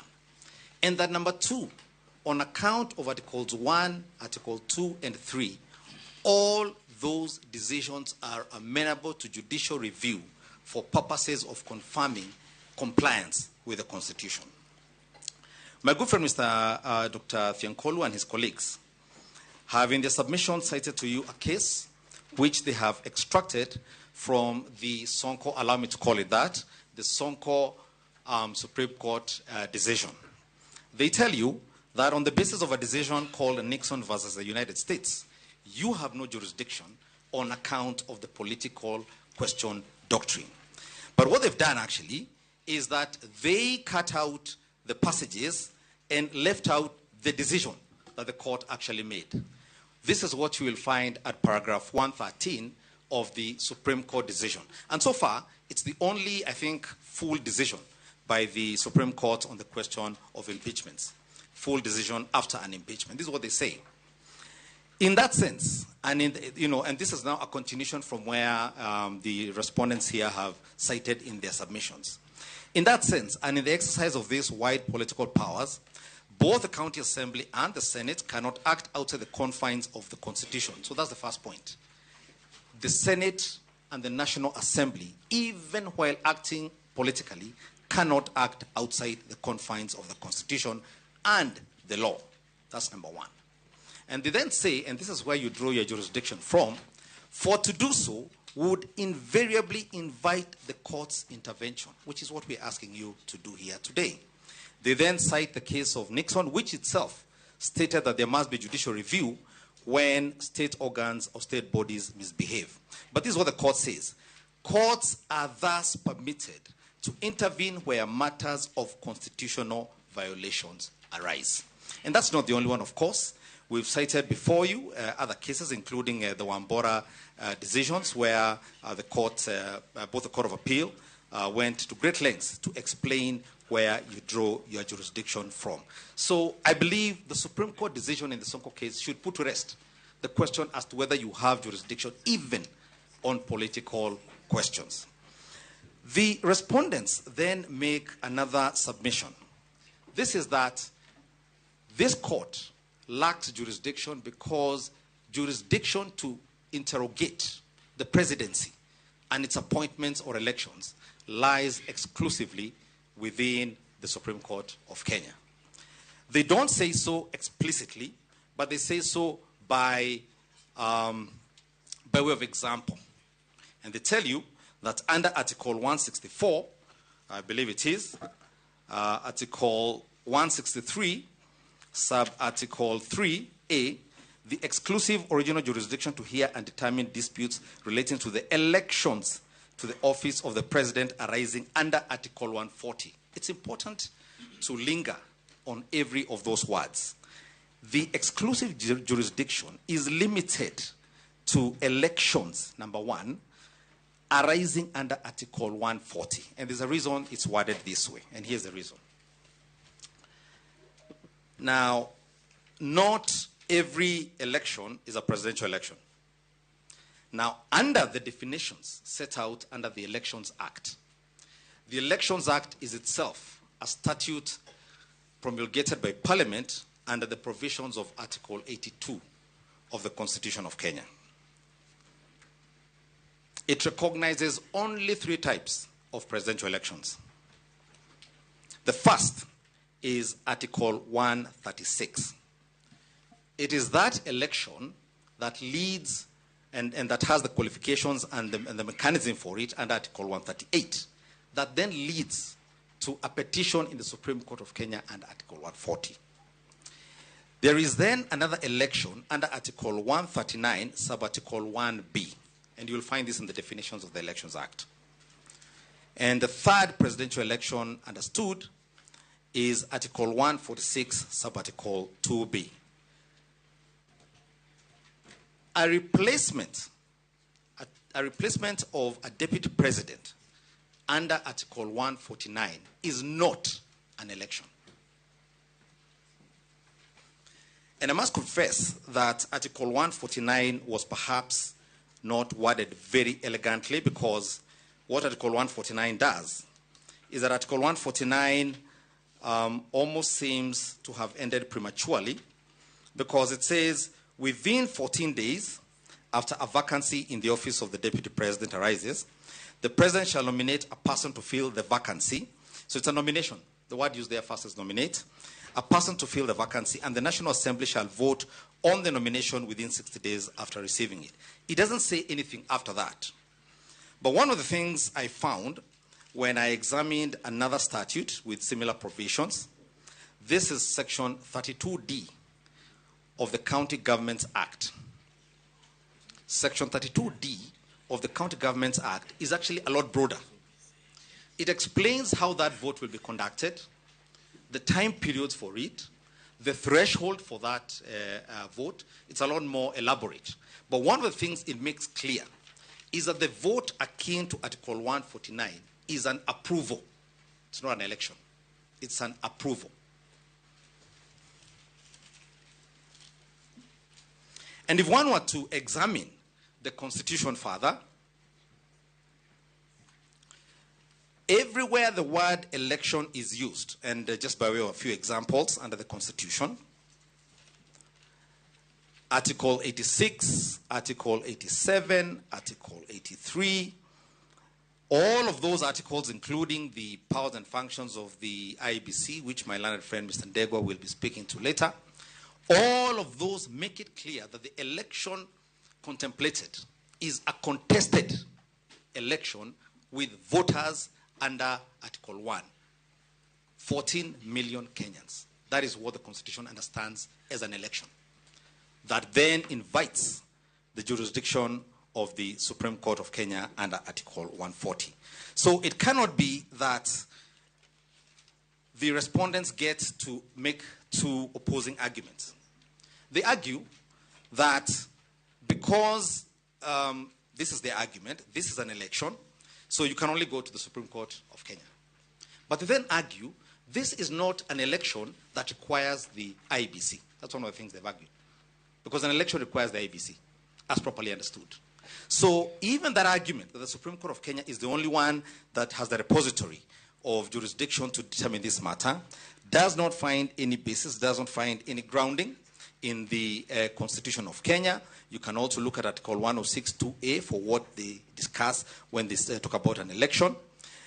So Article 149(1) does not envisage any contest. The president nominates one name.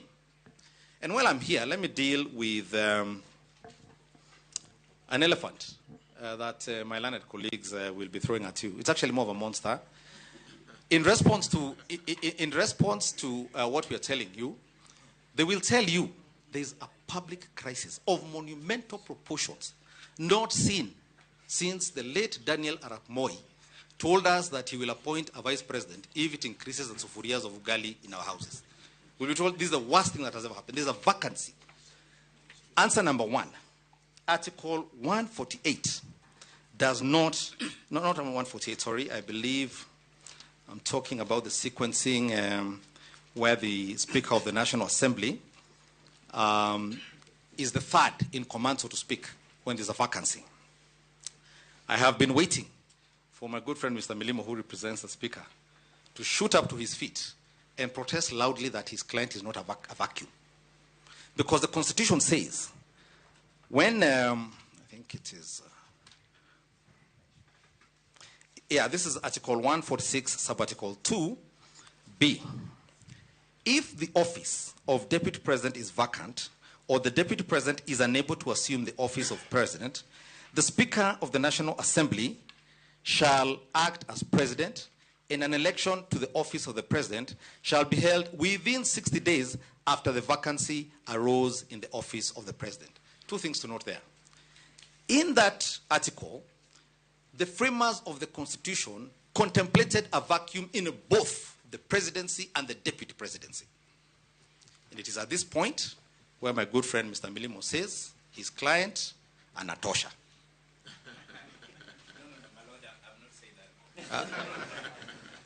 Maybe you'll say it. I am almost certain in the event that my good friend Mr. Kamotho described here a few days ago, when he said the president might go to where people don't come back from, that we will all say Wetana Tosha. He did. The record says so. Yeah, but we understood him. He was not wishing ill. So that's the first thing. The second thing, my lord, is that they contemplated we can operate for 60 days, 2 months, without either a president or a deputy president. The world will not collapse. Kenyans made adequate arrangements for the caretaker, while those two are not with us.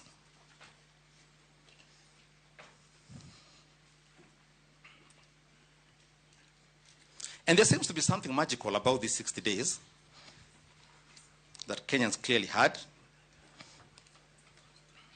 Because under Article 149(1), when the deputy president is impeached or there is incapacity, the president has 14 days to nominate a candidate to the National Assembly. That is number one. And because it is not obvious, or it is not a matter of course, that the National Assembly will approve that candidate, it must be contemplated that the National Assembly can refuse to vote for that candidate. So those 14 days can be repeated, which is what the Constitution says. If Parliament rejects the first candidate, the process is repeated again. And the Constitution seems to contemplate can be repeated almost indefinitely until the President comes up with a name that is acceptable. So that is number one. And there's no crisis. The world will not end as Parliament rejects those candidates. So that's number one. But the President having nominated a candidate, the National Assembly itself has then another 60 days. So we can again operate as a country for 60 days without a deputy president.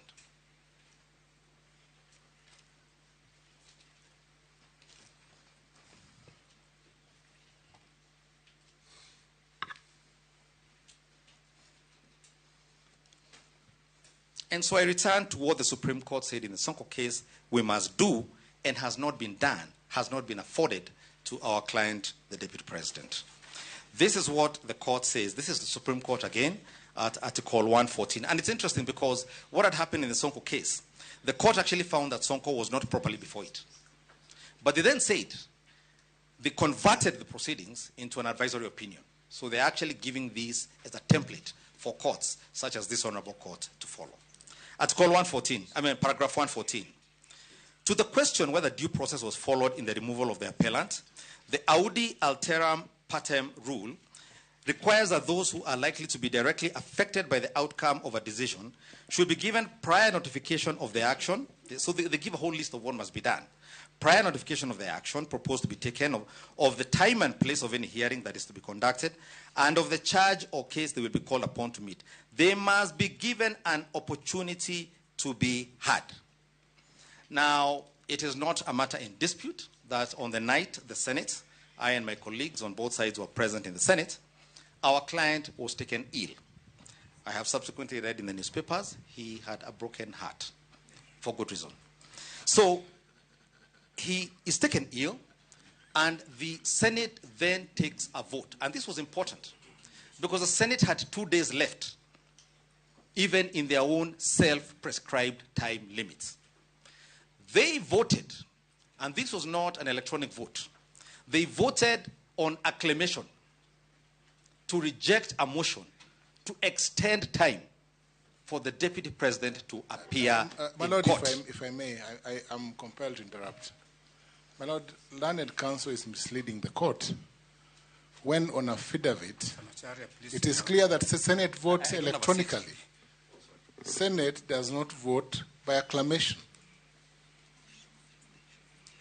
I do not know what paragraph is addressing himself. Perhaps he can point the court to the paragraph he's addressing himself to on the question of acclamation. We can't just sit back and watch Mr. Macharia mislead the court. I was personally there. Senior Counsel Mwite was there. The entire team, most of them were there. On the question of extension of time, it was by acclamation. All the ayes and all the noes, that's what it was. And the senator was loud. Yes. And I would ask him to please wait. He'll be a bit more bothered when I finish with my submission, so he can be bothered fully when I finish. So this is what the court says. They must be given an opportunity to be heard, to call witnesses, to be represented by counsel, to be availed adequate time and facilities to prepare, and if the accusations are proved, to be given the reasons. This is important. The Supreme Court says you must be given reasons for your decision. There are no reasons. They voted on grounds submitted to them by the National Assembly. They did not give reasons for that decision. Of course, beyond there, they are also entitled to challenge the decision. Again, you've been told these decisions are not challengeable. The Supreme Court says the accused must have a right to challenge the decision, if against them, before a higher court or tribunal. At paragraph 115, Article 47 of the Constitution enshrines the right of every person to fair administrative action. The manner of actualization of those rights have been enacted in the Fair Administrative Actions Act. Now, when this Honorable Court retires to do its ruling, I would invite you, with tremendous respect, to pay attention to sections 4 and 5 of the Fair Administrative Action Act. They're important in more regards than one.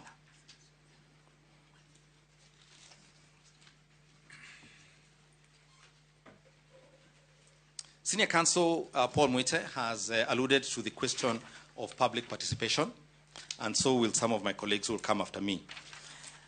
When the National Assembly conducted what it called public participation, it did not avail to the public the response by the Deputy President. What they did is prepare a charge sheet, a copy of which you will find as Annexure 8 of our affidavit in support of the petition, which for ease of reference is at page 498. That charge sheet asks 3 questions. It first sets out the 10 grounds that the motion promoter had set out, and then asks people, do you agree that the Deputy President should be impeached on these grounds? Do you not agree? And then there was a third one, other. That was it. They were not told what his response was, nor was he given an opportunity prior to this process. Because the only way, and you'll find that this is one of the things the Supreme Court says under the Article 47 in Fair Administrative Action Act, the participants in this public participation must know both sides of the story to make an informed decision as the people who voted in this man.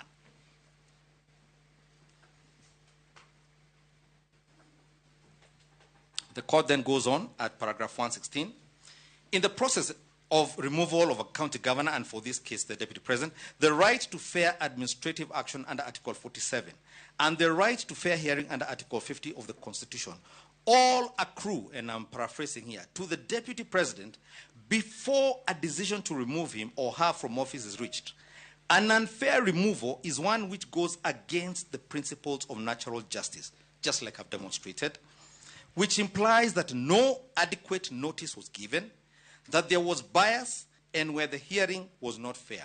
In our amended petition, which you will see in the fullness of time, we have given particulars of how each and every of these issues was violated. The Senate and the National Assembly, first and foremost, constricted the time allowed by the Constitution for themselves. They cut their own time short. And so no one had sufficient time to do anything. We have said they introduced new evidence as the trial was going. There was panel beating as the matter was going on. And as I've said, there was a lack of fair hearing. Though, this is Supreme Court, though a political process, impeachment is sanctioned by the Constitution and the law and is not a platform to settle political scores. This speaks to what's in a council Paul Muite said a few minutes ago. It's not an issue of ticking boxes, going into a room and saying 300 of us have said you're a bad man, you must go. You're a bad woman, you must go. You must comply with each and every of the provisions of the Constitution. Bearing in mind that the removal architecture in the Constitution, the law, and the standing orders are designed to achieve accountability, political governance, and personal responsibility, and are not aimed necessarily to find criminal responsibility. On the question of natural justice, this is what, this was a decision by, I believe, your brother, Justice Odunga. It's in our list. This is miscellaneous civil application number 266 of 2017. He cites at paragraph 69 a case, I believe, from Uganda. It is a cardinal rule of natural justice that no one should be condemned unheard. Natural justice is not a creature of humankind. They are asking you to take away a creature, and let me read to you what it says. It was ordained by the divine hand of the Lord God. What God has given us, do not allow these respondents to take away from the deputy president. And that any law that contravenes or offends against any of the rules of natural justice is null and void and of no effect. The rule, as captured in the Latin phrase audi alteram partem, literally translates into hear the parties in turn, and has been appropriately paraphrased as do not condemn anyone unheard. That is what the Senate did to the deputy president. You cannot allow their resolution to stand. There is a decision, I will not read this for you, but this is a decision of the High Court, a 3-judge bench, Republic versus National Land Commission. I believe this is miscellaneous application number 266 of 2017. At paragraph 109, the decision of the Supreme Court of Kenya in Speaker of the National Assembly versus Attorney General and 3 others, where the court again restated, the Supreme Court, your jurisdiction in these circumstances. And then to the Senate proceedings I've just read out for you. In the Wambora, in the Martin Wambora case, this is what, this is the case, this is, it's cited in the Mike Sonko-Mbuvi case versus Clerk of the Nairobi County Assembly. At paragraph 226, I believe this is the High Court decision, this is what the court said about what my good friend Professor Ojenda was getting a bit hot under the collar over. Although it does not fall within our remit to direct the legislature on how to perform its functions, we are of the considered view that impeachment of a governor is a serious undertaking, just like a deputy president, as the end result can lead to the removal of a popularly elected governor. The deputy president before you and the president who ran for election in 2022 were elected by a vote of slightly over 7 million people in this country, out of 14 million people who participated. It's a very serious matter. For this reason, we recommend that it will be desirable that future impeachments proceed through the committee route as opposed to the plenary. This is what the court is saying. We say so because when the special committee is appointed, it has 10 days to deliberate on the matter, thus giving ample opportunity to the parties to adequately prepare their cases. The Senate chose not to avail itself of this constitutional mechanism. The committee gives the perception that each member is actually engaged in the process as opposed to the plenary. The trial of the deputy president was held entirely in plenary. And a lot of things, when you look at the Hansard, for example, there was a lot of issues raised about a will, about a succession matter that has nothing to do with the Constitution of Kenya. When you look at the Hansard, a lot of things that had nothing to do with this Constitution, and here's the problem. The committee gives the perception that each member is actually engaged in the process as opposed to the plenary, which can be perceived to be a mob lynching process, which is exactly what happened. That is our submission before you. It is what my late member of parliament from Kangema, the late John Joseph Kamotho, used to call kura ya makelele. Now, under the grounds for granting a conservatory order, one of the issues the court is called to look into is the question of whether the orders or whether the hearing will be rendered academic or nugatory. Now, at paragraph 20 of our supplementary submissions, which are dated 28th of October, 2024, we have cited before you a case by the Court of Appeal, Attorney General versus Matindi, and 55 others, where the court explains the following. A successful appeal is not reduced to a mere Pyrrhic victory or paper judgment. Whether or not a matter will be rendered nugatory is determined on a case-by-case basis, depending on the peculiar circumstances of the case. But ordinarily, the court will grant relief if what is apprehended cannot be undone once it happens, or cannot be undone without undue hardship or expense, or cannot be adequately compensated by an award of damages. The court takes into account the respective hardship that grant or refusal of relief is likely to wrought on the parties. I want you to take my colleagues' submissions where they say you cannot undo. Once a new candidate for deputy president is nominated and sworn in, they say the court has no jurisdiction to undo that appointment. This is what they're telling you. You cannot undo a deputy presidential nominee who has been sworn in and has taken office. This is what they're telling you. At any length, they tell you, this is a political question, don't even look at it. That's why they began. Don't even look at this. The president knew what he was doing, take him at his word and at his actions. So that's one side of the balance, of the scale. On the other, you have a sitting deputy president who is before a court of law, as he ought to be. If, in the unlikely event, his petition were to fail, all he does is go back home and we swear in the new one once the petition is dismissed. But conversely, if you swear in a new deputy president, you kick in motion a whole series of events, including a president, a deputy president, who is now exercising constitutional mandate, who is chairing cabinet committees, that may ultimately be found to have acted outside the Constitution of Kenya. The balance lies in granting conservatory orders so that we can do this in a civil manner. What former Supreme Court judge of the Supreme Court of Kenya, Justice Ojwang, used to call a pacific resolution of the dispute. As I said, the Constitution has given ample time for all of us to interrogate these questions. 60 days is the magic figure the Constitution gave us. Let's not be in a rush to undo the timelines given to us by the Constitution. And finally, the decision of, I believe, Gatirau Munya, the question of the public funds that are expended, swearing in a new deputy president, getting him a whole fleet of cars and workers, and the trappings of power, and as is the custom, perhaps even doing the road to his village home, all these sort of things. So let's hold our hands until we can determine whether the process that led us to this day was done constitutionally. That is the Peter Gatirau Munya decision.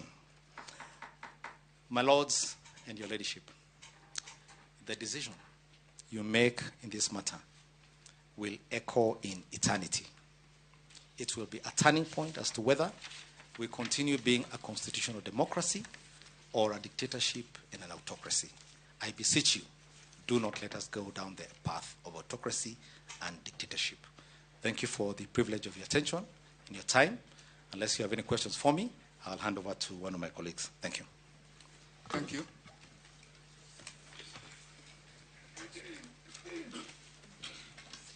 My Lord, my name is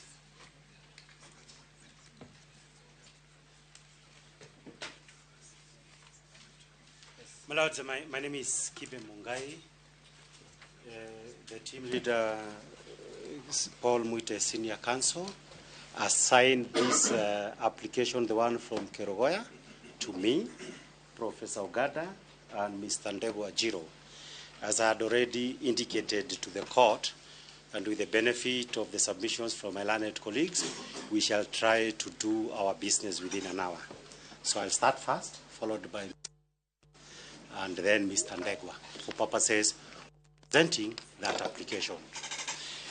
My Lord, let me start by thanking the court for the decisions that it rendered on last Friday on the questions of directions that it gave for the hearing of the petitions that are before the court.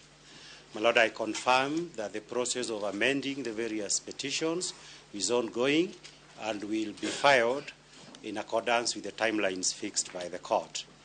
My Lords, going by the timelines that you gave, it is also my pleasure and appreciation, and that is in ensuring with the compliance with the Mutunga rules, that it is possible for your lordships to ensure that in the same way that the month of October we dealt with the political aspects, with the political phases of impeachment, that it is now possible, courtesy of your directions, to ensure that we can be able to have a judgment on merits for purposes of the various petitions that are before you. That would be an absolutely important issue for this court to remember, because it is being made as if it not giving due process and ensuring substantive hearing of this matter, that we shall be here until forever. My Lord, all these businesses can actually be concluded within the month of November. That being the case, my Lord, by way of introduction, let me say two things in my own words as counsel representing, I believe, the 4th to 8th petitioners who filed the application that is before the court. Yes, my Lord, that is exactly the issue. 18th, my Lord. The application was filed on the 18th of October. Yes. My Lord, 18th, it is supported by an affidavit sworn by Honorable David Munyi Mabenge on the same date. My Lord, for purposes of the documents, let me start there. We have filed submissions. The submissions were filed yesterday. There is a supplementary we filed today, and we have filed various responses to the affidavits to set aside that my learned colleague, Mr. Ogada, will be referring to them. My Lord, that being the case, I wanted to say that by way of an introduction, there are two broad issues that I can be able to say. My Lord, thank you.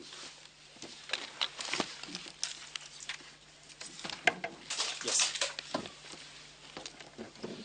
My Lord, the first issue is that the petitioners moved the court in, petitioners applicants, moved the court in Kerugoya in view of the fact that under Article 3.2 of the Constitution, every citizen of Kenya has an obligation to defend and protect the constitutions of Kenya. That's a broad mandate. And of course, further to the other mandate, that under the Bill of Rights, from Articles 19 to 23, where the Bill of Rights is being violated, they are permitted to come to this honorable court to seek for the appropriate reliefs. And therefore, that is the basis upon which they came and have moved this honorable court. My Lord, the second broad issue that I wish to cover at this particular stage is to point out that what is basically the big thing about the matters that are before you.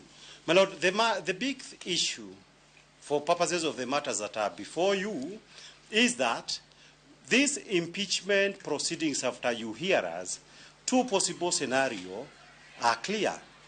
Number one, the Deputy President, who has already argued his application, as his advocates has pointed out, is an elected Deputy President, an election that was conducted on the 9th of August, 2022. My Lord, on account of the vote of impeachment passed by the Senate on the 17th of August, 2024, if the process concludes in accordance to the manner in which it has so far been implemented under Article 149(1) of the Constitution, it would result into Kenya having an appointed president 2 years after one who is elected was put into office. My Lord, that's a big thing, whichever way you look at it, for the simple reason that one of the important devices of the 2010 Constitution was to ensure that the holders of the offices of President and Deputy President have the direct mandate of the people. So, in a matter where that important issue of our constitutions could change, it is our submissions that every absolute care must be taken to ensure that the process and the law leading to this very critical political and legal transformation on our constitution has been addressed. How would this be addressed? My Lord, we shall be arguing together with my learned colleagues that the only way in which this can be done is through the hearing on merits of the petition that are before this court. My Lord, having given those introductory remarks, let me come to the application of the 18th of that day, and by highlighting the issue that we both clearly know. My Lord, impeachment, and many cases, I will not go through them. The many cases that have been cited of impeachment shows that impeachment in Kenya has 4 processes. One, where allegations are made, that is purely political. Muduse went around, collected his evidence, presented. There was a motion, I believe, dated 29th of September, asking Parliament to have this 26th. I'm told 26th of September. That's the stage 1 of the political process. Stage 2 of the political process is the stage where the National Assembly approves by a vote of 2/3 of all the members to allow to reject the impeachment motion. My Lord, that was done. There are various issues that have been raised in the majority of the petitions that will be argued in the fullness of time that shows the significant problems when this matter was at the parliamentary level. Topmost of them being the impartiality of the Speaker and the Deputy, together with the manner in which public participation was handled. Stage 3, my lords, is the stage of the Senate. The law clearly talks about what the Senate should do, how the voting should be done, and again, there is evidence. My learned colleague, Mr. Ongoya, and Honorable Muite, they pointed out at the significant problems that we had there. I am most interested, my lord, in the 4th phase. The 4th phase of impeachment, as it has now been established in our jurisprudence, is where these courts seeks to establish whether there was compliance with substantive law and procedural law by the political organs upon which the mandate of impeachment has been entrusted upon by the Constitution, other laws, and the respective standing orders. Again, my lords, that phase that where the court is supposed to deal with this issue, it is our submissions that this is the stage that this honorable court must ensure, because it is the court, that all aspects and proceedings are dealt with in a manner that we all had, and I'm happy for the time that the court has agreed to allocate us, so that the court, with sober minds, can be able to decide, have the laws of our countries been upheld or not. My lord, there are clear guidelines that have been set out by our constitutions for purposes of doing that. And my lord, because we are here because of an application for conservatory orders, under Article 159 of the Constitution, this court has an express duty that in exercising the delegated judicial power of the people of Kenya, it is required, the certain guidelines have been given by the Constitution under Article 159, that is besides other provisions of the Constitutions. And one of the most important ones is that, that the court will do substantive justice. Substantive justice is an important issue, and it has specific meaning through the very many decisions that have been rendered over time by the courts of this country. And the clear meaning in plain English, because it is important we understood in plain English. In plain English, it means a very simple things. That, for example, my lords, if we have a case over a goat, Mr. X and Mr. Y have a case over a goat, this goat should remain alive and so that at the end of the decision, the court can decide whether it belongs to Mr. X or Mr. Y. That is a very simple meaning of substantive justice. So that, my lord, substantive justice, therefore, conservatory orders, is a mechanism that our laws preserves the goat. Our laws preserves the subject matter of the case. The subject matter of the case, my lord, is the questions of vacancy in the office of the president. Going by the Senate, the deputy president was impeached. On account of the orders that have been given, that office is yet to be filled. So that, my lord, the question, therefore, is easy to define and can be defined this way. That, as we wait for the hearing and determinations of this case, it cannot be settled at the interim level that the Honorable Kindiki will now be the Deputy President of Kenya, so that as we argue the petitions, there is already the impeachment process has been concluded to the disadvantage of the other people, of the other person who is seeking the same office. So that, my lord, is a simple issue that is very easy to define. So that, my lord, we shall be arguing that when we come to that particular issue, why on earth, because you have before you, because if a conservatory order is the legal mechanism, the legal device that is established by the constitutions to preserve the substratum of the matter and for this court to do substantive justice, how on earth does the respondents expect that substantive justice will be possible if the trophy that is being tussled over, that is being contested over, is handed over to them? My lord, all systems of justice would be offended to be told that it is possible at halftime for one team to be declared to be the winner before the matches is concluded. Why can't we wait for all these issues to be concluded? It is a simple meaning of what substantive justice is all about. And the courts, the duties of the court to ensure that the hearing is held even for all the parties, so that we do not argue over an academic matter, which would be the worst issues that can happen.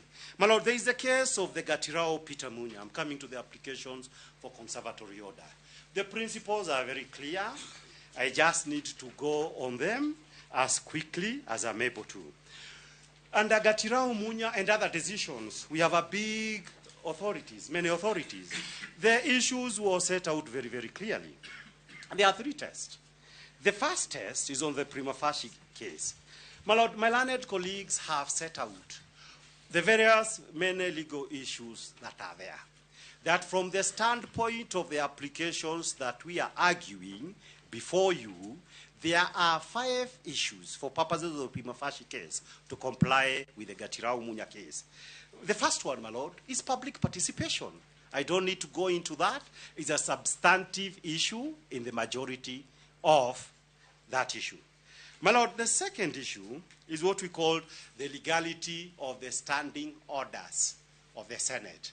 My Lord, in the petition filed in Kerugoya as 015, the petitioners, amongst other things, are saying that although the Constitution provided for clear timelines on how, for example, the business is going to be conducted, and specifically said that this investigative committee is the only committee that can be able to discharge that constitutional function, the Senate established standing orders under which the plenary of the Senate can also resolve that issue.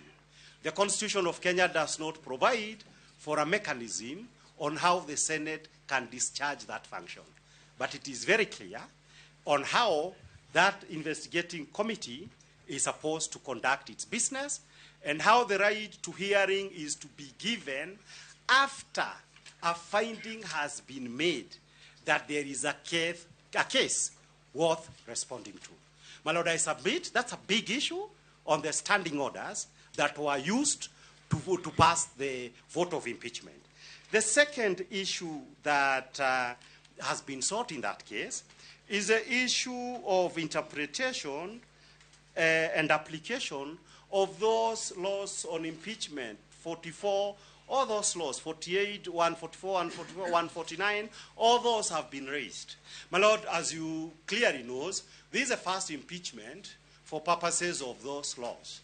And therefore, if a question of interpretation has been raised specifically before you, it underscores the necessity to ensure that on merits, this court actually determines and interprets the law, so that the next time we have probably to do it against the president or against Kindiki if he gets there, the law would be clear, and we shall not be going through all these things. So a serious issue has been raised by that petition. The other serious issues that have been raised is, of course, the fairness of the Senate proceedings. I will not go into that because already the lawyers for the deputy presidents have raised that issue. And the fifth important issue is the issues of nominations of the Honorable Kindiki. That issues of the nominations, my learned colleagues will say more about that. But as we wait for their turn to come, the only two issues that I need to say at this early stage is to point out the fact that that under the constitutions, I believe Article 137 of the constitutions, any person occupying the office of the deputy president or the office of the president must be qualified in accordance with the constitutions of Kenya. Under the impeachment articles of the constitutions, these issues of the constitutions on the qualifications are not set out. So that because they are not set out, it is an assumption that when reading the Constitution holistically, this court will go to those other specific provisions of the Constitutions where the issues of qualifications are set out. My Lords, those issues of qualifications are many. One, and the body under the Constitution, my learned colleague Mr. Ndego will say more about it, is that the IEBC confirms whether any person has those qualifications or not. I don't think that is a contested issue. I believe it is also not a contested issue that at the time that the President of Kenya appears to have received some letter from IEBC confirming that the Honorable Kindiki is duly qualified to hold the positions of Deputy President, courtesy of Article 149 of the Constitution, we did not have IEBC. Of course, various arguments can be taken by the parties that are before you. Those arguments cannot be concluded. Those arguments can only be arguments to justify whether or not the conservative orders will remain in place or not. But they'll have to be settled when the petition has been had.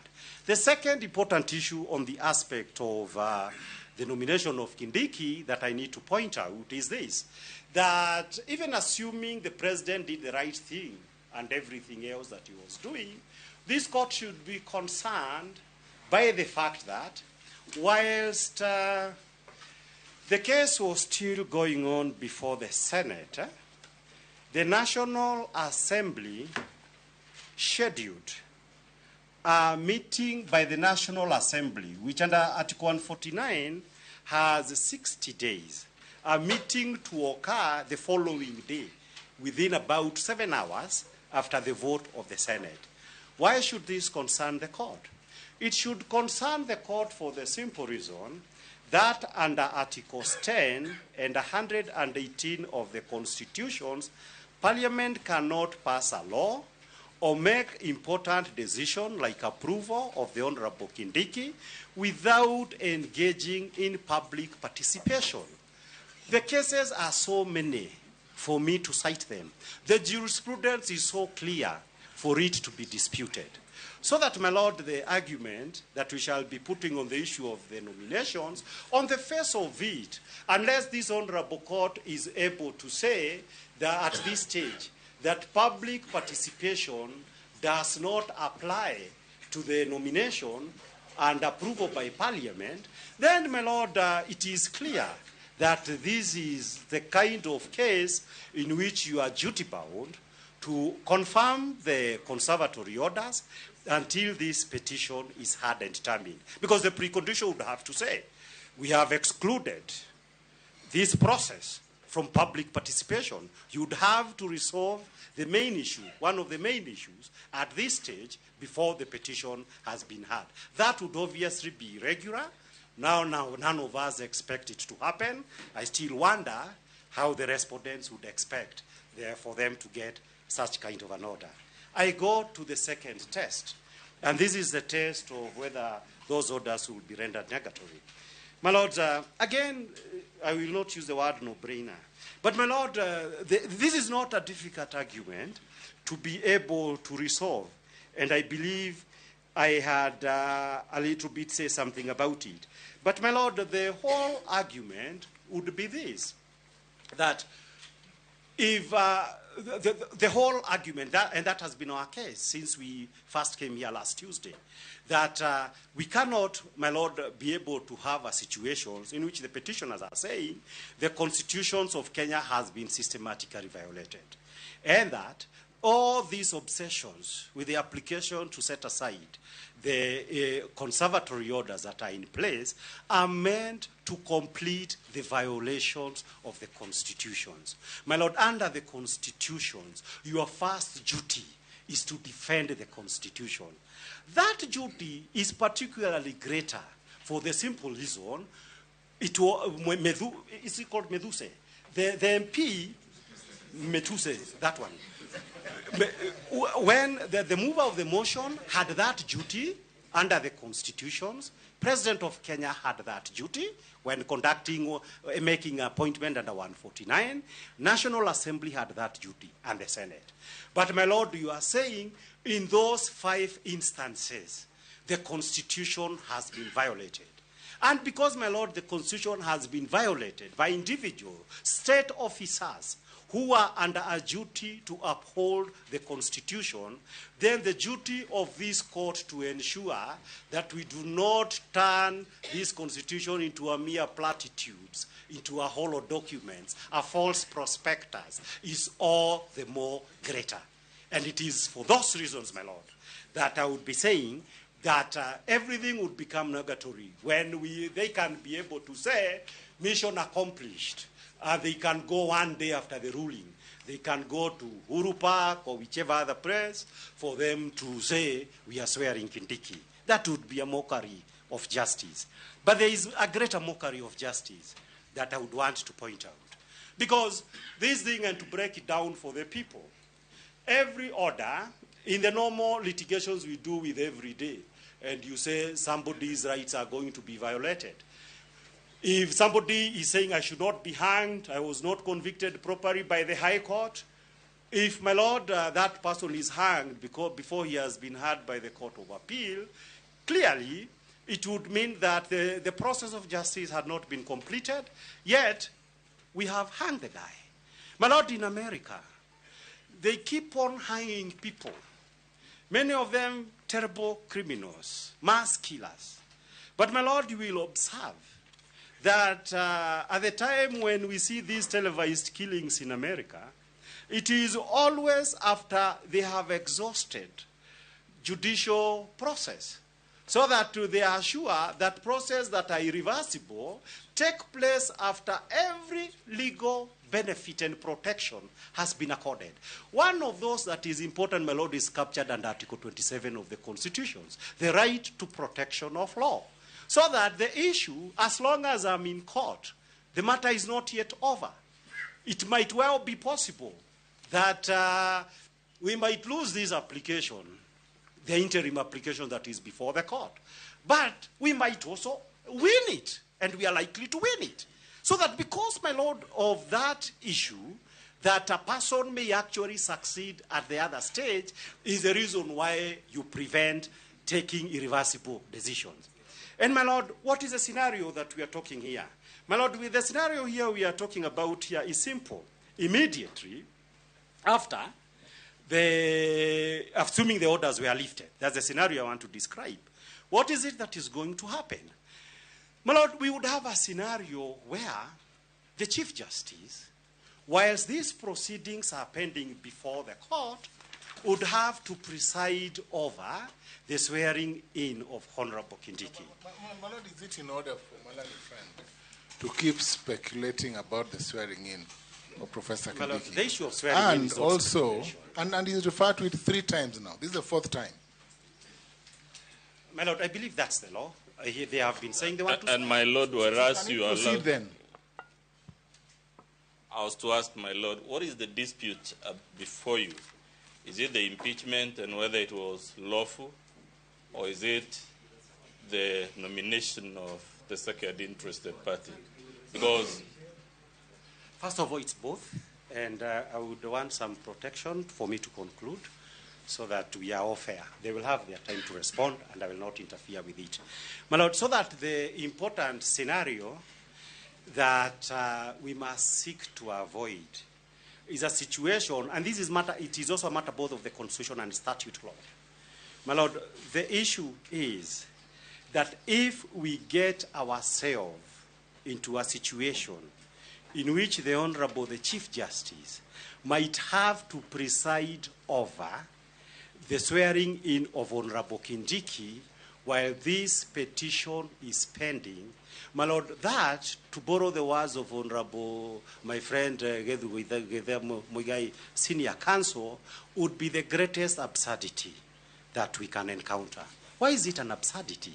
It's an absurdity, my Lord, for the simple reason that one of the authorities that we have cited is the Assumption of Office Act, where, because of the experiences that this republic went through in the years 2007, 2008, specific laws had to be made to ensure that not only will this event be a public event, that's number one, But the more important issue from the standpoint of law is this, that before we get there, all legal disputes, contestations over the right to occupy that office would have been resolved.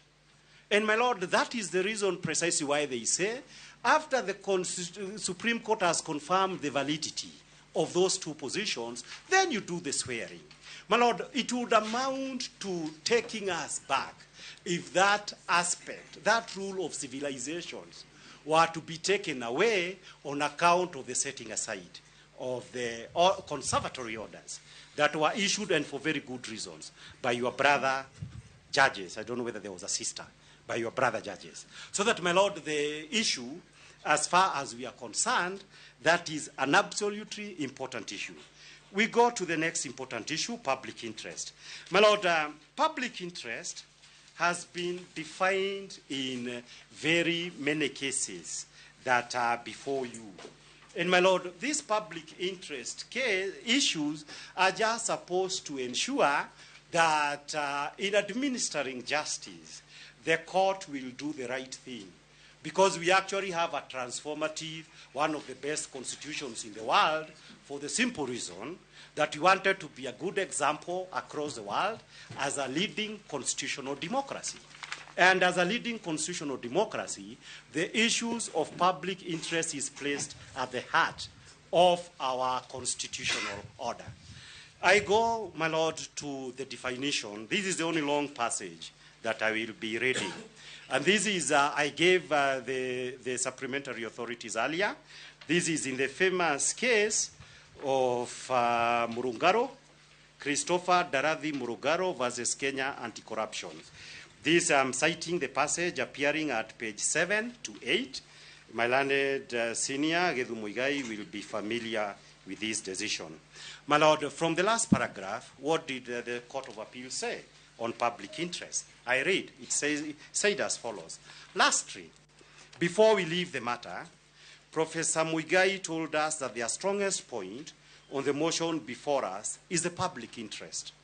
We understood him to be saying that the Kenyan public is very impatient with the fact that cases involving corruption or economic crimes hardly go on in the courts because of applications like the one we are dealing with.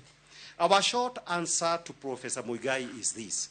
We recognize and are all aware of the fact that the public has a legitimate interest in seeing that a crime of whatever nature is detected, prosecuted, and adequately punished.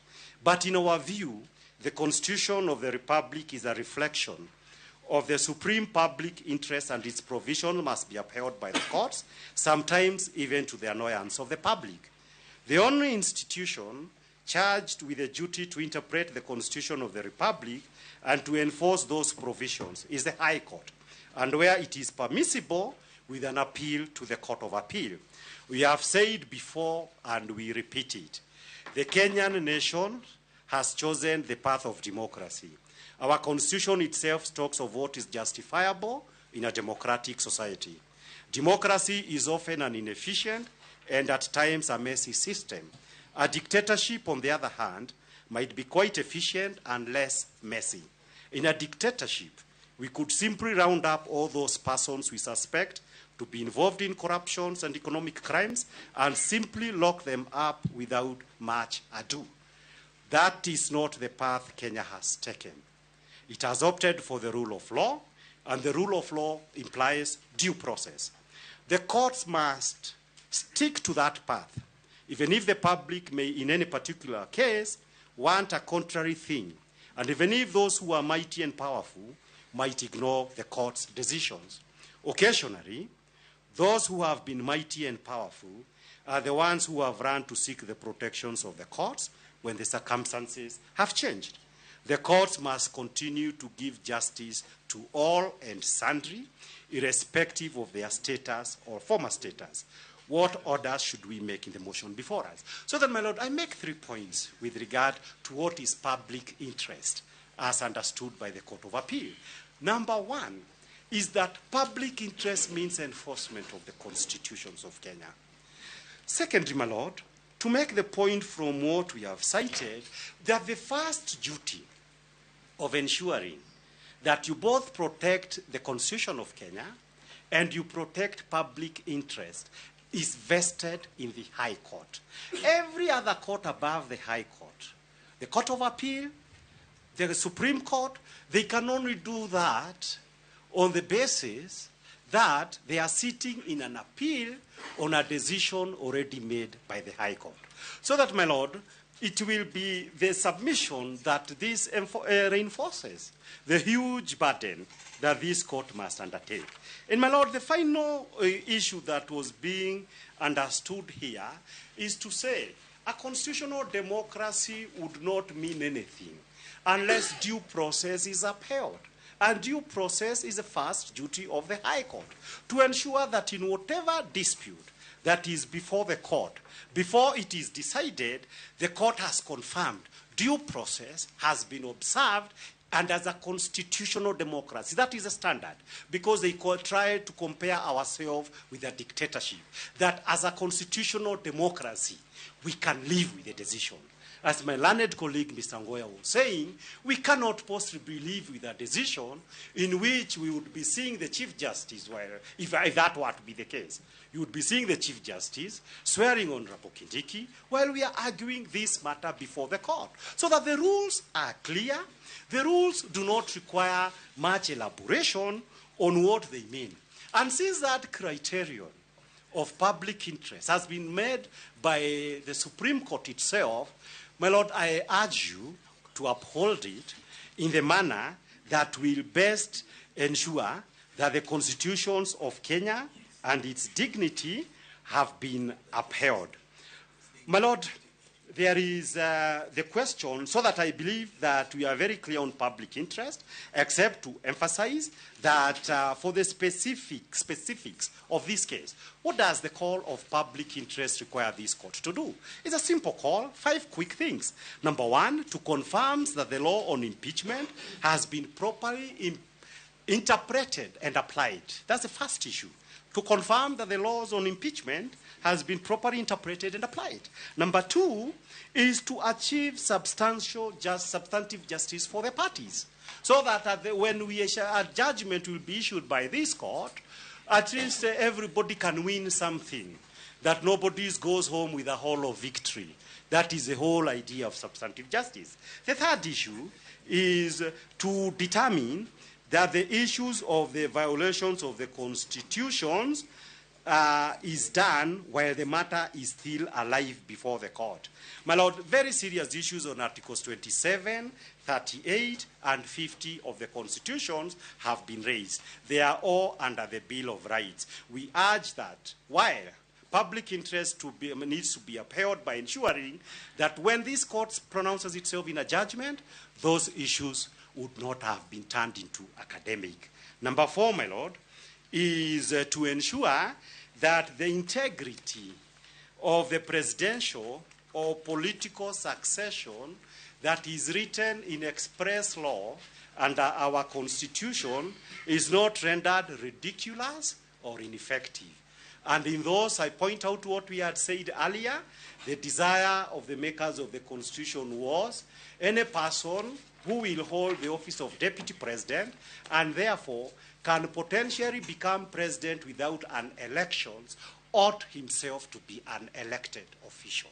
So that it's a big thing if this office, and without good reason, except political malice, is held by an appointed person.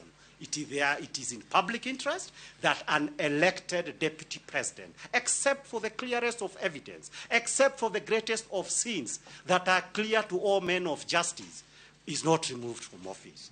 My Lord, the fifth issue is to do this, that this court protects the constitutions. I've already talked something about it, so I don't have to go much into it. My Lord, there are only two decisions before I sit down that I would like to point myself to. There is the issues of Githongori versus Attorney General. It is one of the cases that are before you.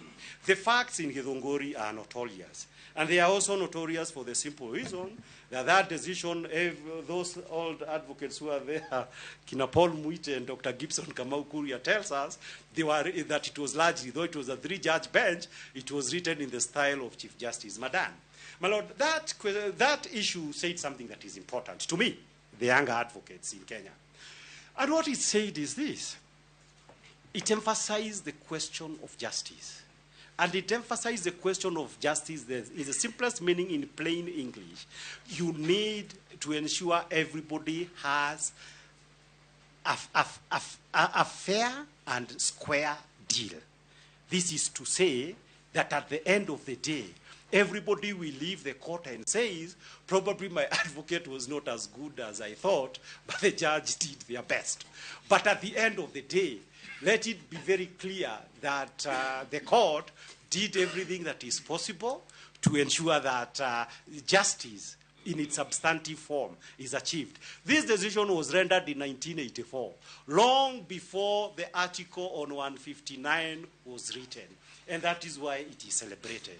And my Lord, it is also celebrated, and I am mentioning here for that reason.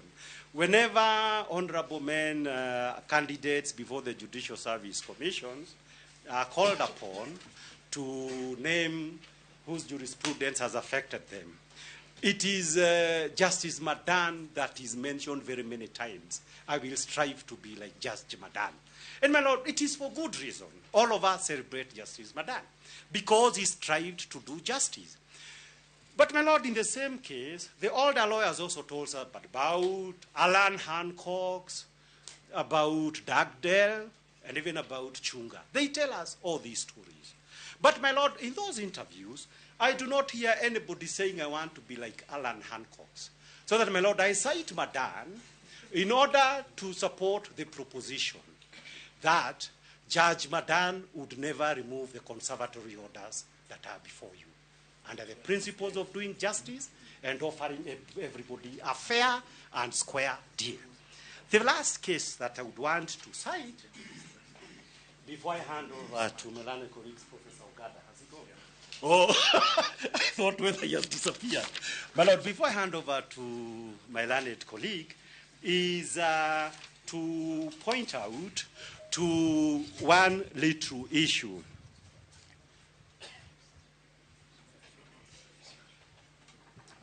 The petitioners, you have exhausted 2.5 hours. Budget how you are going to... Yes, sir. Yes, my Lord, we are budgeting. With the remaining, yes, no more than 30 minutes. Yes, anybody but my Lord, who wants to understanding, submit on your side, yes, we'll try to do our have best. no more than 30 minutes. Thank you. We'll do our best. My Lord, for purposes of this case, this is the only thing I'm citing before I go. This decision, like you've had very many other decisions on constituent power and everything, this will be an international decision. It's a decision that will be read by universities across the country. And therefore, the least that I can do is to confirm that the lawyers for the petition are still familiarize themselves, as Macharia tried to do, with what other courts internationally have said. There is just like a small issue that I want to address myself to. My Lord, in 1928, in the case of Olmsted versus United States, one of the most celebrated justices of the U.S. Supreme Court, Justice Brandeis, says as follows. This is important. Our government is the potent, the omnipresent teacher. For good or for ill, it teaches the whole people by its example. If the government becomes a lawbreaker, it breeds contempt for the law. It invites every man to become a law unto himself. It invites anarchy. End of quote. I quote the words of Justice Brandeis in order to make the point that in the matters, the proceedings before this court, we have been treated to a scenario under which an impeachment process that, if you read the constitutions clearly, is a process that ought to be a legislative one, a process conducted by the legislative organs of the Kenyan state, has been converted into an all organs of government project. With the result, my Lord, that if the petitioners turns out to be right, you would then find ourselves in a situation whereby like in BBI, this process of impeachment of the deputy president may may end up being indicted as being a process that ended up being a government project, contrary to what was clearly spelled out by our laws. And my lord, if it turns out that all laws were broken, and virtually out of the constitutions, I was counting them yesterday, it looks that 30 provisions of our constitutions have been seriously violated in the manner that this process has been undertaken, then we have situations that Justice Brandeis had in mind when he talked about the government, which should be the lead in upholding the law, ends up being the principal breaker of the law, the principal violator of the constitutions. It is within your hands, your lordships and your lordships, to ensure that does not become our scenario. My lord, Macharia, my colleague, emphasized something, but I want to finish by adding something. My lord, in June 1982, when Kenya was legislated into saying that Kenya is a single-party state and KANU is the only legitimate organ, this was through a long process. Honorable Rengo, Honorable Muite, Gibson Kamaukuria have told me the intricacies of the day, what actually happened. My lord, the month of October 2024, we have experienced events that the senior citizens of Kenya likened to the events of June 1982, when everything in Kenya suddenly changed. Kenya ended up to being it was a restricted democracy, but all the guardrails were removed after June 1982. Your lordships, I urge you that if these petitions, if these proceedings end up in a manner that does not uphold our constitutions, then this constitution may face the same plight that the former constitution faced after the events of June 1982. We must hold and ensure the events of October 2024 remains regrettable and an aberration on Kenya's constitutional order, not the norm. My lord, I am thankful for the time. My learned colleague, Mr. Ogada. Thank you.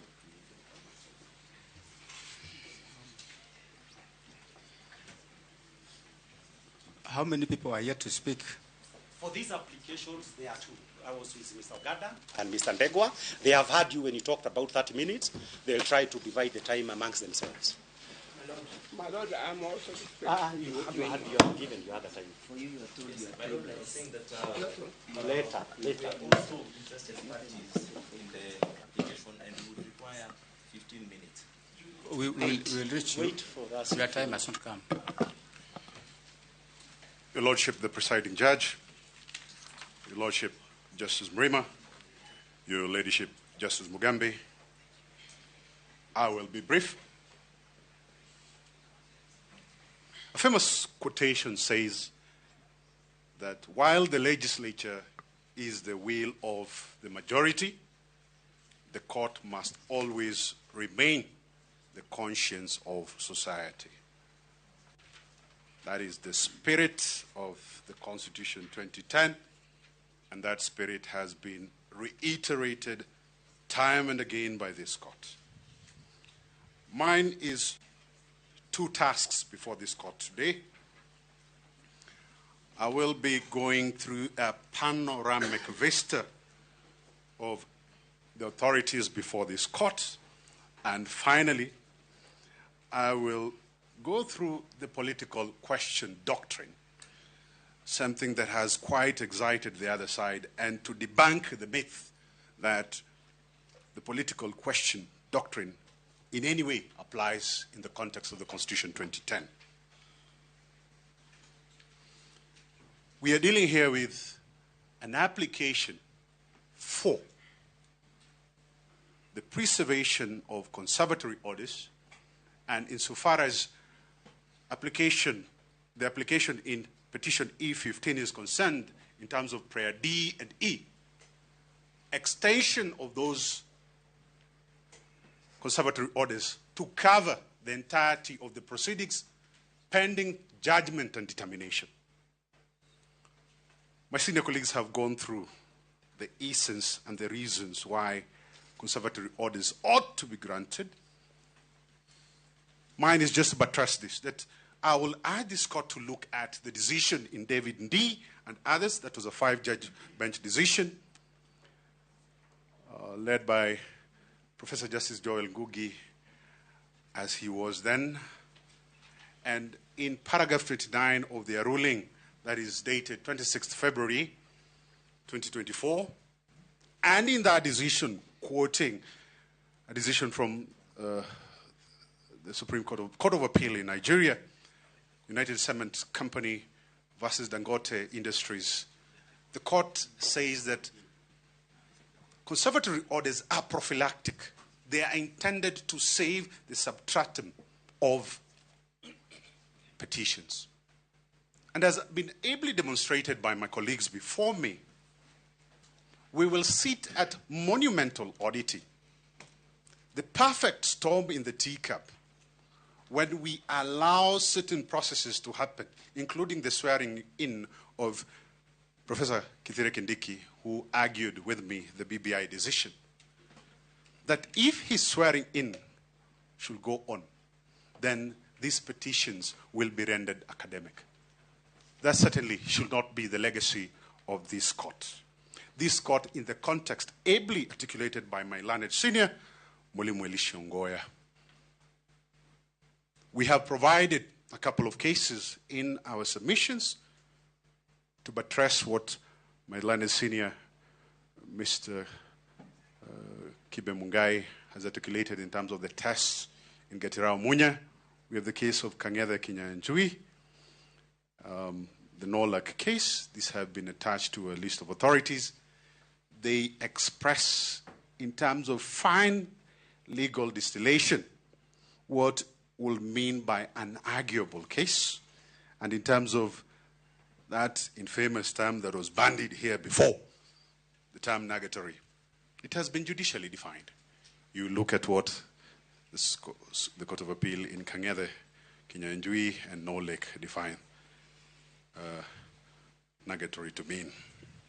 In terms of public interest, we will invite this honorable court to look at the case of Ethics and Anti-Corruption Commission versus Professor Tom Ojenda and associates and others, whereby the Supreme Court says that an additional limb to be examined is public interest. And we have labored in our submissions, Your Lordship, the presiding judge, to itemize 7 items of why the Constitution, as was articulated by my learned senior Ongoya, why the Constitution qualifies as the highest embodiment of public interest.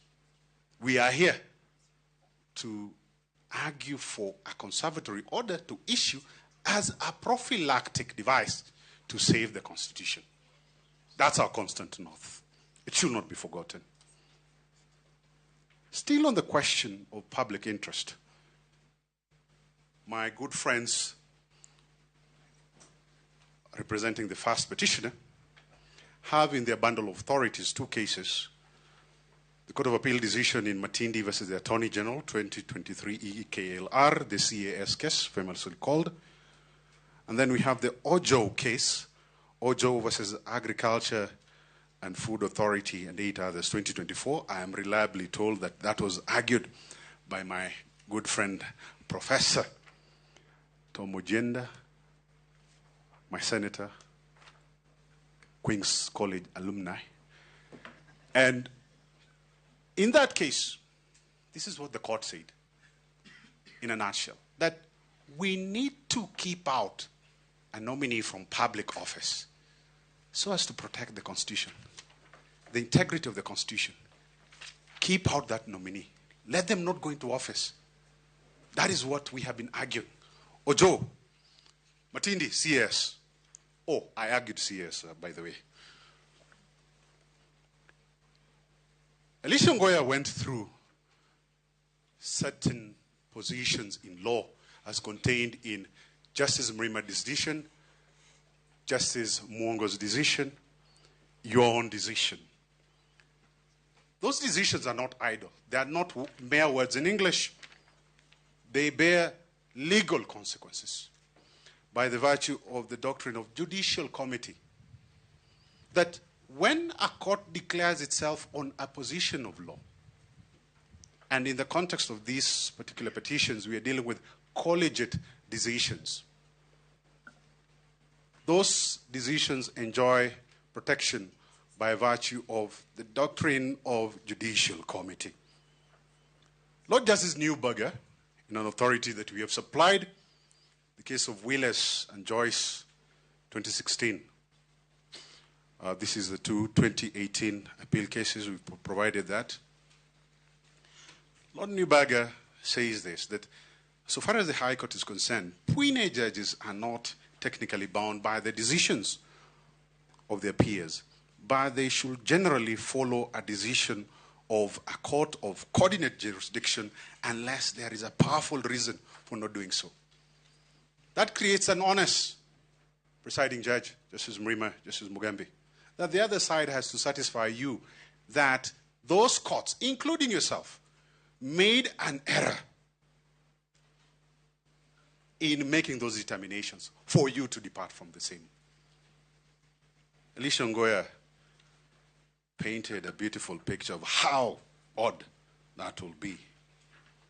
We have also provided the case from the Supreme Court of the Parliamentary Service Commission versus Martin Nyaga Wambora. The court there examined decision-making and vacation of the same in the context of a collegiate court.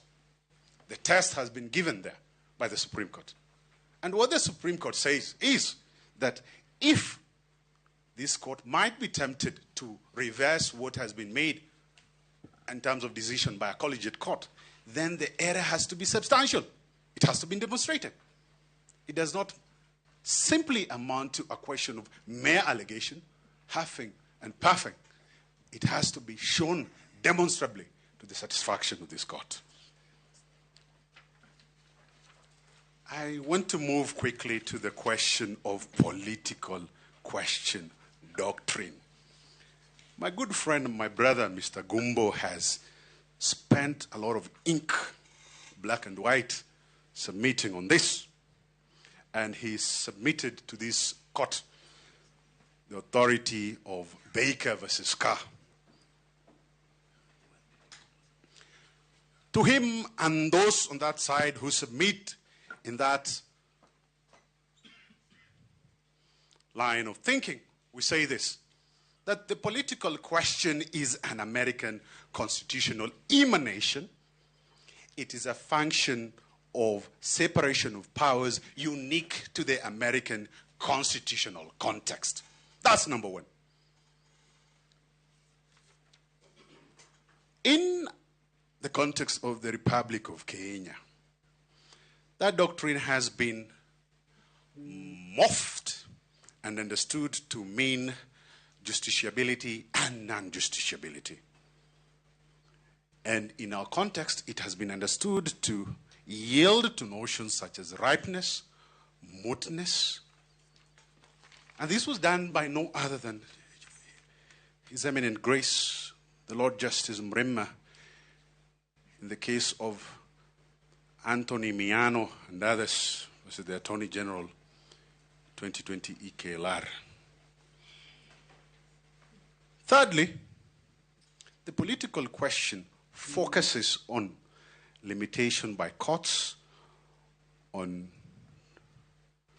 the court restraining itself from dealing with matters within the responsibility of the political arms of government. Now, in terms of the US context, and I have said that Mr. Gumbo has submitted on this case, and we wish to respond to him. This is what they did not tell you in terms of Baker versus Carr. Baker versus Carr, 1962, lays down 6 factors that can be used in identifying what a political question is. So the political question within the American context is not a general rule of application. It is applicable, yes, but within certain parameters. And the context in which that political doctrine question principle can be used is where, number one, there is lack of a judicially discoverable and manageable standards for resolving the dispute. In other words, the judiciary does not have the wherewithal to deal with that question.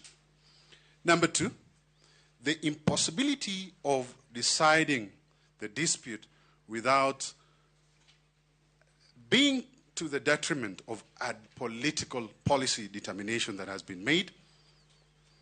Number three, the impossibility of the court undertaking such independent resolution without expressing a lack of respect to the branches of government, the political branches.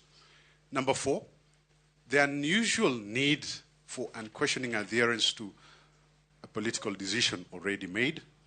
Number five, the potential embarrassment from multifarious pronouncements by various departments on the same question.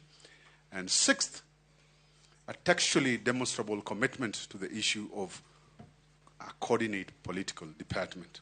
Those are the 6 circumstances according to Baker versus Carr. So the question, Your Lordship, Presiding Judge, what will be the usefulness of this doctrine in Kenya? The Constitution of the Republic of Kenya, David D. and others, the Constitution of Kenya has an internal theory. As Elisha Ngoya articulated, and as was articulated in BBI, the Constitution is a transformative Constitution, such that our tenor, our tone in terms of Constitution is radically different from the American. From the text of our Constitution, this is what the Court of Appeal in the BBI decision said at paragraph 139 and at paragraph 144. At paragraph 139, the Court of Appeal said that the Superior Court, being this court, by virtue of Article 22.1, 23.1, and 258.1 of the Constitution, had jurisdiction to complete and incomplete breaches of the Constitution. Your Ladyship, Your Lordships, the substratum in the BBI case was a bill that was stopped in its track before signature. That is important in terms of this context. At paragraph 144, this is what the Court of Appeal says, that when matters involve a threat to breach constitutional rights, justiciability requirements are satisfied and hence the court is allotted with jurisdiction. The court is seized with jurisdiction when a breach of the Constitution happens. From the constitutional text, plain reading, Article 4.1 read with Article 4.2, together with Article 1, provide an interface between law and politics. I repeat, 4.1, 4.2, as read with Article 1, provide an interface between law and politics.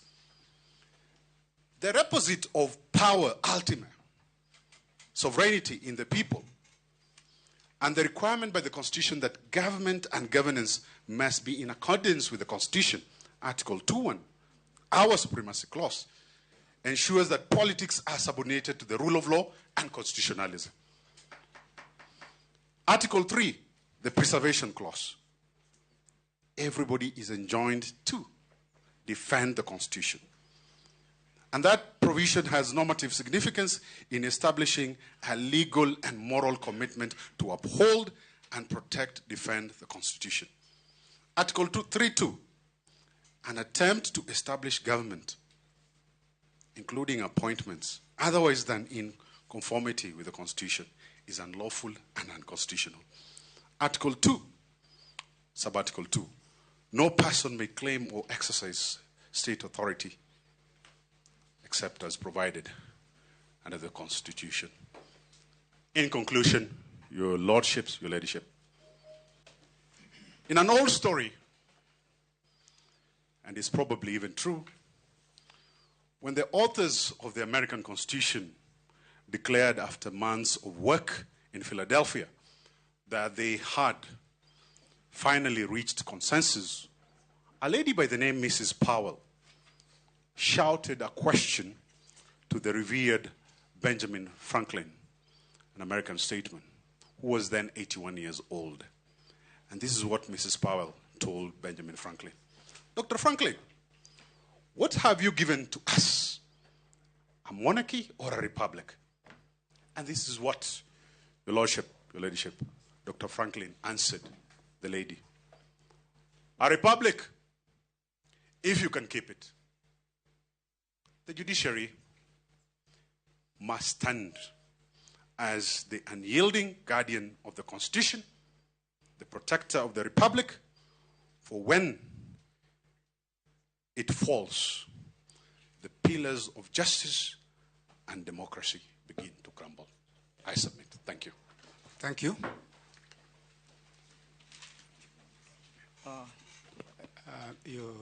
Bananjeru. Yes, my lady, my lords. How are you? I'm well, my lords. You have 10 minutes. My lord, I'll try to do the best within the time allocated. All right. My lord, my lady, my lords, permit me to join issues with the earlier submissions made by my learned friends. And permit me, my ladies, my lords, to submit that my submissions will majorly deal. Can you join issues on the same side? Join issues? We haven't submitted. What problem do you have with that, Professor Gender? My lord, join issues means he's on the opposing side, but he's supporting the applications as framed. So I don't know whether it is simply a question of not knowing that we haven't spoken, perhaps. He's running low on sugar. My lord, the presiding judge, you made an important point that we are Africans. I think let Njiru proceed. And he will have his time to speak the right English when his time comes. My ladies, my lords, my submissions will deal with the aspects of public interest in respect to the reason why the court must sustain the conservatory orders as granted by his Justice Mongo and Justice Mwita. Your Lordship, permit me to begin by drawing your attention to the dictates of Article 3, which requires every person to uphold and protect the Constitution from being violated. My lady, my lords, the Constitution that we are here to protect this afternoon is a document that is progressive in nature and that seeks to protect individuals who either serves in government or out government in whatsoever organ. My lords, in my address, I'll majorly deal with the question of the purported nomination of Professor Kithure Kindiki and whether the lifting of the conservatory orders will culminate into his swearing in and what that means in respect to the provisions of the Constitution.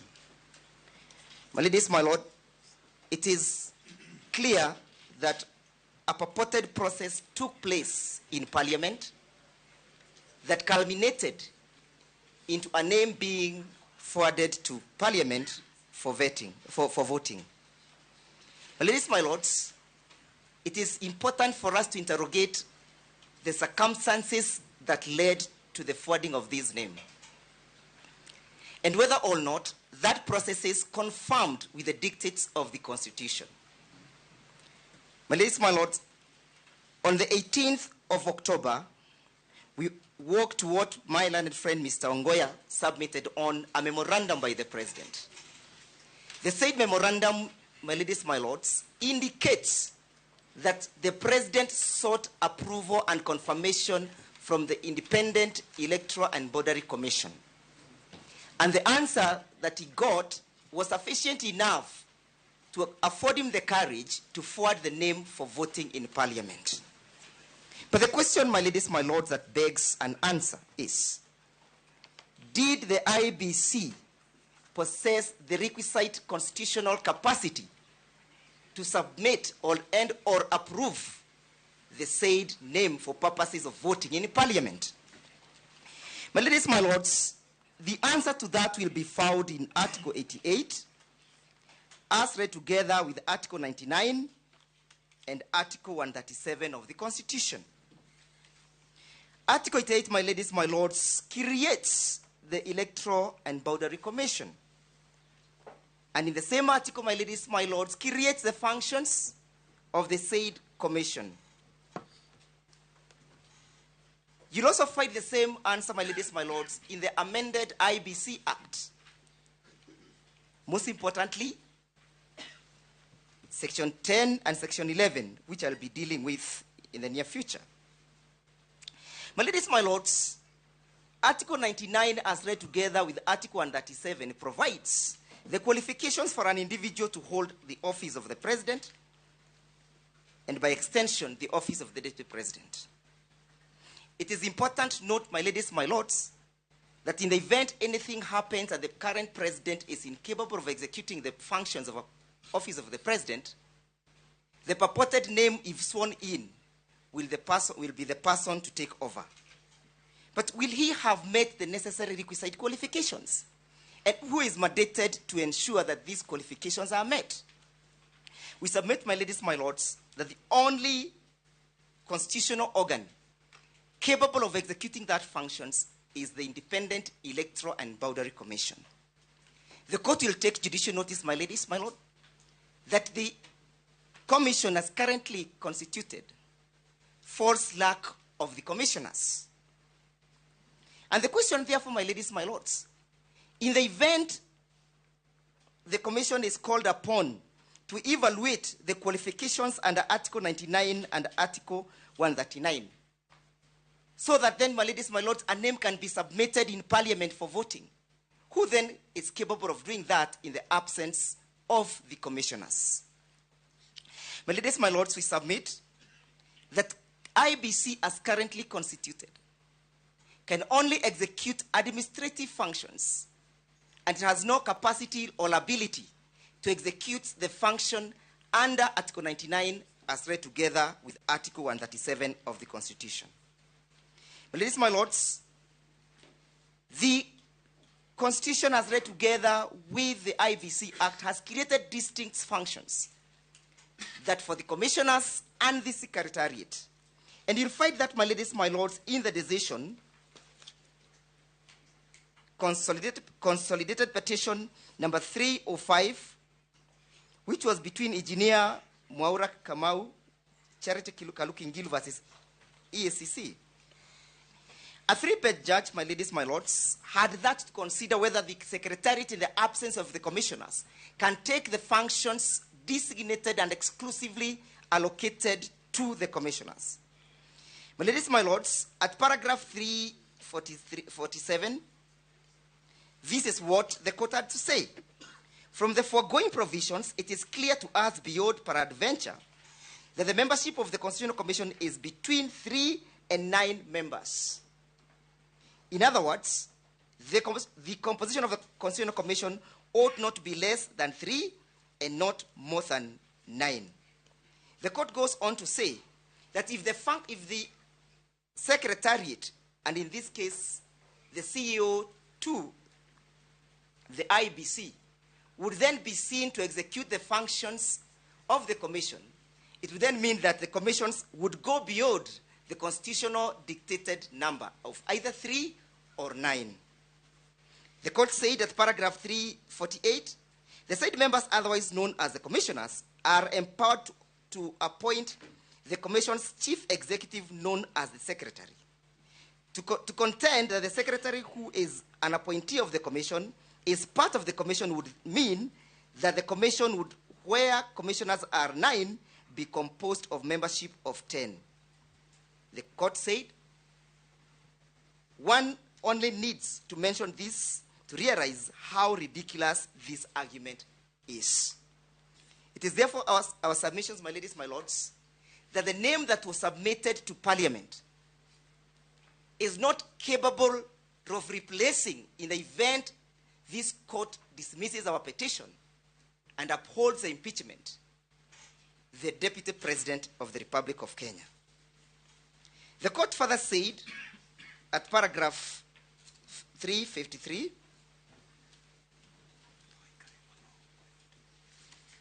I refer the court to have a look at paragraph 353 and paragraph 354. But of the most importance is what the court said relied in the case of petition number 46 of 201. The court relied in a Ugandan case, and this is what the court said. It is clear to us that under the Constitution and under the legislations, the foundation of the power of a secretariat is the existence of the commission. The secretary and the secretariat can only carry out the powers vested in their offices when the commission is in place, exercising its powers since they implement what the commission has approved or resolved. Again, I urge the court to look at paragraph 356 and also 358. But most importantly, your Lord, my ladies, my lord, is what the court is saying at paragraph 362. This is what the court had to say.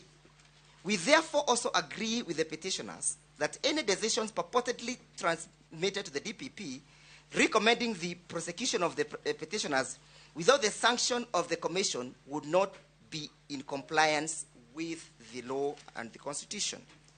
We urge you, my ladies, my lords, to find that the name that was submitted in Parliament is not capable of replacing the Deputy President of the Republic of Kenya.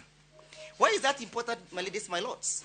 Because if the orders are lifted today, that will be the next course of action. My lord, that's not a finding you can make in your ruling on an interlocutory application. Well, why, my ladies, my lords? Because this is a train with many compartments and many stopovers. The next stopover that we shall land on, my ladies, my lords, if the orders are lifted, is to have a person who was not duly appointed in accordance with the Constitution taking over the office of the Deputy President. My ladies, my lords, permit me to draw your attention to paragraph 365, 336, and 337 of the same judgment. And this will be my final submissions in respect to this judgment. At paragraph 367, the court is saying, whereas a commission may be disabled in its ability to perform its functions, such disability does not automatically render the commission extinct. Such an event, in our view, only places the commission in a state of dormancy until such a time as it is able to carry out its functions. My ladies, my lords, I have perused the replying affidavit filed by Marjan on behalf of the IBC. He makes no reference to the memorandum filed by the President. My ladies, my lords, he technically makes sure that he does not make reference to that so that he may not be seen as if he has devolved into the functions of another organ. My ladies, my lords, permit me to draw your attentions to section 6 of the appointment. I beg your pardon. Paragraph 6 of public appointment, parliamentary approvals. And as you look at paragraph 6, also look at the definitions contained at paragraph 2 of the same act. What an appointment means and what a candidate means. And for avoidance of doubt, a candidate means a person who has been proposed or nominated for appointment to a public office. Section 6 creates the criteria upon which Parliament must follow so as to satisfy the need for public participation. It also creates the time within which this must be executed. It has been submitted that this was executed in a supersonic speed that took approximately 6 hours, and the Republic of Kenya had a new deputy president proposed. But the question, my ladies, my lords, is, can this be done in the absence of the exercise of the sovereignty of the people of Kenya? If we were to allow this, my ladies, my lords, what will be the import and what will be left of Article 1 of the Constitution? Will it be to mean that Article 1 of power belonging to the people will be meaningless? Additionally, my ladies, my lords, what will be left of Article 10 of the Constitution that requires state organs to be bound by the provisions of Article 10 whenever any of them executes the functions bestowed by it by the law? My ladies, my lords, the question of public participation, even in the process of the nomination of the said candidate, is paramount. That under Article 118, Parliament is enjoined together with Article 10 to carry out public participation. And that is the only way, my ladies, my lords, that Parliament can be said to have exercised the sovereignty of the people of Kenya through the delegated democracy concept. That is to mean, my ladies, my lords, if we were to sanction whatever happened on the 18th and allow it to pass, and the conservatory orders are lifted and is sworn in, we'll have let the people of Kenya down. They will not enjoy the provisions bestowed upon them by Article 10, Article 1, and Article 118. Article 118 creates and dictates that these individuals cannot be left out. Finally, my ladies, my lords, let us look at the question whether we have made out a case that deserves the granting of conservatory orders, and one that also deserves the dismissal of the applications by the respondent.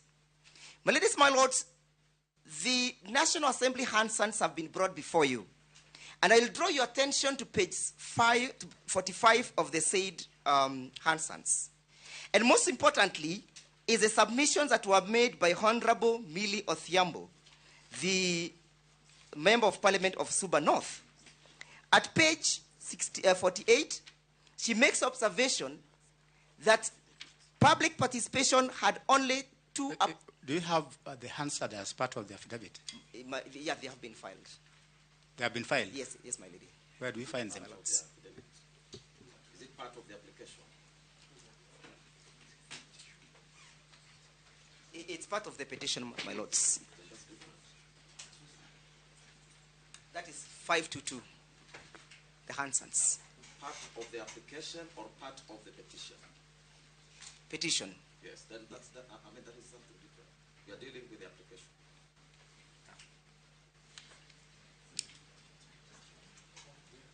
But most importantly, my ladies, my lords, it went on Hansons that only 200,000 people purportedly participated in that process.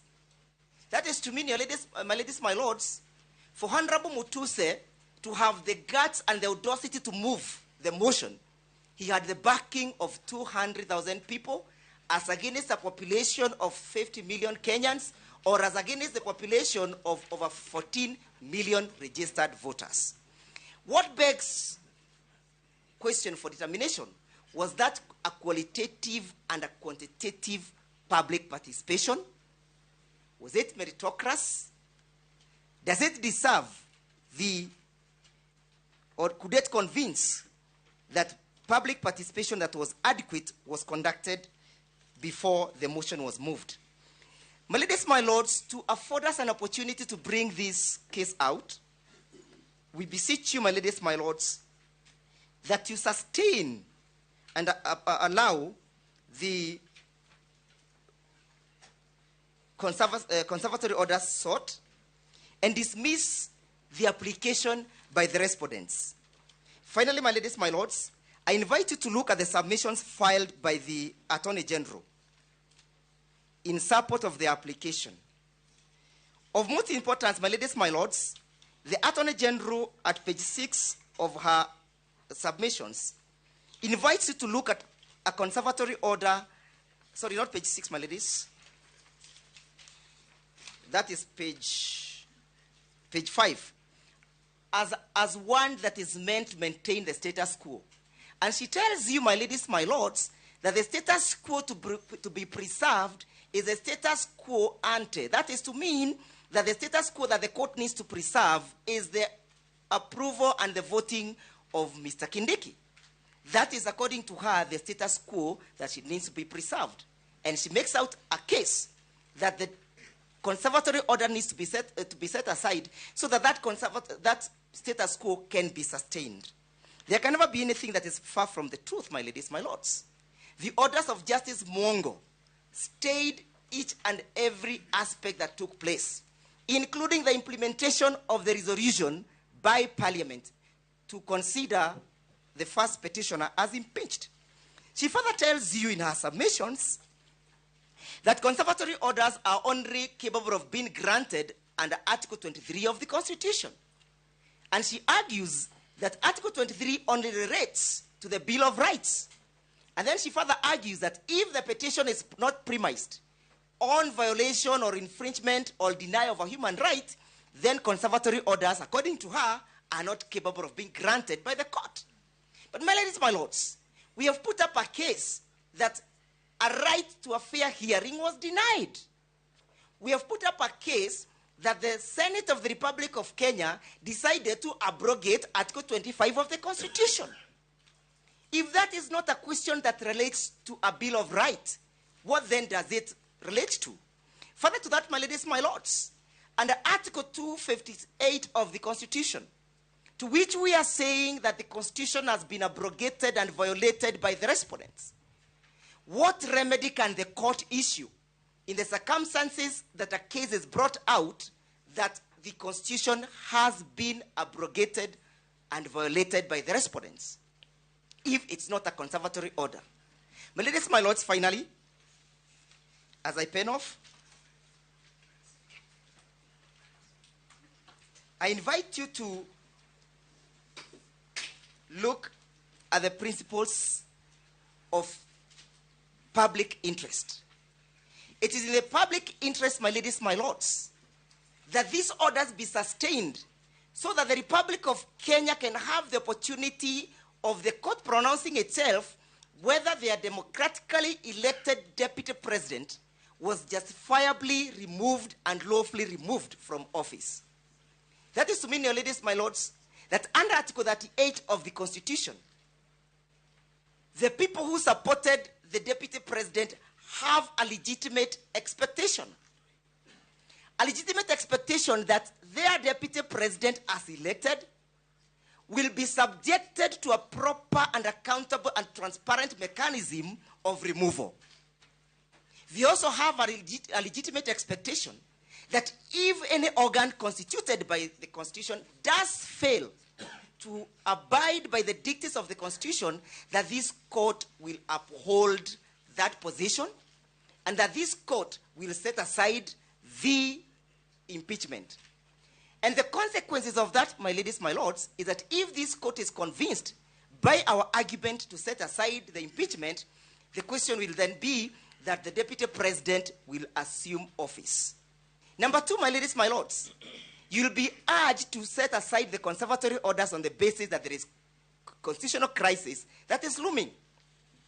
But who has precipitated and created this constitutional crisis, if it does exist, if not the respondents? If they followed the law to the letter, and we feel satisfied that our client was justifiably removed from office, we would not be before you, my ladies, my lords. We would have taken an ample pie and go home. But we are here before you, my ladies, my lords, because the situation has been precipitated and created by the respondents. Finally, my ladies, my lords, if the respondents are the ones who are at fault, do they deserve your mercy? What is the position of equity if they come to you with dirty hands? Do they deserve your mercy? He who comes to equity must come with clean hands. They are the transgressors and the violators of the Constitution. And therefore, my ladies, my lords, they cannot come before you as though they are saints. I so urge you, my ladies, my lords, to dismiss that application and uphold the application for the maintenance or for the retaining of the conservatory orders. I am most humbled. Thank you.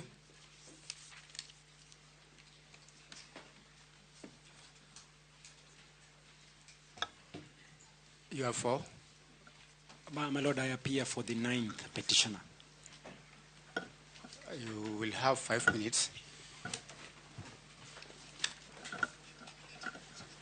My Lord, presiding judge, my Lord and my ladies, if it pleases you and in keeping with the notices affixed to the walls of this wall, permit me to reintroduce myself. My name is Wamboi, Shadrach Wamboi.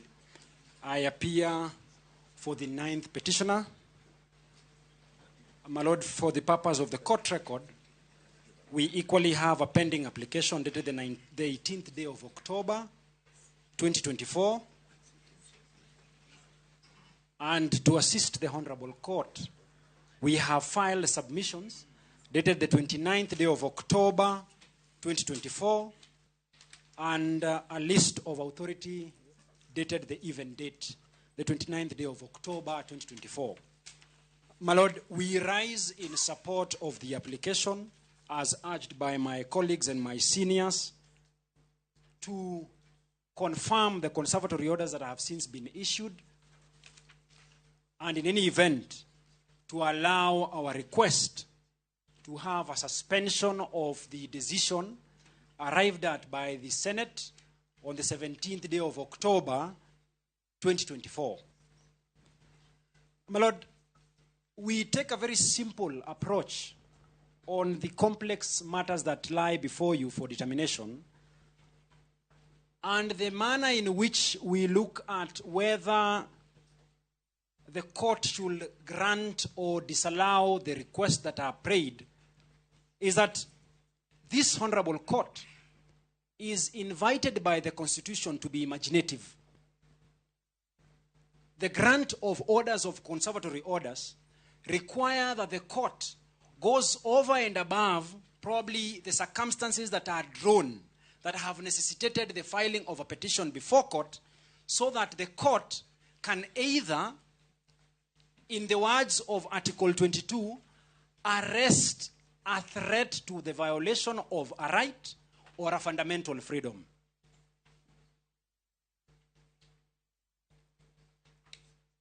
My lords and my lady, doctor, for you to imagine the circumstances that would be if the orders are not confirmed by this honorable court, then, my lords and my lady, you must, and I say this with tremendous respect, reflect on the assumption of the Office of the President Act in order for this honorable court to be alive to the prejudices or the prejudice that the petitioner and the Honorable Deputy President Rigathi Gachagua will face if the orders sought are not confirmed. My lords and my lady, we make the submission that to disallow our application will lead to a wastage of public resources, which this court is joined under Article 201D.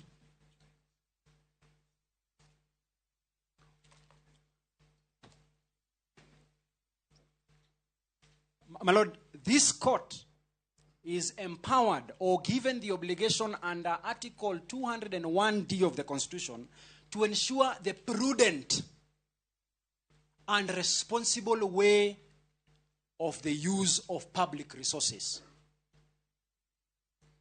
So that, my lady and my lords, the denial of the reliefs that we seek will automatically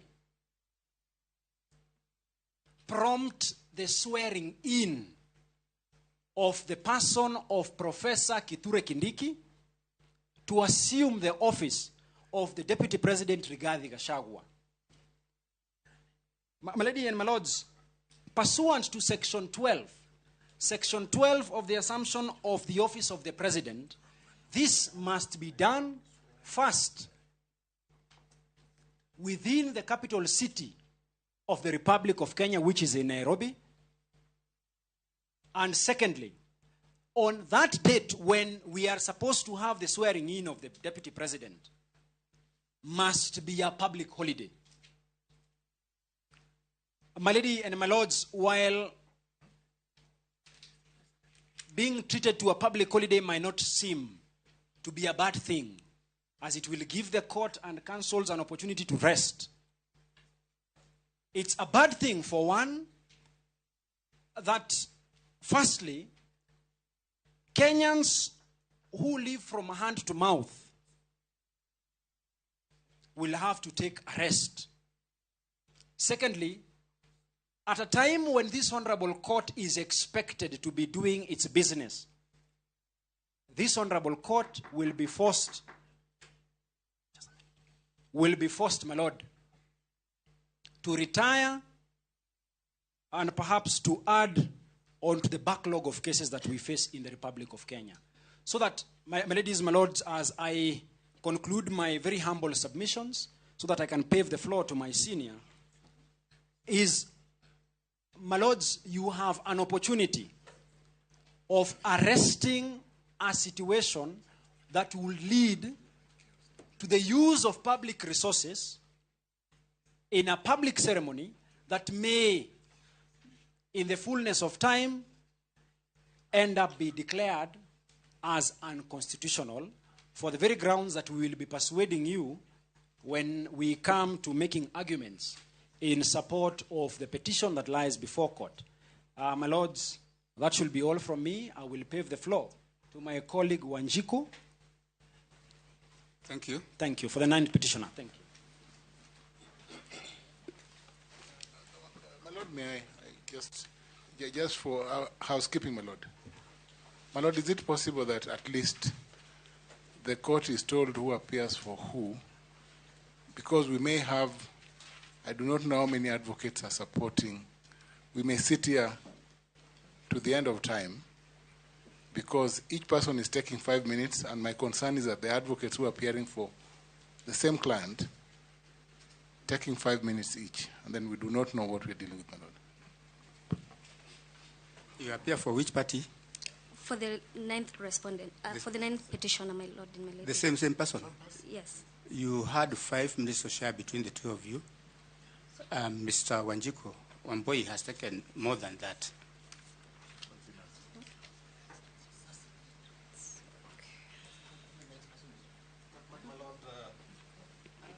Sorry.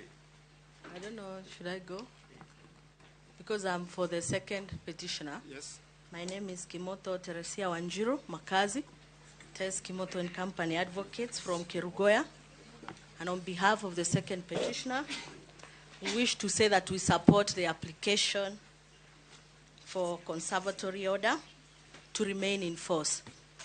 And the reason why we are saying so is that if you look at our petition, the prayers that we are seeking... Sorry, my lord, with your permission, my lord, with your permission, I'm sorry, because Ms. Kimodo was submitting, and it was our understanding that for the 9th petitioner, because she's not representing the 9th petitioner, it was our understanding that the minutes that were allocated to us, initially, Mr. Shadrach Wamboi has taken, and we were to compress the same so that all parties appearing, because we have 4 of us, were to iron out those issues and submit, because it's only submitted on 1 point. So that before she submits, we're requesting kindly for accommodation so that we can air 1 or 2 issues that were left out by Shadrach. Because I was to do a minute, and Mr. Omari was to do another minute as we conclude for the 9th petitioner. We are sorry about that, so that when she takes up, she'll take it up from a standpoint of... Does it also not bother you that most of the points or the principles you are putting forth have already been put forth even more eloquently and recorded?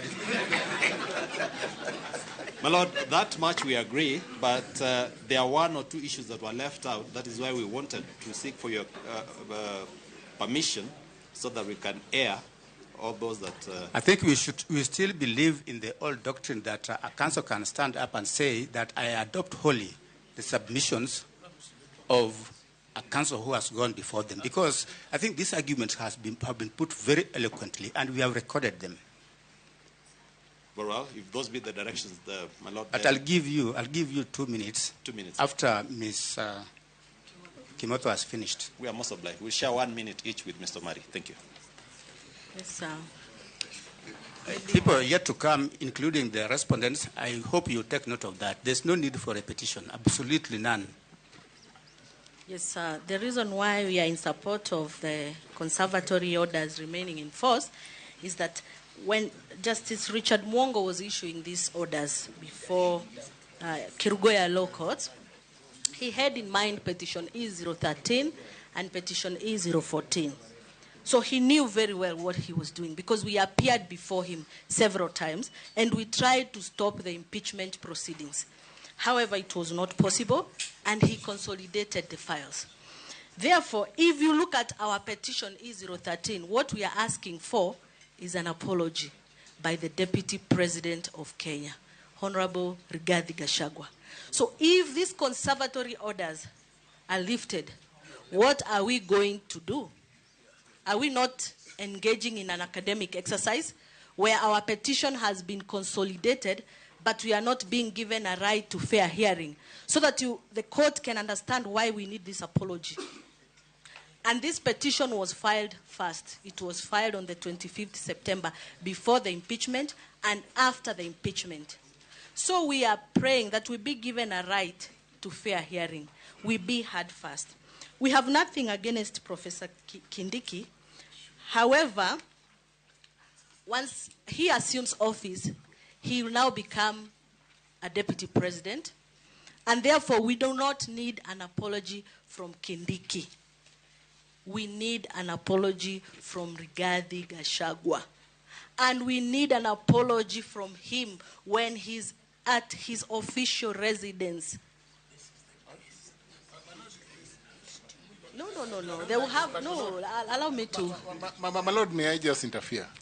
The petition by Kimoto and company required the Deputy President, then, now impeached, to apologize to the National Intelligence Service, NIS, completely overtaken by events. I don't even know why she's here. No. That is uncalled for, and I hope the bench will protect me. I think Ms. Kimoto is rightly before the court. Yes, thank you.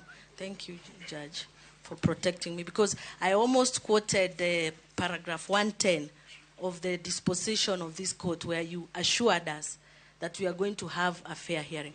So therefore, thank you, Justice Charo. So what I'm saying is that, yes, so what I am saying is that we need an apology from the Honorable Rigathi Gachagua, him being the Deputy President of Kenya.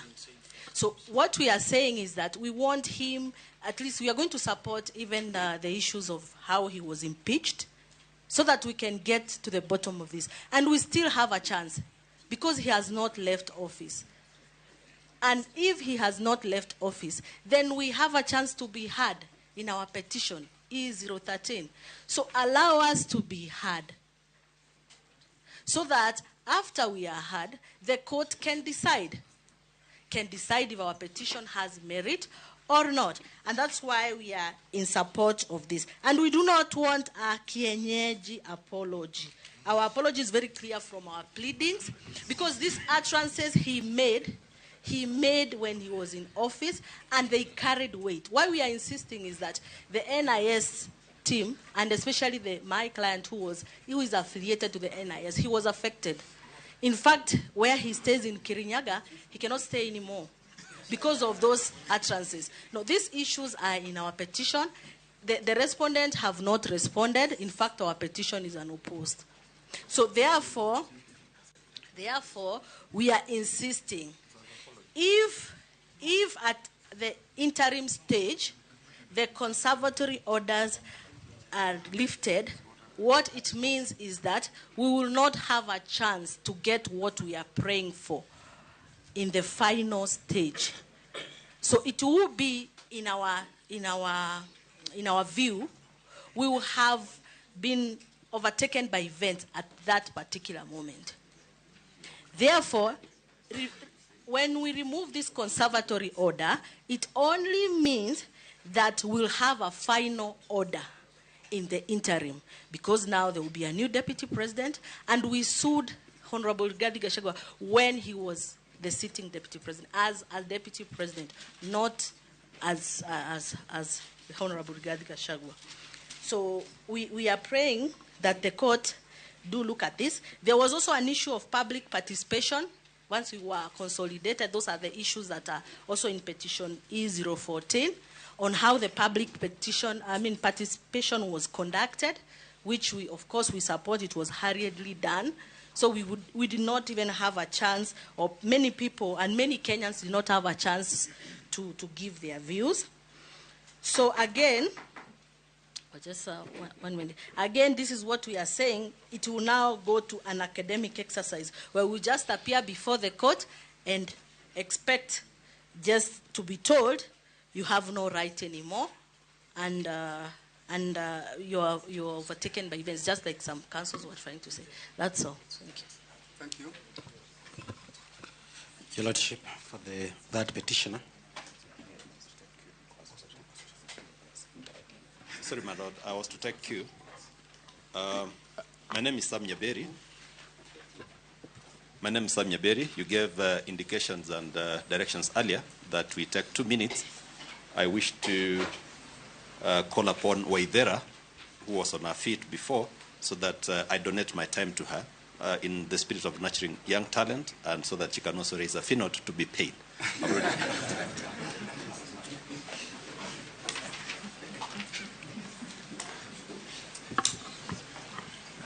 Ms. Waithera, how are you? I'm fine, thank you, my lord. You have been donated time, so take it and make your submissions. Thank you, my senior Mr. Nyaberi. My name is Wanjiko Waithera for the 9th petitioner. And taking off from where my senior Mr. Wamboi left off, I wish to submit on the issue that the respondents raised in their responses, that is separation of powers, in which they are seeking to have the applications dismissed on account that Parliament has the respondents, that is the Senate and the National Assembly, have privileges to conduct their proceedings, and such proceedings must not be challenged in court. And I wish for this court to be guided by the decision of Justice Lenaola in the Commission for Implementation of the Constitution versus the National Assembly of Kenya and 2 others, 2013 EKLR. And I will quote part of the passage where the court said that, to my mind, the separation of powers is not an absolute,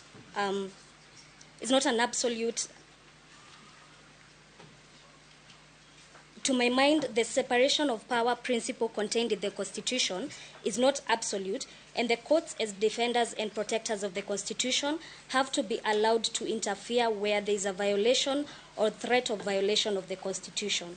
The court further went on to say that the primary duty of the court is to the Constitution and to the law, and which must apply impartially and without fear or favor or prejudice. The Constitution requires that the state to respect, protect, and promote and fulfill the Bill of Rights. My lords and my ladies, what is challenged before you are the proceedings that were undertaken at the Senate, and amongst what we are challenging is the right to be heard that was denied to the first petitioner, which forms a cornerstone under Article 47 of the Constitution.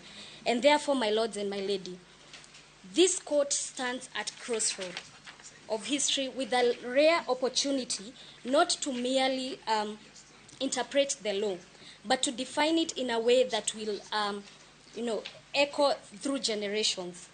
The decisions of these proceedings have the potential to set a benchmark that will solidify principles of accountability and strengthen our democratic foundation. We therefore invite the court to allow our application and issue the conservatory orders as prayed, and in so doing, we will be cementing the constitutional principles of this country. Thank you. Thank you.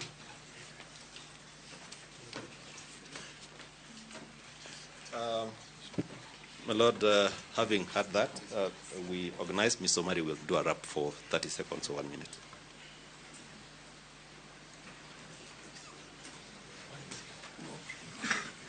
I hope you meant 30 seconds. My Lord, I didn't want to talk, save that to bring to the attention of the court that the public participation was done on Saturday, which is contrary to Article 37.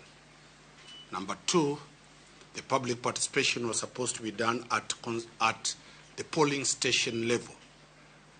Deputy presidents and presidents tallying ends at the polling station. Third, the notice of the constituency public participation. The court gave the orders at around 4:30. There was no notice sufficient for people in the villages to go to the constituencies.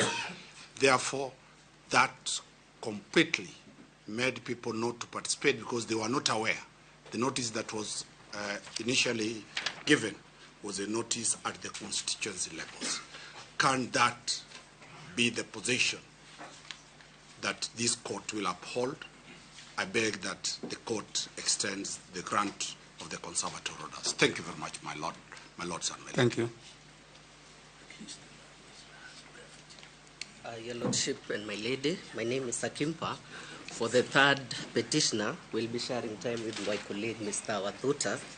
Your Lordship, you've already stated that the principles of conservatory orders have been eloquently espoused by my learned seniors, so I'll only put into context in our petition. Your Lordship, in the case of Peter Munya, the issue of inherent case is what I want to address using the ruling that was delivered by Justice Richard Mongo in petition E014. Your Lordship, and this is what the learned judge found upon perusing the documents, that on my motion I had perused the file and considered that the matters being considered on impeachment of the Deputy President of the Republic of Kenya are novel. That is the first issue. The other issue by the judge was that there exists no statutory or subsidiary legislative framework for impeachment of the Deputy President.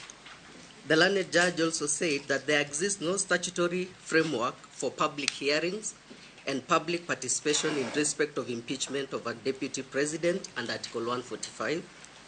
The learned judge also identified another issue, that there have been several bills on public participation and also on the question of impeachment in Parliament, but such bills have never been passed. And then finally, the judge says that the law on these questions has not been settled. It is our submission, therefore, Your Lordship, that based on these issues that have been framed by the judge, this is a proper case for issuance of conservatory orders so as to preserve the substratum of the petitions. Your Lordship, the last issue I want to address is the issue of public participation. Mr. Omari has pointed out the issues which we have in our petitions, and also, finally, the issue of the Senate. Your Lordship, in our petition, we have questioned the legality of the Senate having taken the position that it was open for them to use the plenary route as opposed to the committee. On that basis, therefore, Your Lordship, these are serious issues that warrants issuance of a conservatory order. Your Lordship, my colleague will conclude. I thank you. Thank you. Yeah, thank you. Thank you very much. Very briefly, my Lord. I'll just be making some remarks on the two applications for setting aside of the conservatory orders, starting with petition number 565. And looking at the prayers that are sought in that application, my Lord, that application is moot. I say so because the substantive prayer number 2, was that pending the inter partes hearing of this application for setting aside, that the orders issued by Justice Chacha Mwita be varied or set aside. My Lord, we already passed that stage, and therefore that prayer is not available. Then prayer number 3, that in the alternative, this Honorable Court be pleased to set aside, vary or discharge the ex parte orders issued on 18th October 2024. My Lord, those orders lapsed on Friday, that is the 25th of October 2024. So just to make the court's work easy, there will be no need to consider that application. Having said that, and in view of your previous directions, that this application will be treated as a response to the application for conservatory orders, I would just like to make 2 or 3 remarks with regard to the content of that application, my Lord. And I would just like to mention that paragraph 7 of the supporting affidavit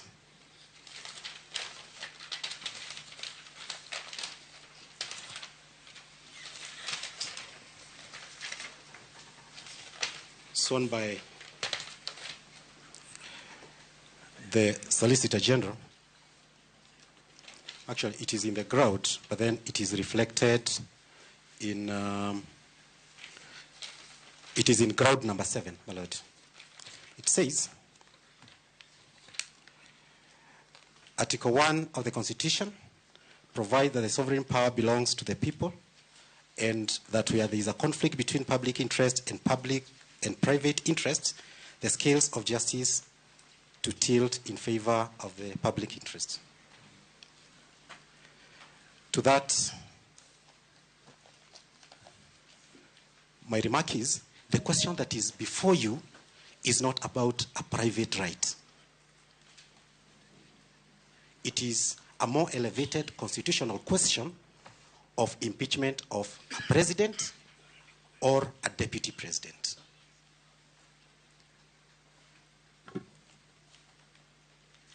Again, paragraph 8 states that the Constitution does not envisage a vacuum in the office of the deputy president, and as such, it is in the interest of justice that interim orders be stayed, varied, or set aside. My Lord, Article 149 and Article 150 make very clear provisions on the vacancy of the office of the deputy president and how that is treated, even about the vacancy in the office of the president and how all that is dealt with. The Constitution is self-sufficient with regard to vacancy in the executive offices. Just 1 minute. I would like to make a remark, still to make the court's work easy, in a petition number 15. And my Lord, again, that application is moot. I had to check the one that is on CTS just to be double sure. And the substantive prayers that are sought are prayer number 3. It was an interim order pending inter partes hearing of that application. My Lord, again, we are beyond that stage. We are already at the inter partes stage of the hearing. So the remaining prayer is prayer number 4. And allow me to read it verbatim. That this court be pleased to set aside, review, or otherwise vary grant the ex parte orders issued on 18th October 2024 by Honorable Justice Mwongo Richard Mururu in Kerugoya Constitutional Petition number 15, pending the hearing and determination of the appeal. My Lord, what the National Assembly clearly did not disclose is that after these orders were served on them, they went and filed an appeal. And then filed this application to stay the conservatory order or set it aside pending the determination of the appeal. That has not been disclosed to the parties. It has not been disclosed to the court. So you have no prayer for setting aside of the conservatory order pending the hearing of the petition or pending the hearing of the application for conservatory orders. So again, that application is moot. Turning to the content of that application, in as far as it is a response to the application for conservatory order, firstly, the decision or the subject of the petition before that court was the proceedings before the Senate. Then again, the National Assembly was not necessarily the aggrieved party, but again, they cried louder than the bereaved. Again, if you look at paragraph 6 of the supporting affidavit, sworn by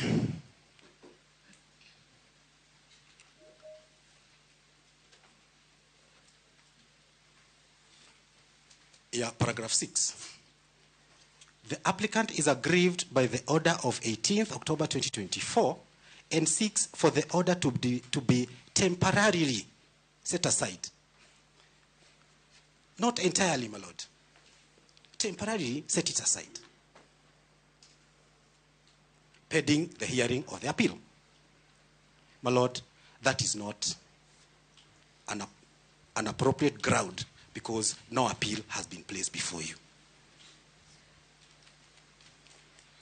At paragraph 7, which is a serious misconception. Yes, my lord. You had very few minutes. I think you have exhausted them. Judge, I beg only two. Only two, Judge. Thank you. At paragraph 7, you realize another basis of making this application, which is a very serious misconception. And it says, a presidential system of government works based on the doctrine of collective responsibility. This is a constitutional democracy that we have. The doctrine requires members of the cabinet to work in unison for the sovereign and promote the collective policy agenda. In pure presidential systems, which is not ours, the president retains the discretion to dismiss a member of cabinet who falls short of the expectation. My lord, one of the reasons why we have the current constitution is to prevent this very mischief. So, we can clearly now see the underwriter of all this impeachment process. It is the president who decided a member of the cabinet should not be here. So, this is a process that is... Objection, that is evidence from the bar. I'm just picking a paragraph in the supporting affidavit. Mr. Watuta. Yes, Judge. Please conclude your remarks. Very well. Thank you. Yeah, and even more worrying is paragraph 8. Additionally, reinstatement is inconceivable where the member of the cabinet has lost confidence of the sovereign and parliament. My lord, Article 150 sets the ground for impeachment of a deputy president. Lack of confidence is not one of them. Lack of confidence by parliament in the deputy president is not one of the grounds. So we can clearly see the reason why we have the impeachment process. Who is the sovereign? The people. When did the people say we have lost confidence in the deputy president? So all these other grounds, as we'll demonstrate at the hearing of the petition, is just a facade. It's just a face to hide the real intention of members of parliament saying we have lost confidence in this particular person. I do not want to go to paragraph 9, but again, those are matters that we'll deal with at the petition stage. But all in all, my lord, you only have two applications to consider, the ones for conservatory orders. The one for setting aside the conservatory orders, my lord, I've made your work easier. Most obliged. Thank you very much. Thank you.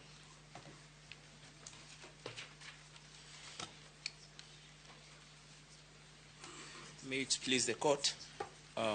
My name is Dr. Iboso. I'm from Vihiga, and I'd like to... Dr. Iboso, you'll address us for only 5 minutes, please. My lord, I will do my best, but I promise I will not repeat anything that has been said. My lord, I'll go straight to the points. One, what is on trial or what is at stake in the setup of an interim conservatory order. My Lord, I'd like to inform the court that what is on trial is a Bill of Rights. Article 38 of the Constitution provides that a person has a right to vie and be elected for office, and if elected, has a right to hold that office. My Lord, that is one of the things that is on trial, but I will ignore that for now. What is at stake, because a conservatory order is supposed to preserve the substratum, is a right to a fair trial. My Lord, the components of a fair trial include the tribunal that is independent. It includes the process and the outcome. My Lord, the outcome includes the remedies that are available by law to the individuals before the court. One of the remedies, the material remedies that the parties before this court are seeking, is reinstatement of Deputy President Rigathi Gachagua to office. Therefore, and I will demonstrate when I talk about the Wajir case at the end, that once a new person assumes that office, that remedy is completely taken off the table.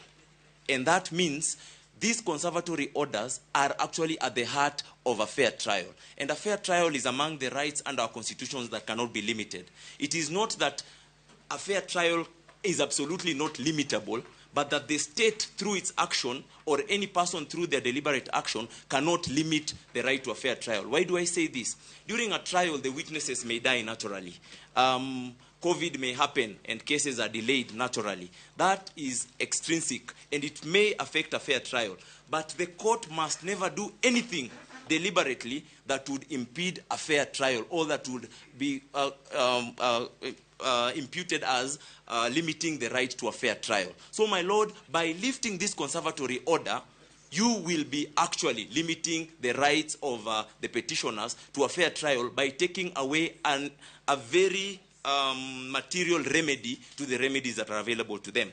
I'd like to talk about what is the place of the Bill of Rights under our Constitution and the concept of public interest, because it has come up very much. Now, our Bill of Rights under our Constitution is very fundamental. The Bill of Rights, the chapter on the Bill of Rights, is the only chapter under our Constitution that has its own doctrine of interpretation.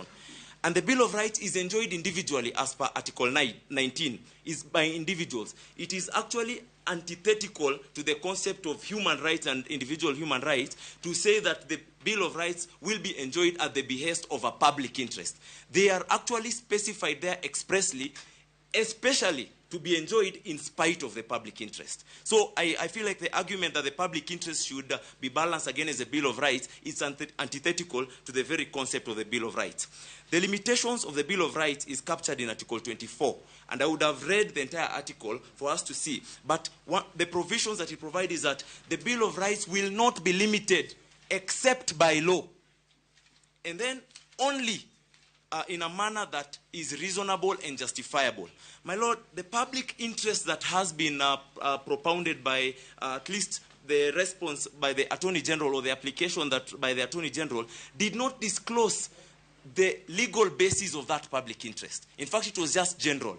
And it brings me to the question. It reminds me, in 1945, the Supreme Court of the United States was faced with a case about the Anti-Obscenities Act or Anti-Pornography Act. And Justice Stewart, unable to define what pornography is, in his concurring opinion, wrote, "You will know it when you see it." My Lord, that is the kind of public interest that the Attorney General is asking us to use to balance against the Bill of Rights. A public interest that we cannot really tell what it is. My Lord, the public interest that should be able to limit the Bill of Rights must be founded in law. There must be a legal basis for which you're saying this is a public interest. Whatever the Attorney General has propounded, in fact, has not even specified. It must not be vague. It must be very specific so that we can assess its reasonability and whether it can actually be justiciable or it's justified within a democratic society. My Lord, I saw in the response by the National Assembly, the public interest has been a bit defined and has been stated as the fact that we do not have an IEBC. My Lord, that is not a legal question.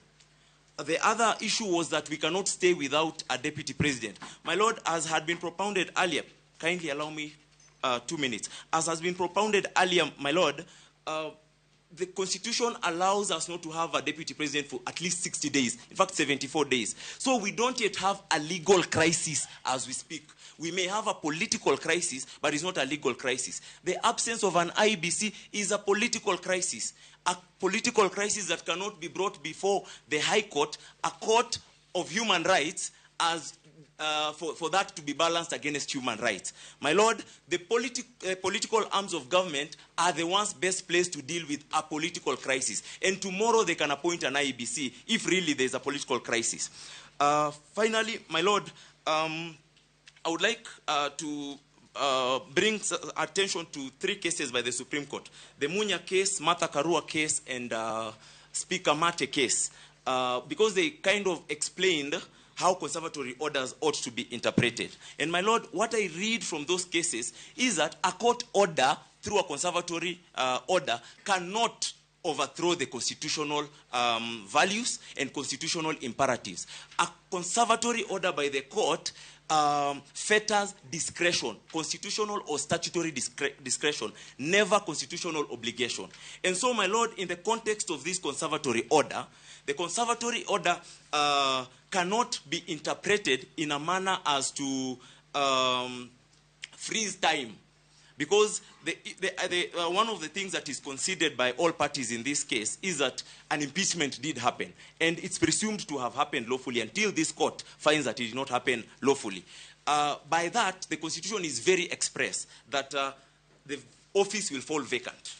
And so that one, however much a court attempts, it cannot constrain an edict of an imperative of the Constitution. So the office is vacant as we speak. However, time started running, and the president had 14 days, a discretion of 14 days. The court order can fetter that discretion, and where it seems to the court that the discretion was abused and rushed in order so that you can avoid the rule of law and whatnot, the court can make the conservatory order to be deemed as if the action was done as if that abuse was not there. So that the president still had the 14 days, and so the time is counting. Parliament will still have 60 days. Now, at the end of the 74th day, this court's conservatory order, however much it tries, it cannot extend beyond that. Finally, my Lord, I want to talk about the Wajir case because nobody has talked about it, and it was part of the Attorney General's application and response. The Wajir case relates to a governor who was impeached. The deputy governor assumed office and then even nominated a new deputy governor, and then later on, the High Court found the impeachment to have been unlawful and reinstated the governor back to office. My Lord, there is a distinction, both a constitutional distinction and even a procedural distinction in the 2 cases. In the Wajir case, the court had issued a conservatory order against the assumption of office, which was defied. But aside from that, because that still is arguable as to whether a conservatory order can do that, there is the question of part of the rule of law and a fair trial is the enforcement, the enforceability of a court order. Now, a court order may be enforced against the deputy governor or the governor of a county. But as per our constitution and as per the holding of BBI in the BBI case, the presidency is absolutely immune. No amount of court order will be issued that will be able to be enforced against it. Because who will enforce the court order declaring the office of president vacant? My Lord, it's the political arms of government that can deal with that. And that might be one of the issues that are political questions that the court cannot really address. So, my Lord, as far as the office of the deputy president is concerned, such an order cannot come from this court. We cannot allow the conservatory order to be lifted, and then we imagine that we will be able to enforce an order removing Professor Kindiki from office. My Lord, thank you very much. I'd like to ask my co-petitioner, I think petitioner number 12. I wish to make an application under Article 57 of the Constitution. All the members of the society. The owner is now 2:30. Some of us have to eat at certain intervals. And I'm mindful of the courts. You have been sitting all the time. You must be now very tired. Let us adjourn and resume in the afternoon.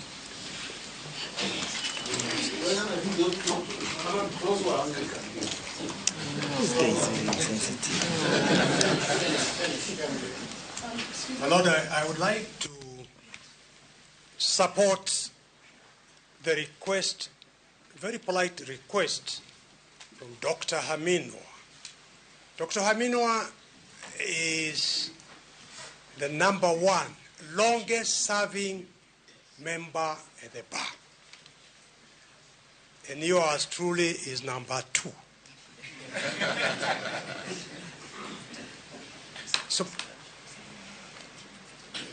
my Lord, breaking for an hour or so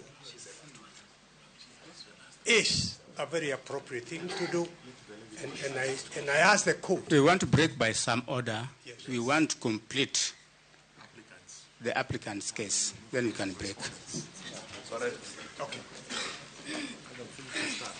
We will persevere. You are the last one. Yes, my lord. How much time do you want? I need 5 minutes, but I would appreciate it if you don't knock, because I have dyslexia, so it will make me start rapping instead of delivering my submissions. 5 minutes, please. Yes, my lord. Your name? My name is Wanjiro Mwangi. I am the 12th petitioner in consolidated file E65 of 2024, and together with the 11th co-petitioner, Dr. Iboso, we ask to be enjoined as interested parties in this matter. My lord, unlike most people in this room, I want to disclose that I have a learning disability or ability called dyslexia, so I ask for time, not to rush me, so I can articulate myself properly. My lords and my lady, I would like to ask this court to deem myself and Dr. Iboso being properly on record, for the sole reason that in other courtrooms we have made submissions and been told that we are not properly on record, and would like our submissions to remain on the record. My lords and my lady, I only have 5 questions today that I want to task to the judiciary and to the members and to the public and to everybody else. Question number 1, the judiciary on trial. My lords and my lady, the only questions you're on trial for in the eyes of the public is a simple one. Is the judiciary truly impervious to the reach of the corrupt and the political class, locally and internationally? If the answer is yes, the Bill of Rights must be respected and upheld. For this, I rely on Article 159.2, justice shall be done to all, irrespective of status. Read together with Article 27.2, which states, equality includes the full and equal enjoyment of all rights and fundamental freedoms. Question number 2, the Constitution on trial. My lords and my lady, the second question the public will be asking is, when our Constitution is on trial, because it is no doubt on trial, will the judiciary bend to the insurmountable political pressure, or will jurisprudence, the Constitution, and the rule of law prevail in such adversity? If the answer is yes, then the conservative orders must be stayed. For this, I rely on Article 27. Every person is equal before the law and has the right to equal protection and equal benefits of the law. Question number 3, the laws on trial. My lords and my lady, the third question that is important to the public is that once a court clearly states that a right is absolute, as this court did on the 23rd of October 2024, then the public will be interested to see and know if the court will uphold its own directions. If the answer is yes, then this court must respect and uphold its own directives and guarantee all the petitioners, especially those who prayed for conservative or injunctive orders whose applications have not been heard and determined, including us laymen, the right to a fair trial as specified in Article 50, which reads, every person has a right to have any dispute that can be resolved by the application of a law decided in a fair and public hearing before a court. Read together with Article 27.3, women and men have the right to equal treatment, including the rights to equal opportunities in political, economic, and cultural spheres. Question number 4, immunity of the office of the President is on trial. The inadvertent question we as a society have to ask ourselves is a moral one. Does the court have any real authority to successfully reverse the impeachment and reinstate Rigathi Gachagua? Based on the truth we know, the truths we have been shown, and the truths we are constantly reminded of by the political pandemic we have been suffering, what confidence does the public have that if the conservation orders are lifted, the court will have any real authority to successfully reverse those orders? Then, under the same assumption, the ascension of Professor Kindiki will succeed after that in a manner of what we expect to be ours, despite the numerous legal ambiguous queries about gazette notices in the middle of the night and a lack of IBC commissioners to vet or validate the public participation in that manner. The answer is no. The court will be unenforceable, will be unable to enforce on the office of the president as enshrined in the Constitution and affirmed by the Supreme Court. The court does not have jurisdiction to force Kindiki, if he's sworn in, to recuse him, to impeach himself. That is the real conundrum in a nutshell, and is as simple as the deputy president assumes office, and if the president is unwell, does the judiciary in fact find the impeachment and end if the... Sorry, let me just say it again, please. The real conundrum in a nutshell is as simple as this. If the deputy president assumes office, and then the president is unwell, and the judiciary does in fact find the impeachment process was flawed from the National Assembly due to violations of the Constitution, what then? Will the acting president impeach himself as a deputy president? Can he even? Is it even possible, and who would enforce those orders? The conservation orders cannot be lifted if they will be rendered a nullity, null and void. For this, I submit Article 27. The state shall not discriminate directly or indirectly against any person on any ground, including race, sex, pregnancy, marital status, health status, ethnic or social origin, color, age, disability, region, conscience, belief, culture, dress, language, or birth. Question number 5, and my final question today, is our system is on trial.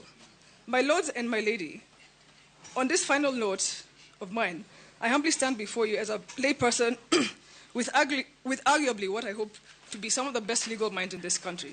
As our nation is once again at the precipice of a revolution, as the spirit of our nation is reawakening, I submit to you one of the most progressive documents in the modern world, our Constitution, a document which guarantees even terrorists due process, whose preamble starts with "we, the people of Kenya," and ends with "adopt, enact, and give this Constitution to ourselves and to future generations." It is time to take our place. It is time for the Constitution to prevail. It is time to no longer allow political urgency to override judicial processes. Our country will still be intact in 30 days, and it will still be intact in 60 days without a deputy president. Our Constitution went so far to envision not only the vacancy of the deputy president, it planned for the eventuality of both the president's office and the deputy's office being vacant.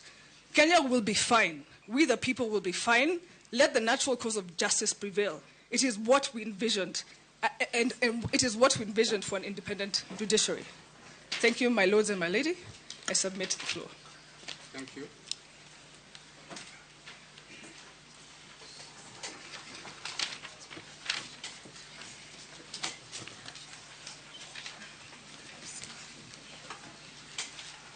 It is now 2:30. We will adjourn. I want the assurance that we are coming back for the respondent's case. Yes. Your Lordship, that's not correct. My name is Ramogi, Counsel. I'm the 43rd petitioner.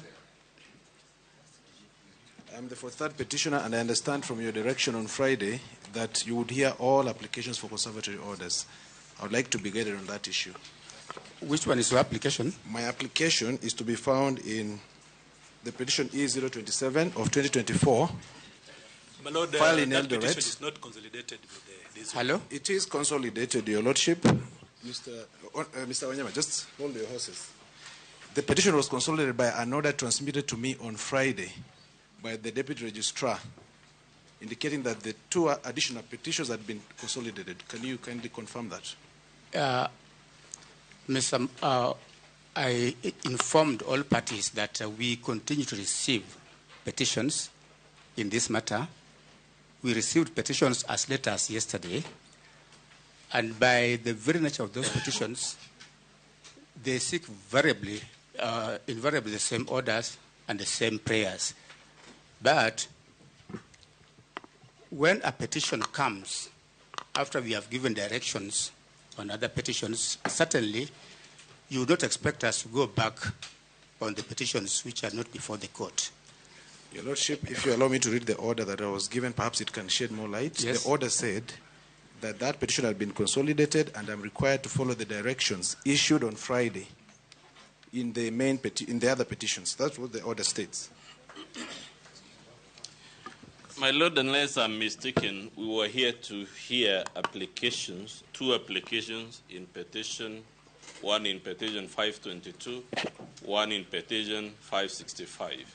Equally, we were here to hear 2 applications from this side that my Lord directed would be treated as the responses to the applications on the other side. If my colleague's file has been consolidated with these files, it does not necessarily follow that his application also had been scheduled for hearing today. And lastly, my Lord, while I'm on my feet, I know we started by giving directions and the court being fair and allowing the parties to drag on, but we are concerned on this side that unless the court is able to fix a stop at some point, the other side is committed to proceeding on and on, as I said, until donkeys grow horns. And Mr. Omoke, how much time do you want to submit on your application? Your Lordship, I always speak very briefly. I will take only 5 minutes. Proceed. And I'll do it right away. We will be disadvantaged slightly with Mr. Omoke's application because he has filed written submissions that he only served on us late last night and we have not responded to it. Your Lordship, the submissions I filed, they raise the same cases that we all know about. That's the case of Gatirao Munya, which I believe we are sufficiently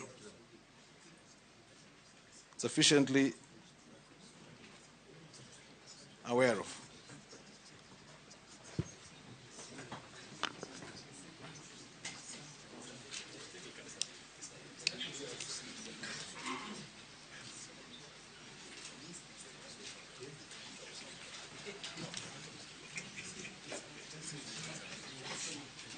And Your Lordship, as you consult, I would like to add that Please don't disturb us when we consult. That's okay. My Lord, to end the agony, we have consulted and we concede to submissions in 5 minutes on points of law.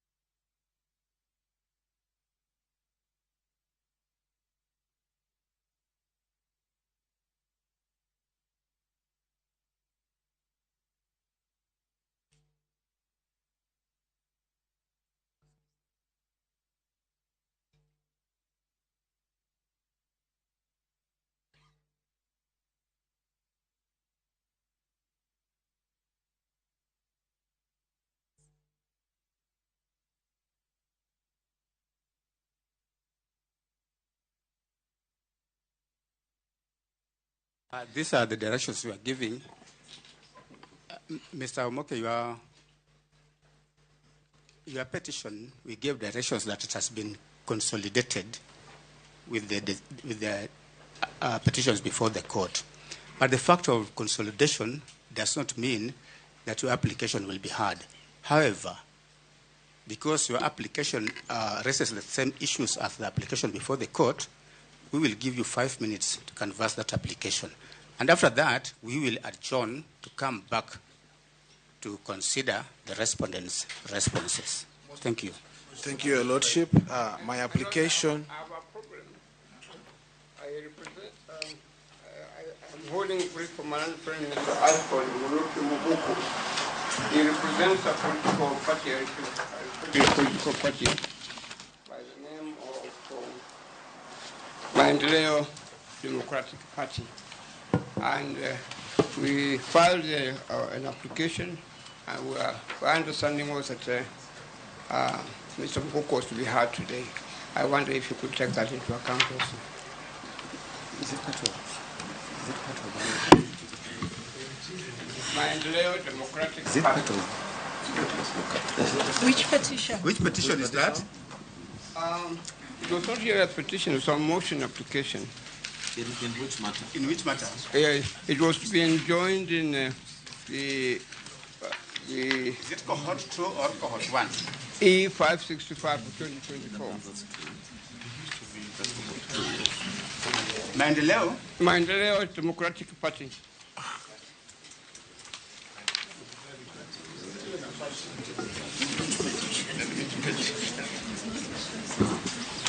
My Lord, that's not a party in both cohort 1 and cohort 2. Maendeleo Democratic Party is not a party in any of the two cohorts. It's not a party in any of the two cohorts. I see. That's interesting. Okay, Mr. Amoke. May I say something again?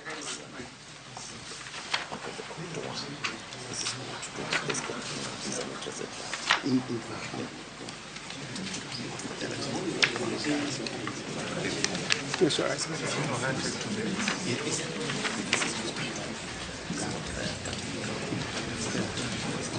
But Dr. Kamino, you know you appear in cohort 1 in your own right. Yes. Remember that. So if you want to submit in your own right, we will allow you. But for the person who are holding whose brief, we don't appear to see where he I is. think that's for himself. I don't know. Just look for him so that he can prosecute his case. But in the meantime, let's have Mr. Omoke. One final word, my Lord. My Lord, I like being human, and I like taking care of the interests of the judges when they are sitting. You are human. Why don't we adjourn tomorrow? Dr. Kaminwa, please. It's okay. We are very human. All that I'm saying, can we start tomorrow? Let's have Mr. My Lord, I think the cat is coming now out of the bag. Mr. Omoke, you have 5 minutes. What's cat now?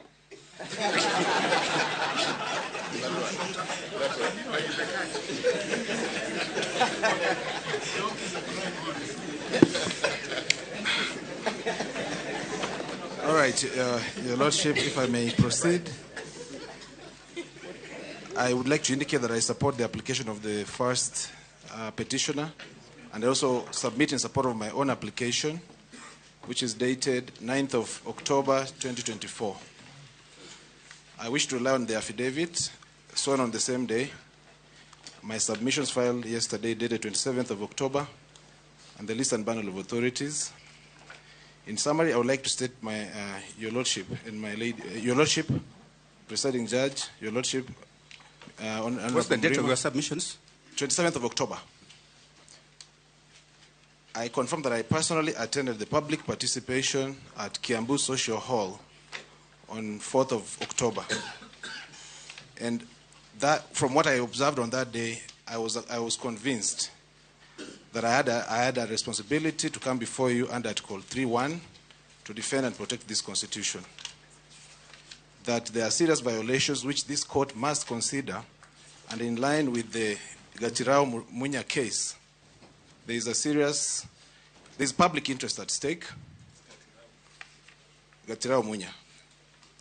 There is an inherent, there's a case that you need to consider here, where we must look at all those issues on public participation. Was there proper public participation, not just on the day when the Parliament was conducting it on 4th of October, but even prior to that, under Article 10, I would call upon this court to issue the conservatory orders so that we can have an opportunity to re-examine Article 10, which for a long time has been seen as though it is something that is aspirational. And I would like to urge the court to consider this to be something that is binding on all persons and all state organs, such that for the move of the motion in the National Assembly, at the time he was seeking to bring that motion before the National Assembly, he actually was bound by Article 10 to observe all the values contained therein, including public participation, go around the country and speak to the people.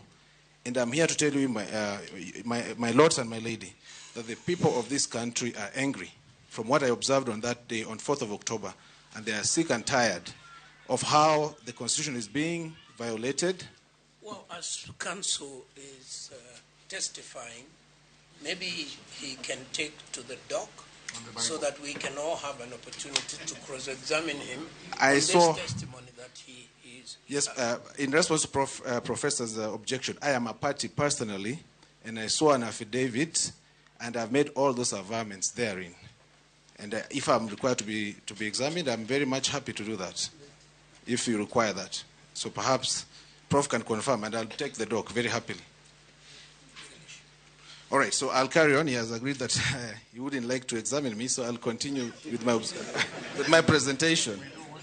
Actually, at that very same public participation, I did meet some of the people from his famous home, Ndumberi, otherwise known as Danbury, and they were very, very unhappy with the way the process was being conducted.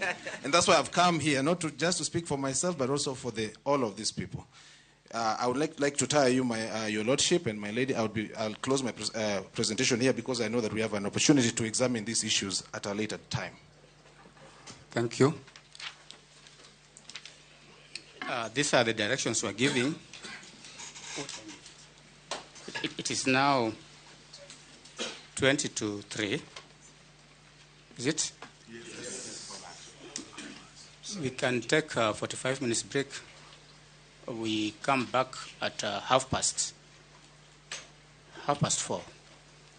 Your Lordship, I heard you to say that 3:30. It is now 20 minutes to 3. That's correct. So we can come back at 3:30. Only one thing, Your Lordship, that we still have interested party who might want to support the application. You indicated that you'll be coming for the Respondent's case. There's no problem. You are coming back at 3:30.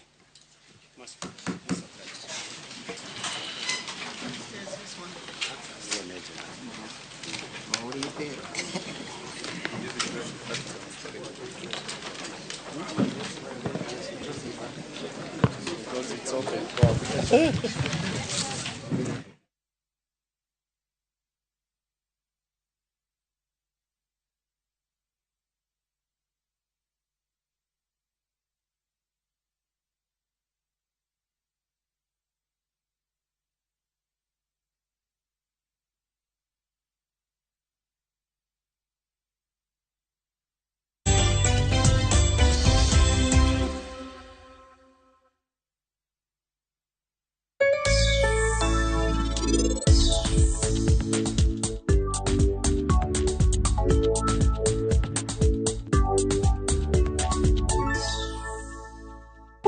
$1 en kun minyalo chamo go mena, inyalo chamo go babla, inyalo chamo gi rech mbuta, inyalo kata adho galia kata adho marade.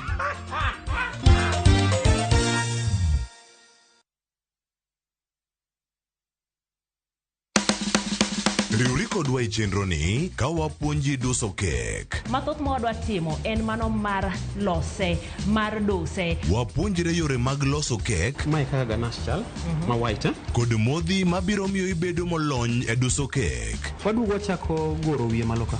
Tedo gi chiemo, gi jalieta, tich adek, sari okinyi.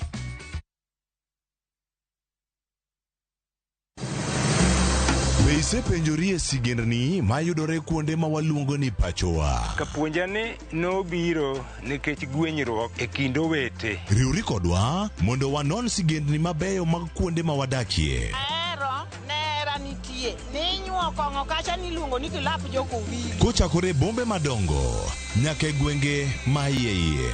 Otusenge en piny joimbo mar oganda kiluongo ni wasenge. Ng'e gigo mamiyo oganda ka oganda bedo mopogore. Nueng'o ma wan godo ka en mar kunyo goldi. Urudi, en kama ji duoge ji ok lal. Ng'e weche mane osekalo. Chon chande lweny nitie kor gweng'. Rwako sigendni mag kuonde ma wadakie. Kiwacho ni kibedo piny e kom, kineno ng'ama lwete fuare kama mano nyiso ni jakano mulo ka pigo osechopo e bwo mesa. Ng'e gwengewa chieng' tich ariyo saa 3 otieno mana e Ramogi TV.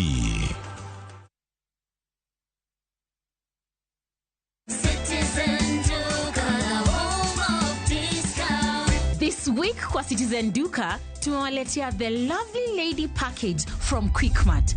Sour bathing soap 35 bob, Always sanitary towel 189 bob, Rexona deodorant 199 bob, Dove lotion 499 bob. Ukinunua hizi products ukitumia Citizen Duka utalipa only 962 bob, meaning utakuwa umesave 578 bob. Unangoja nini? Piga 487*5# na ulipe saizi ka vitu bado ziko kwa stock. Citizen Duka, the home of discount.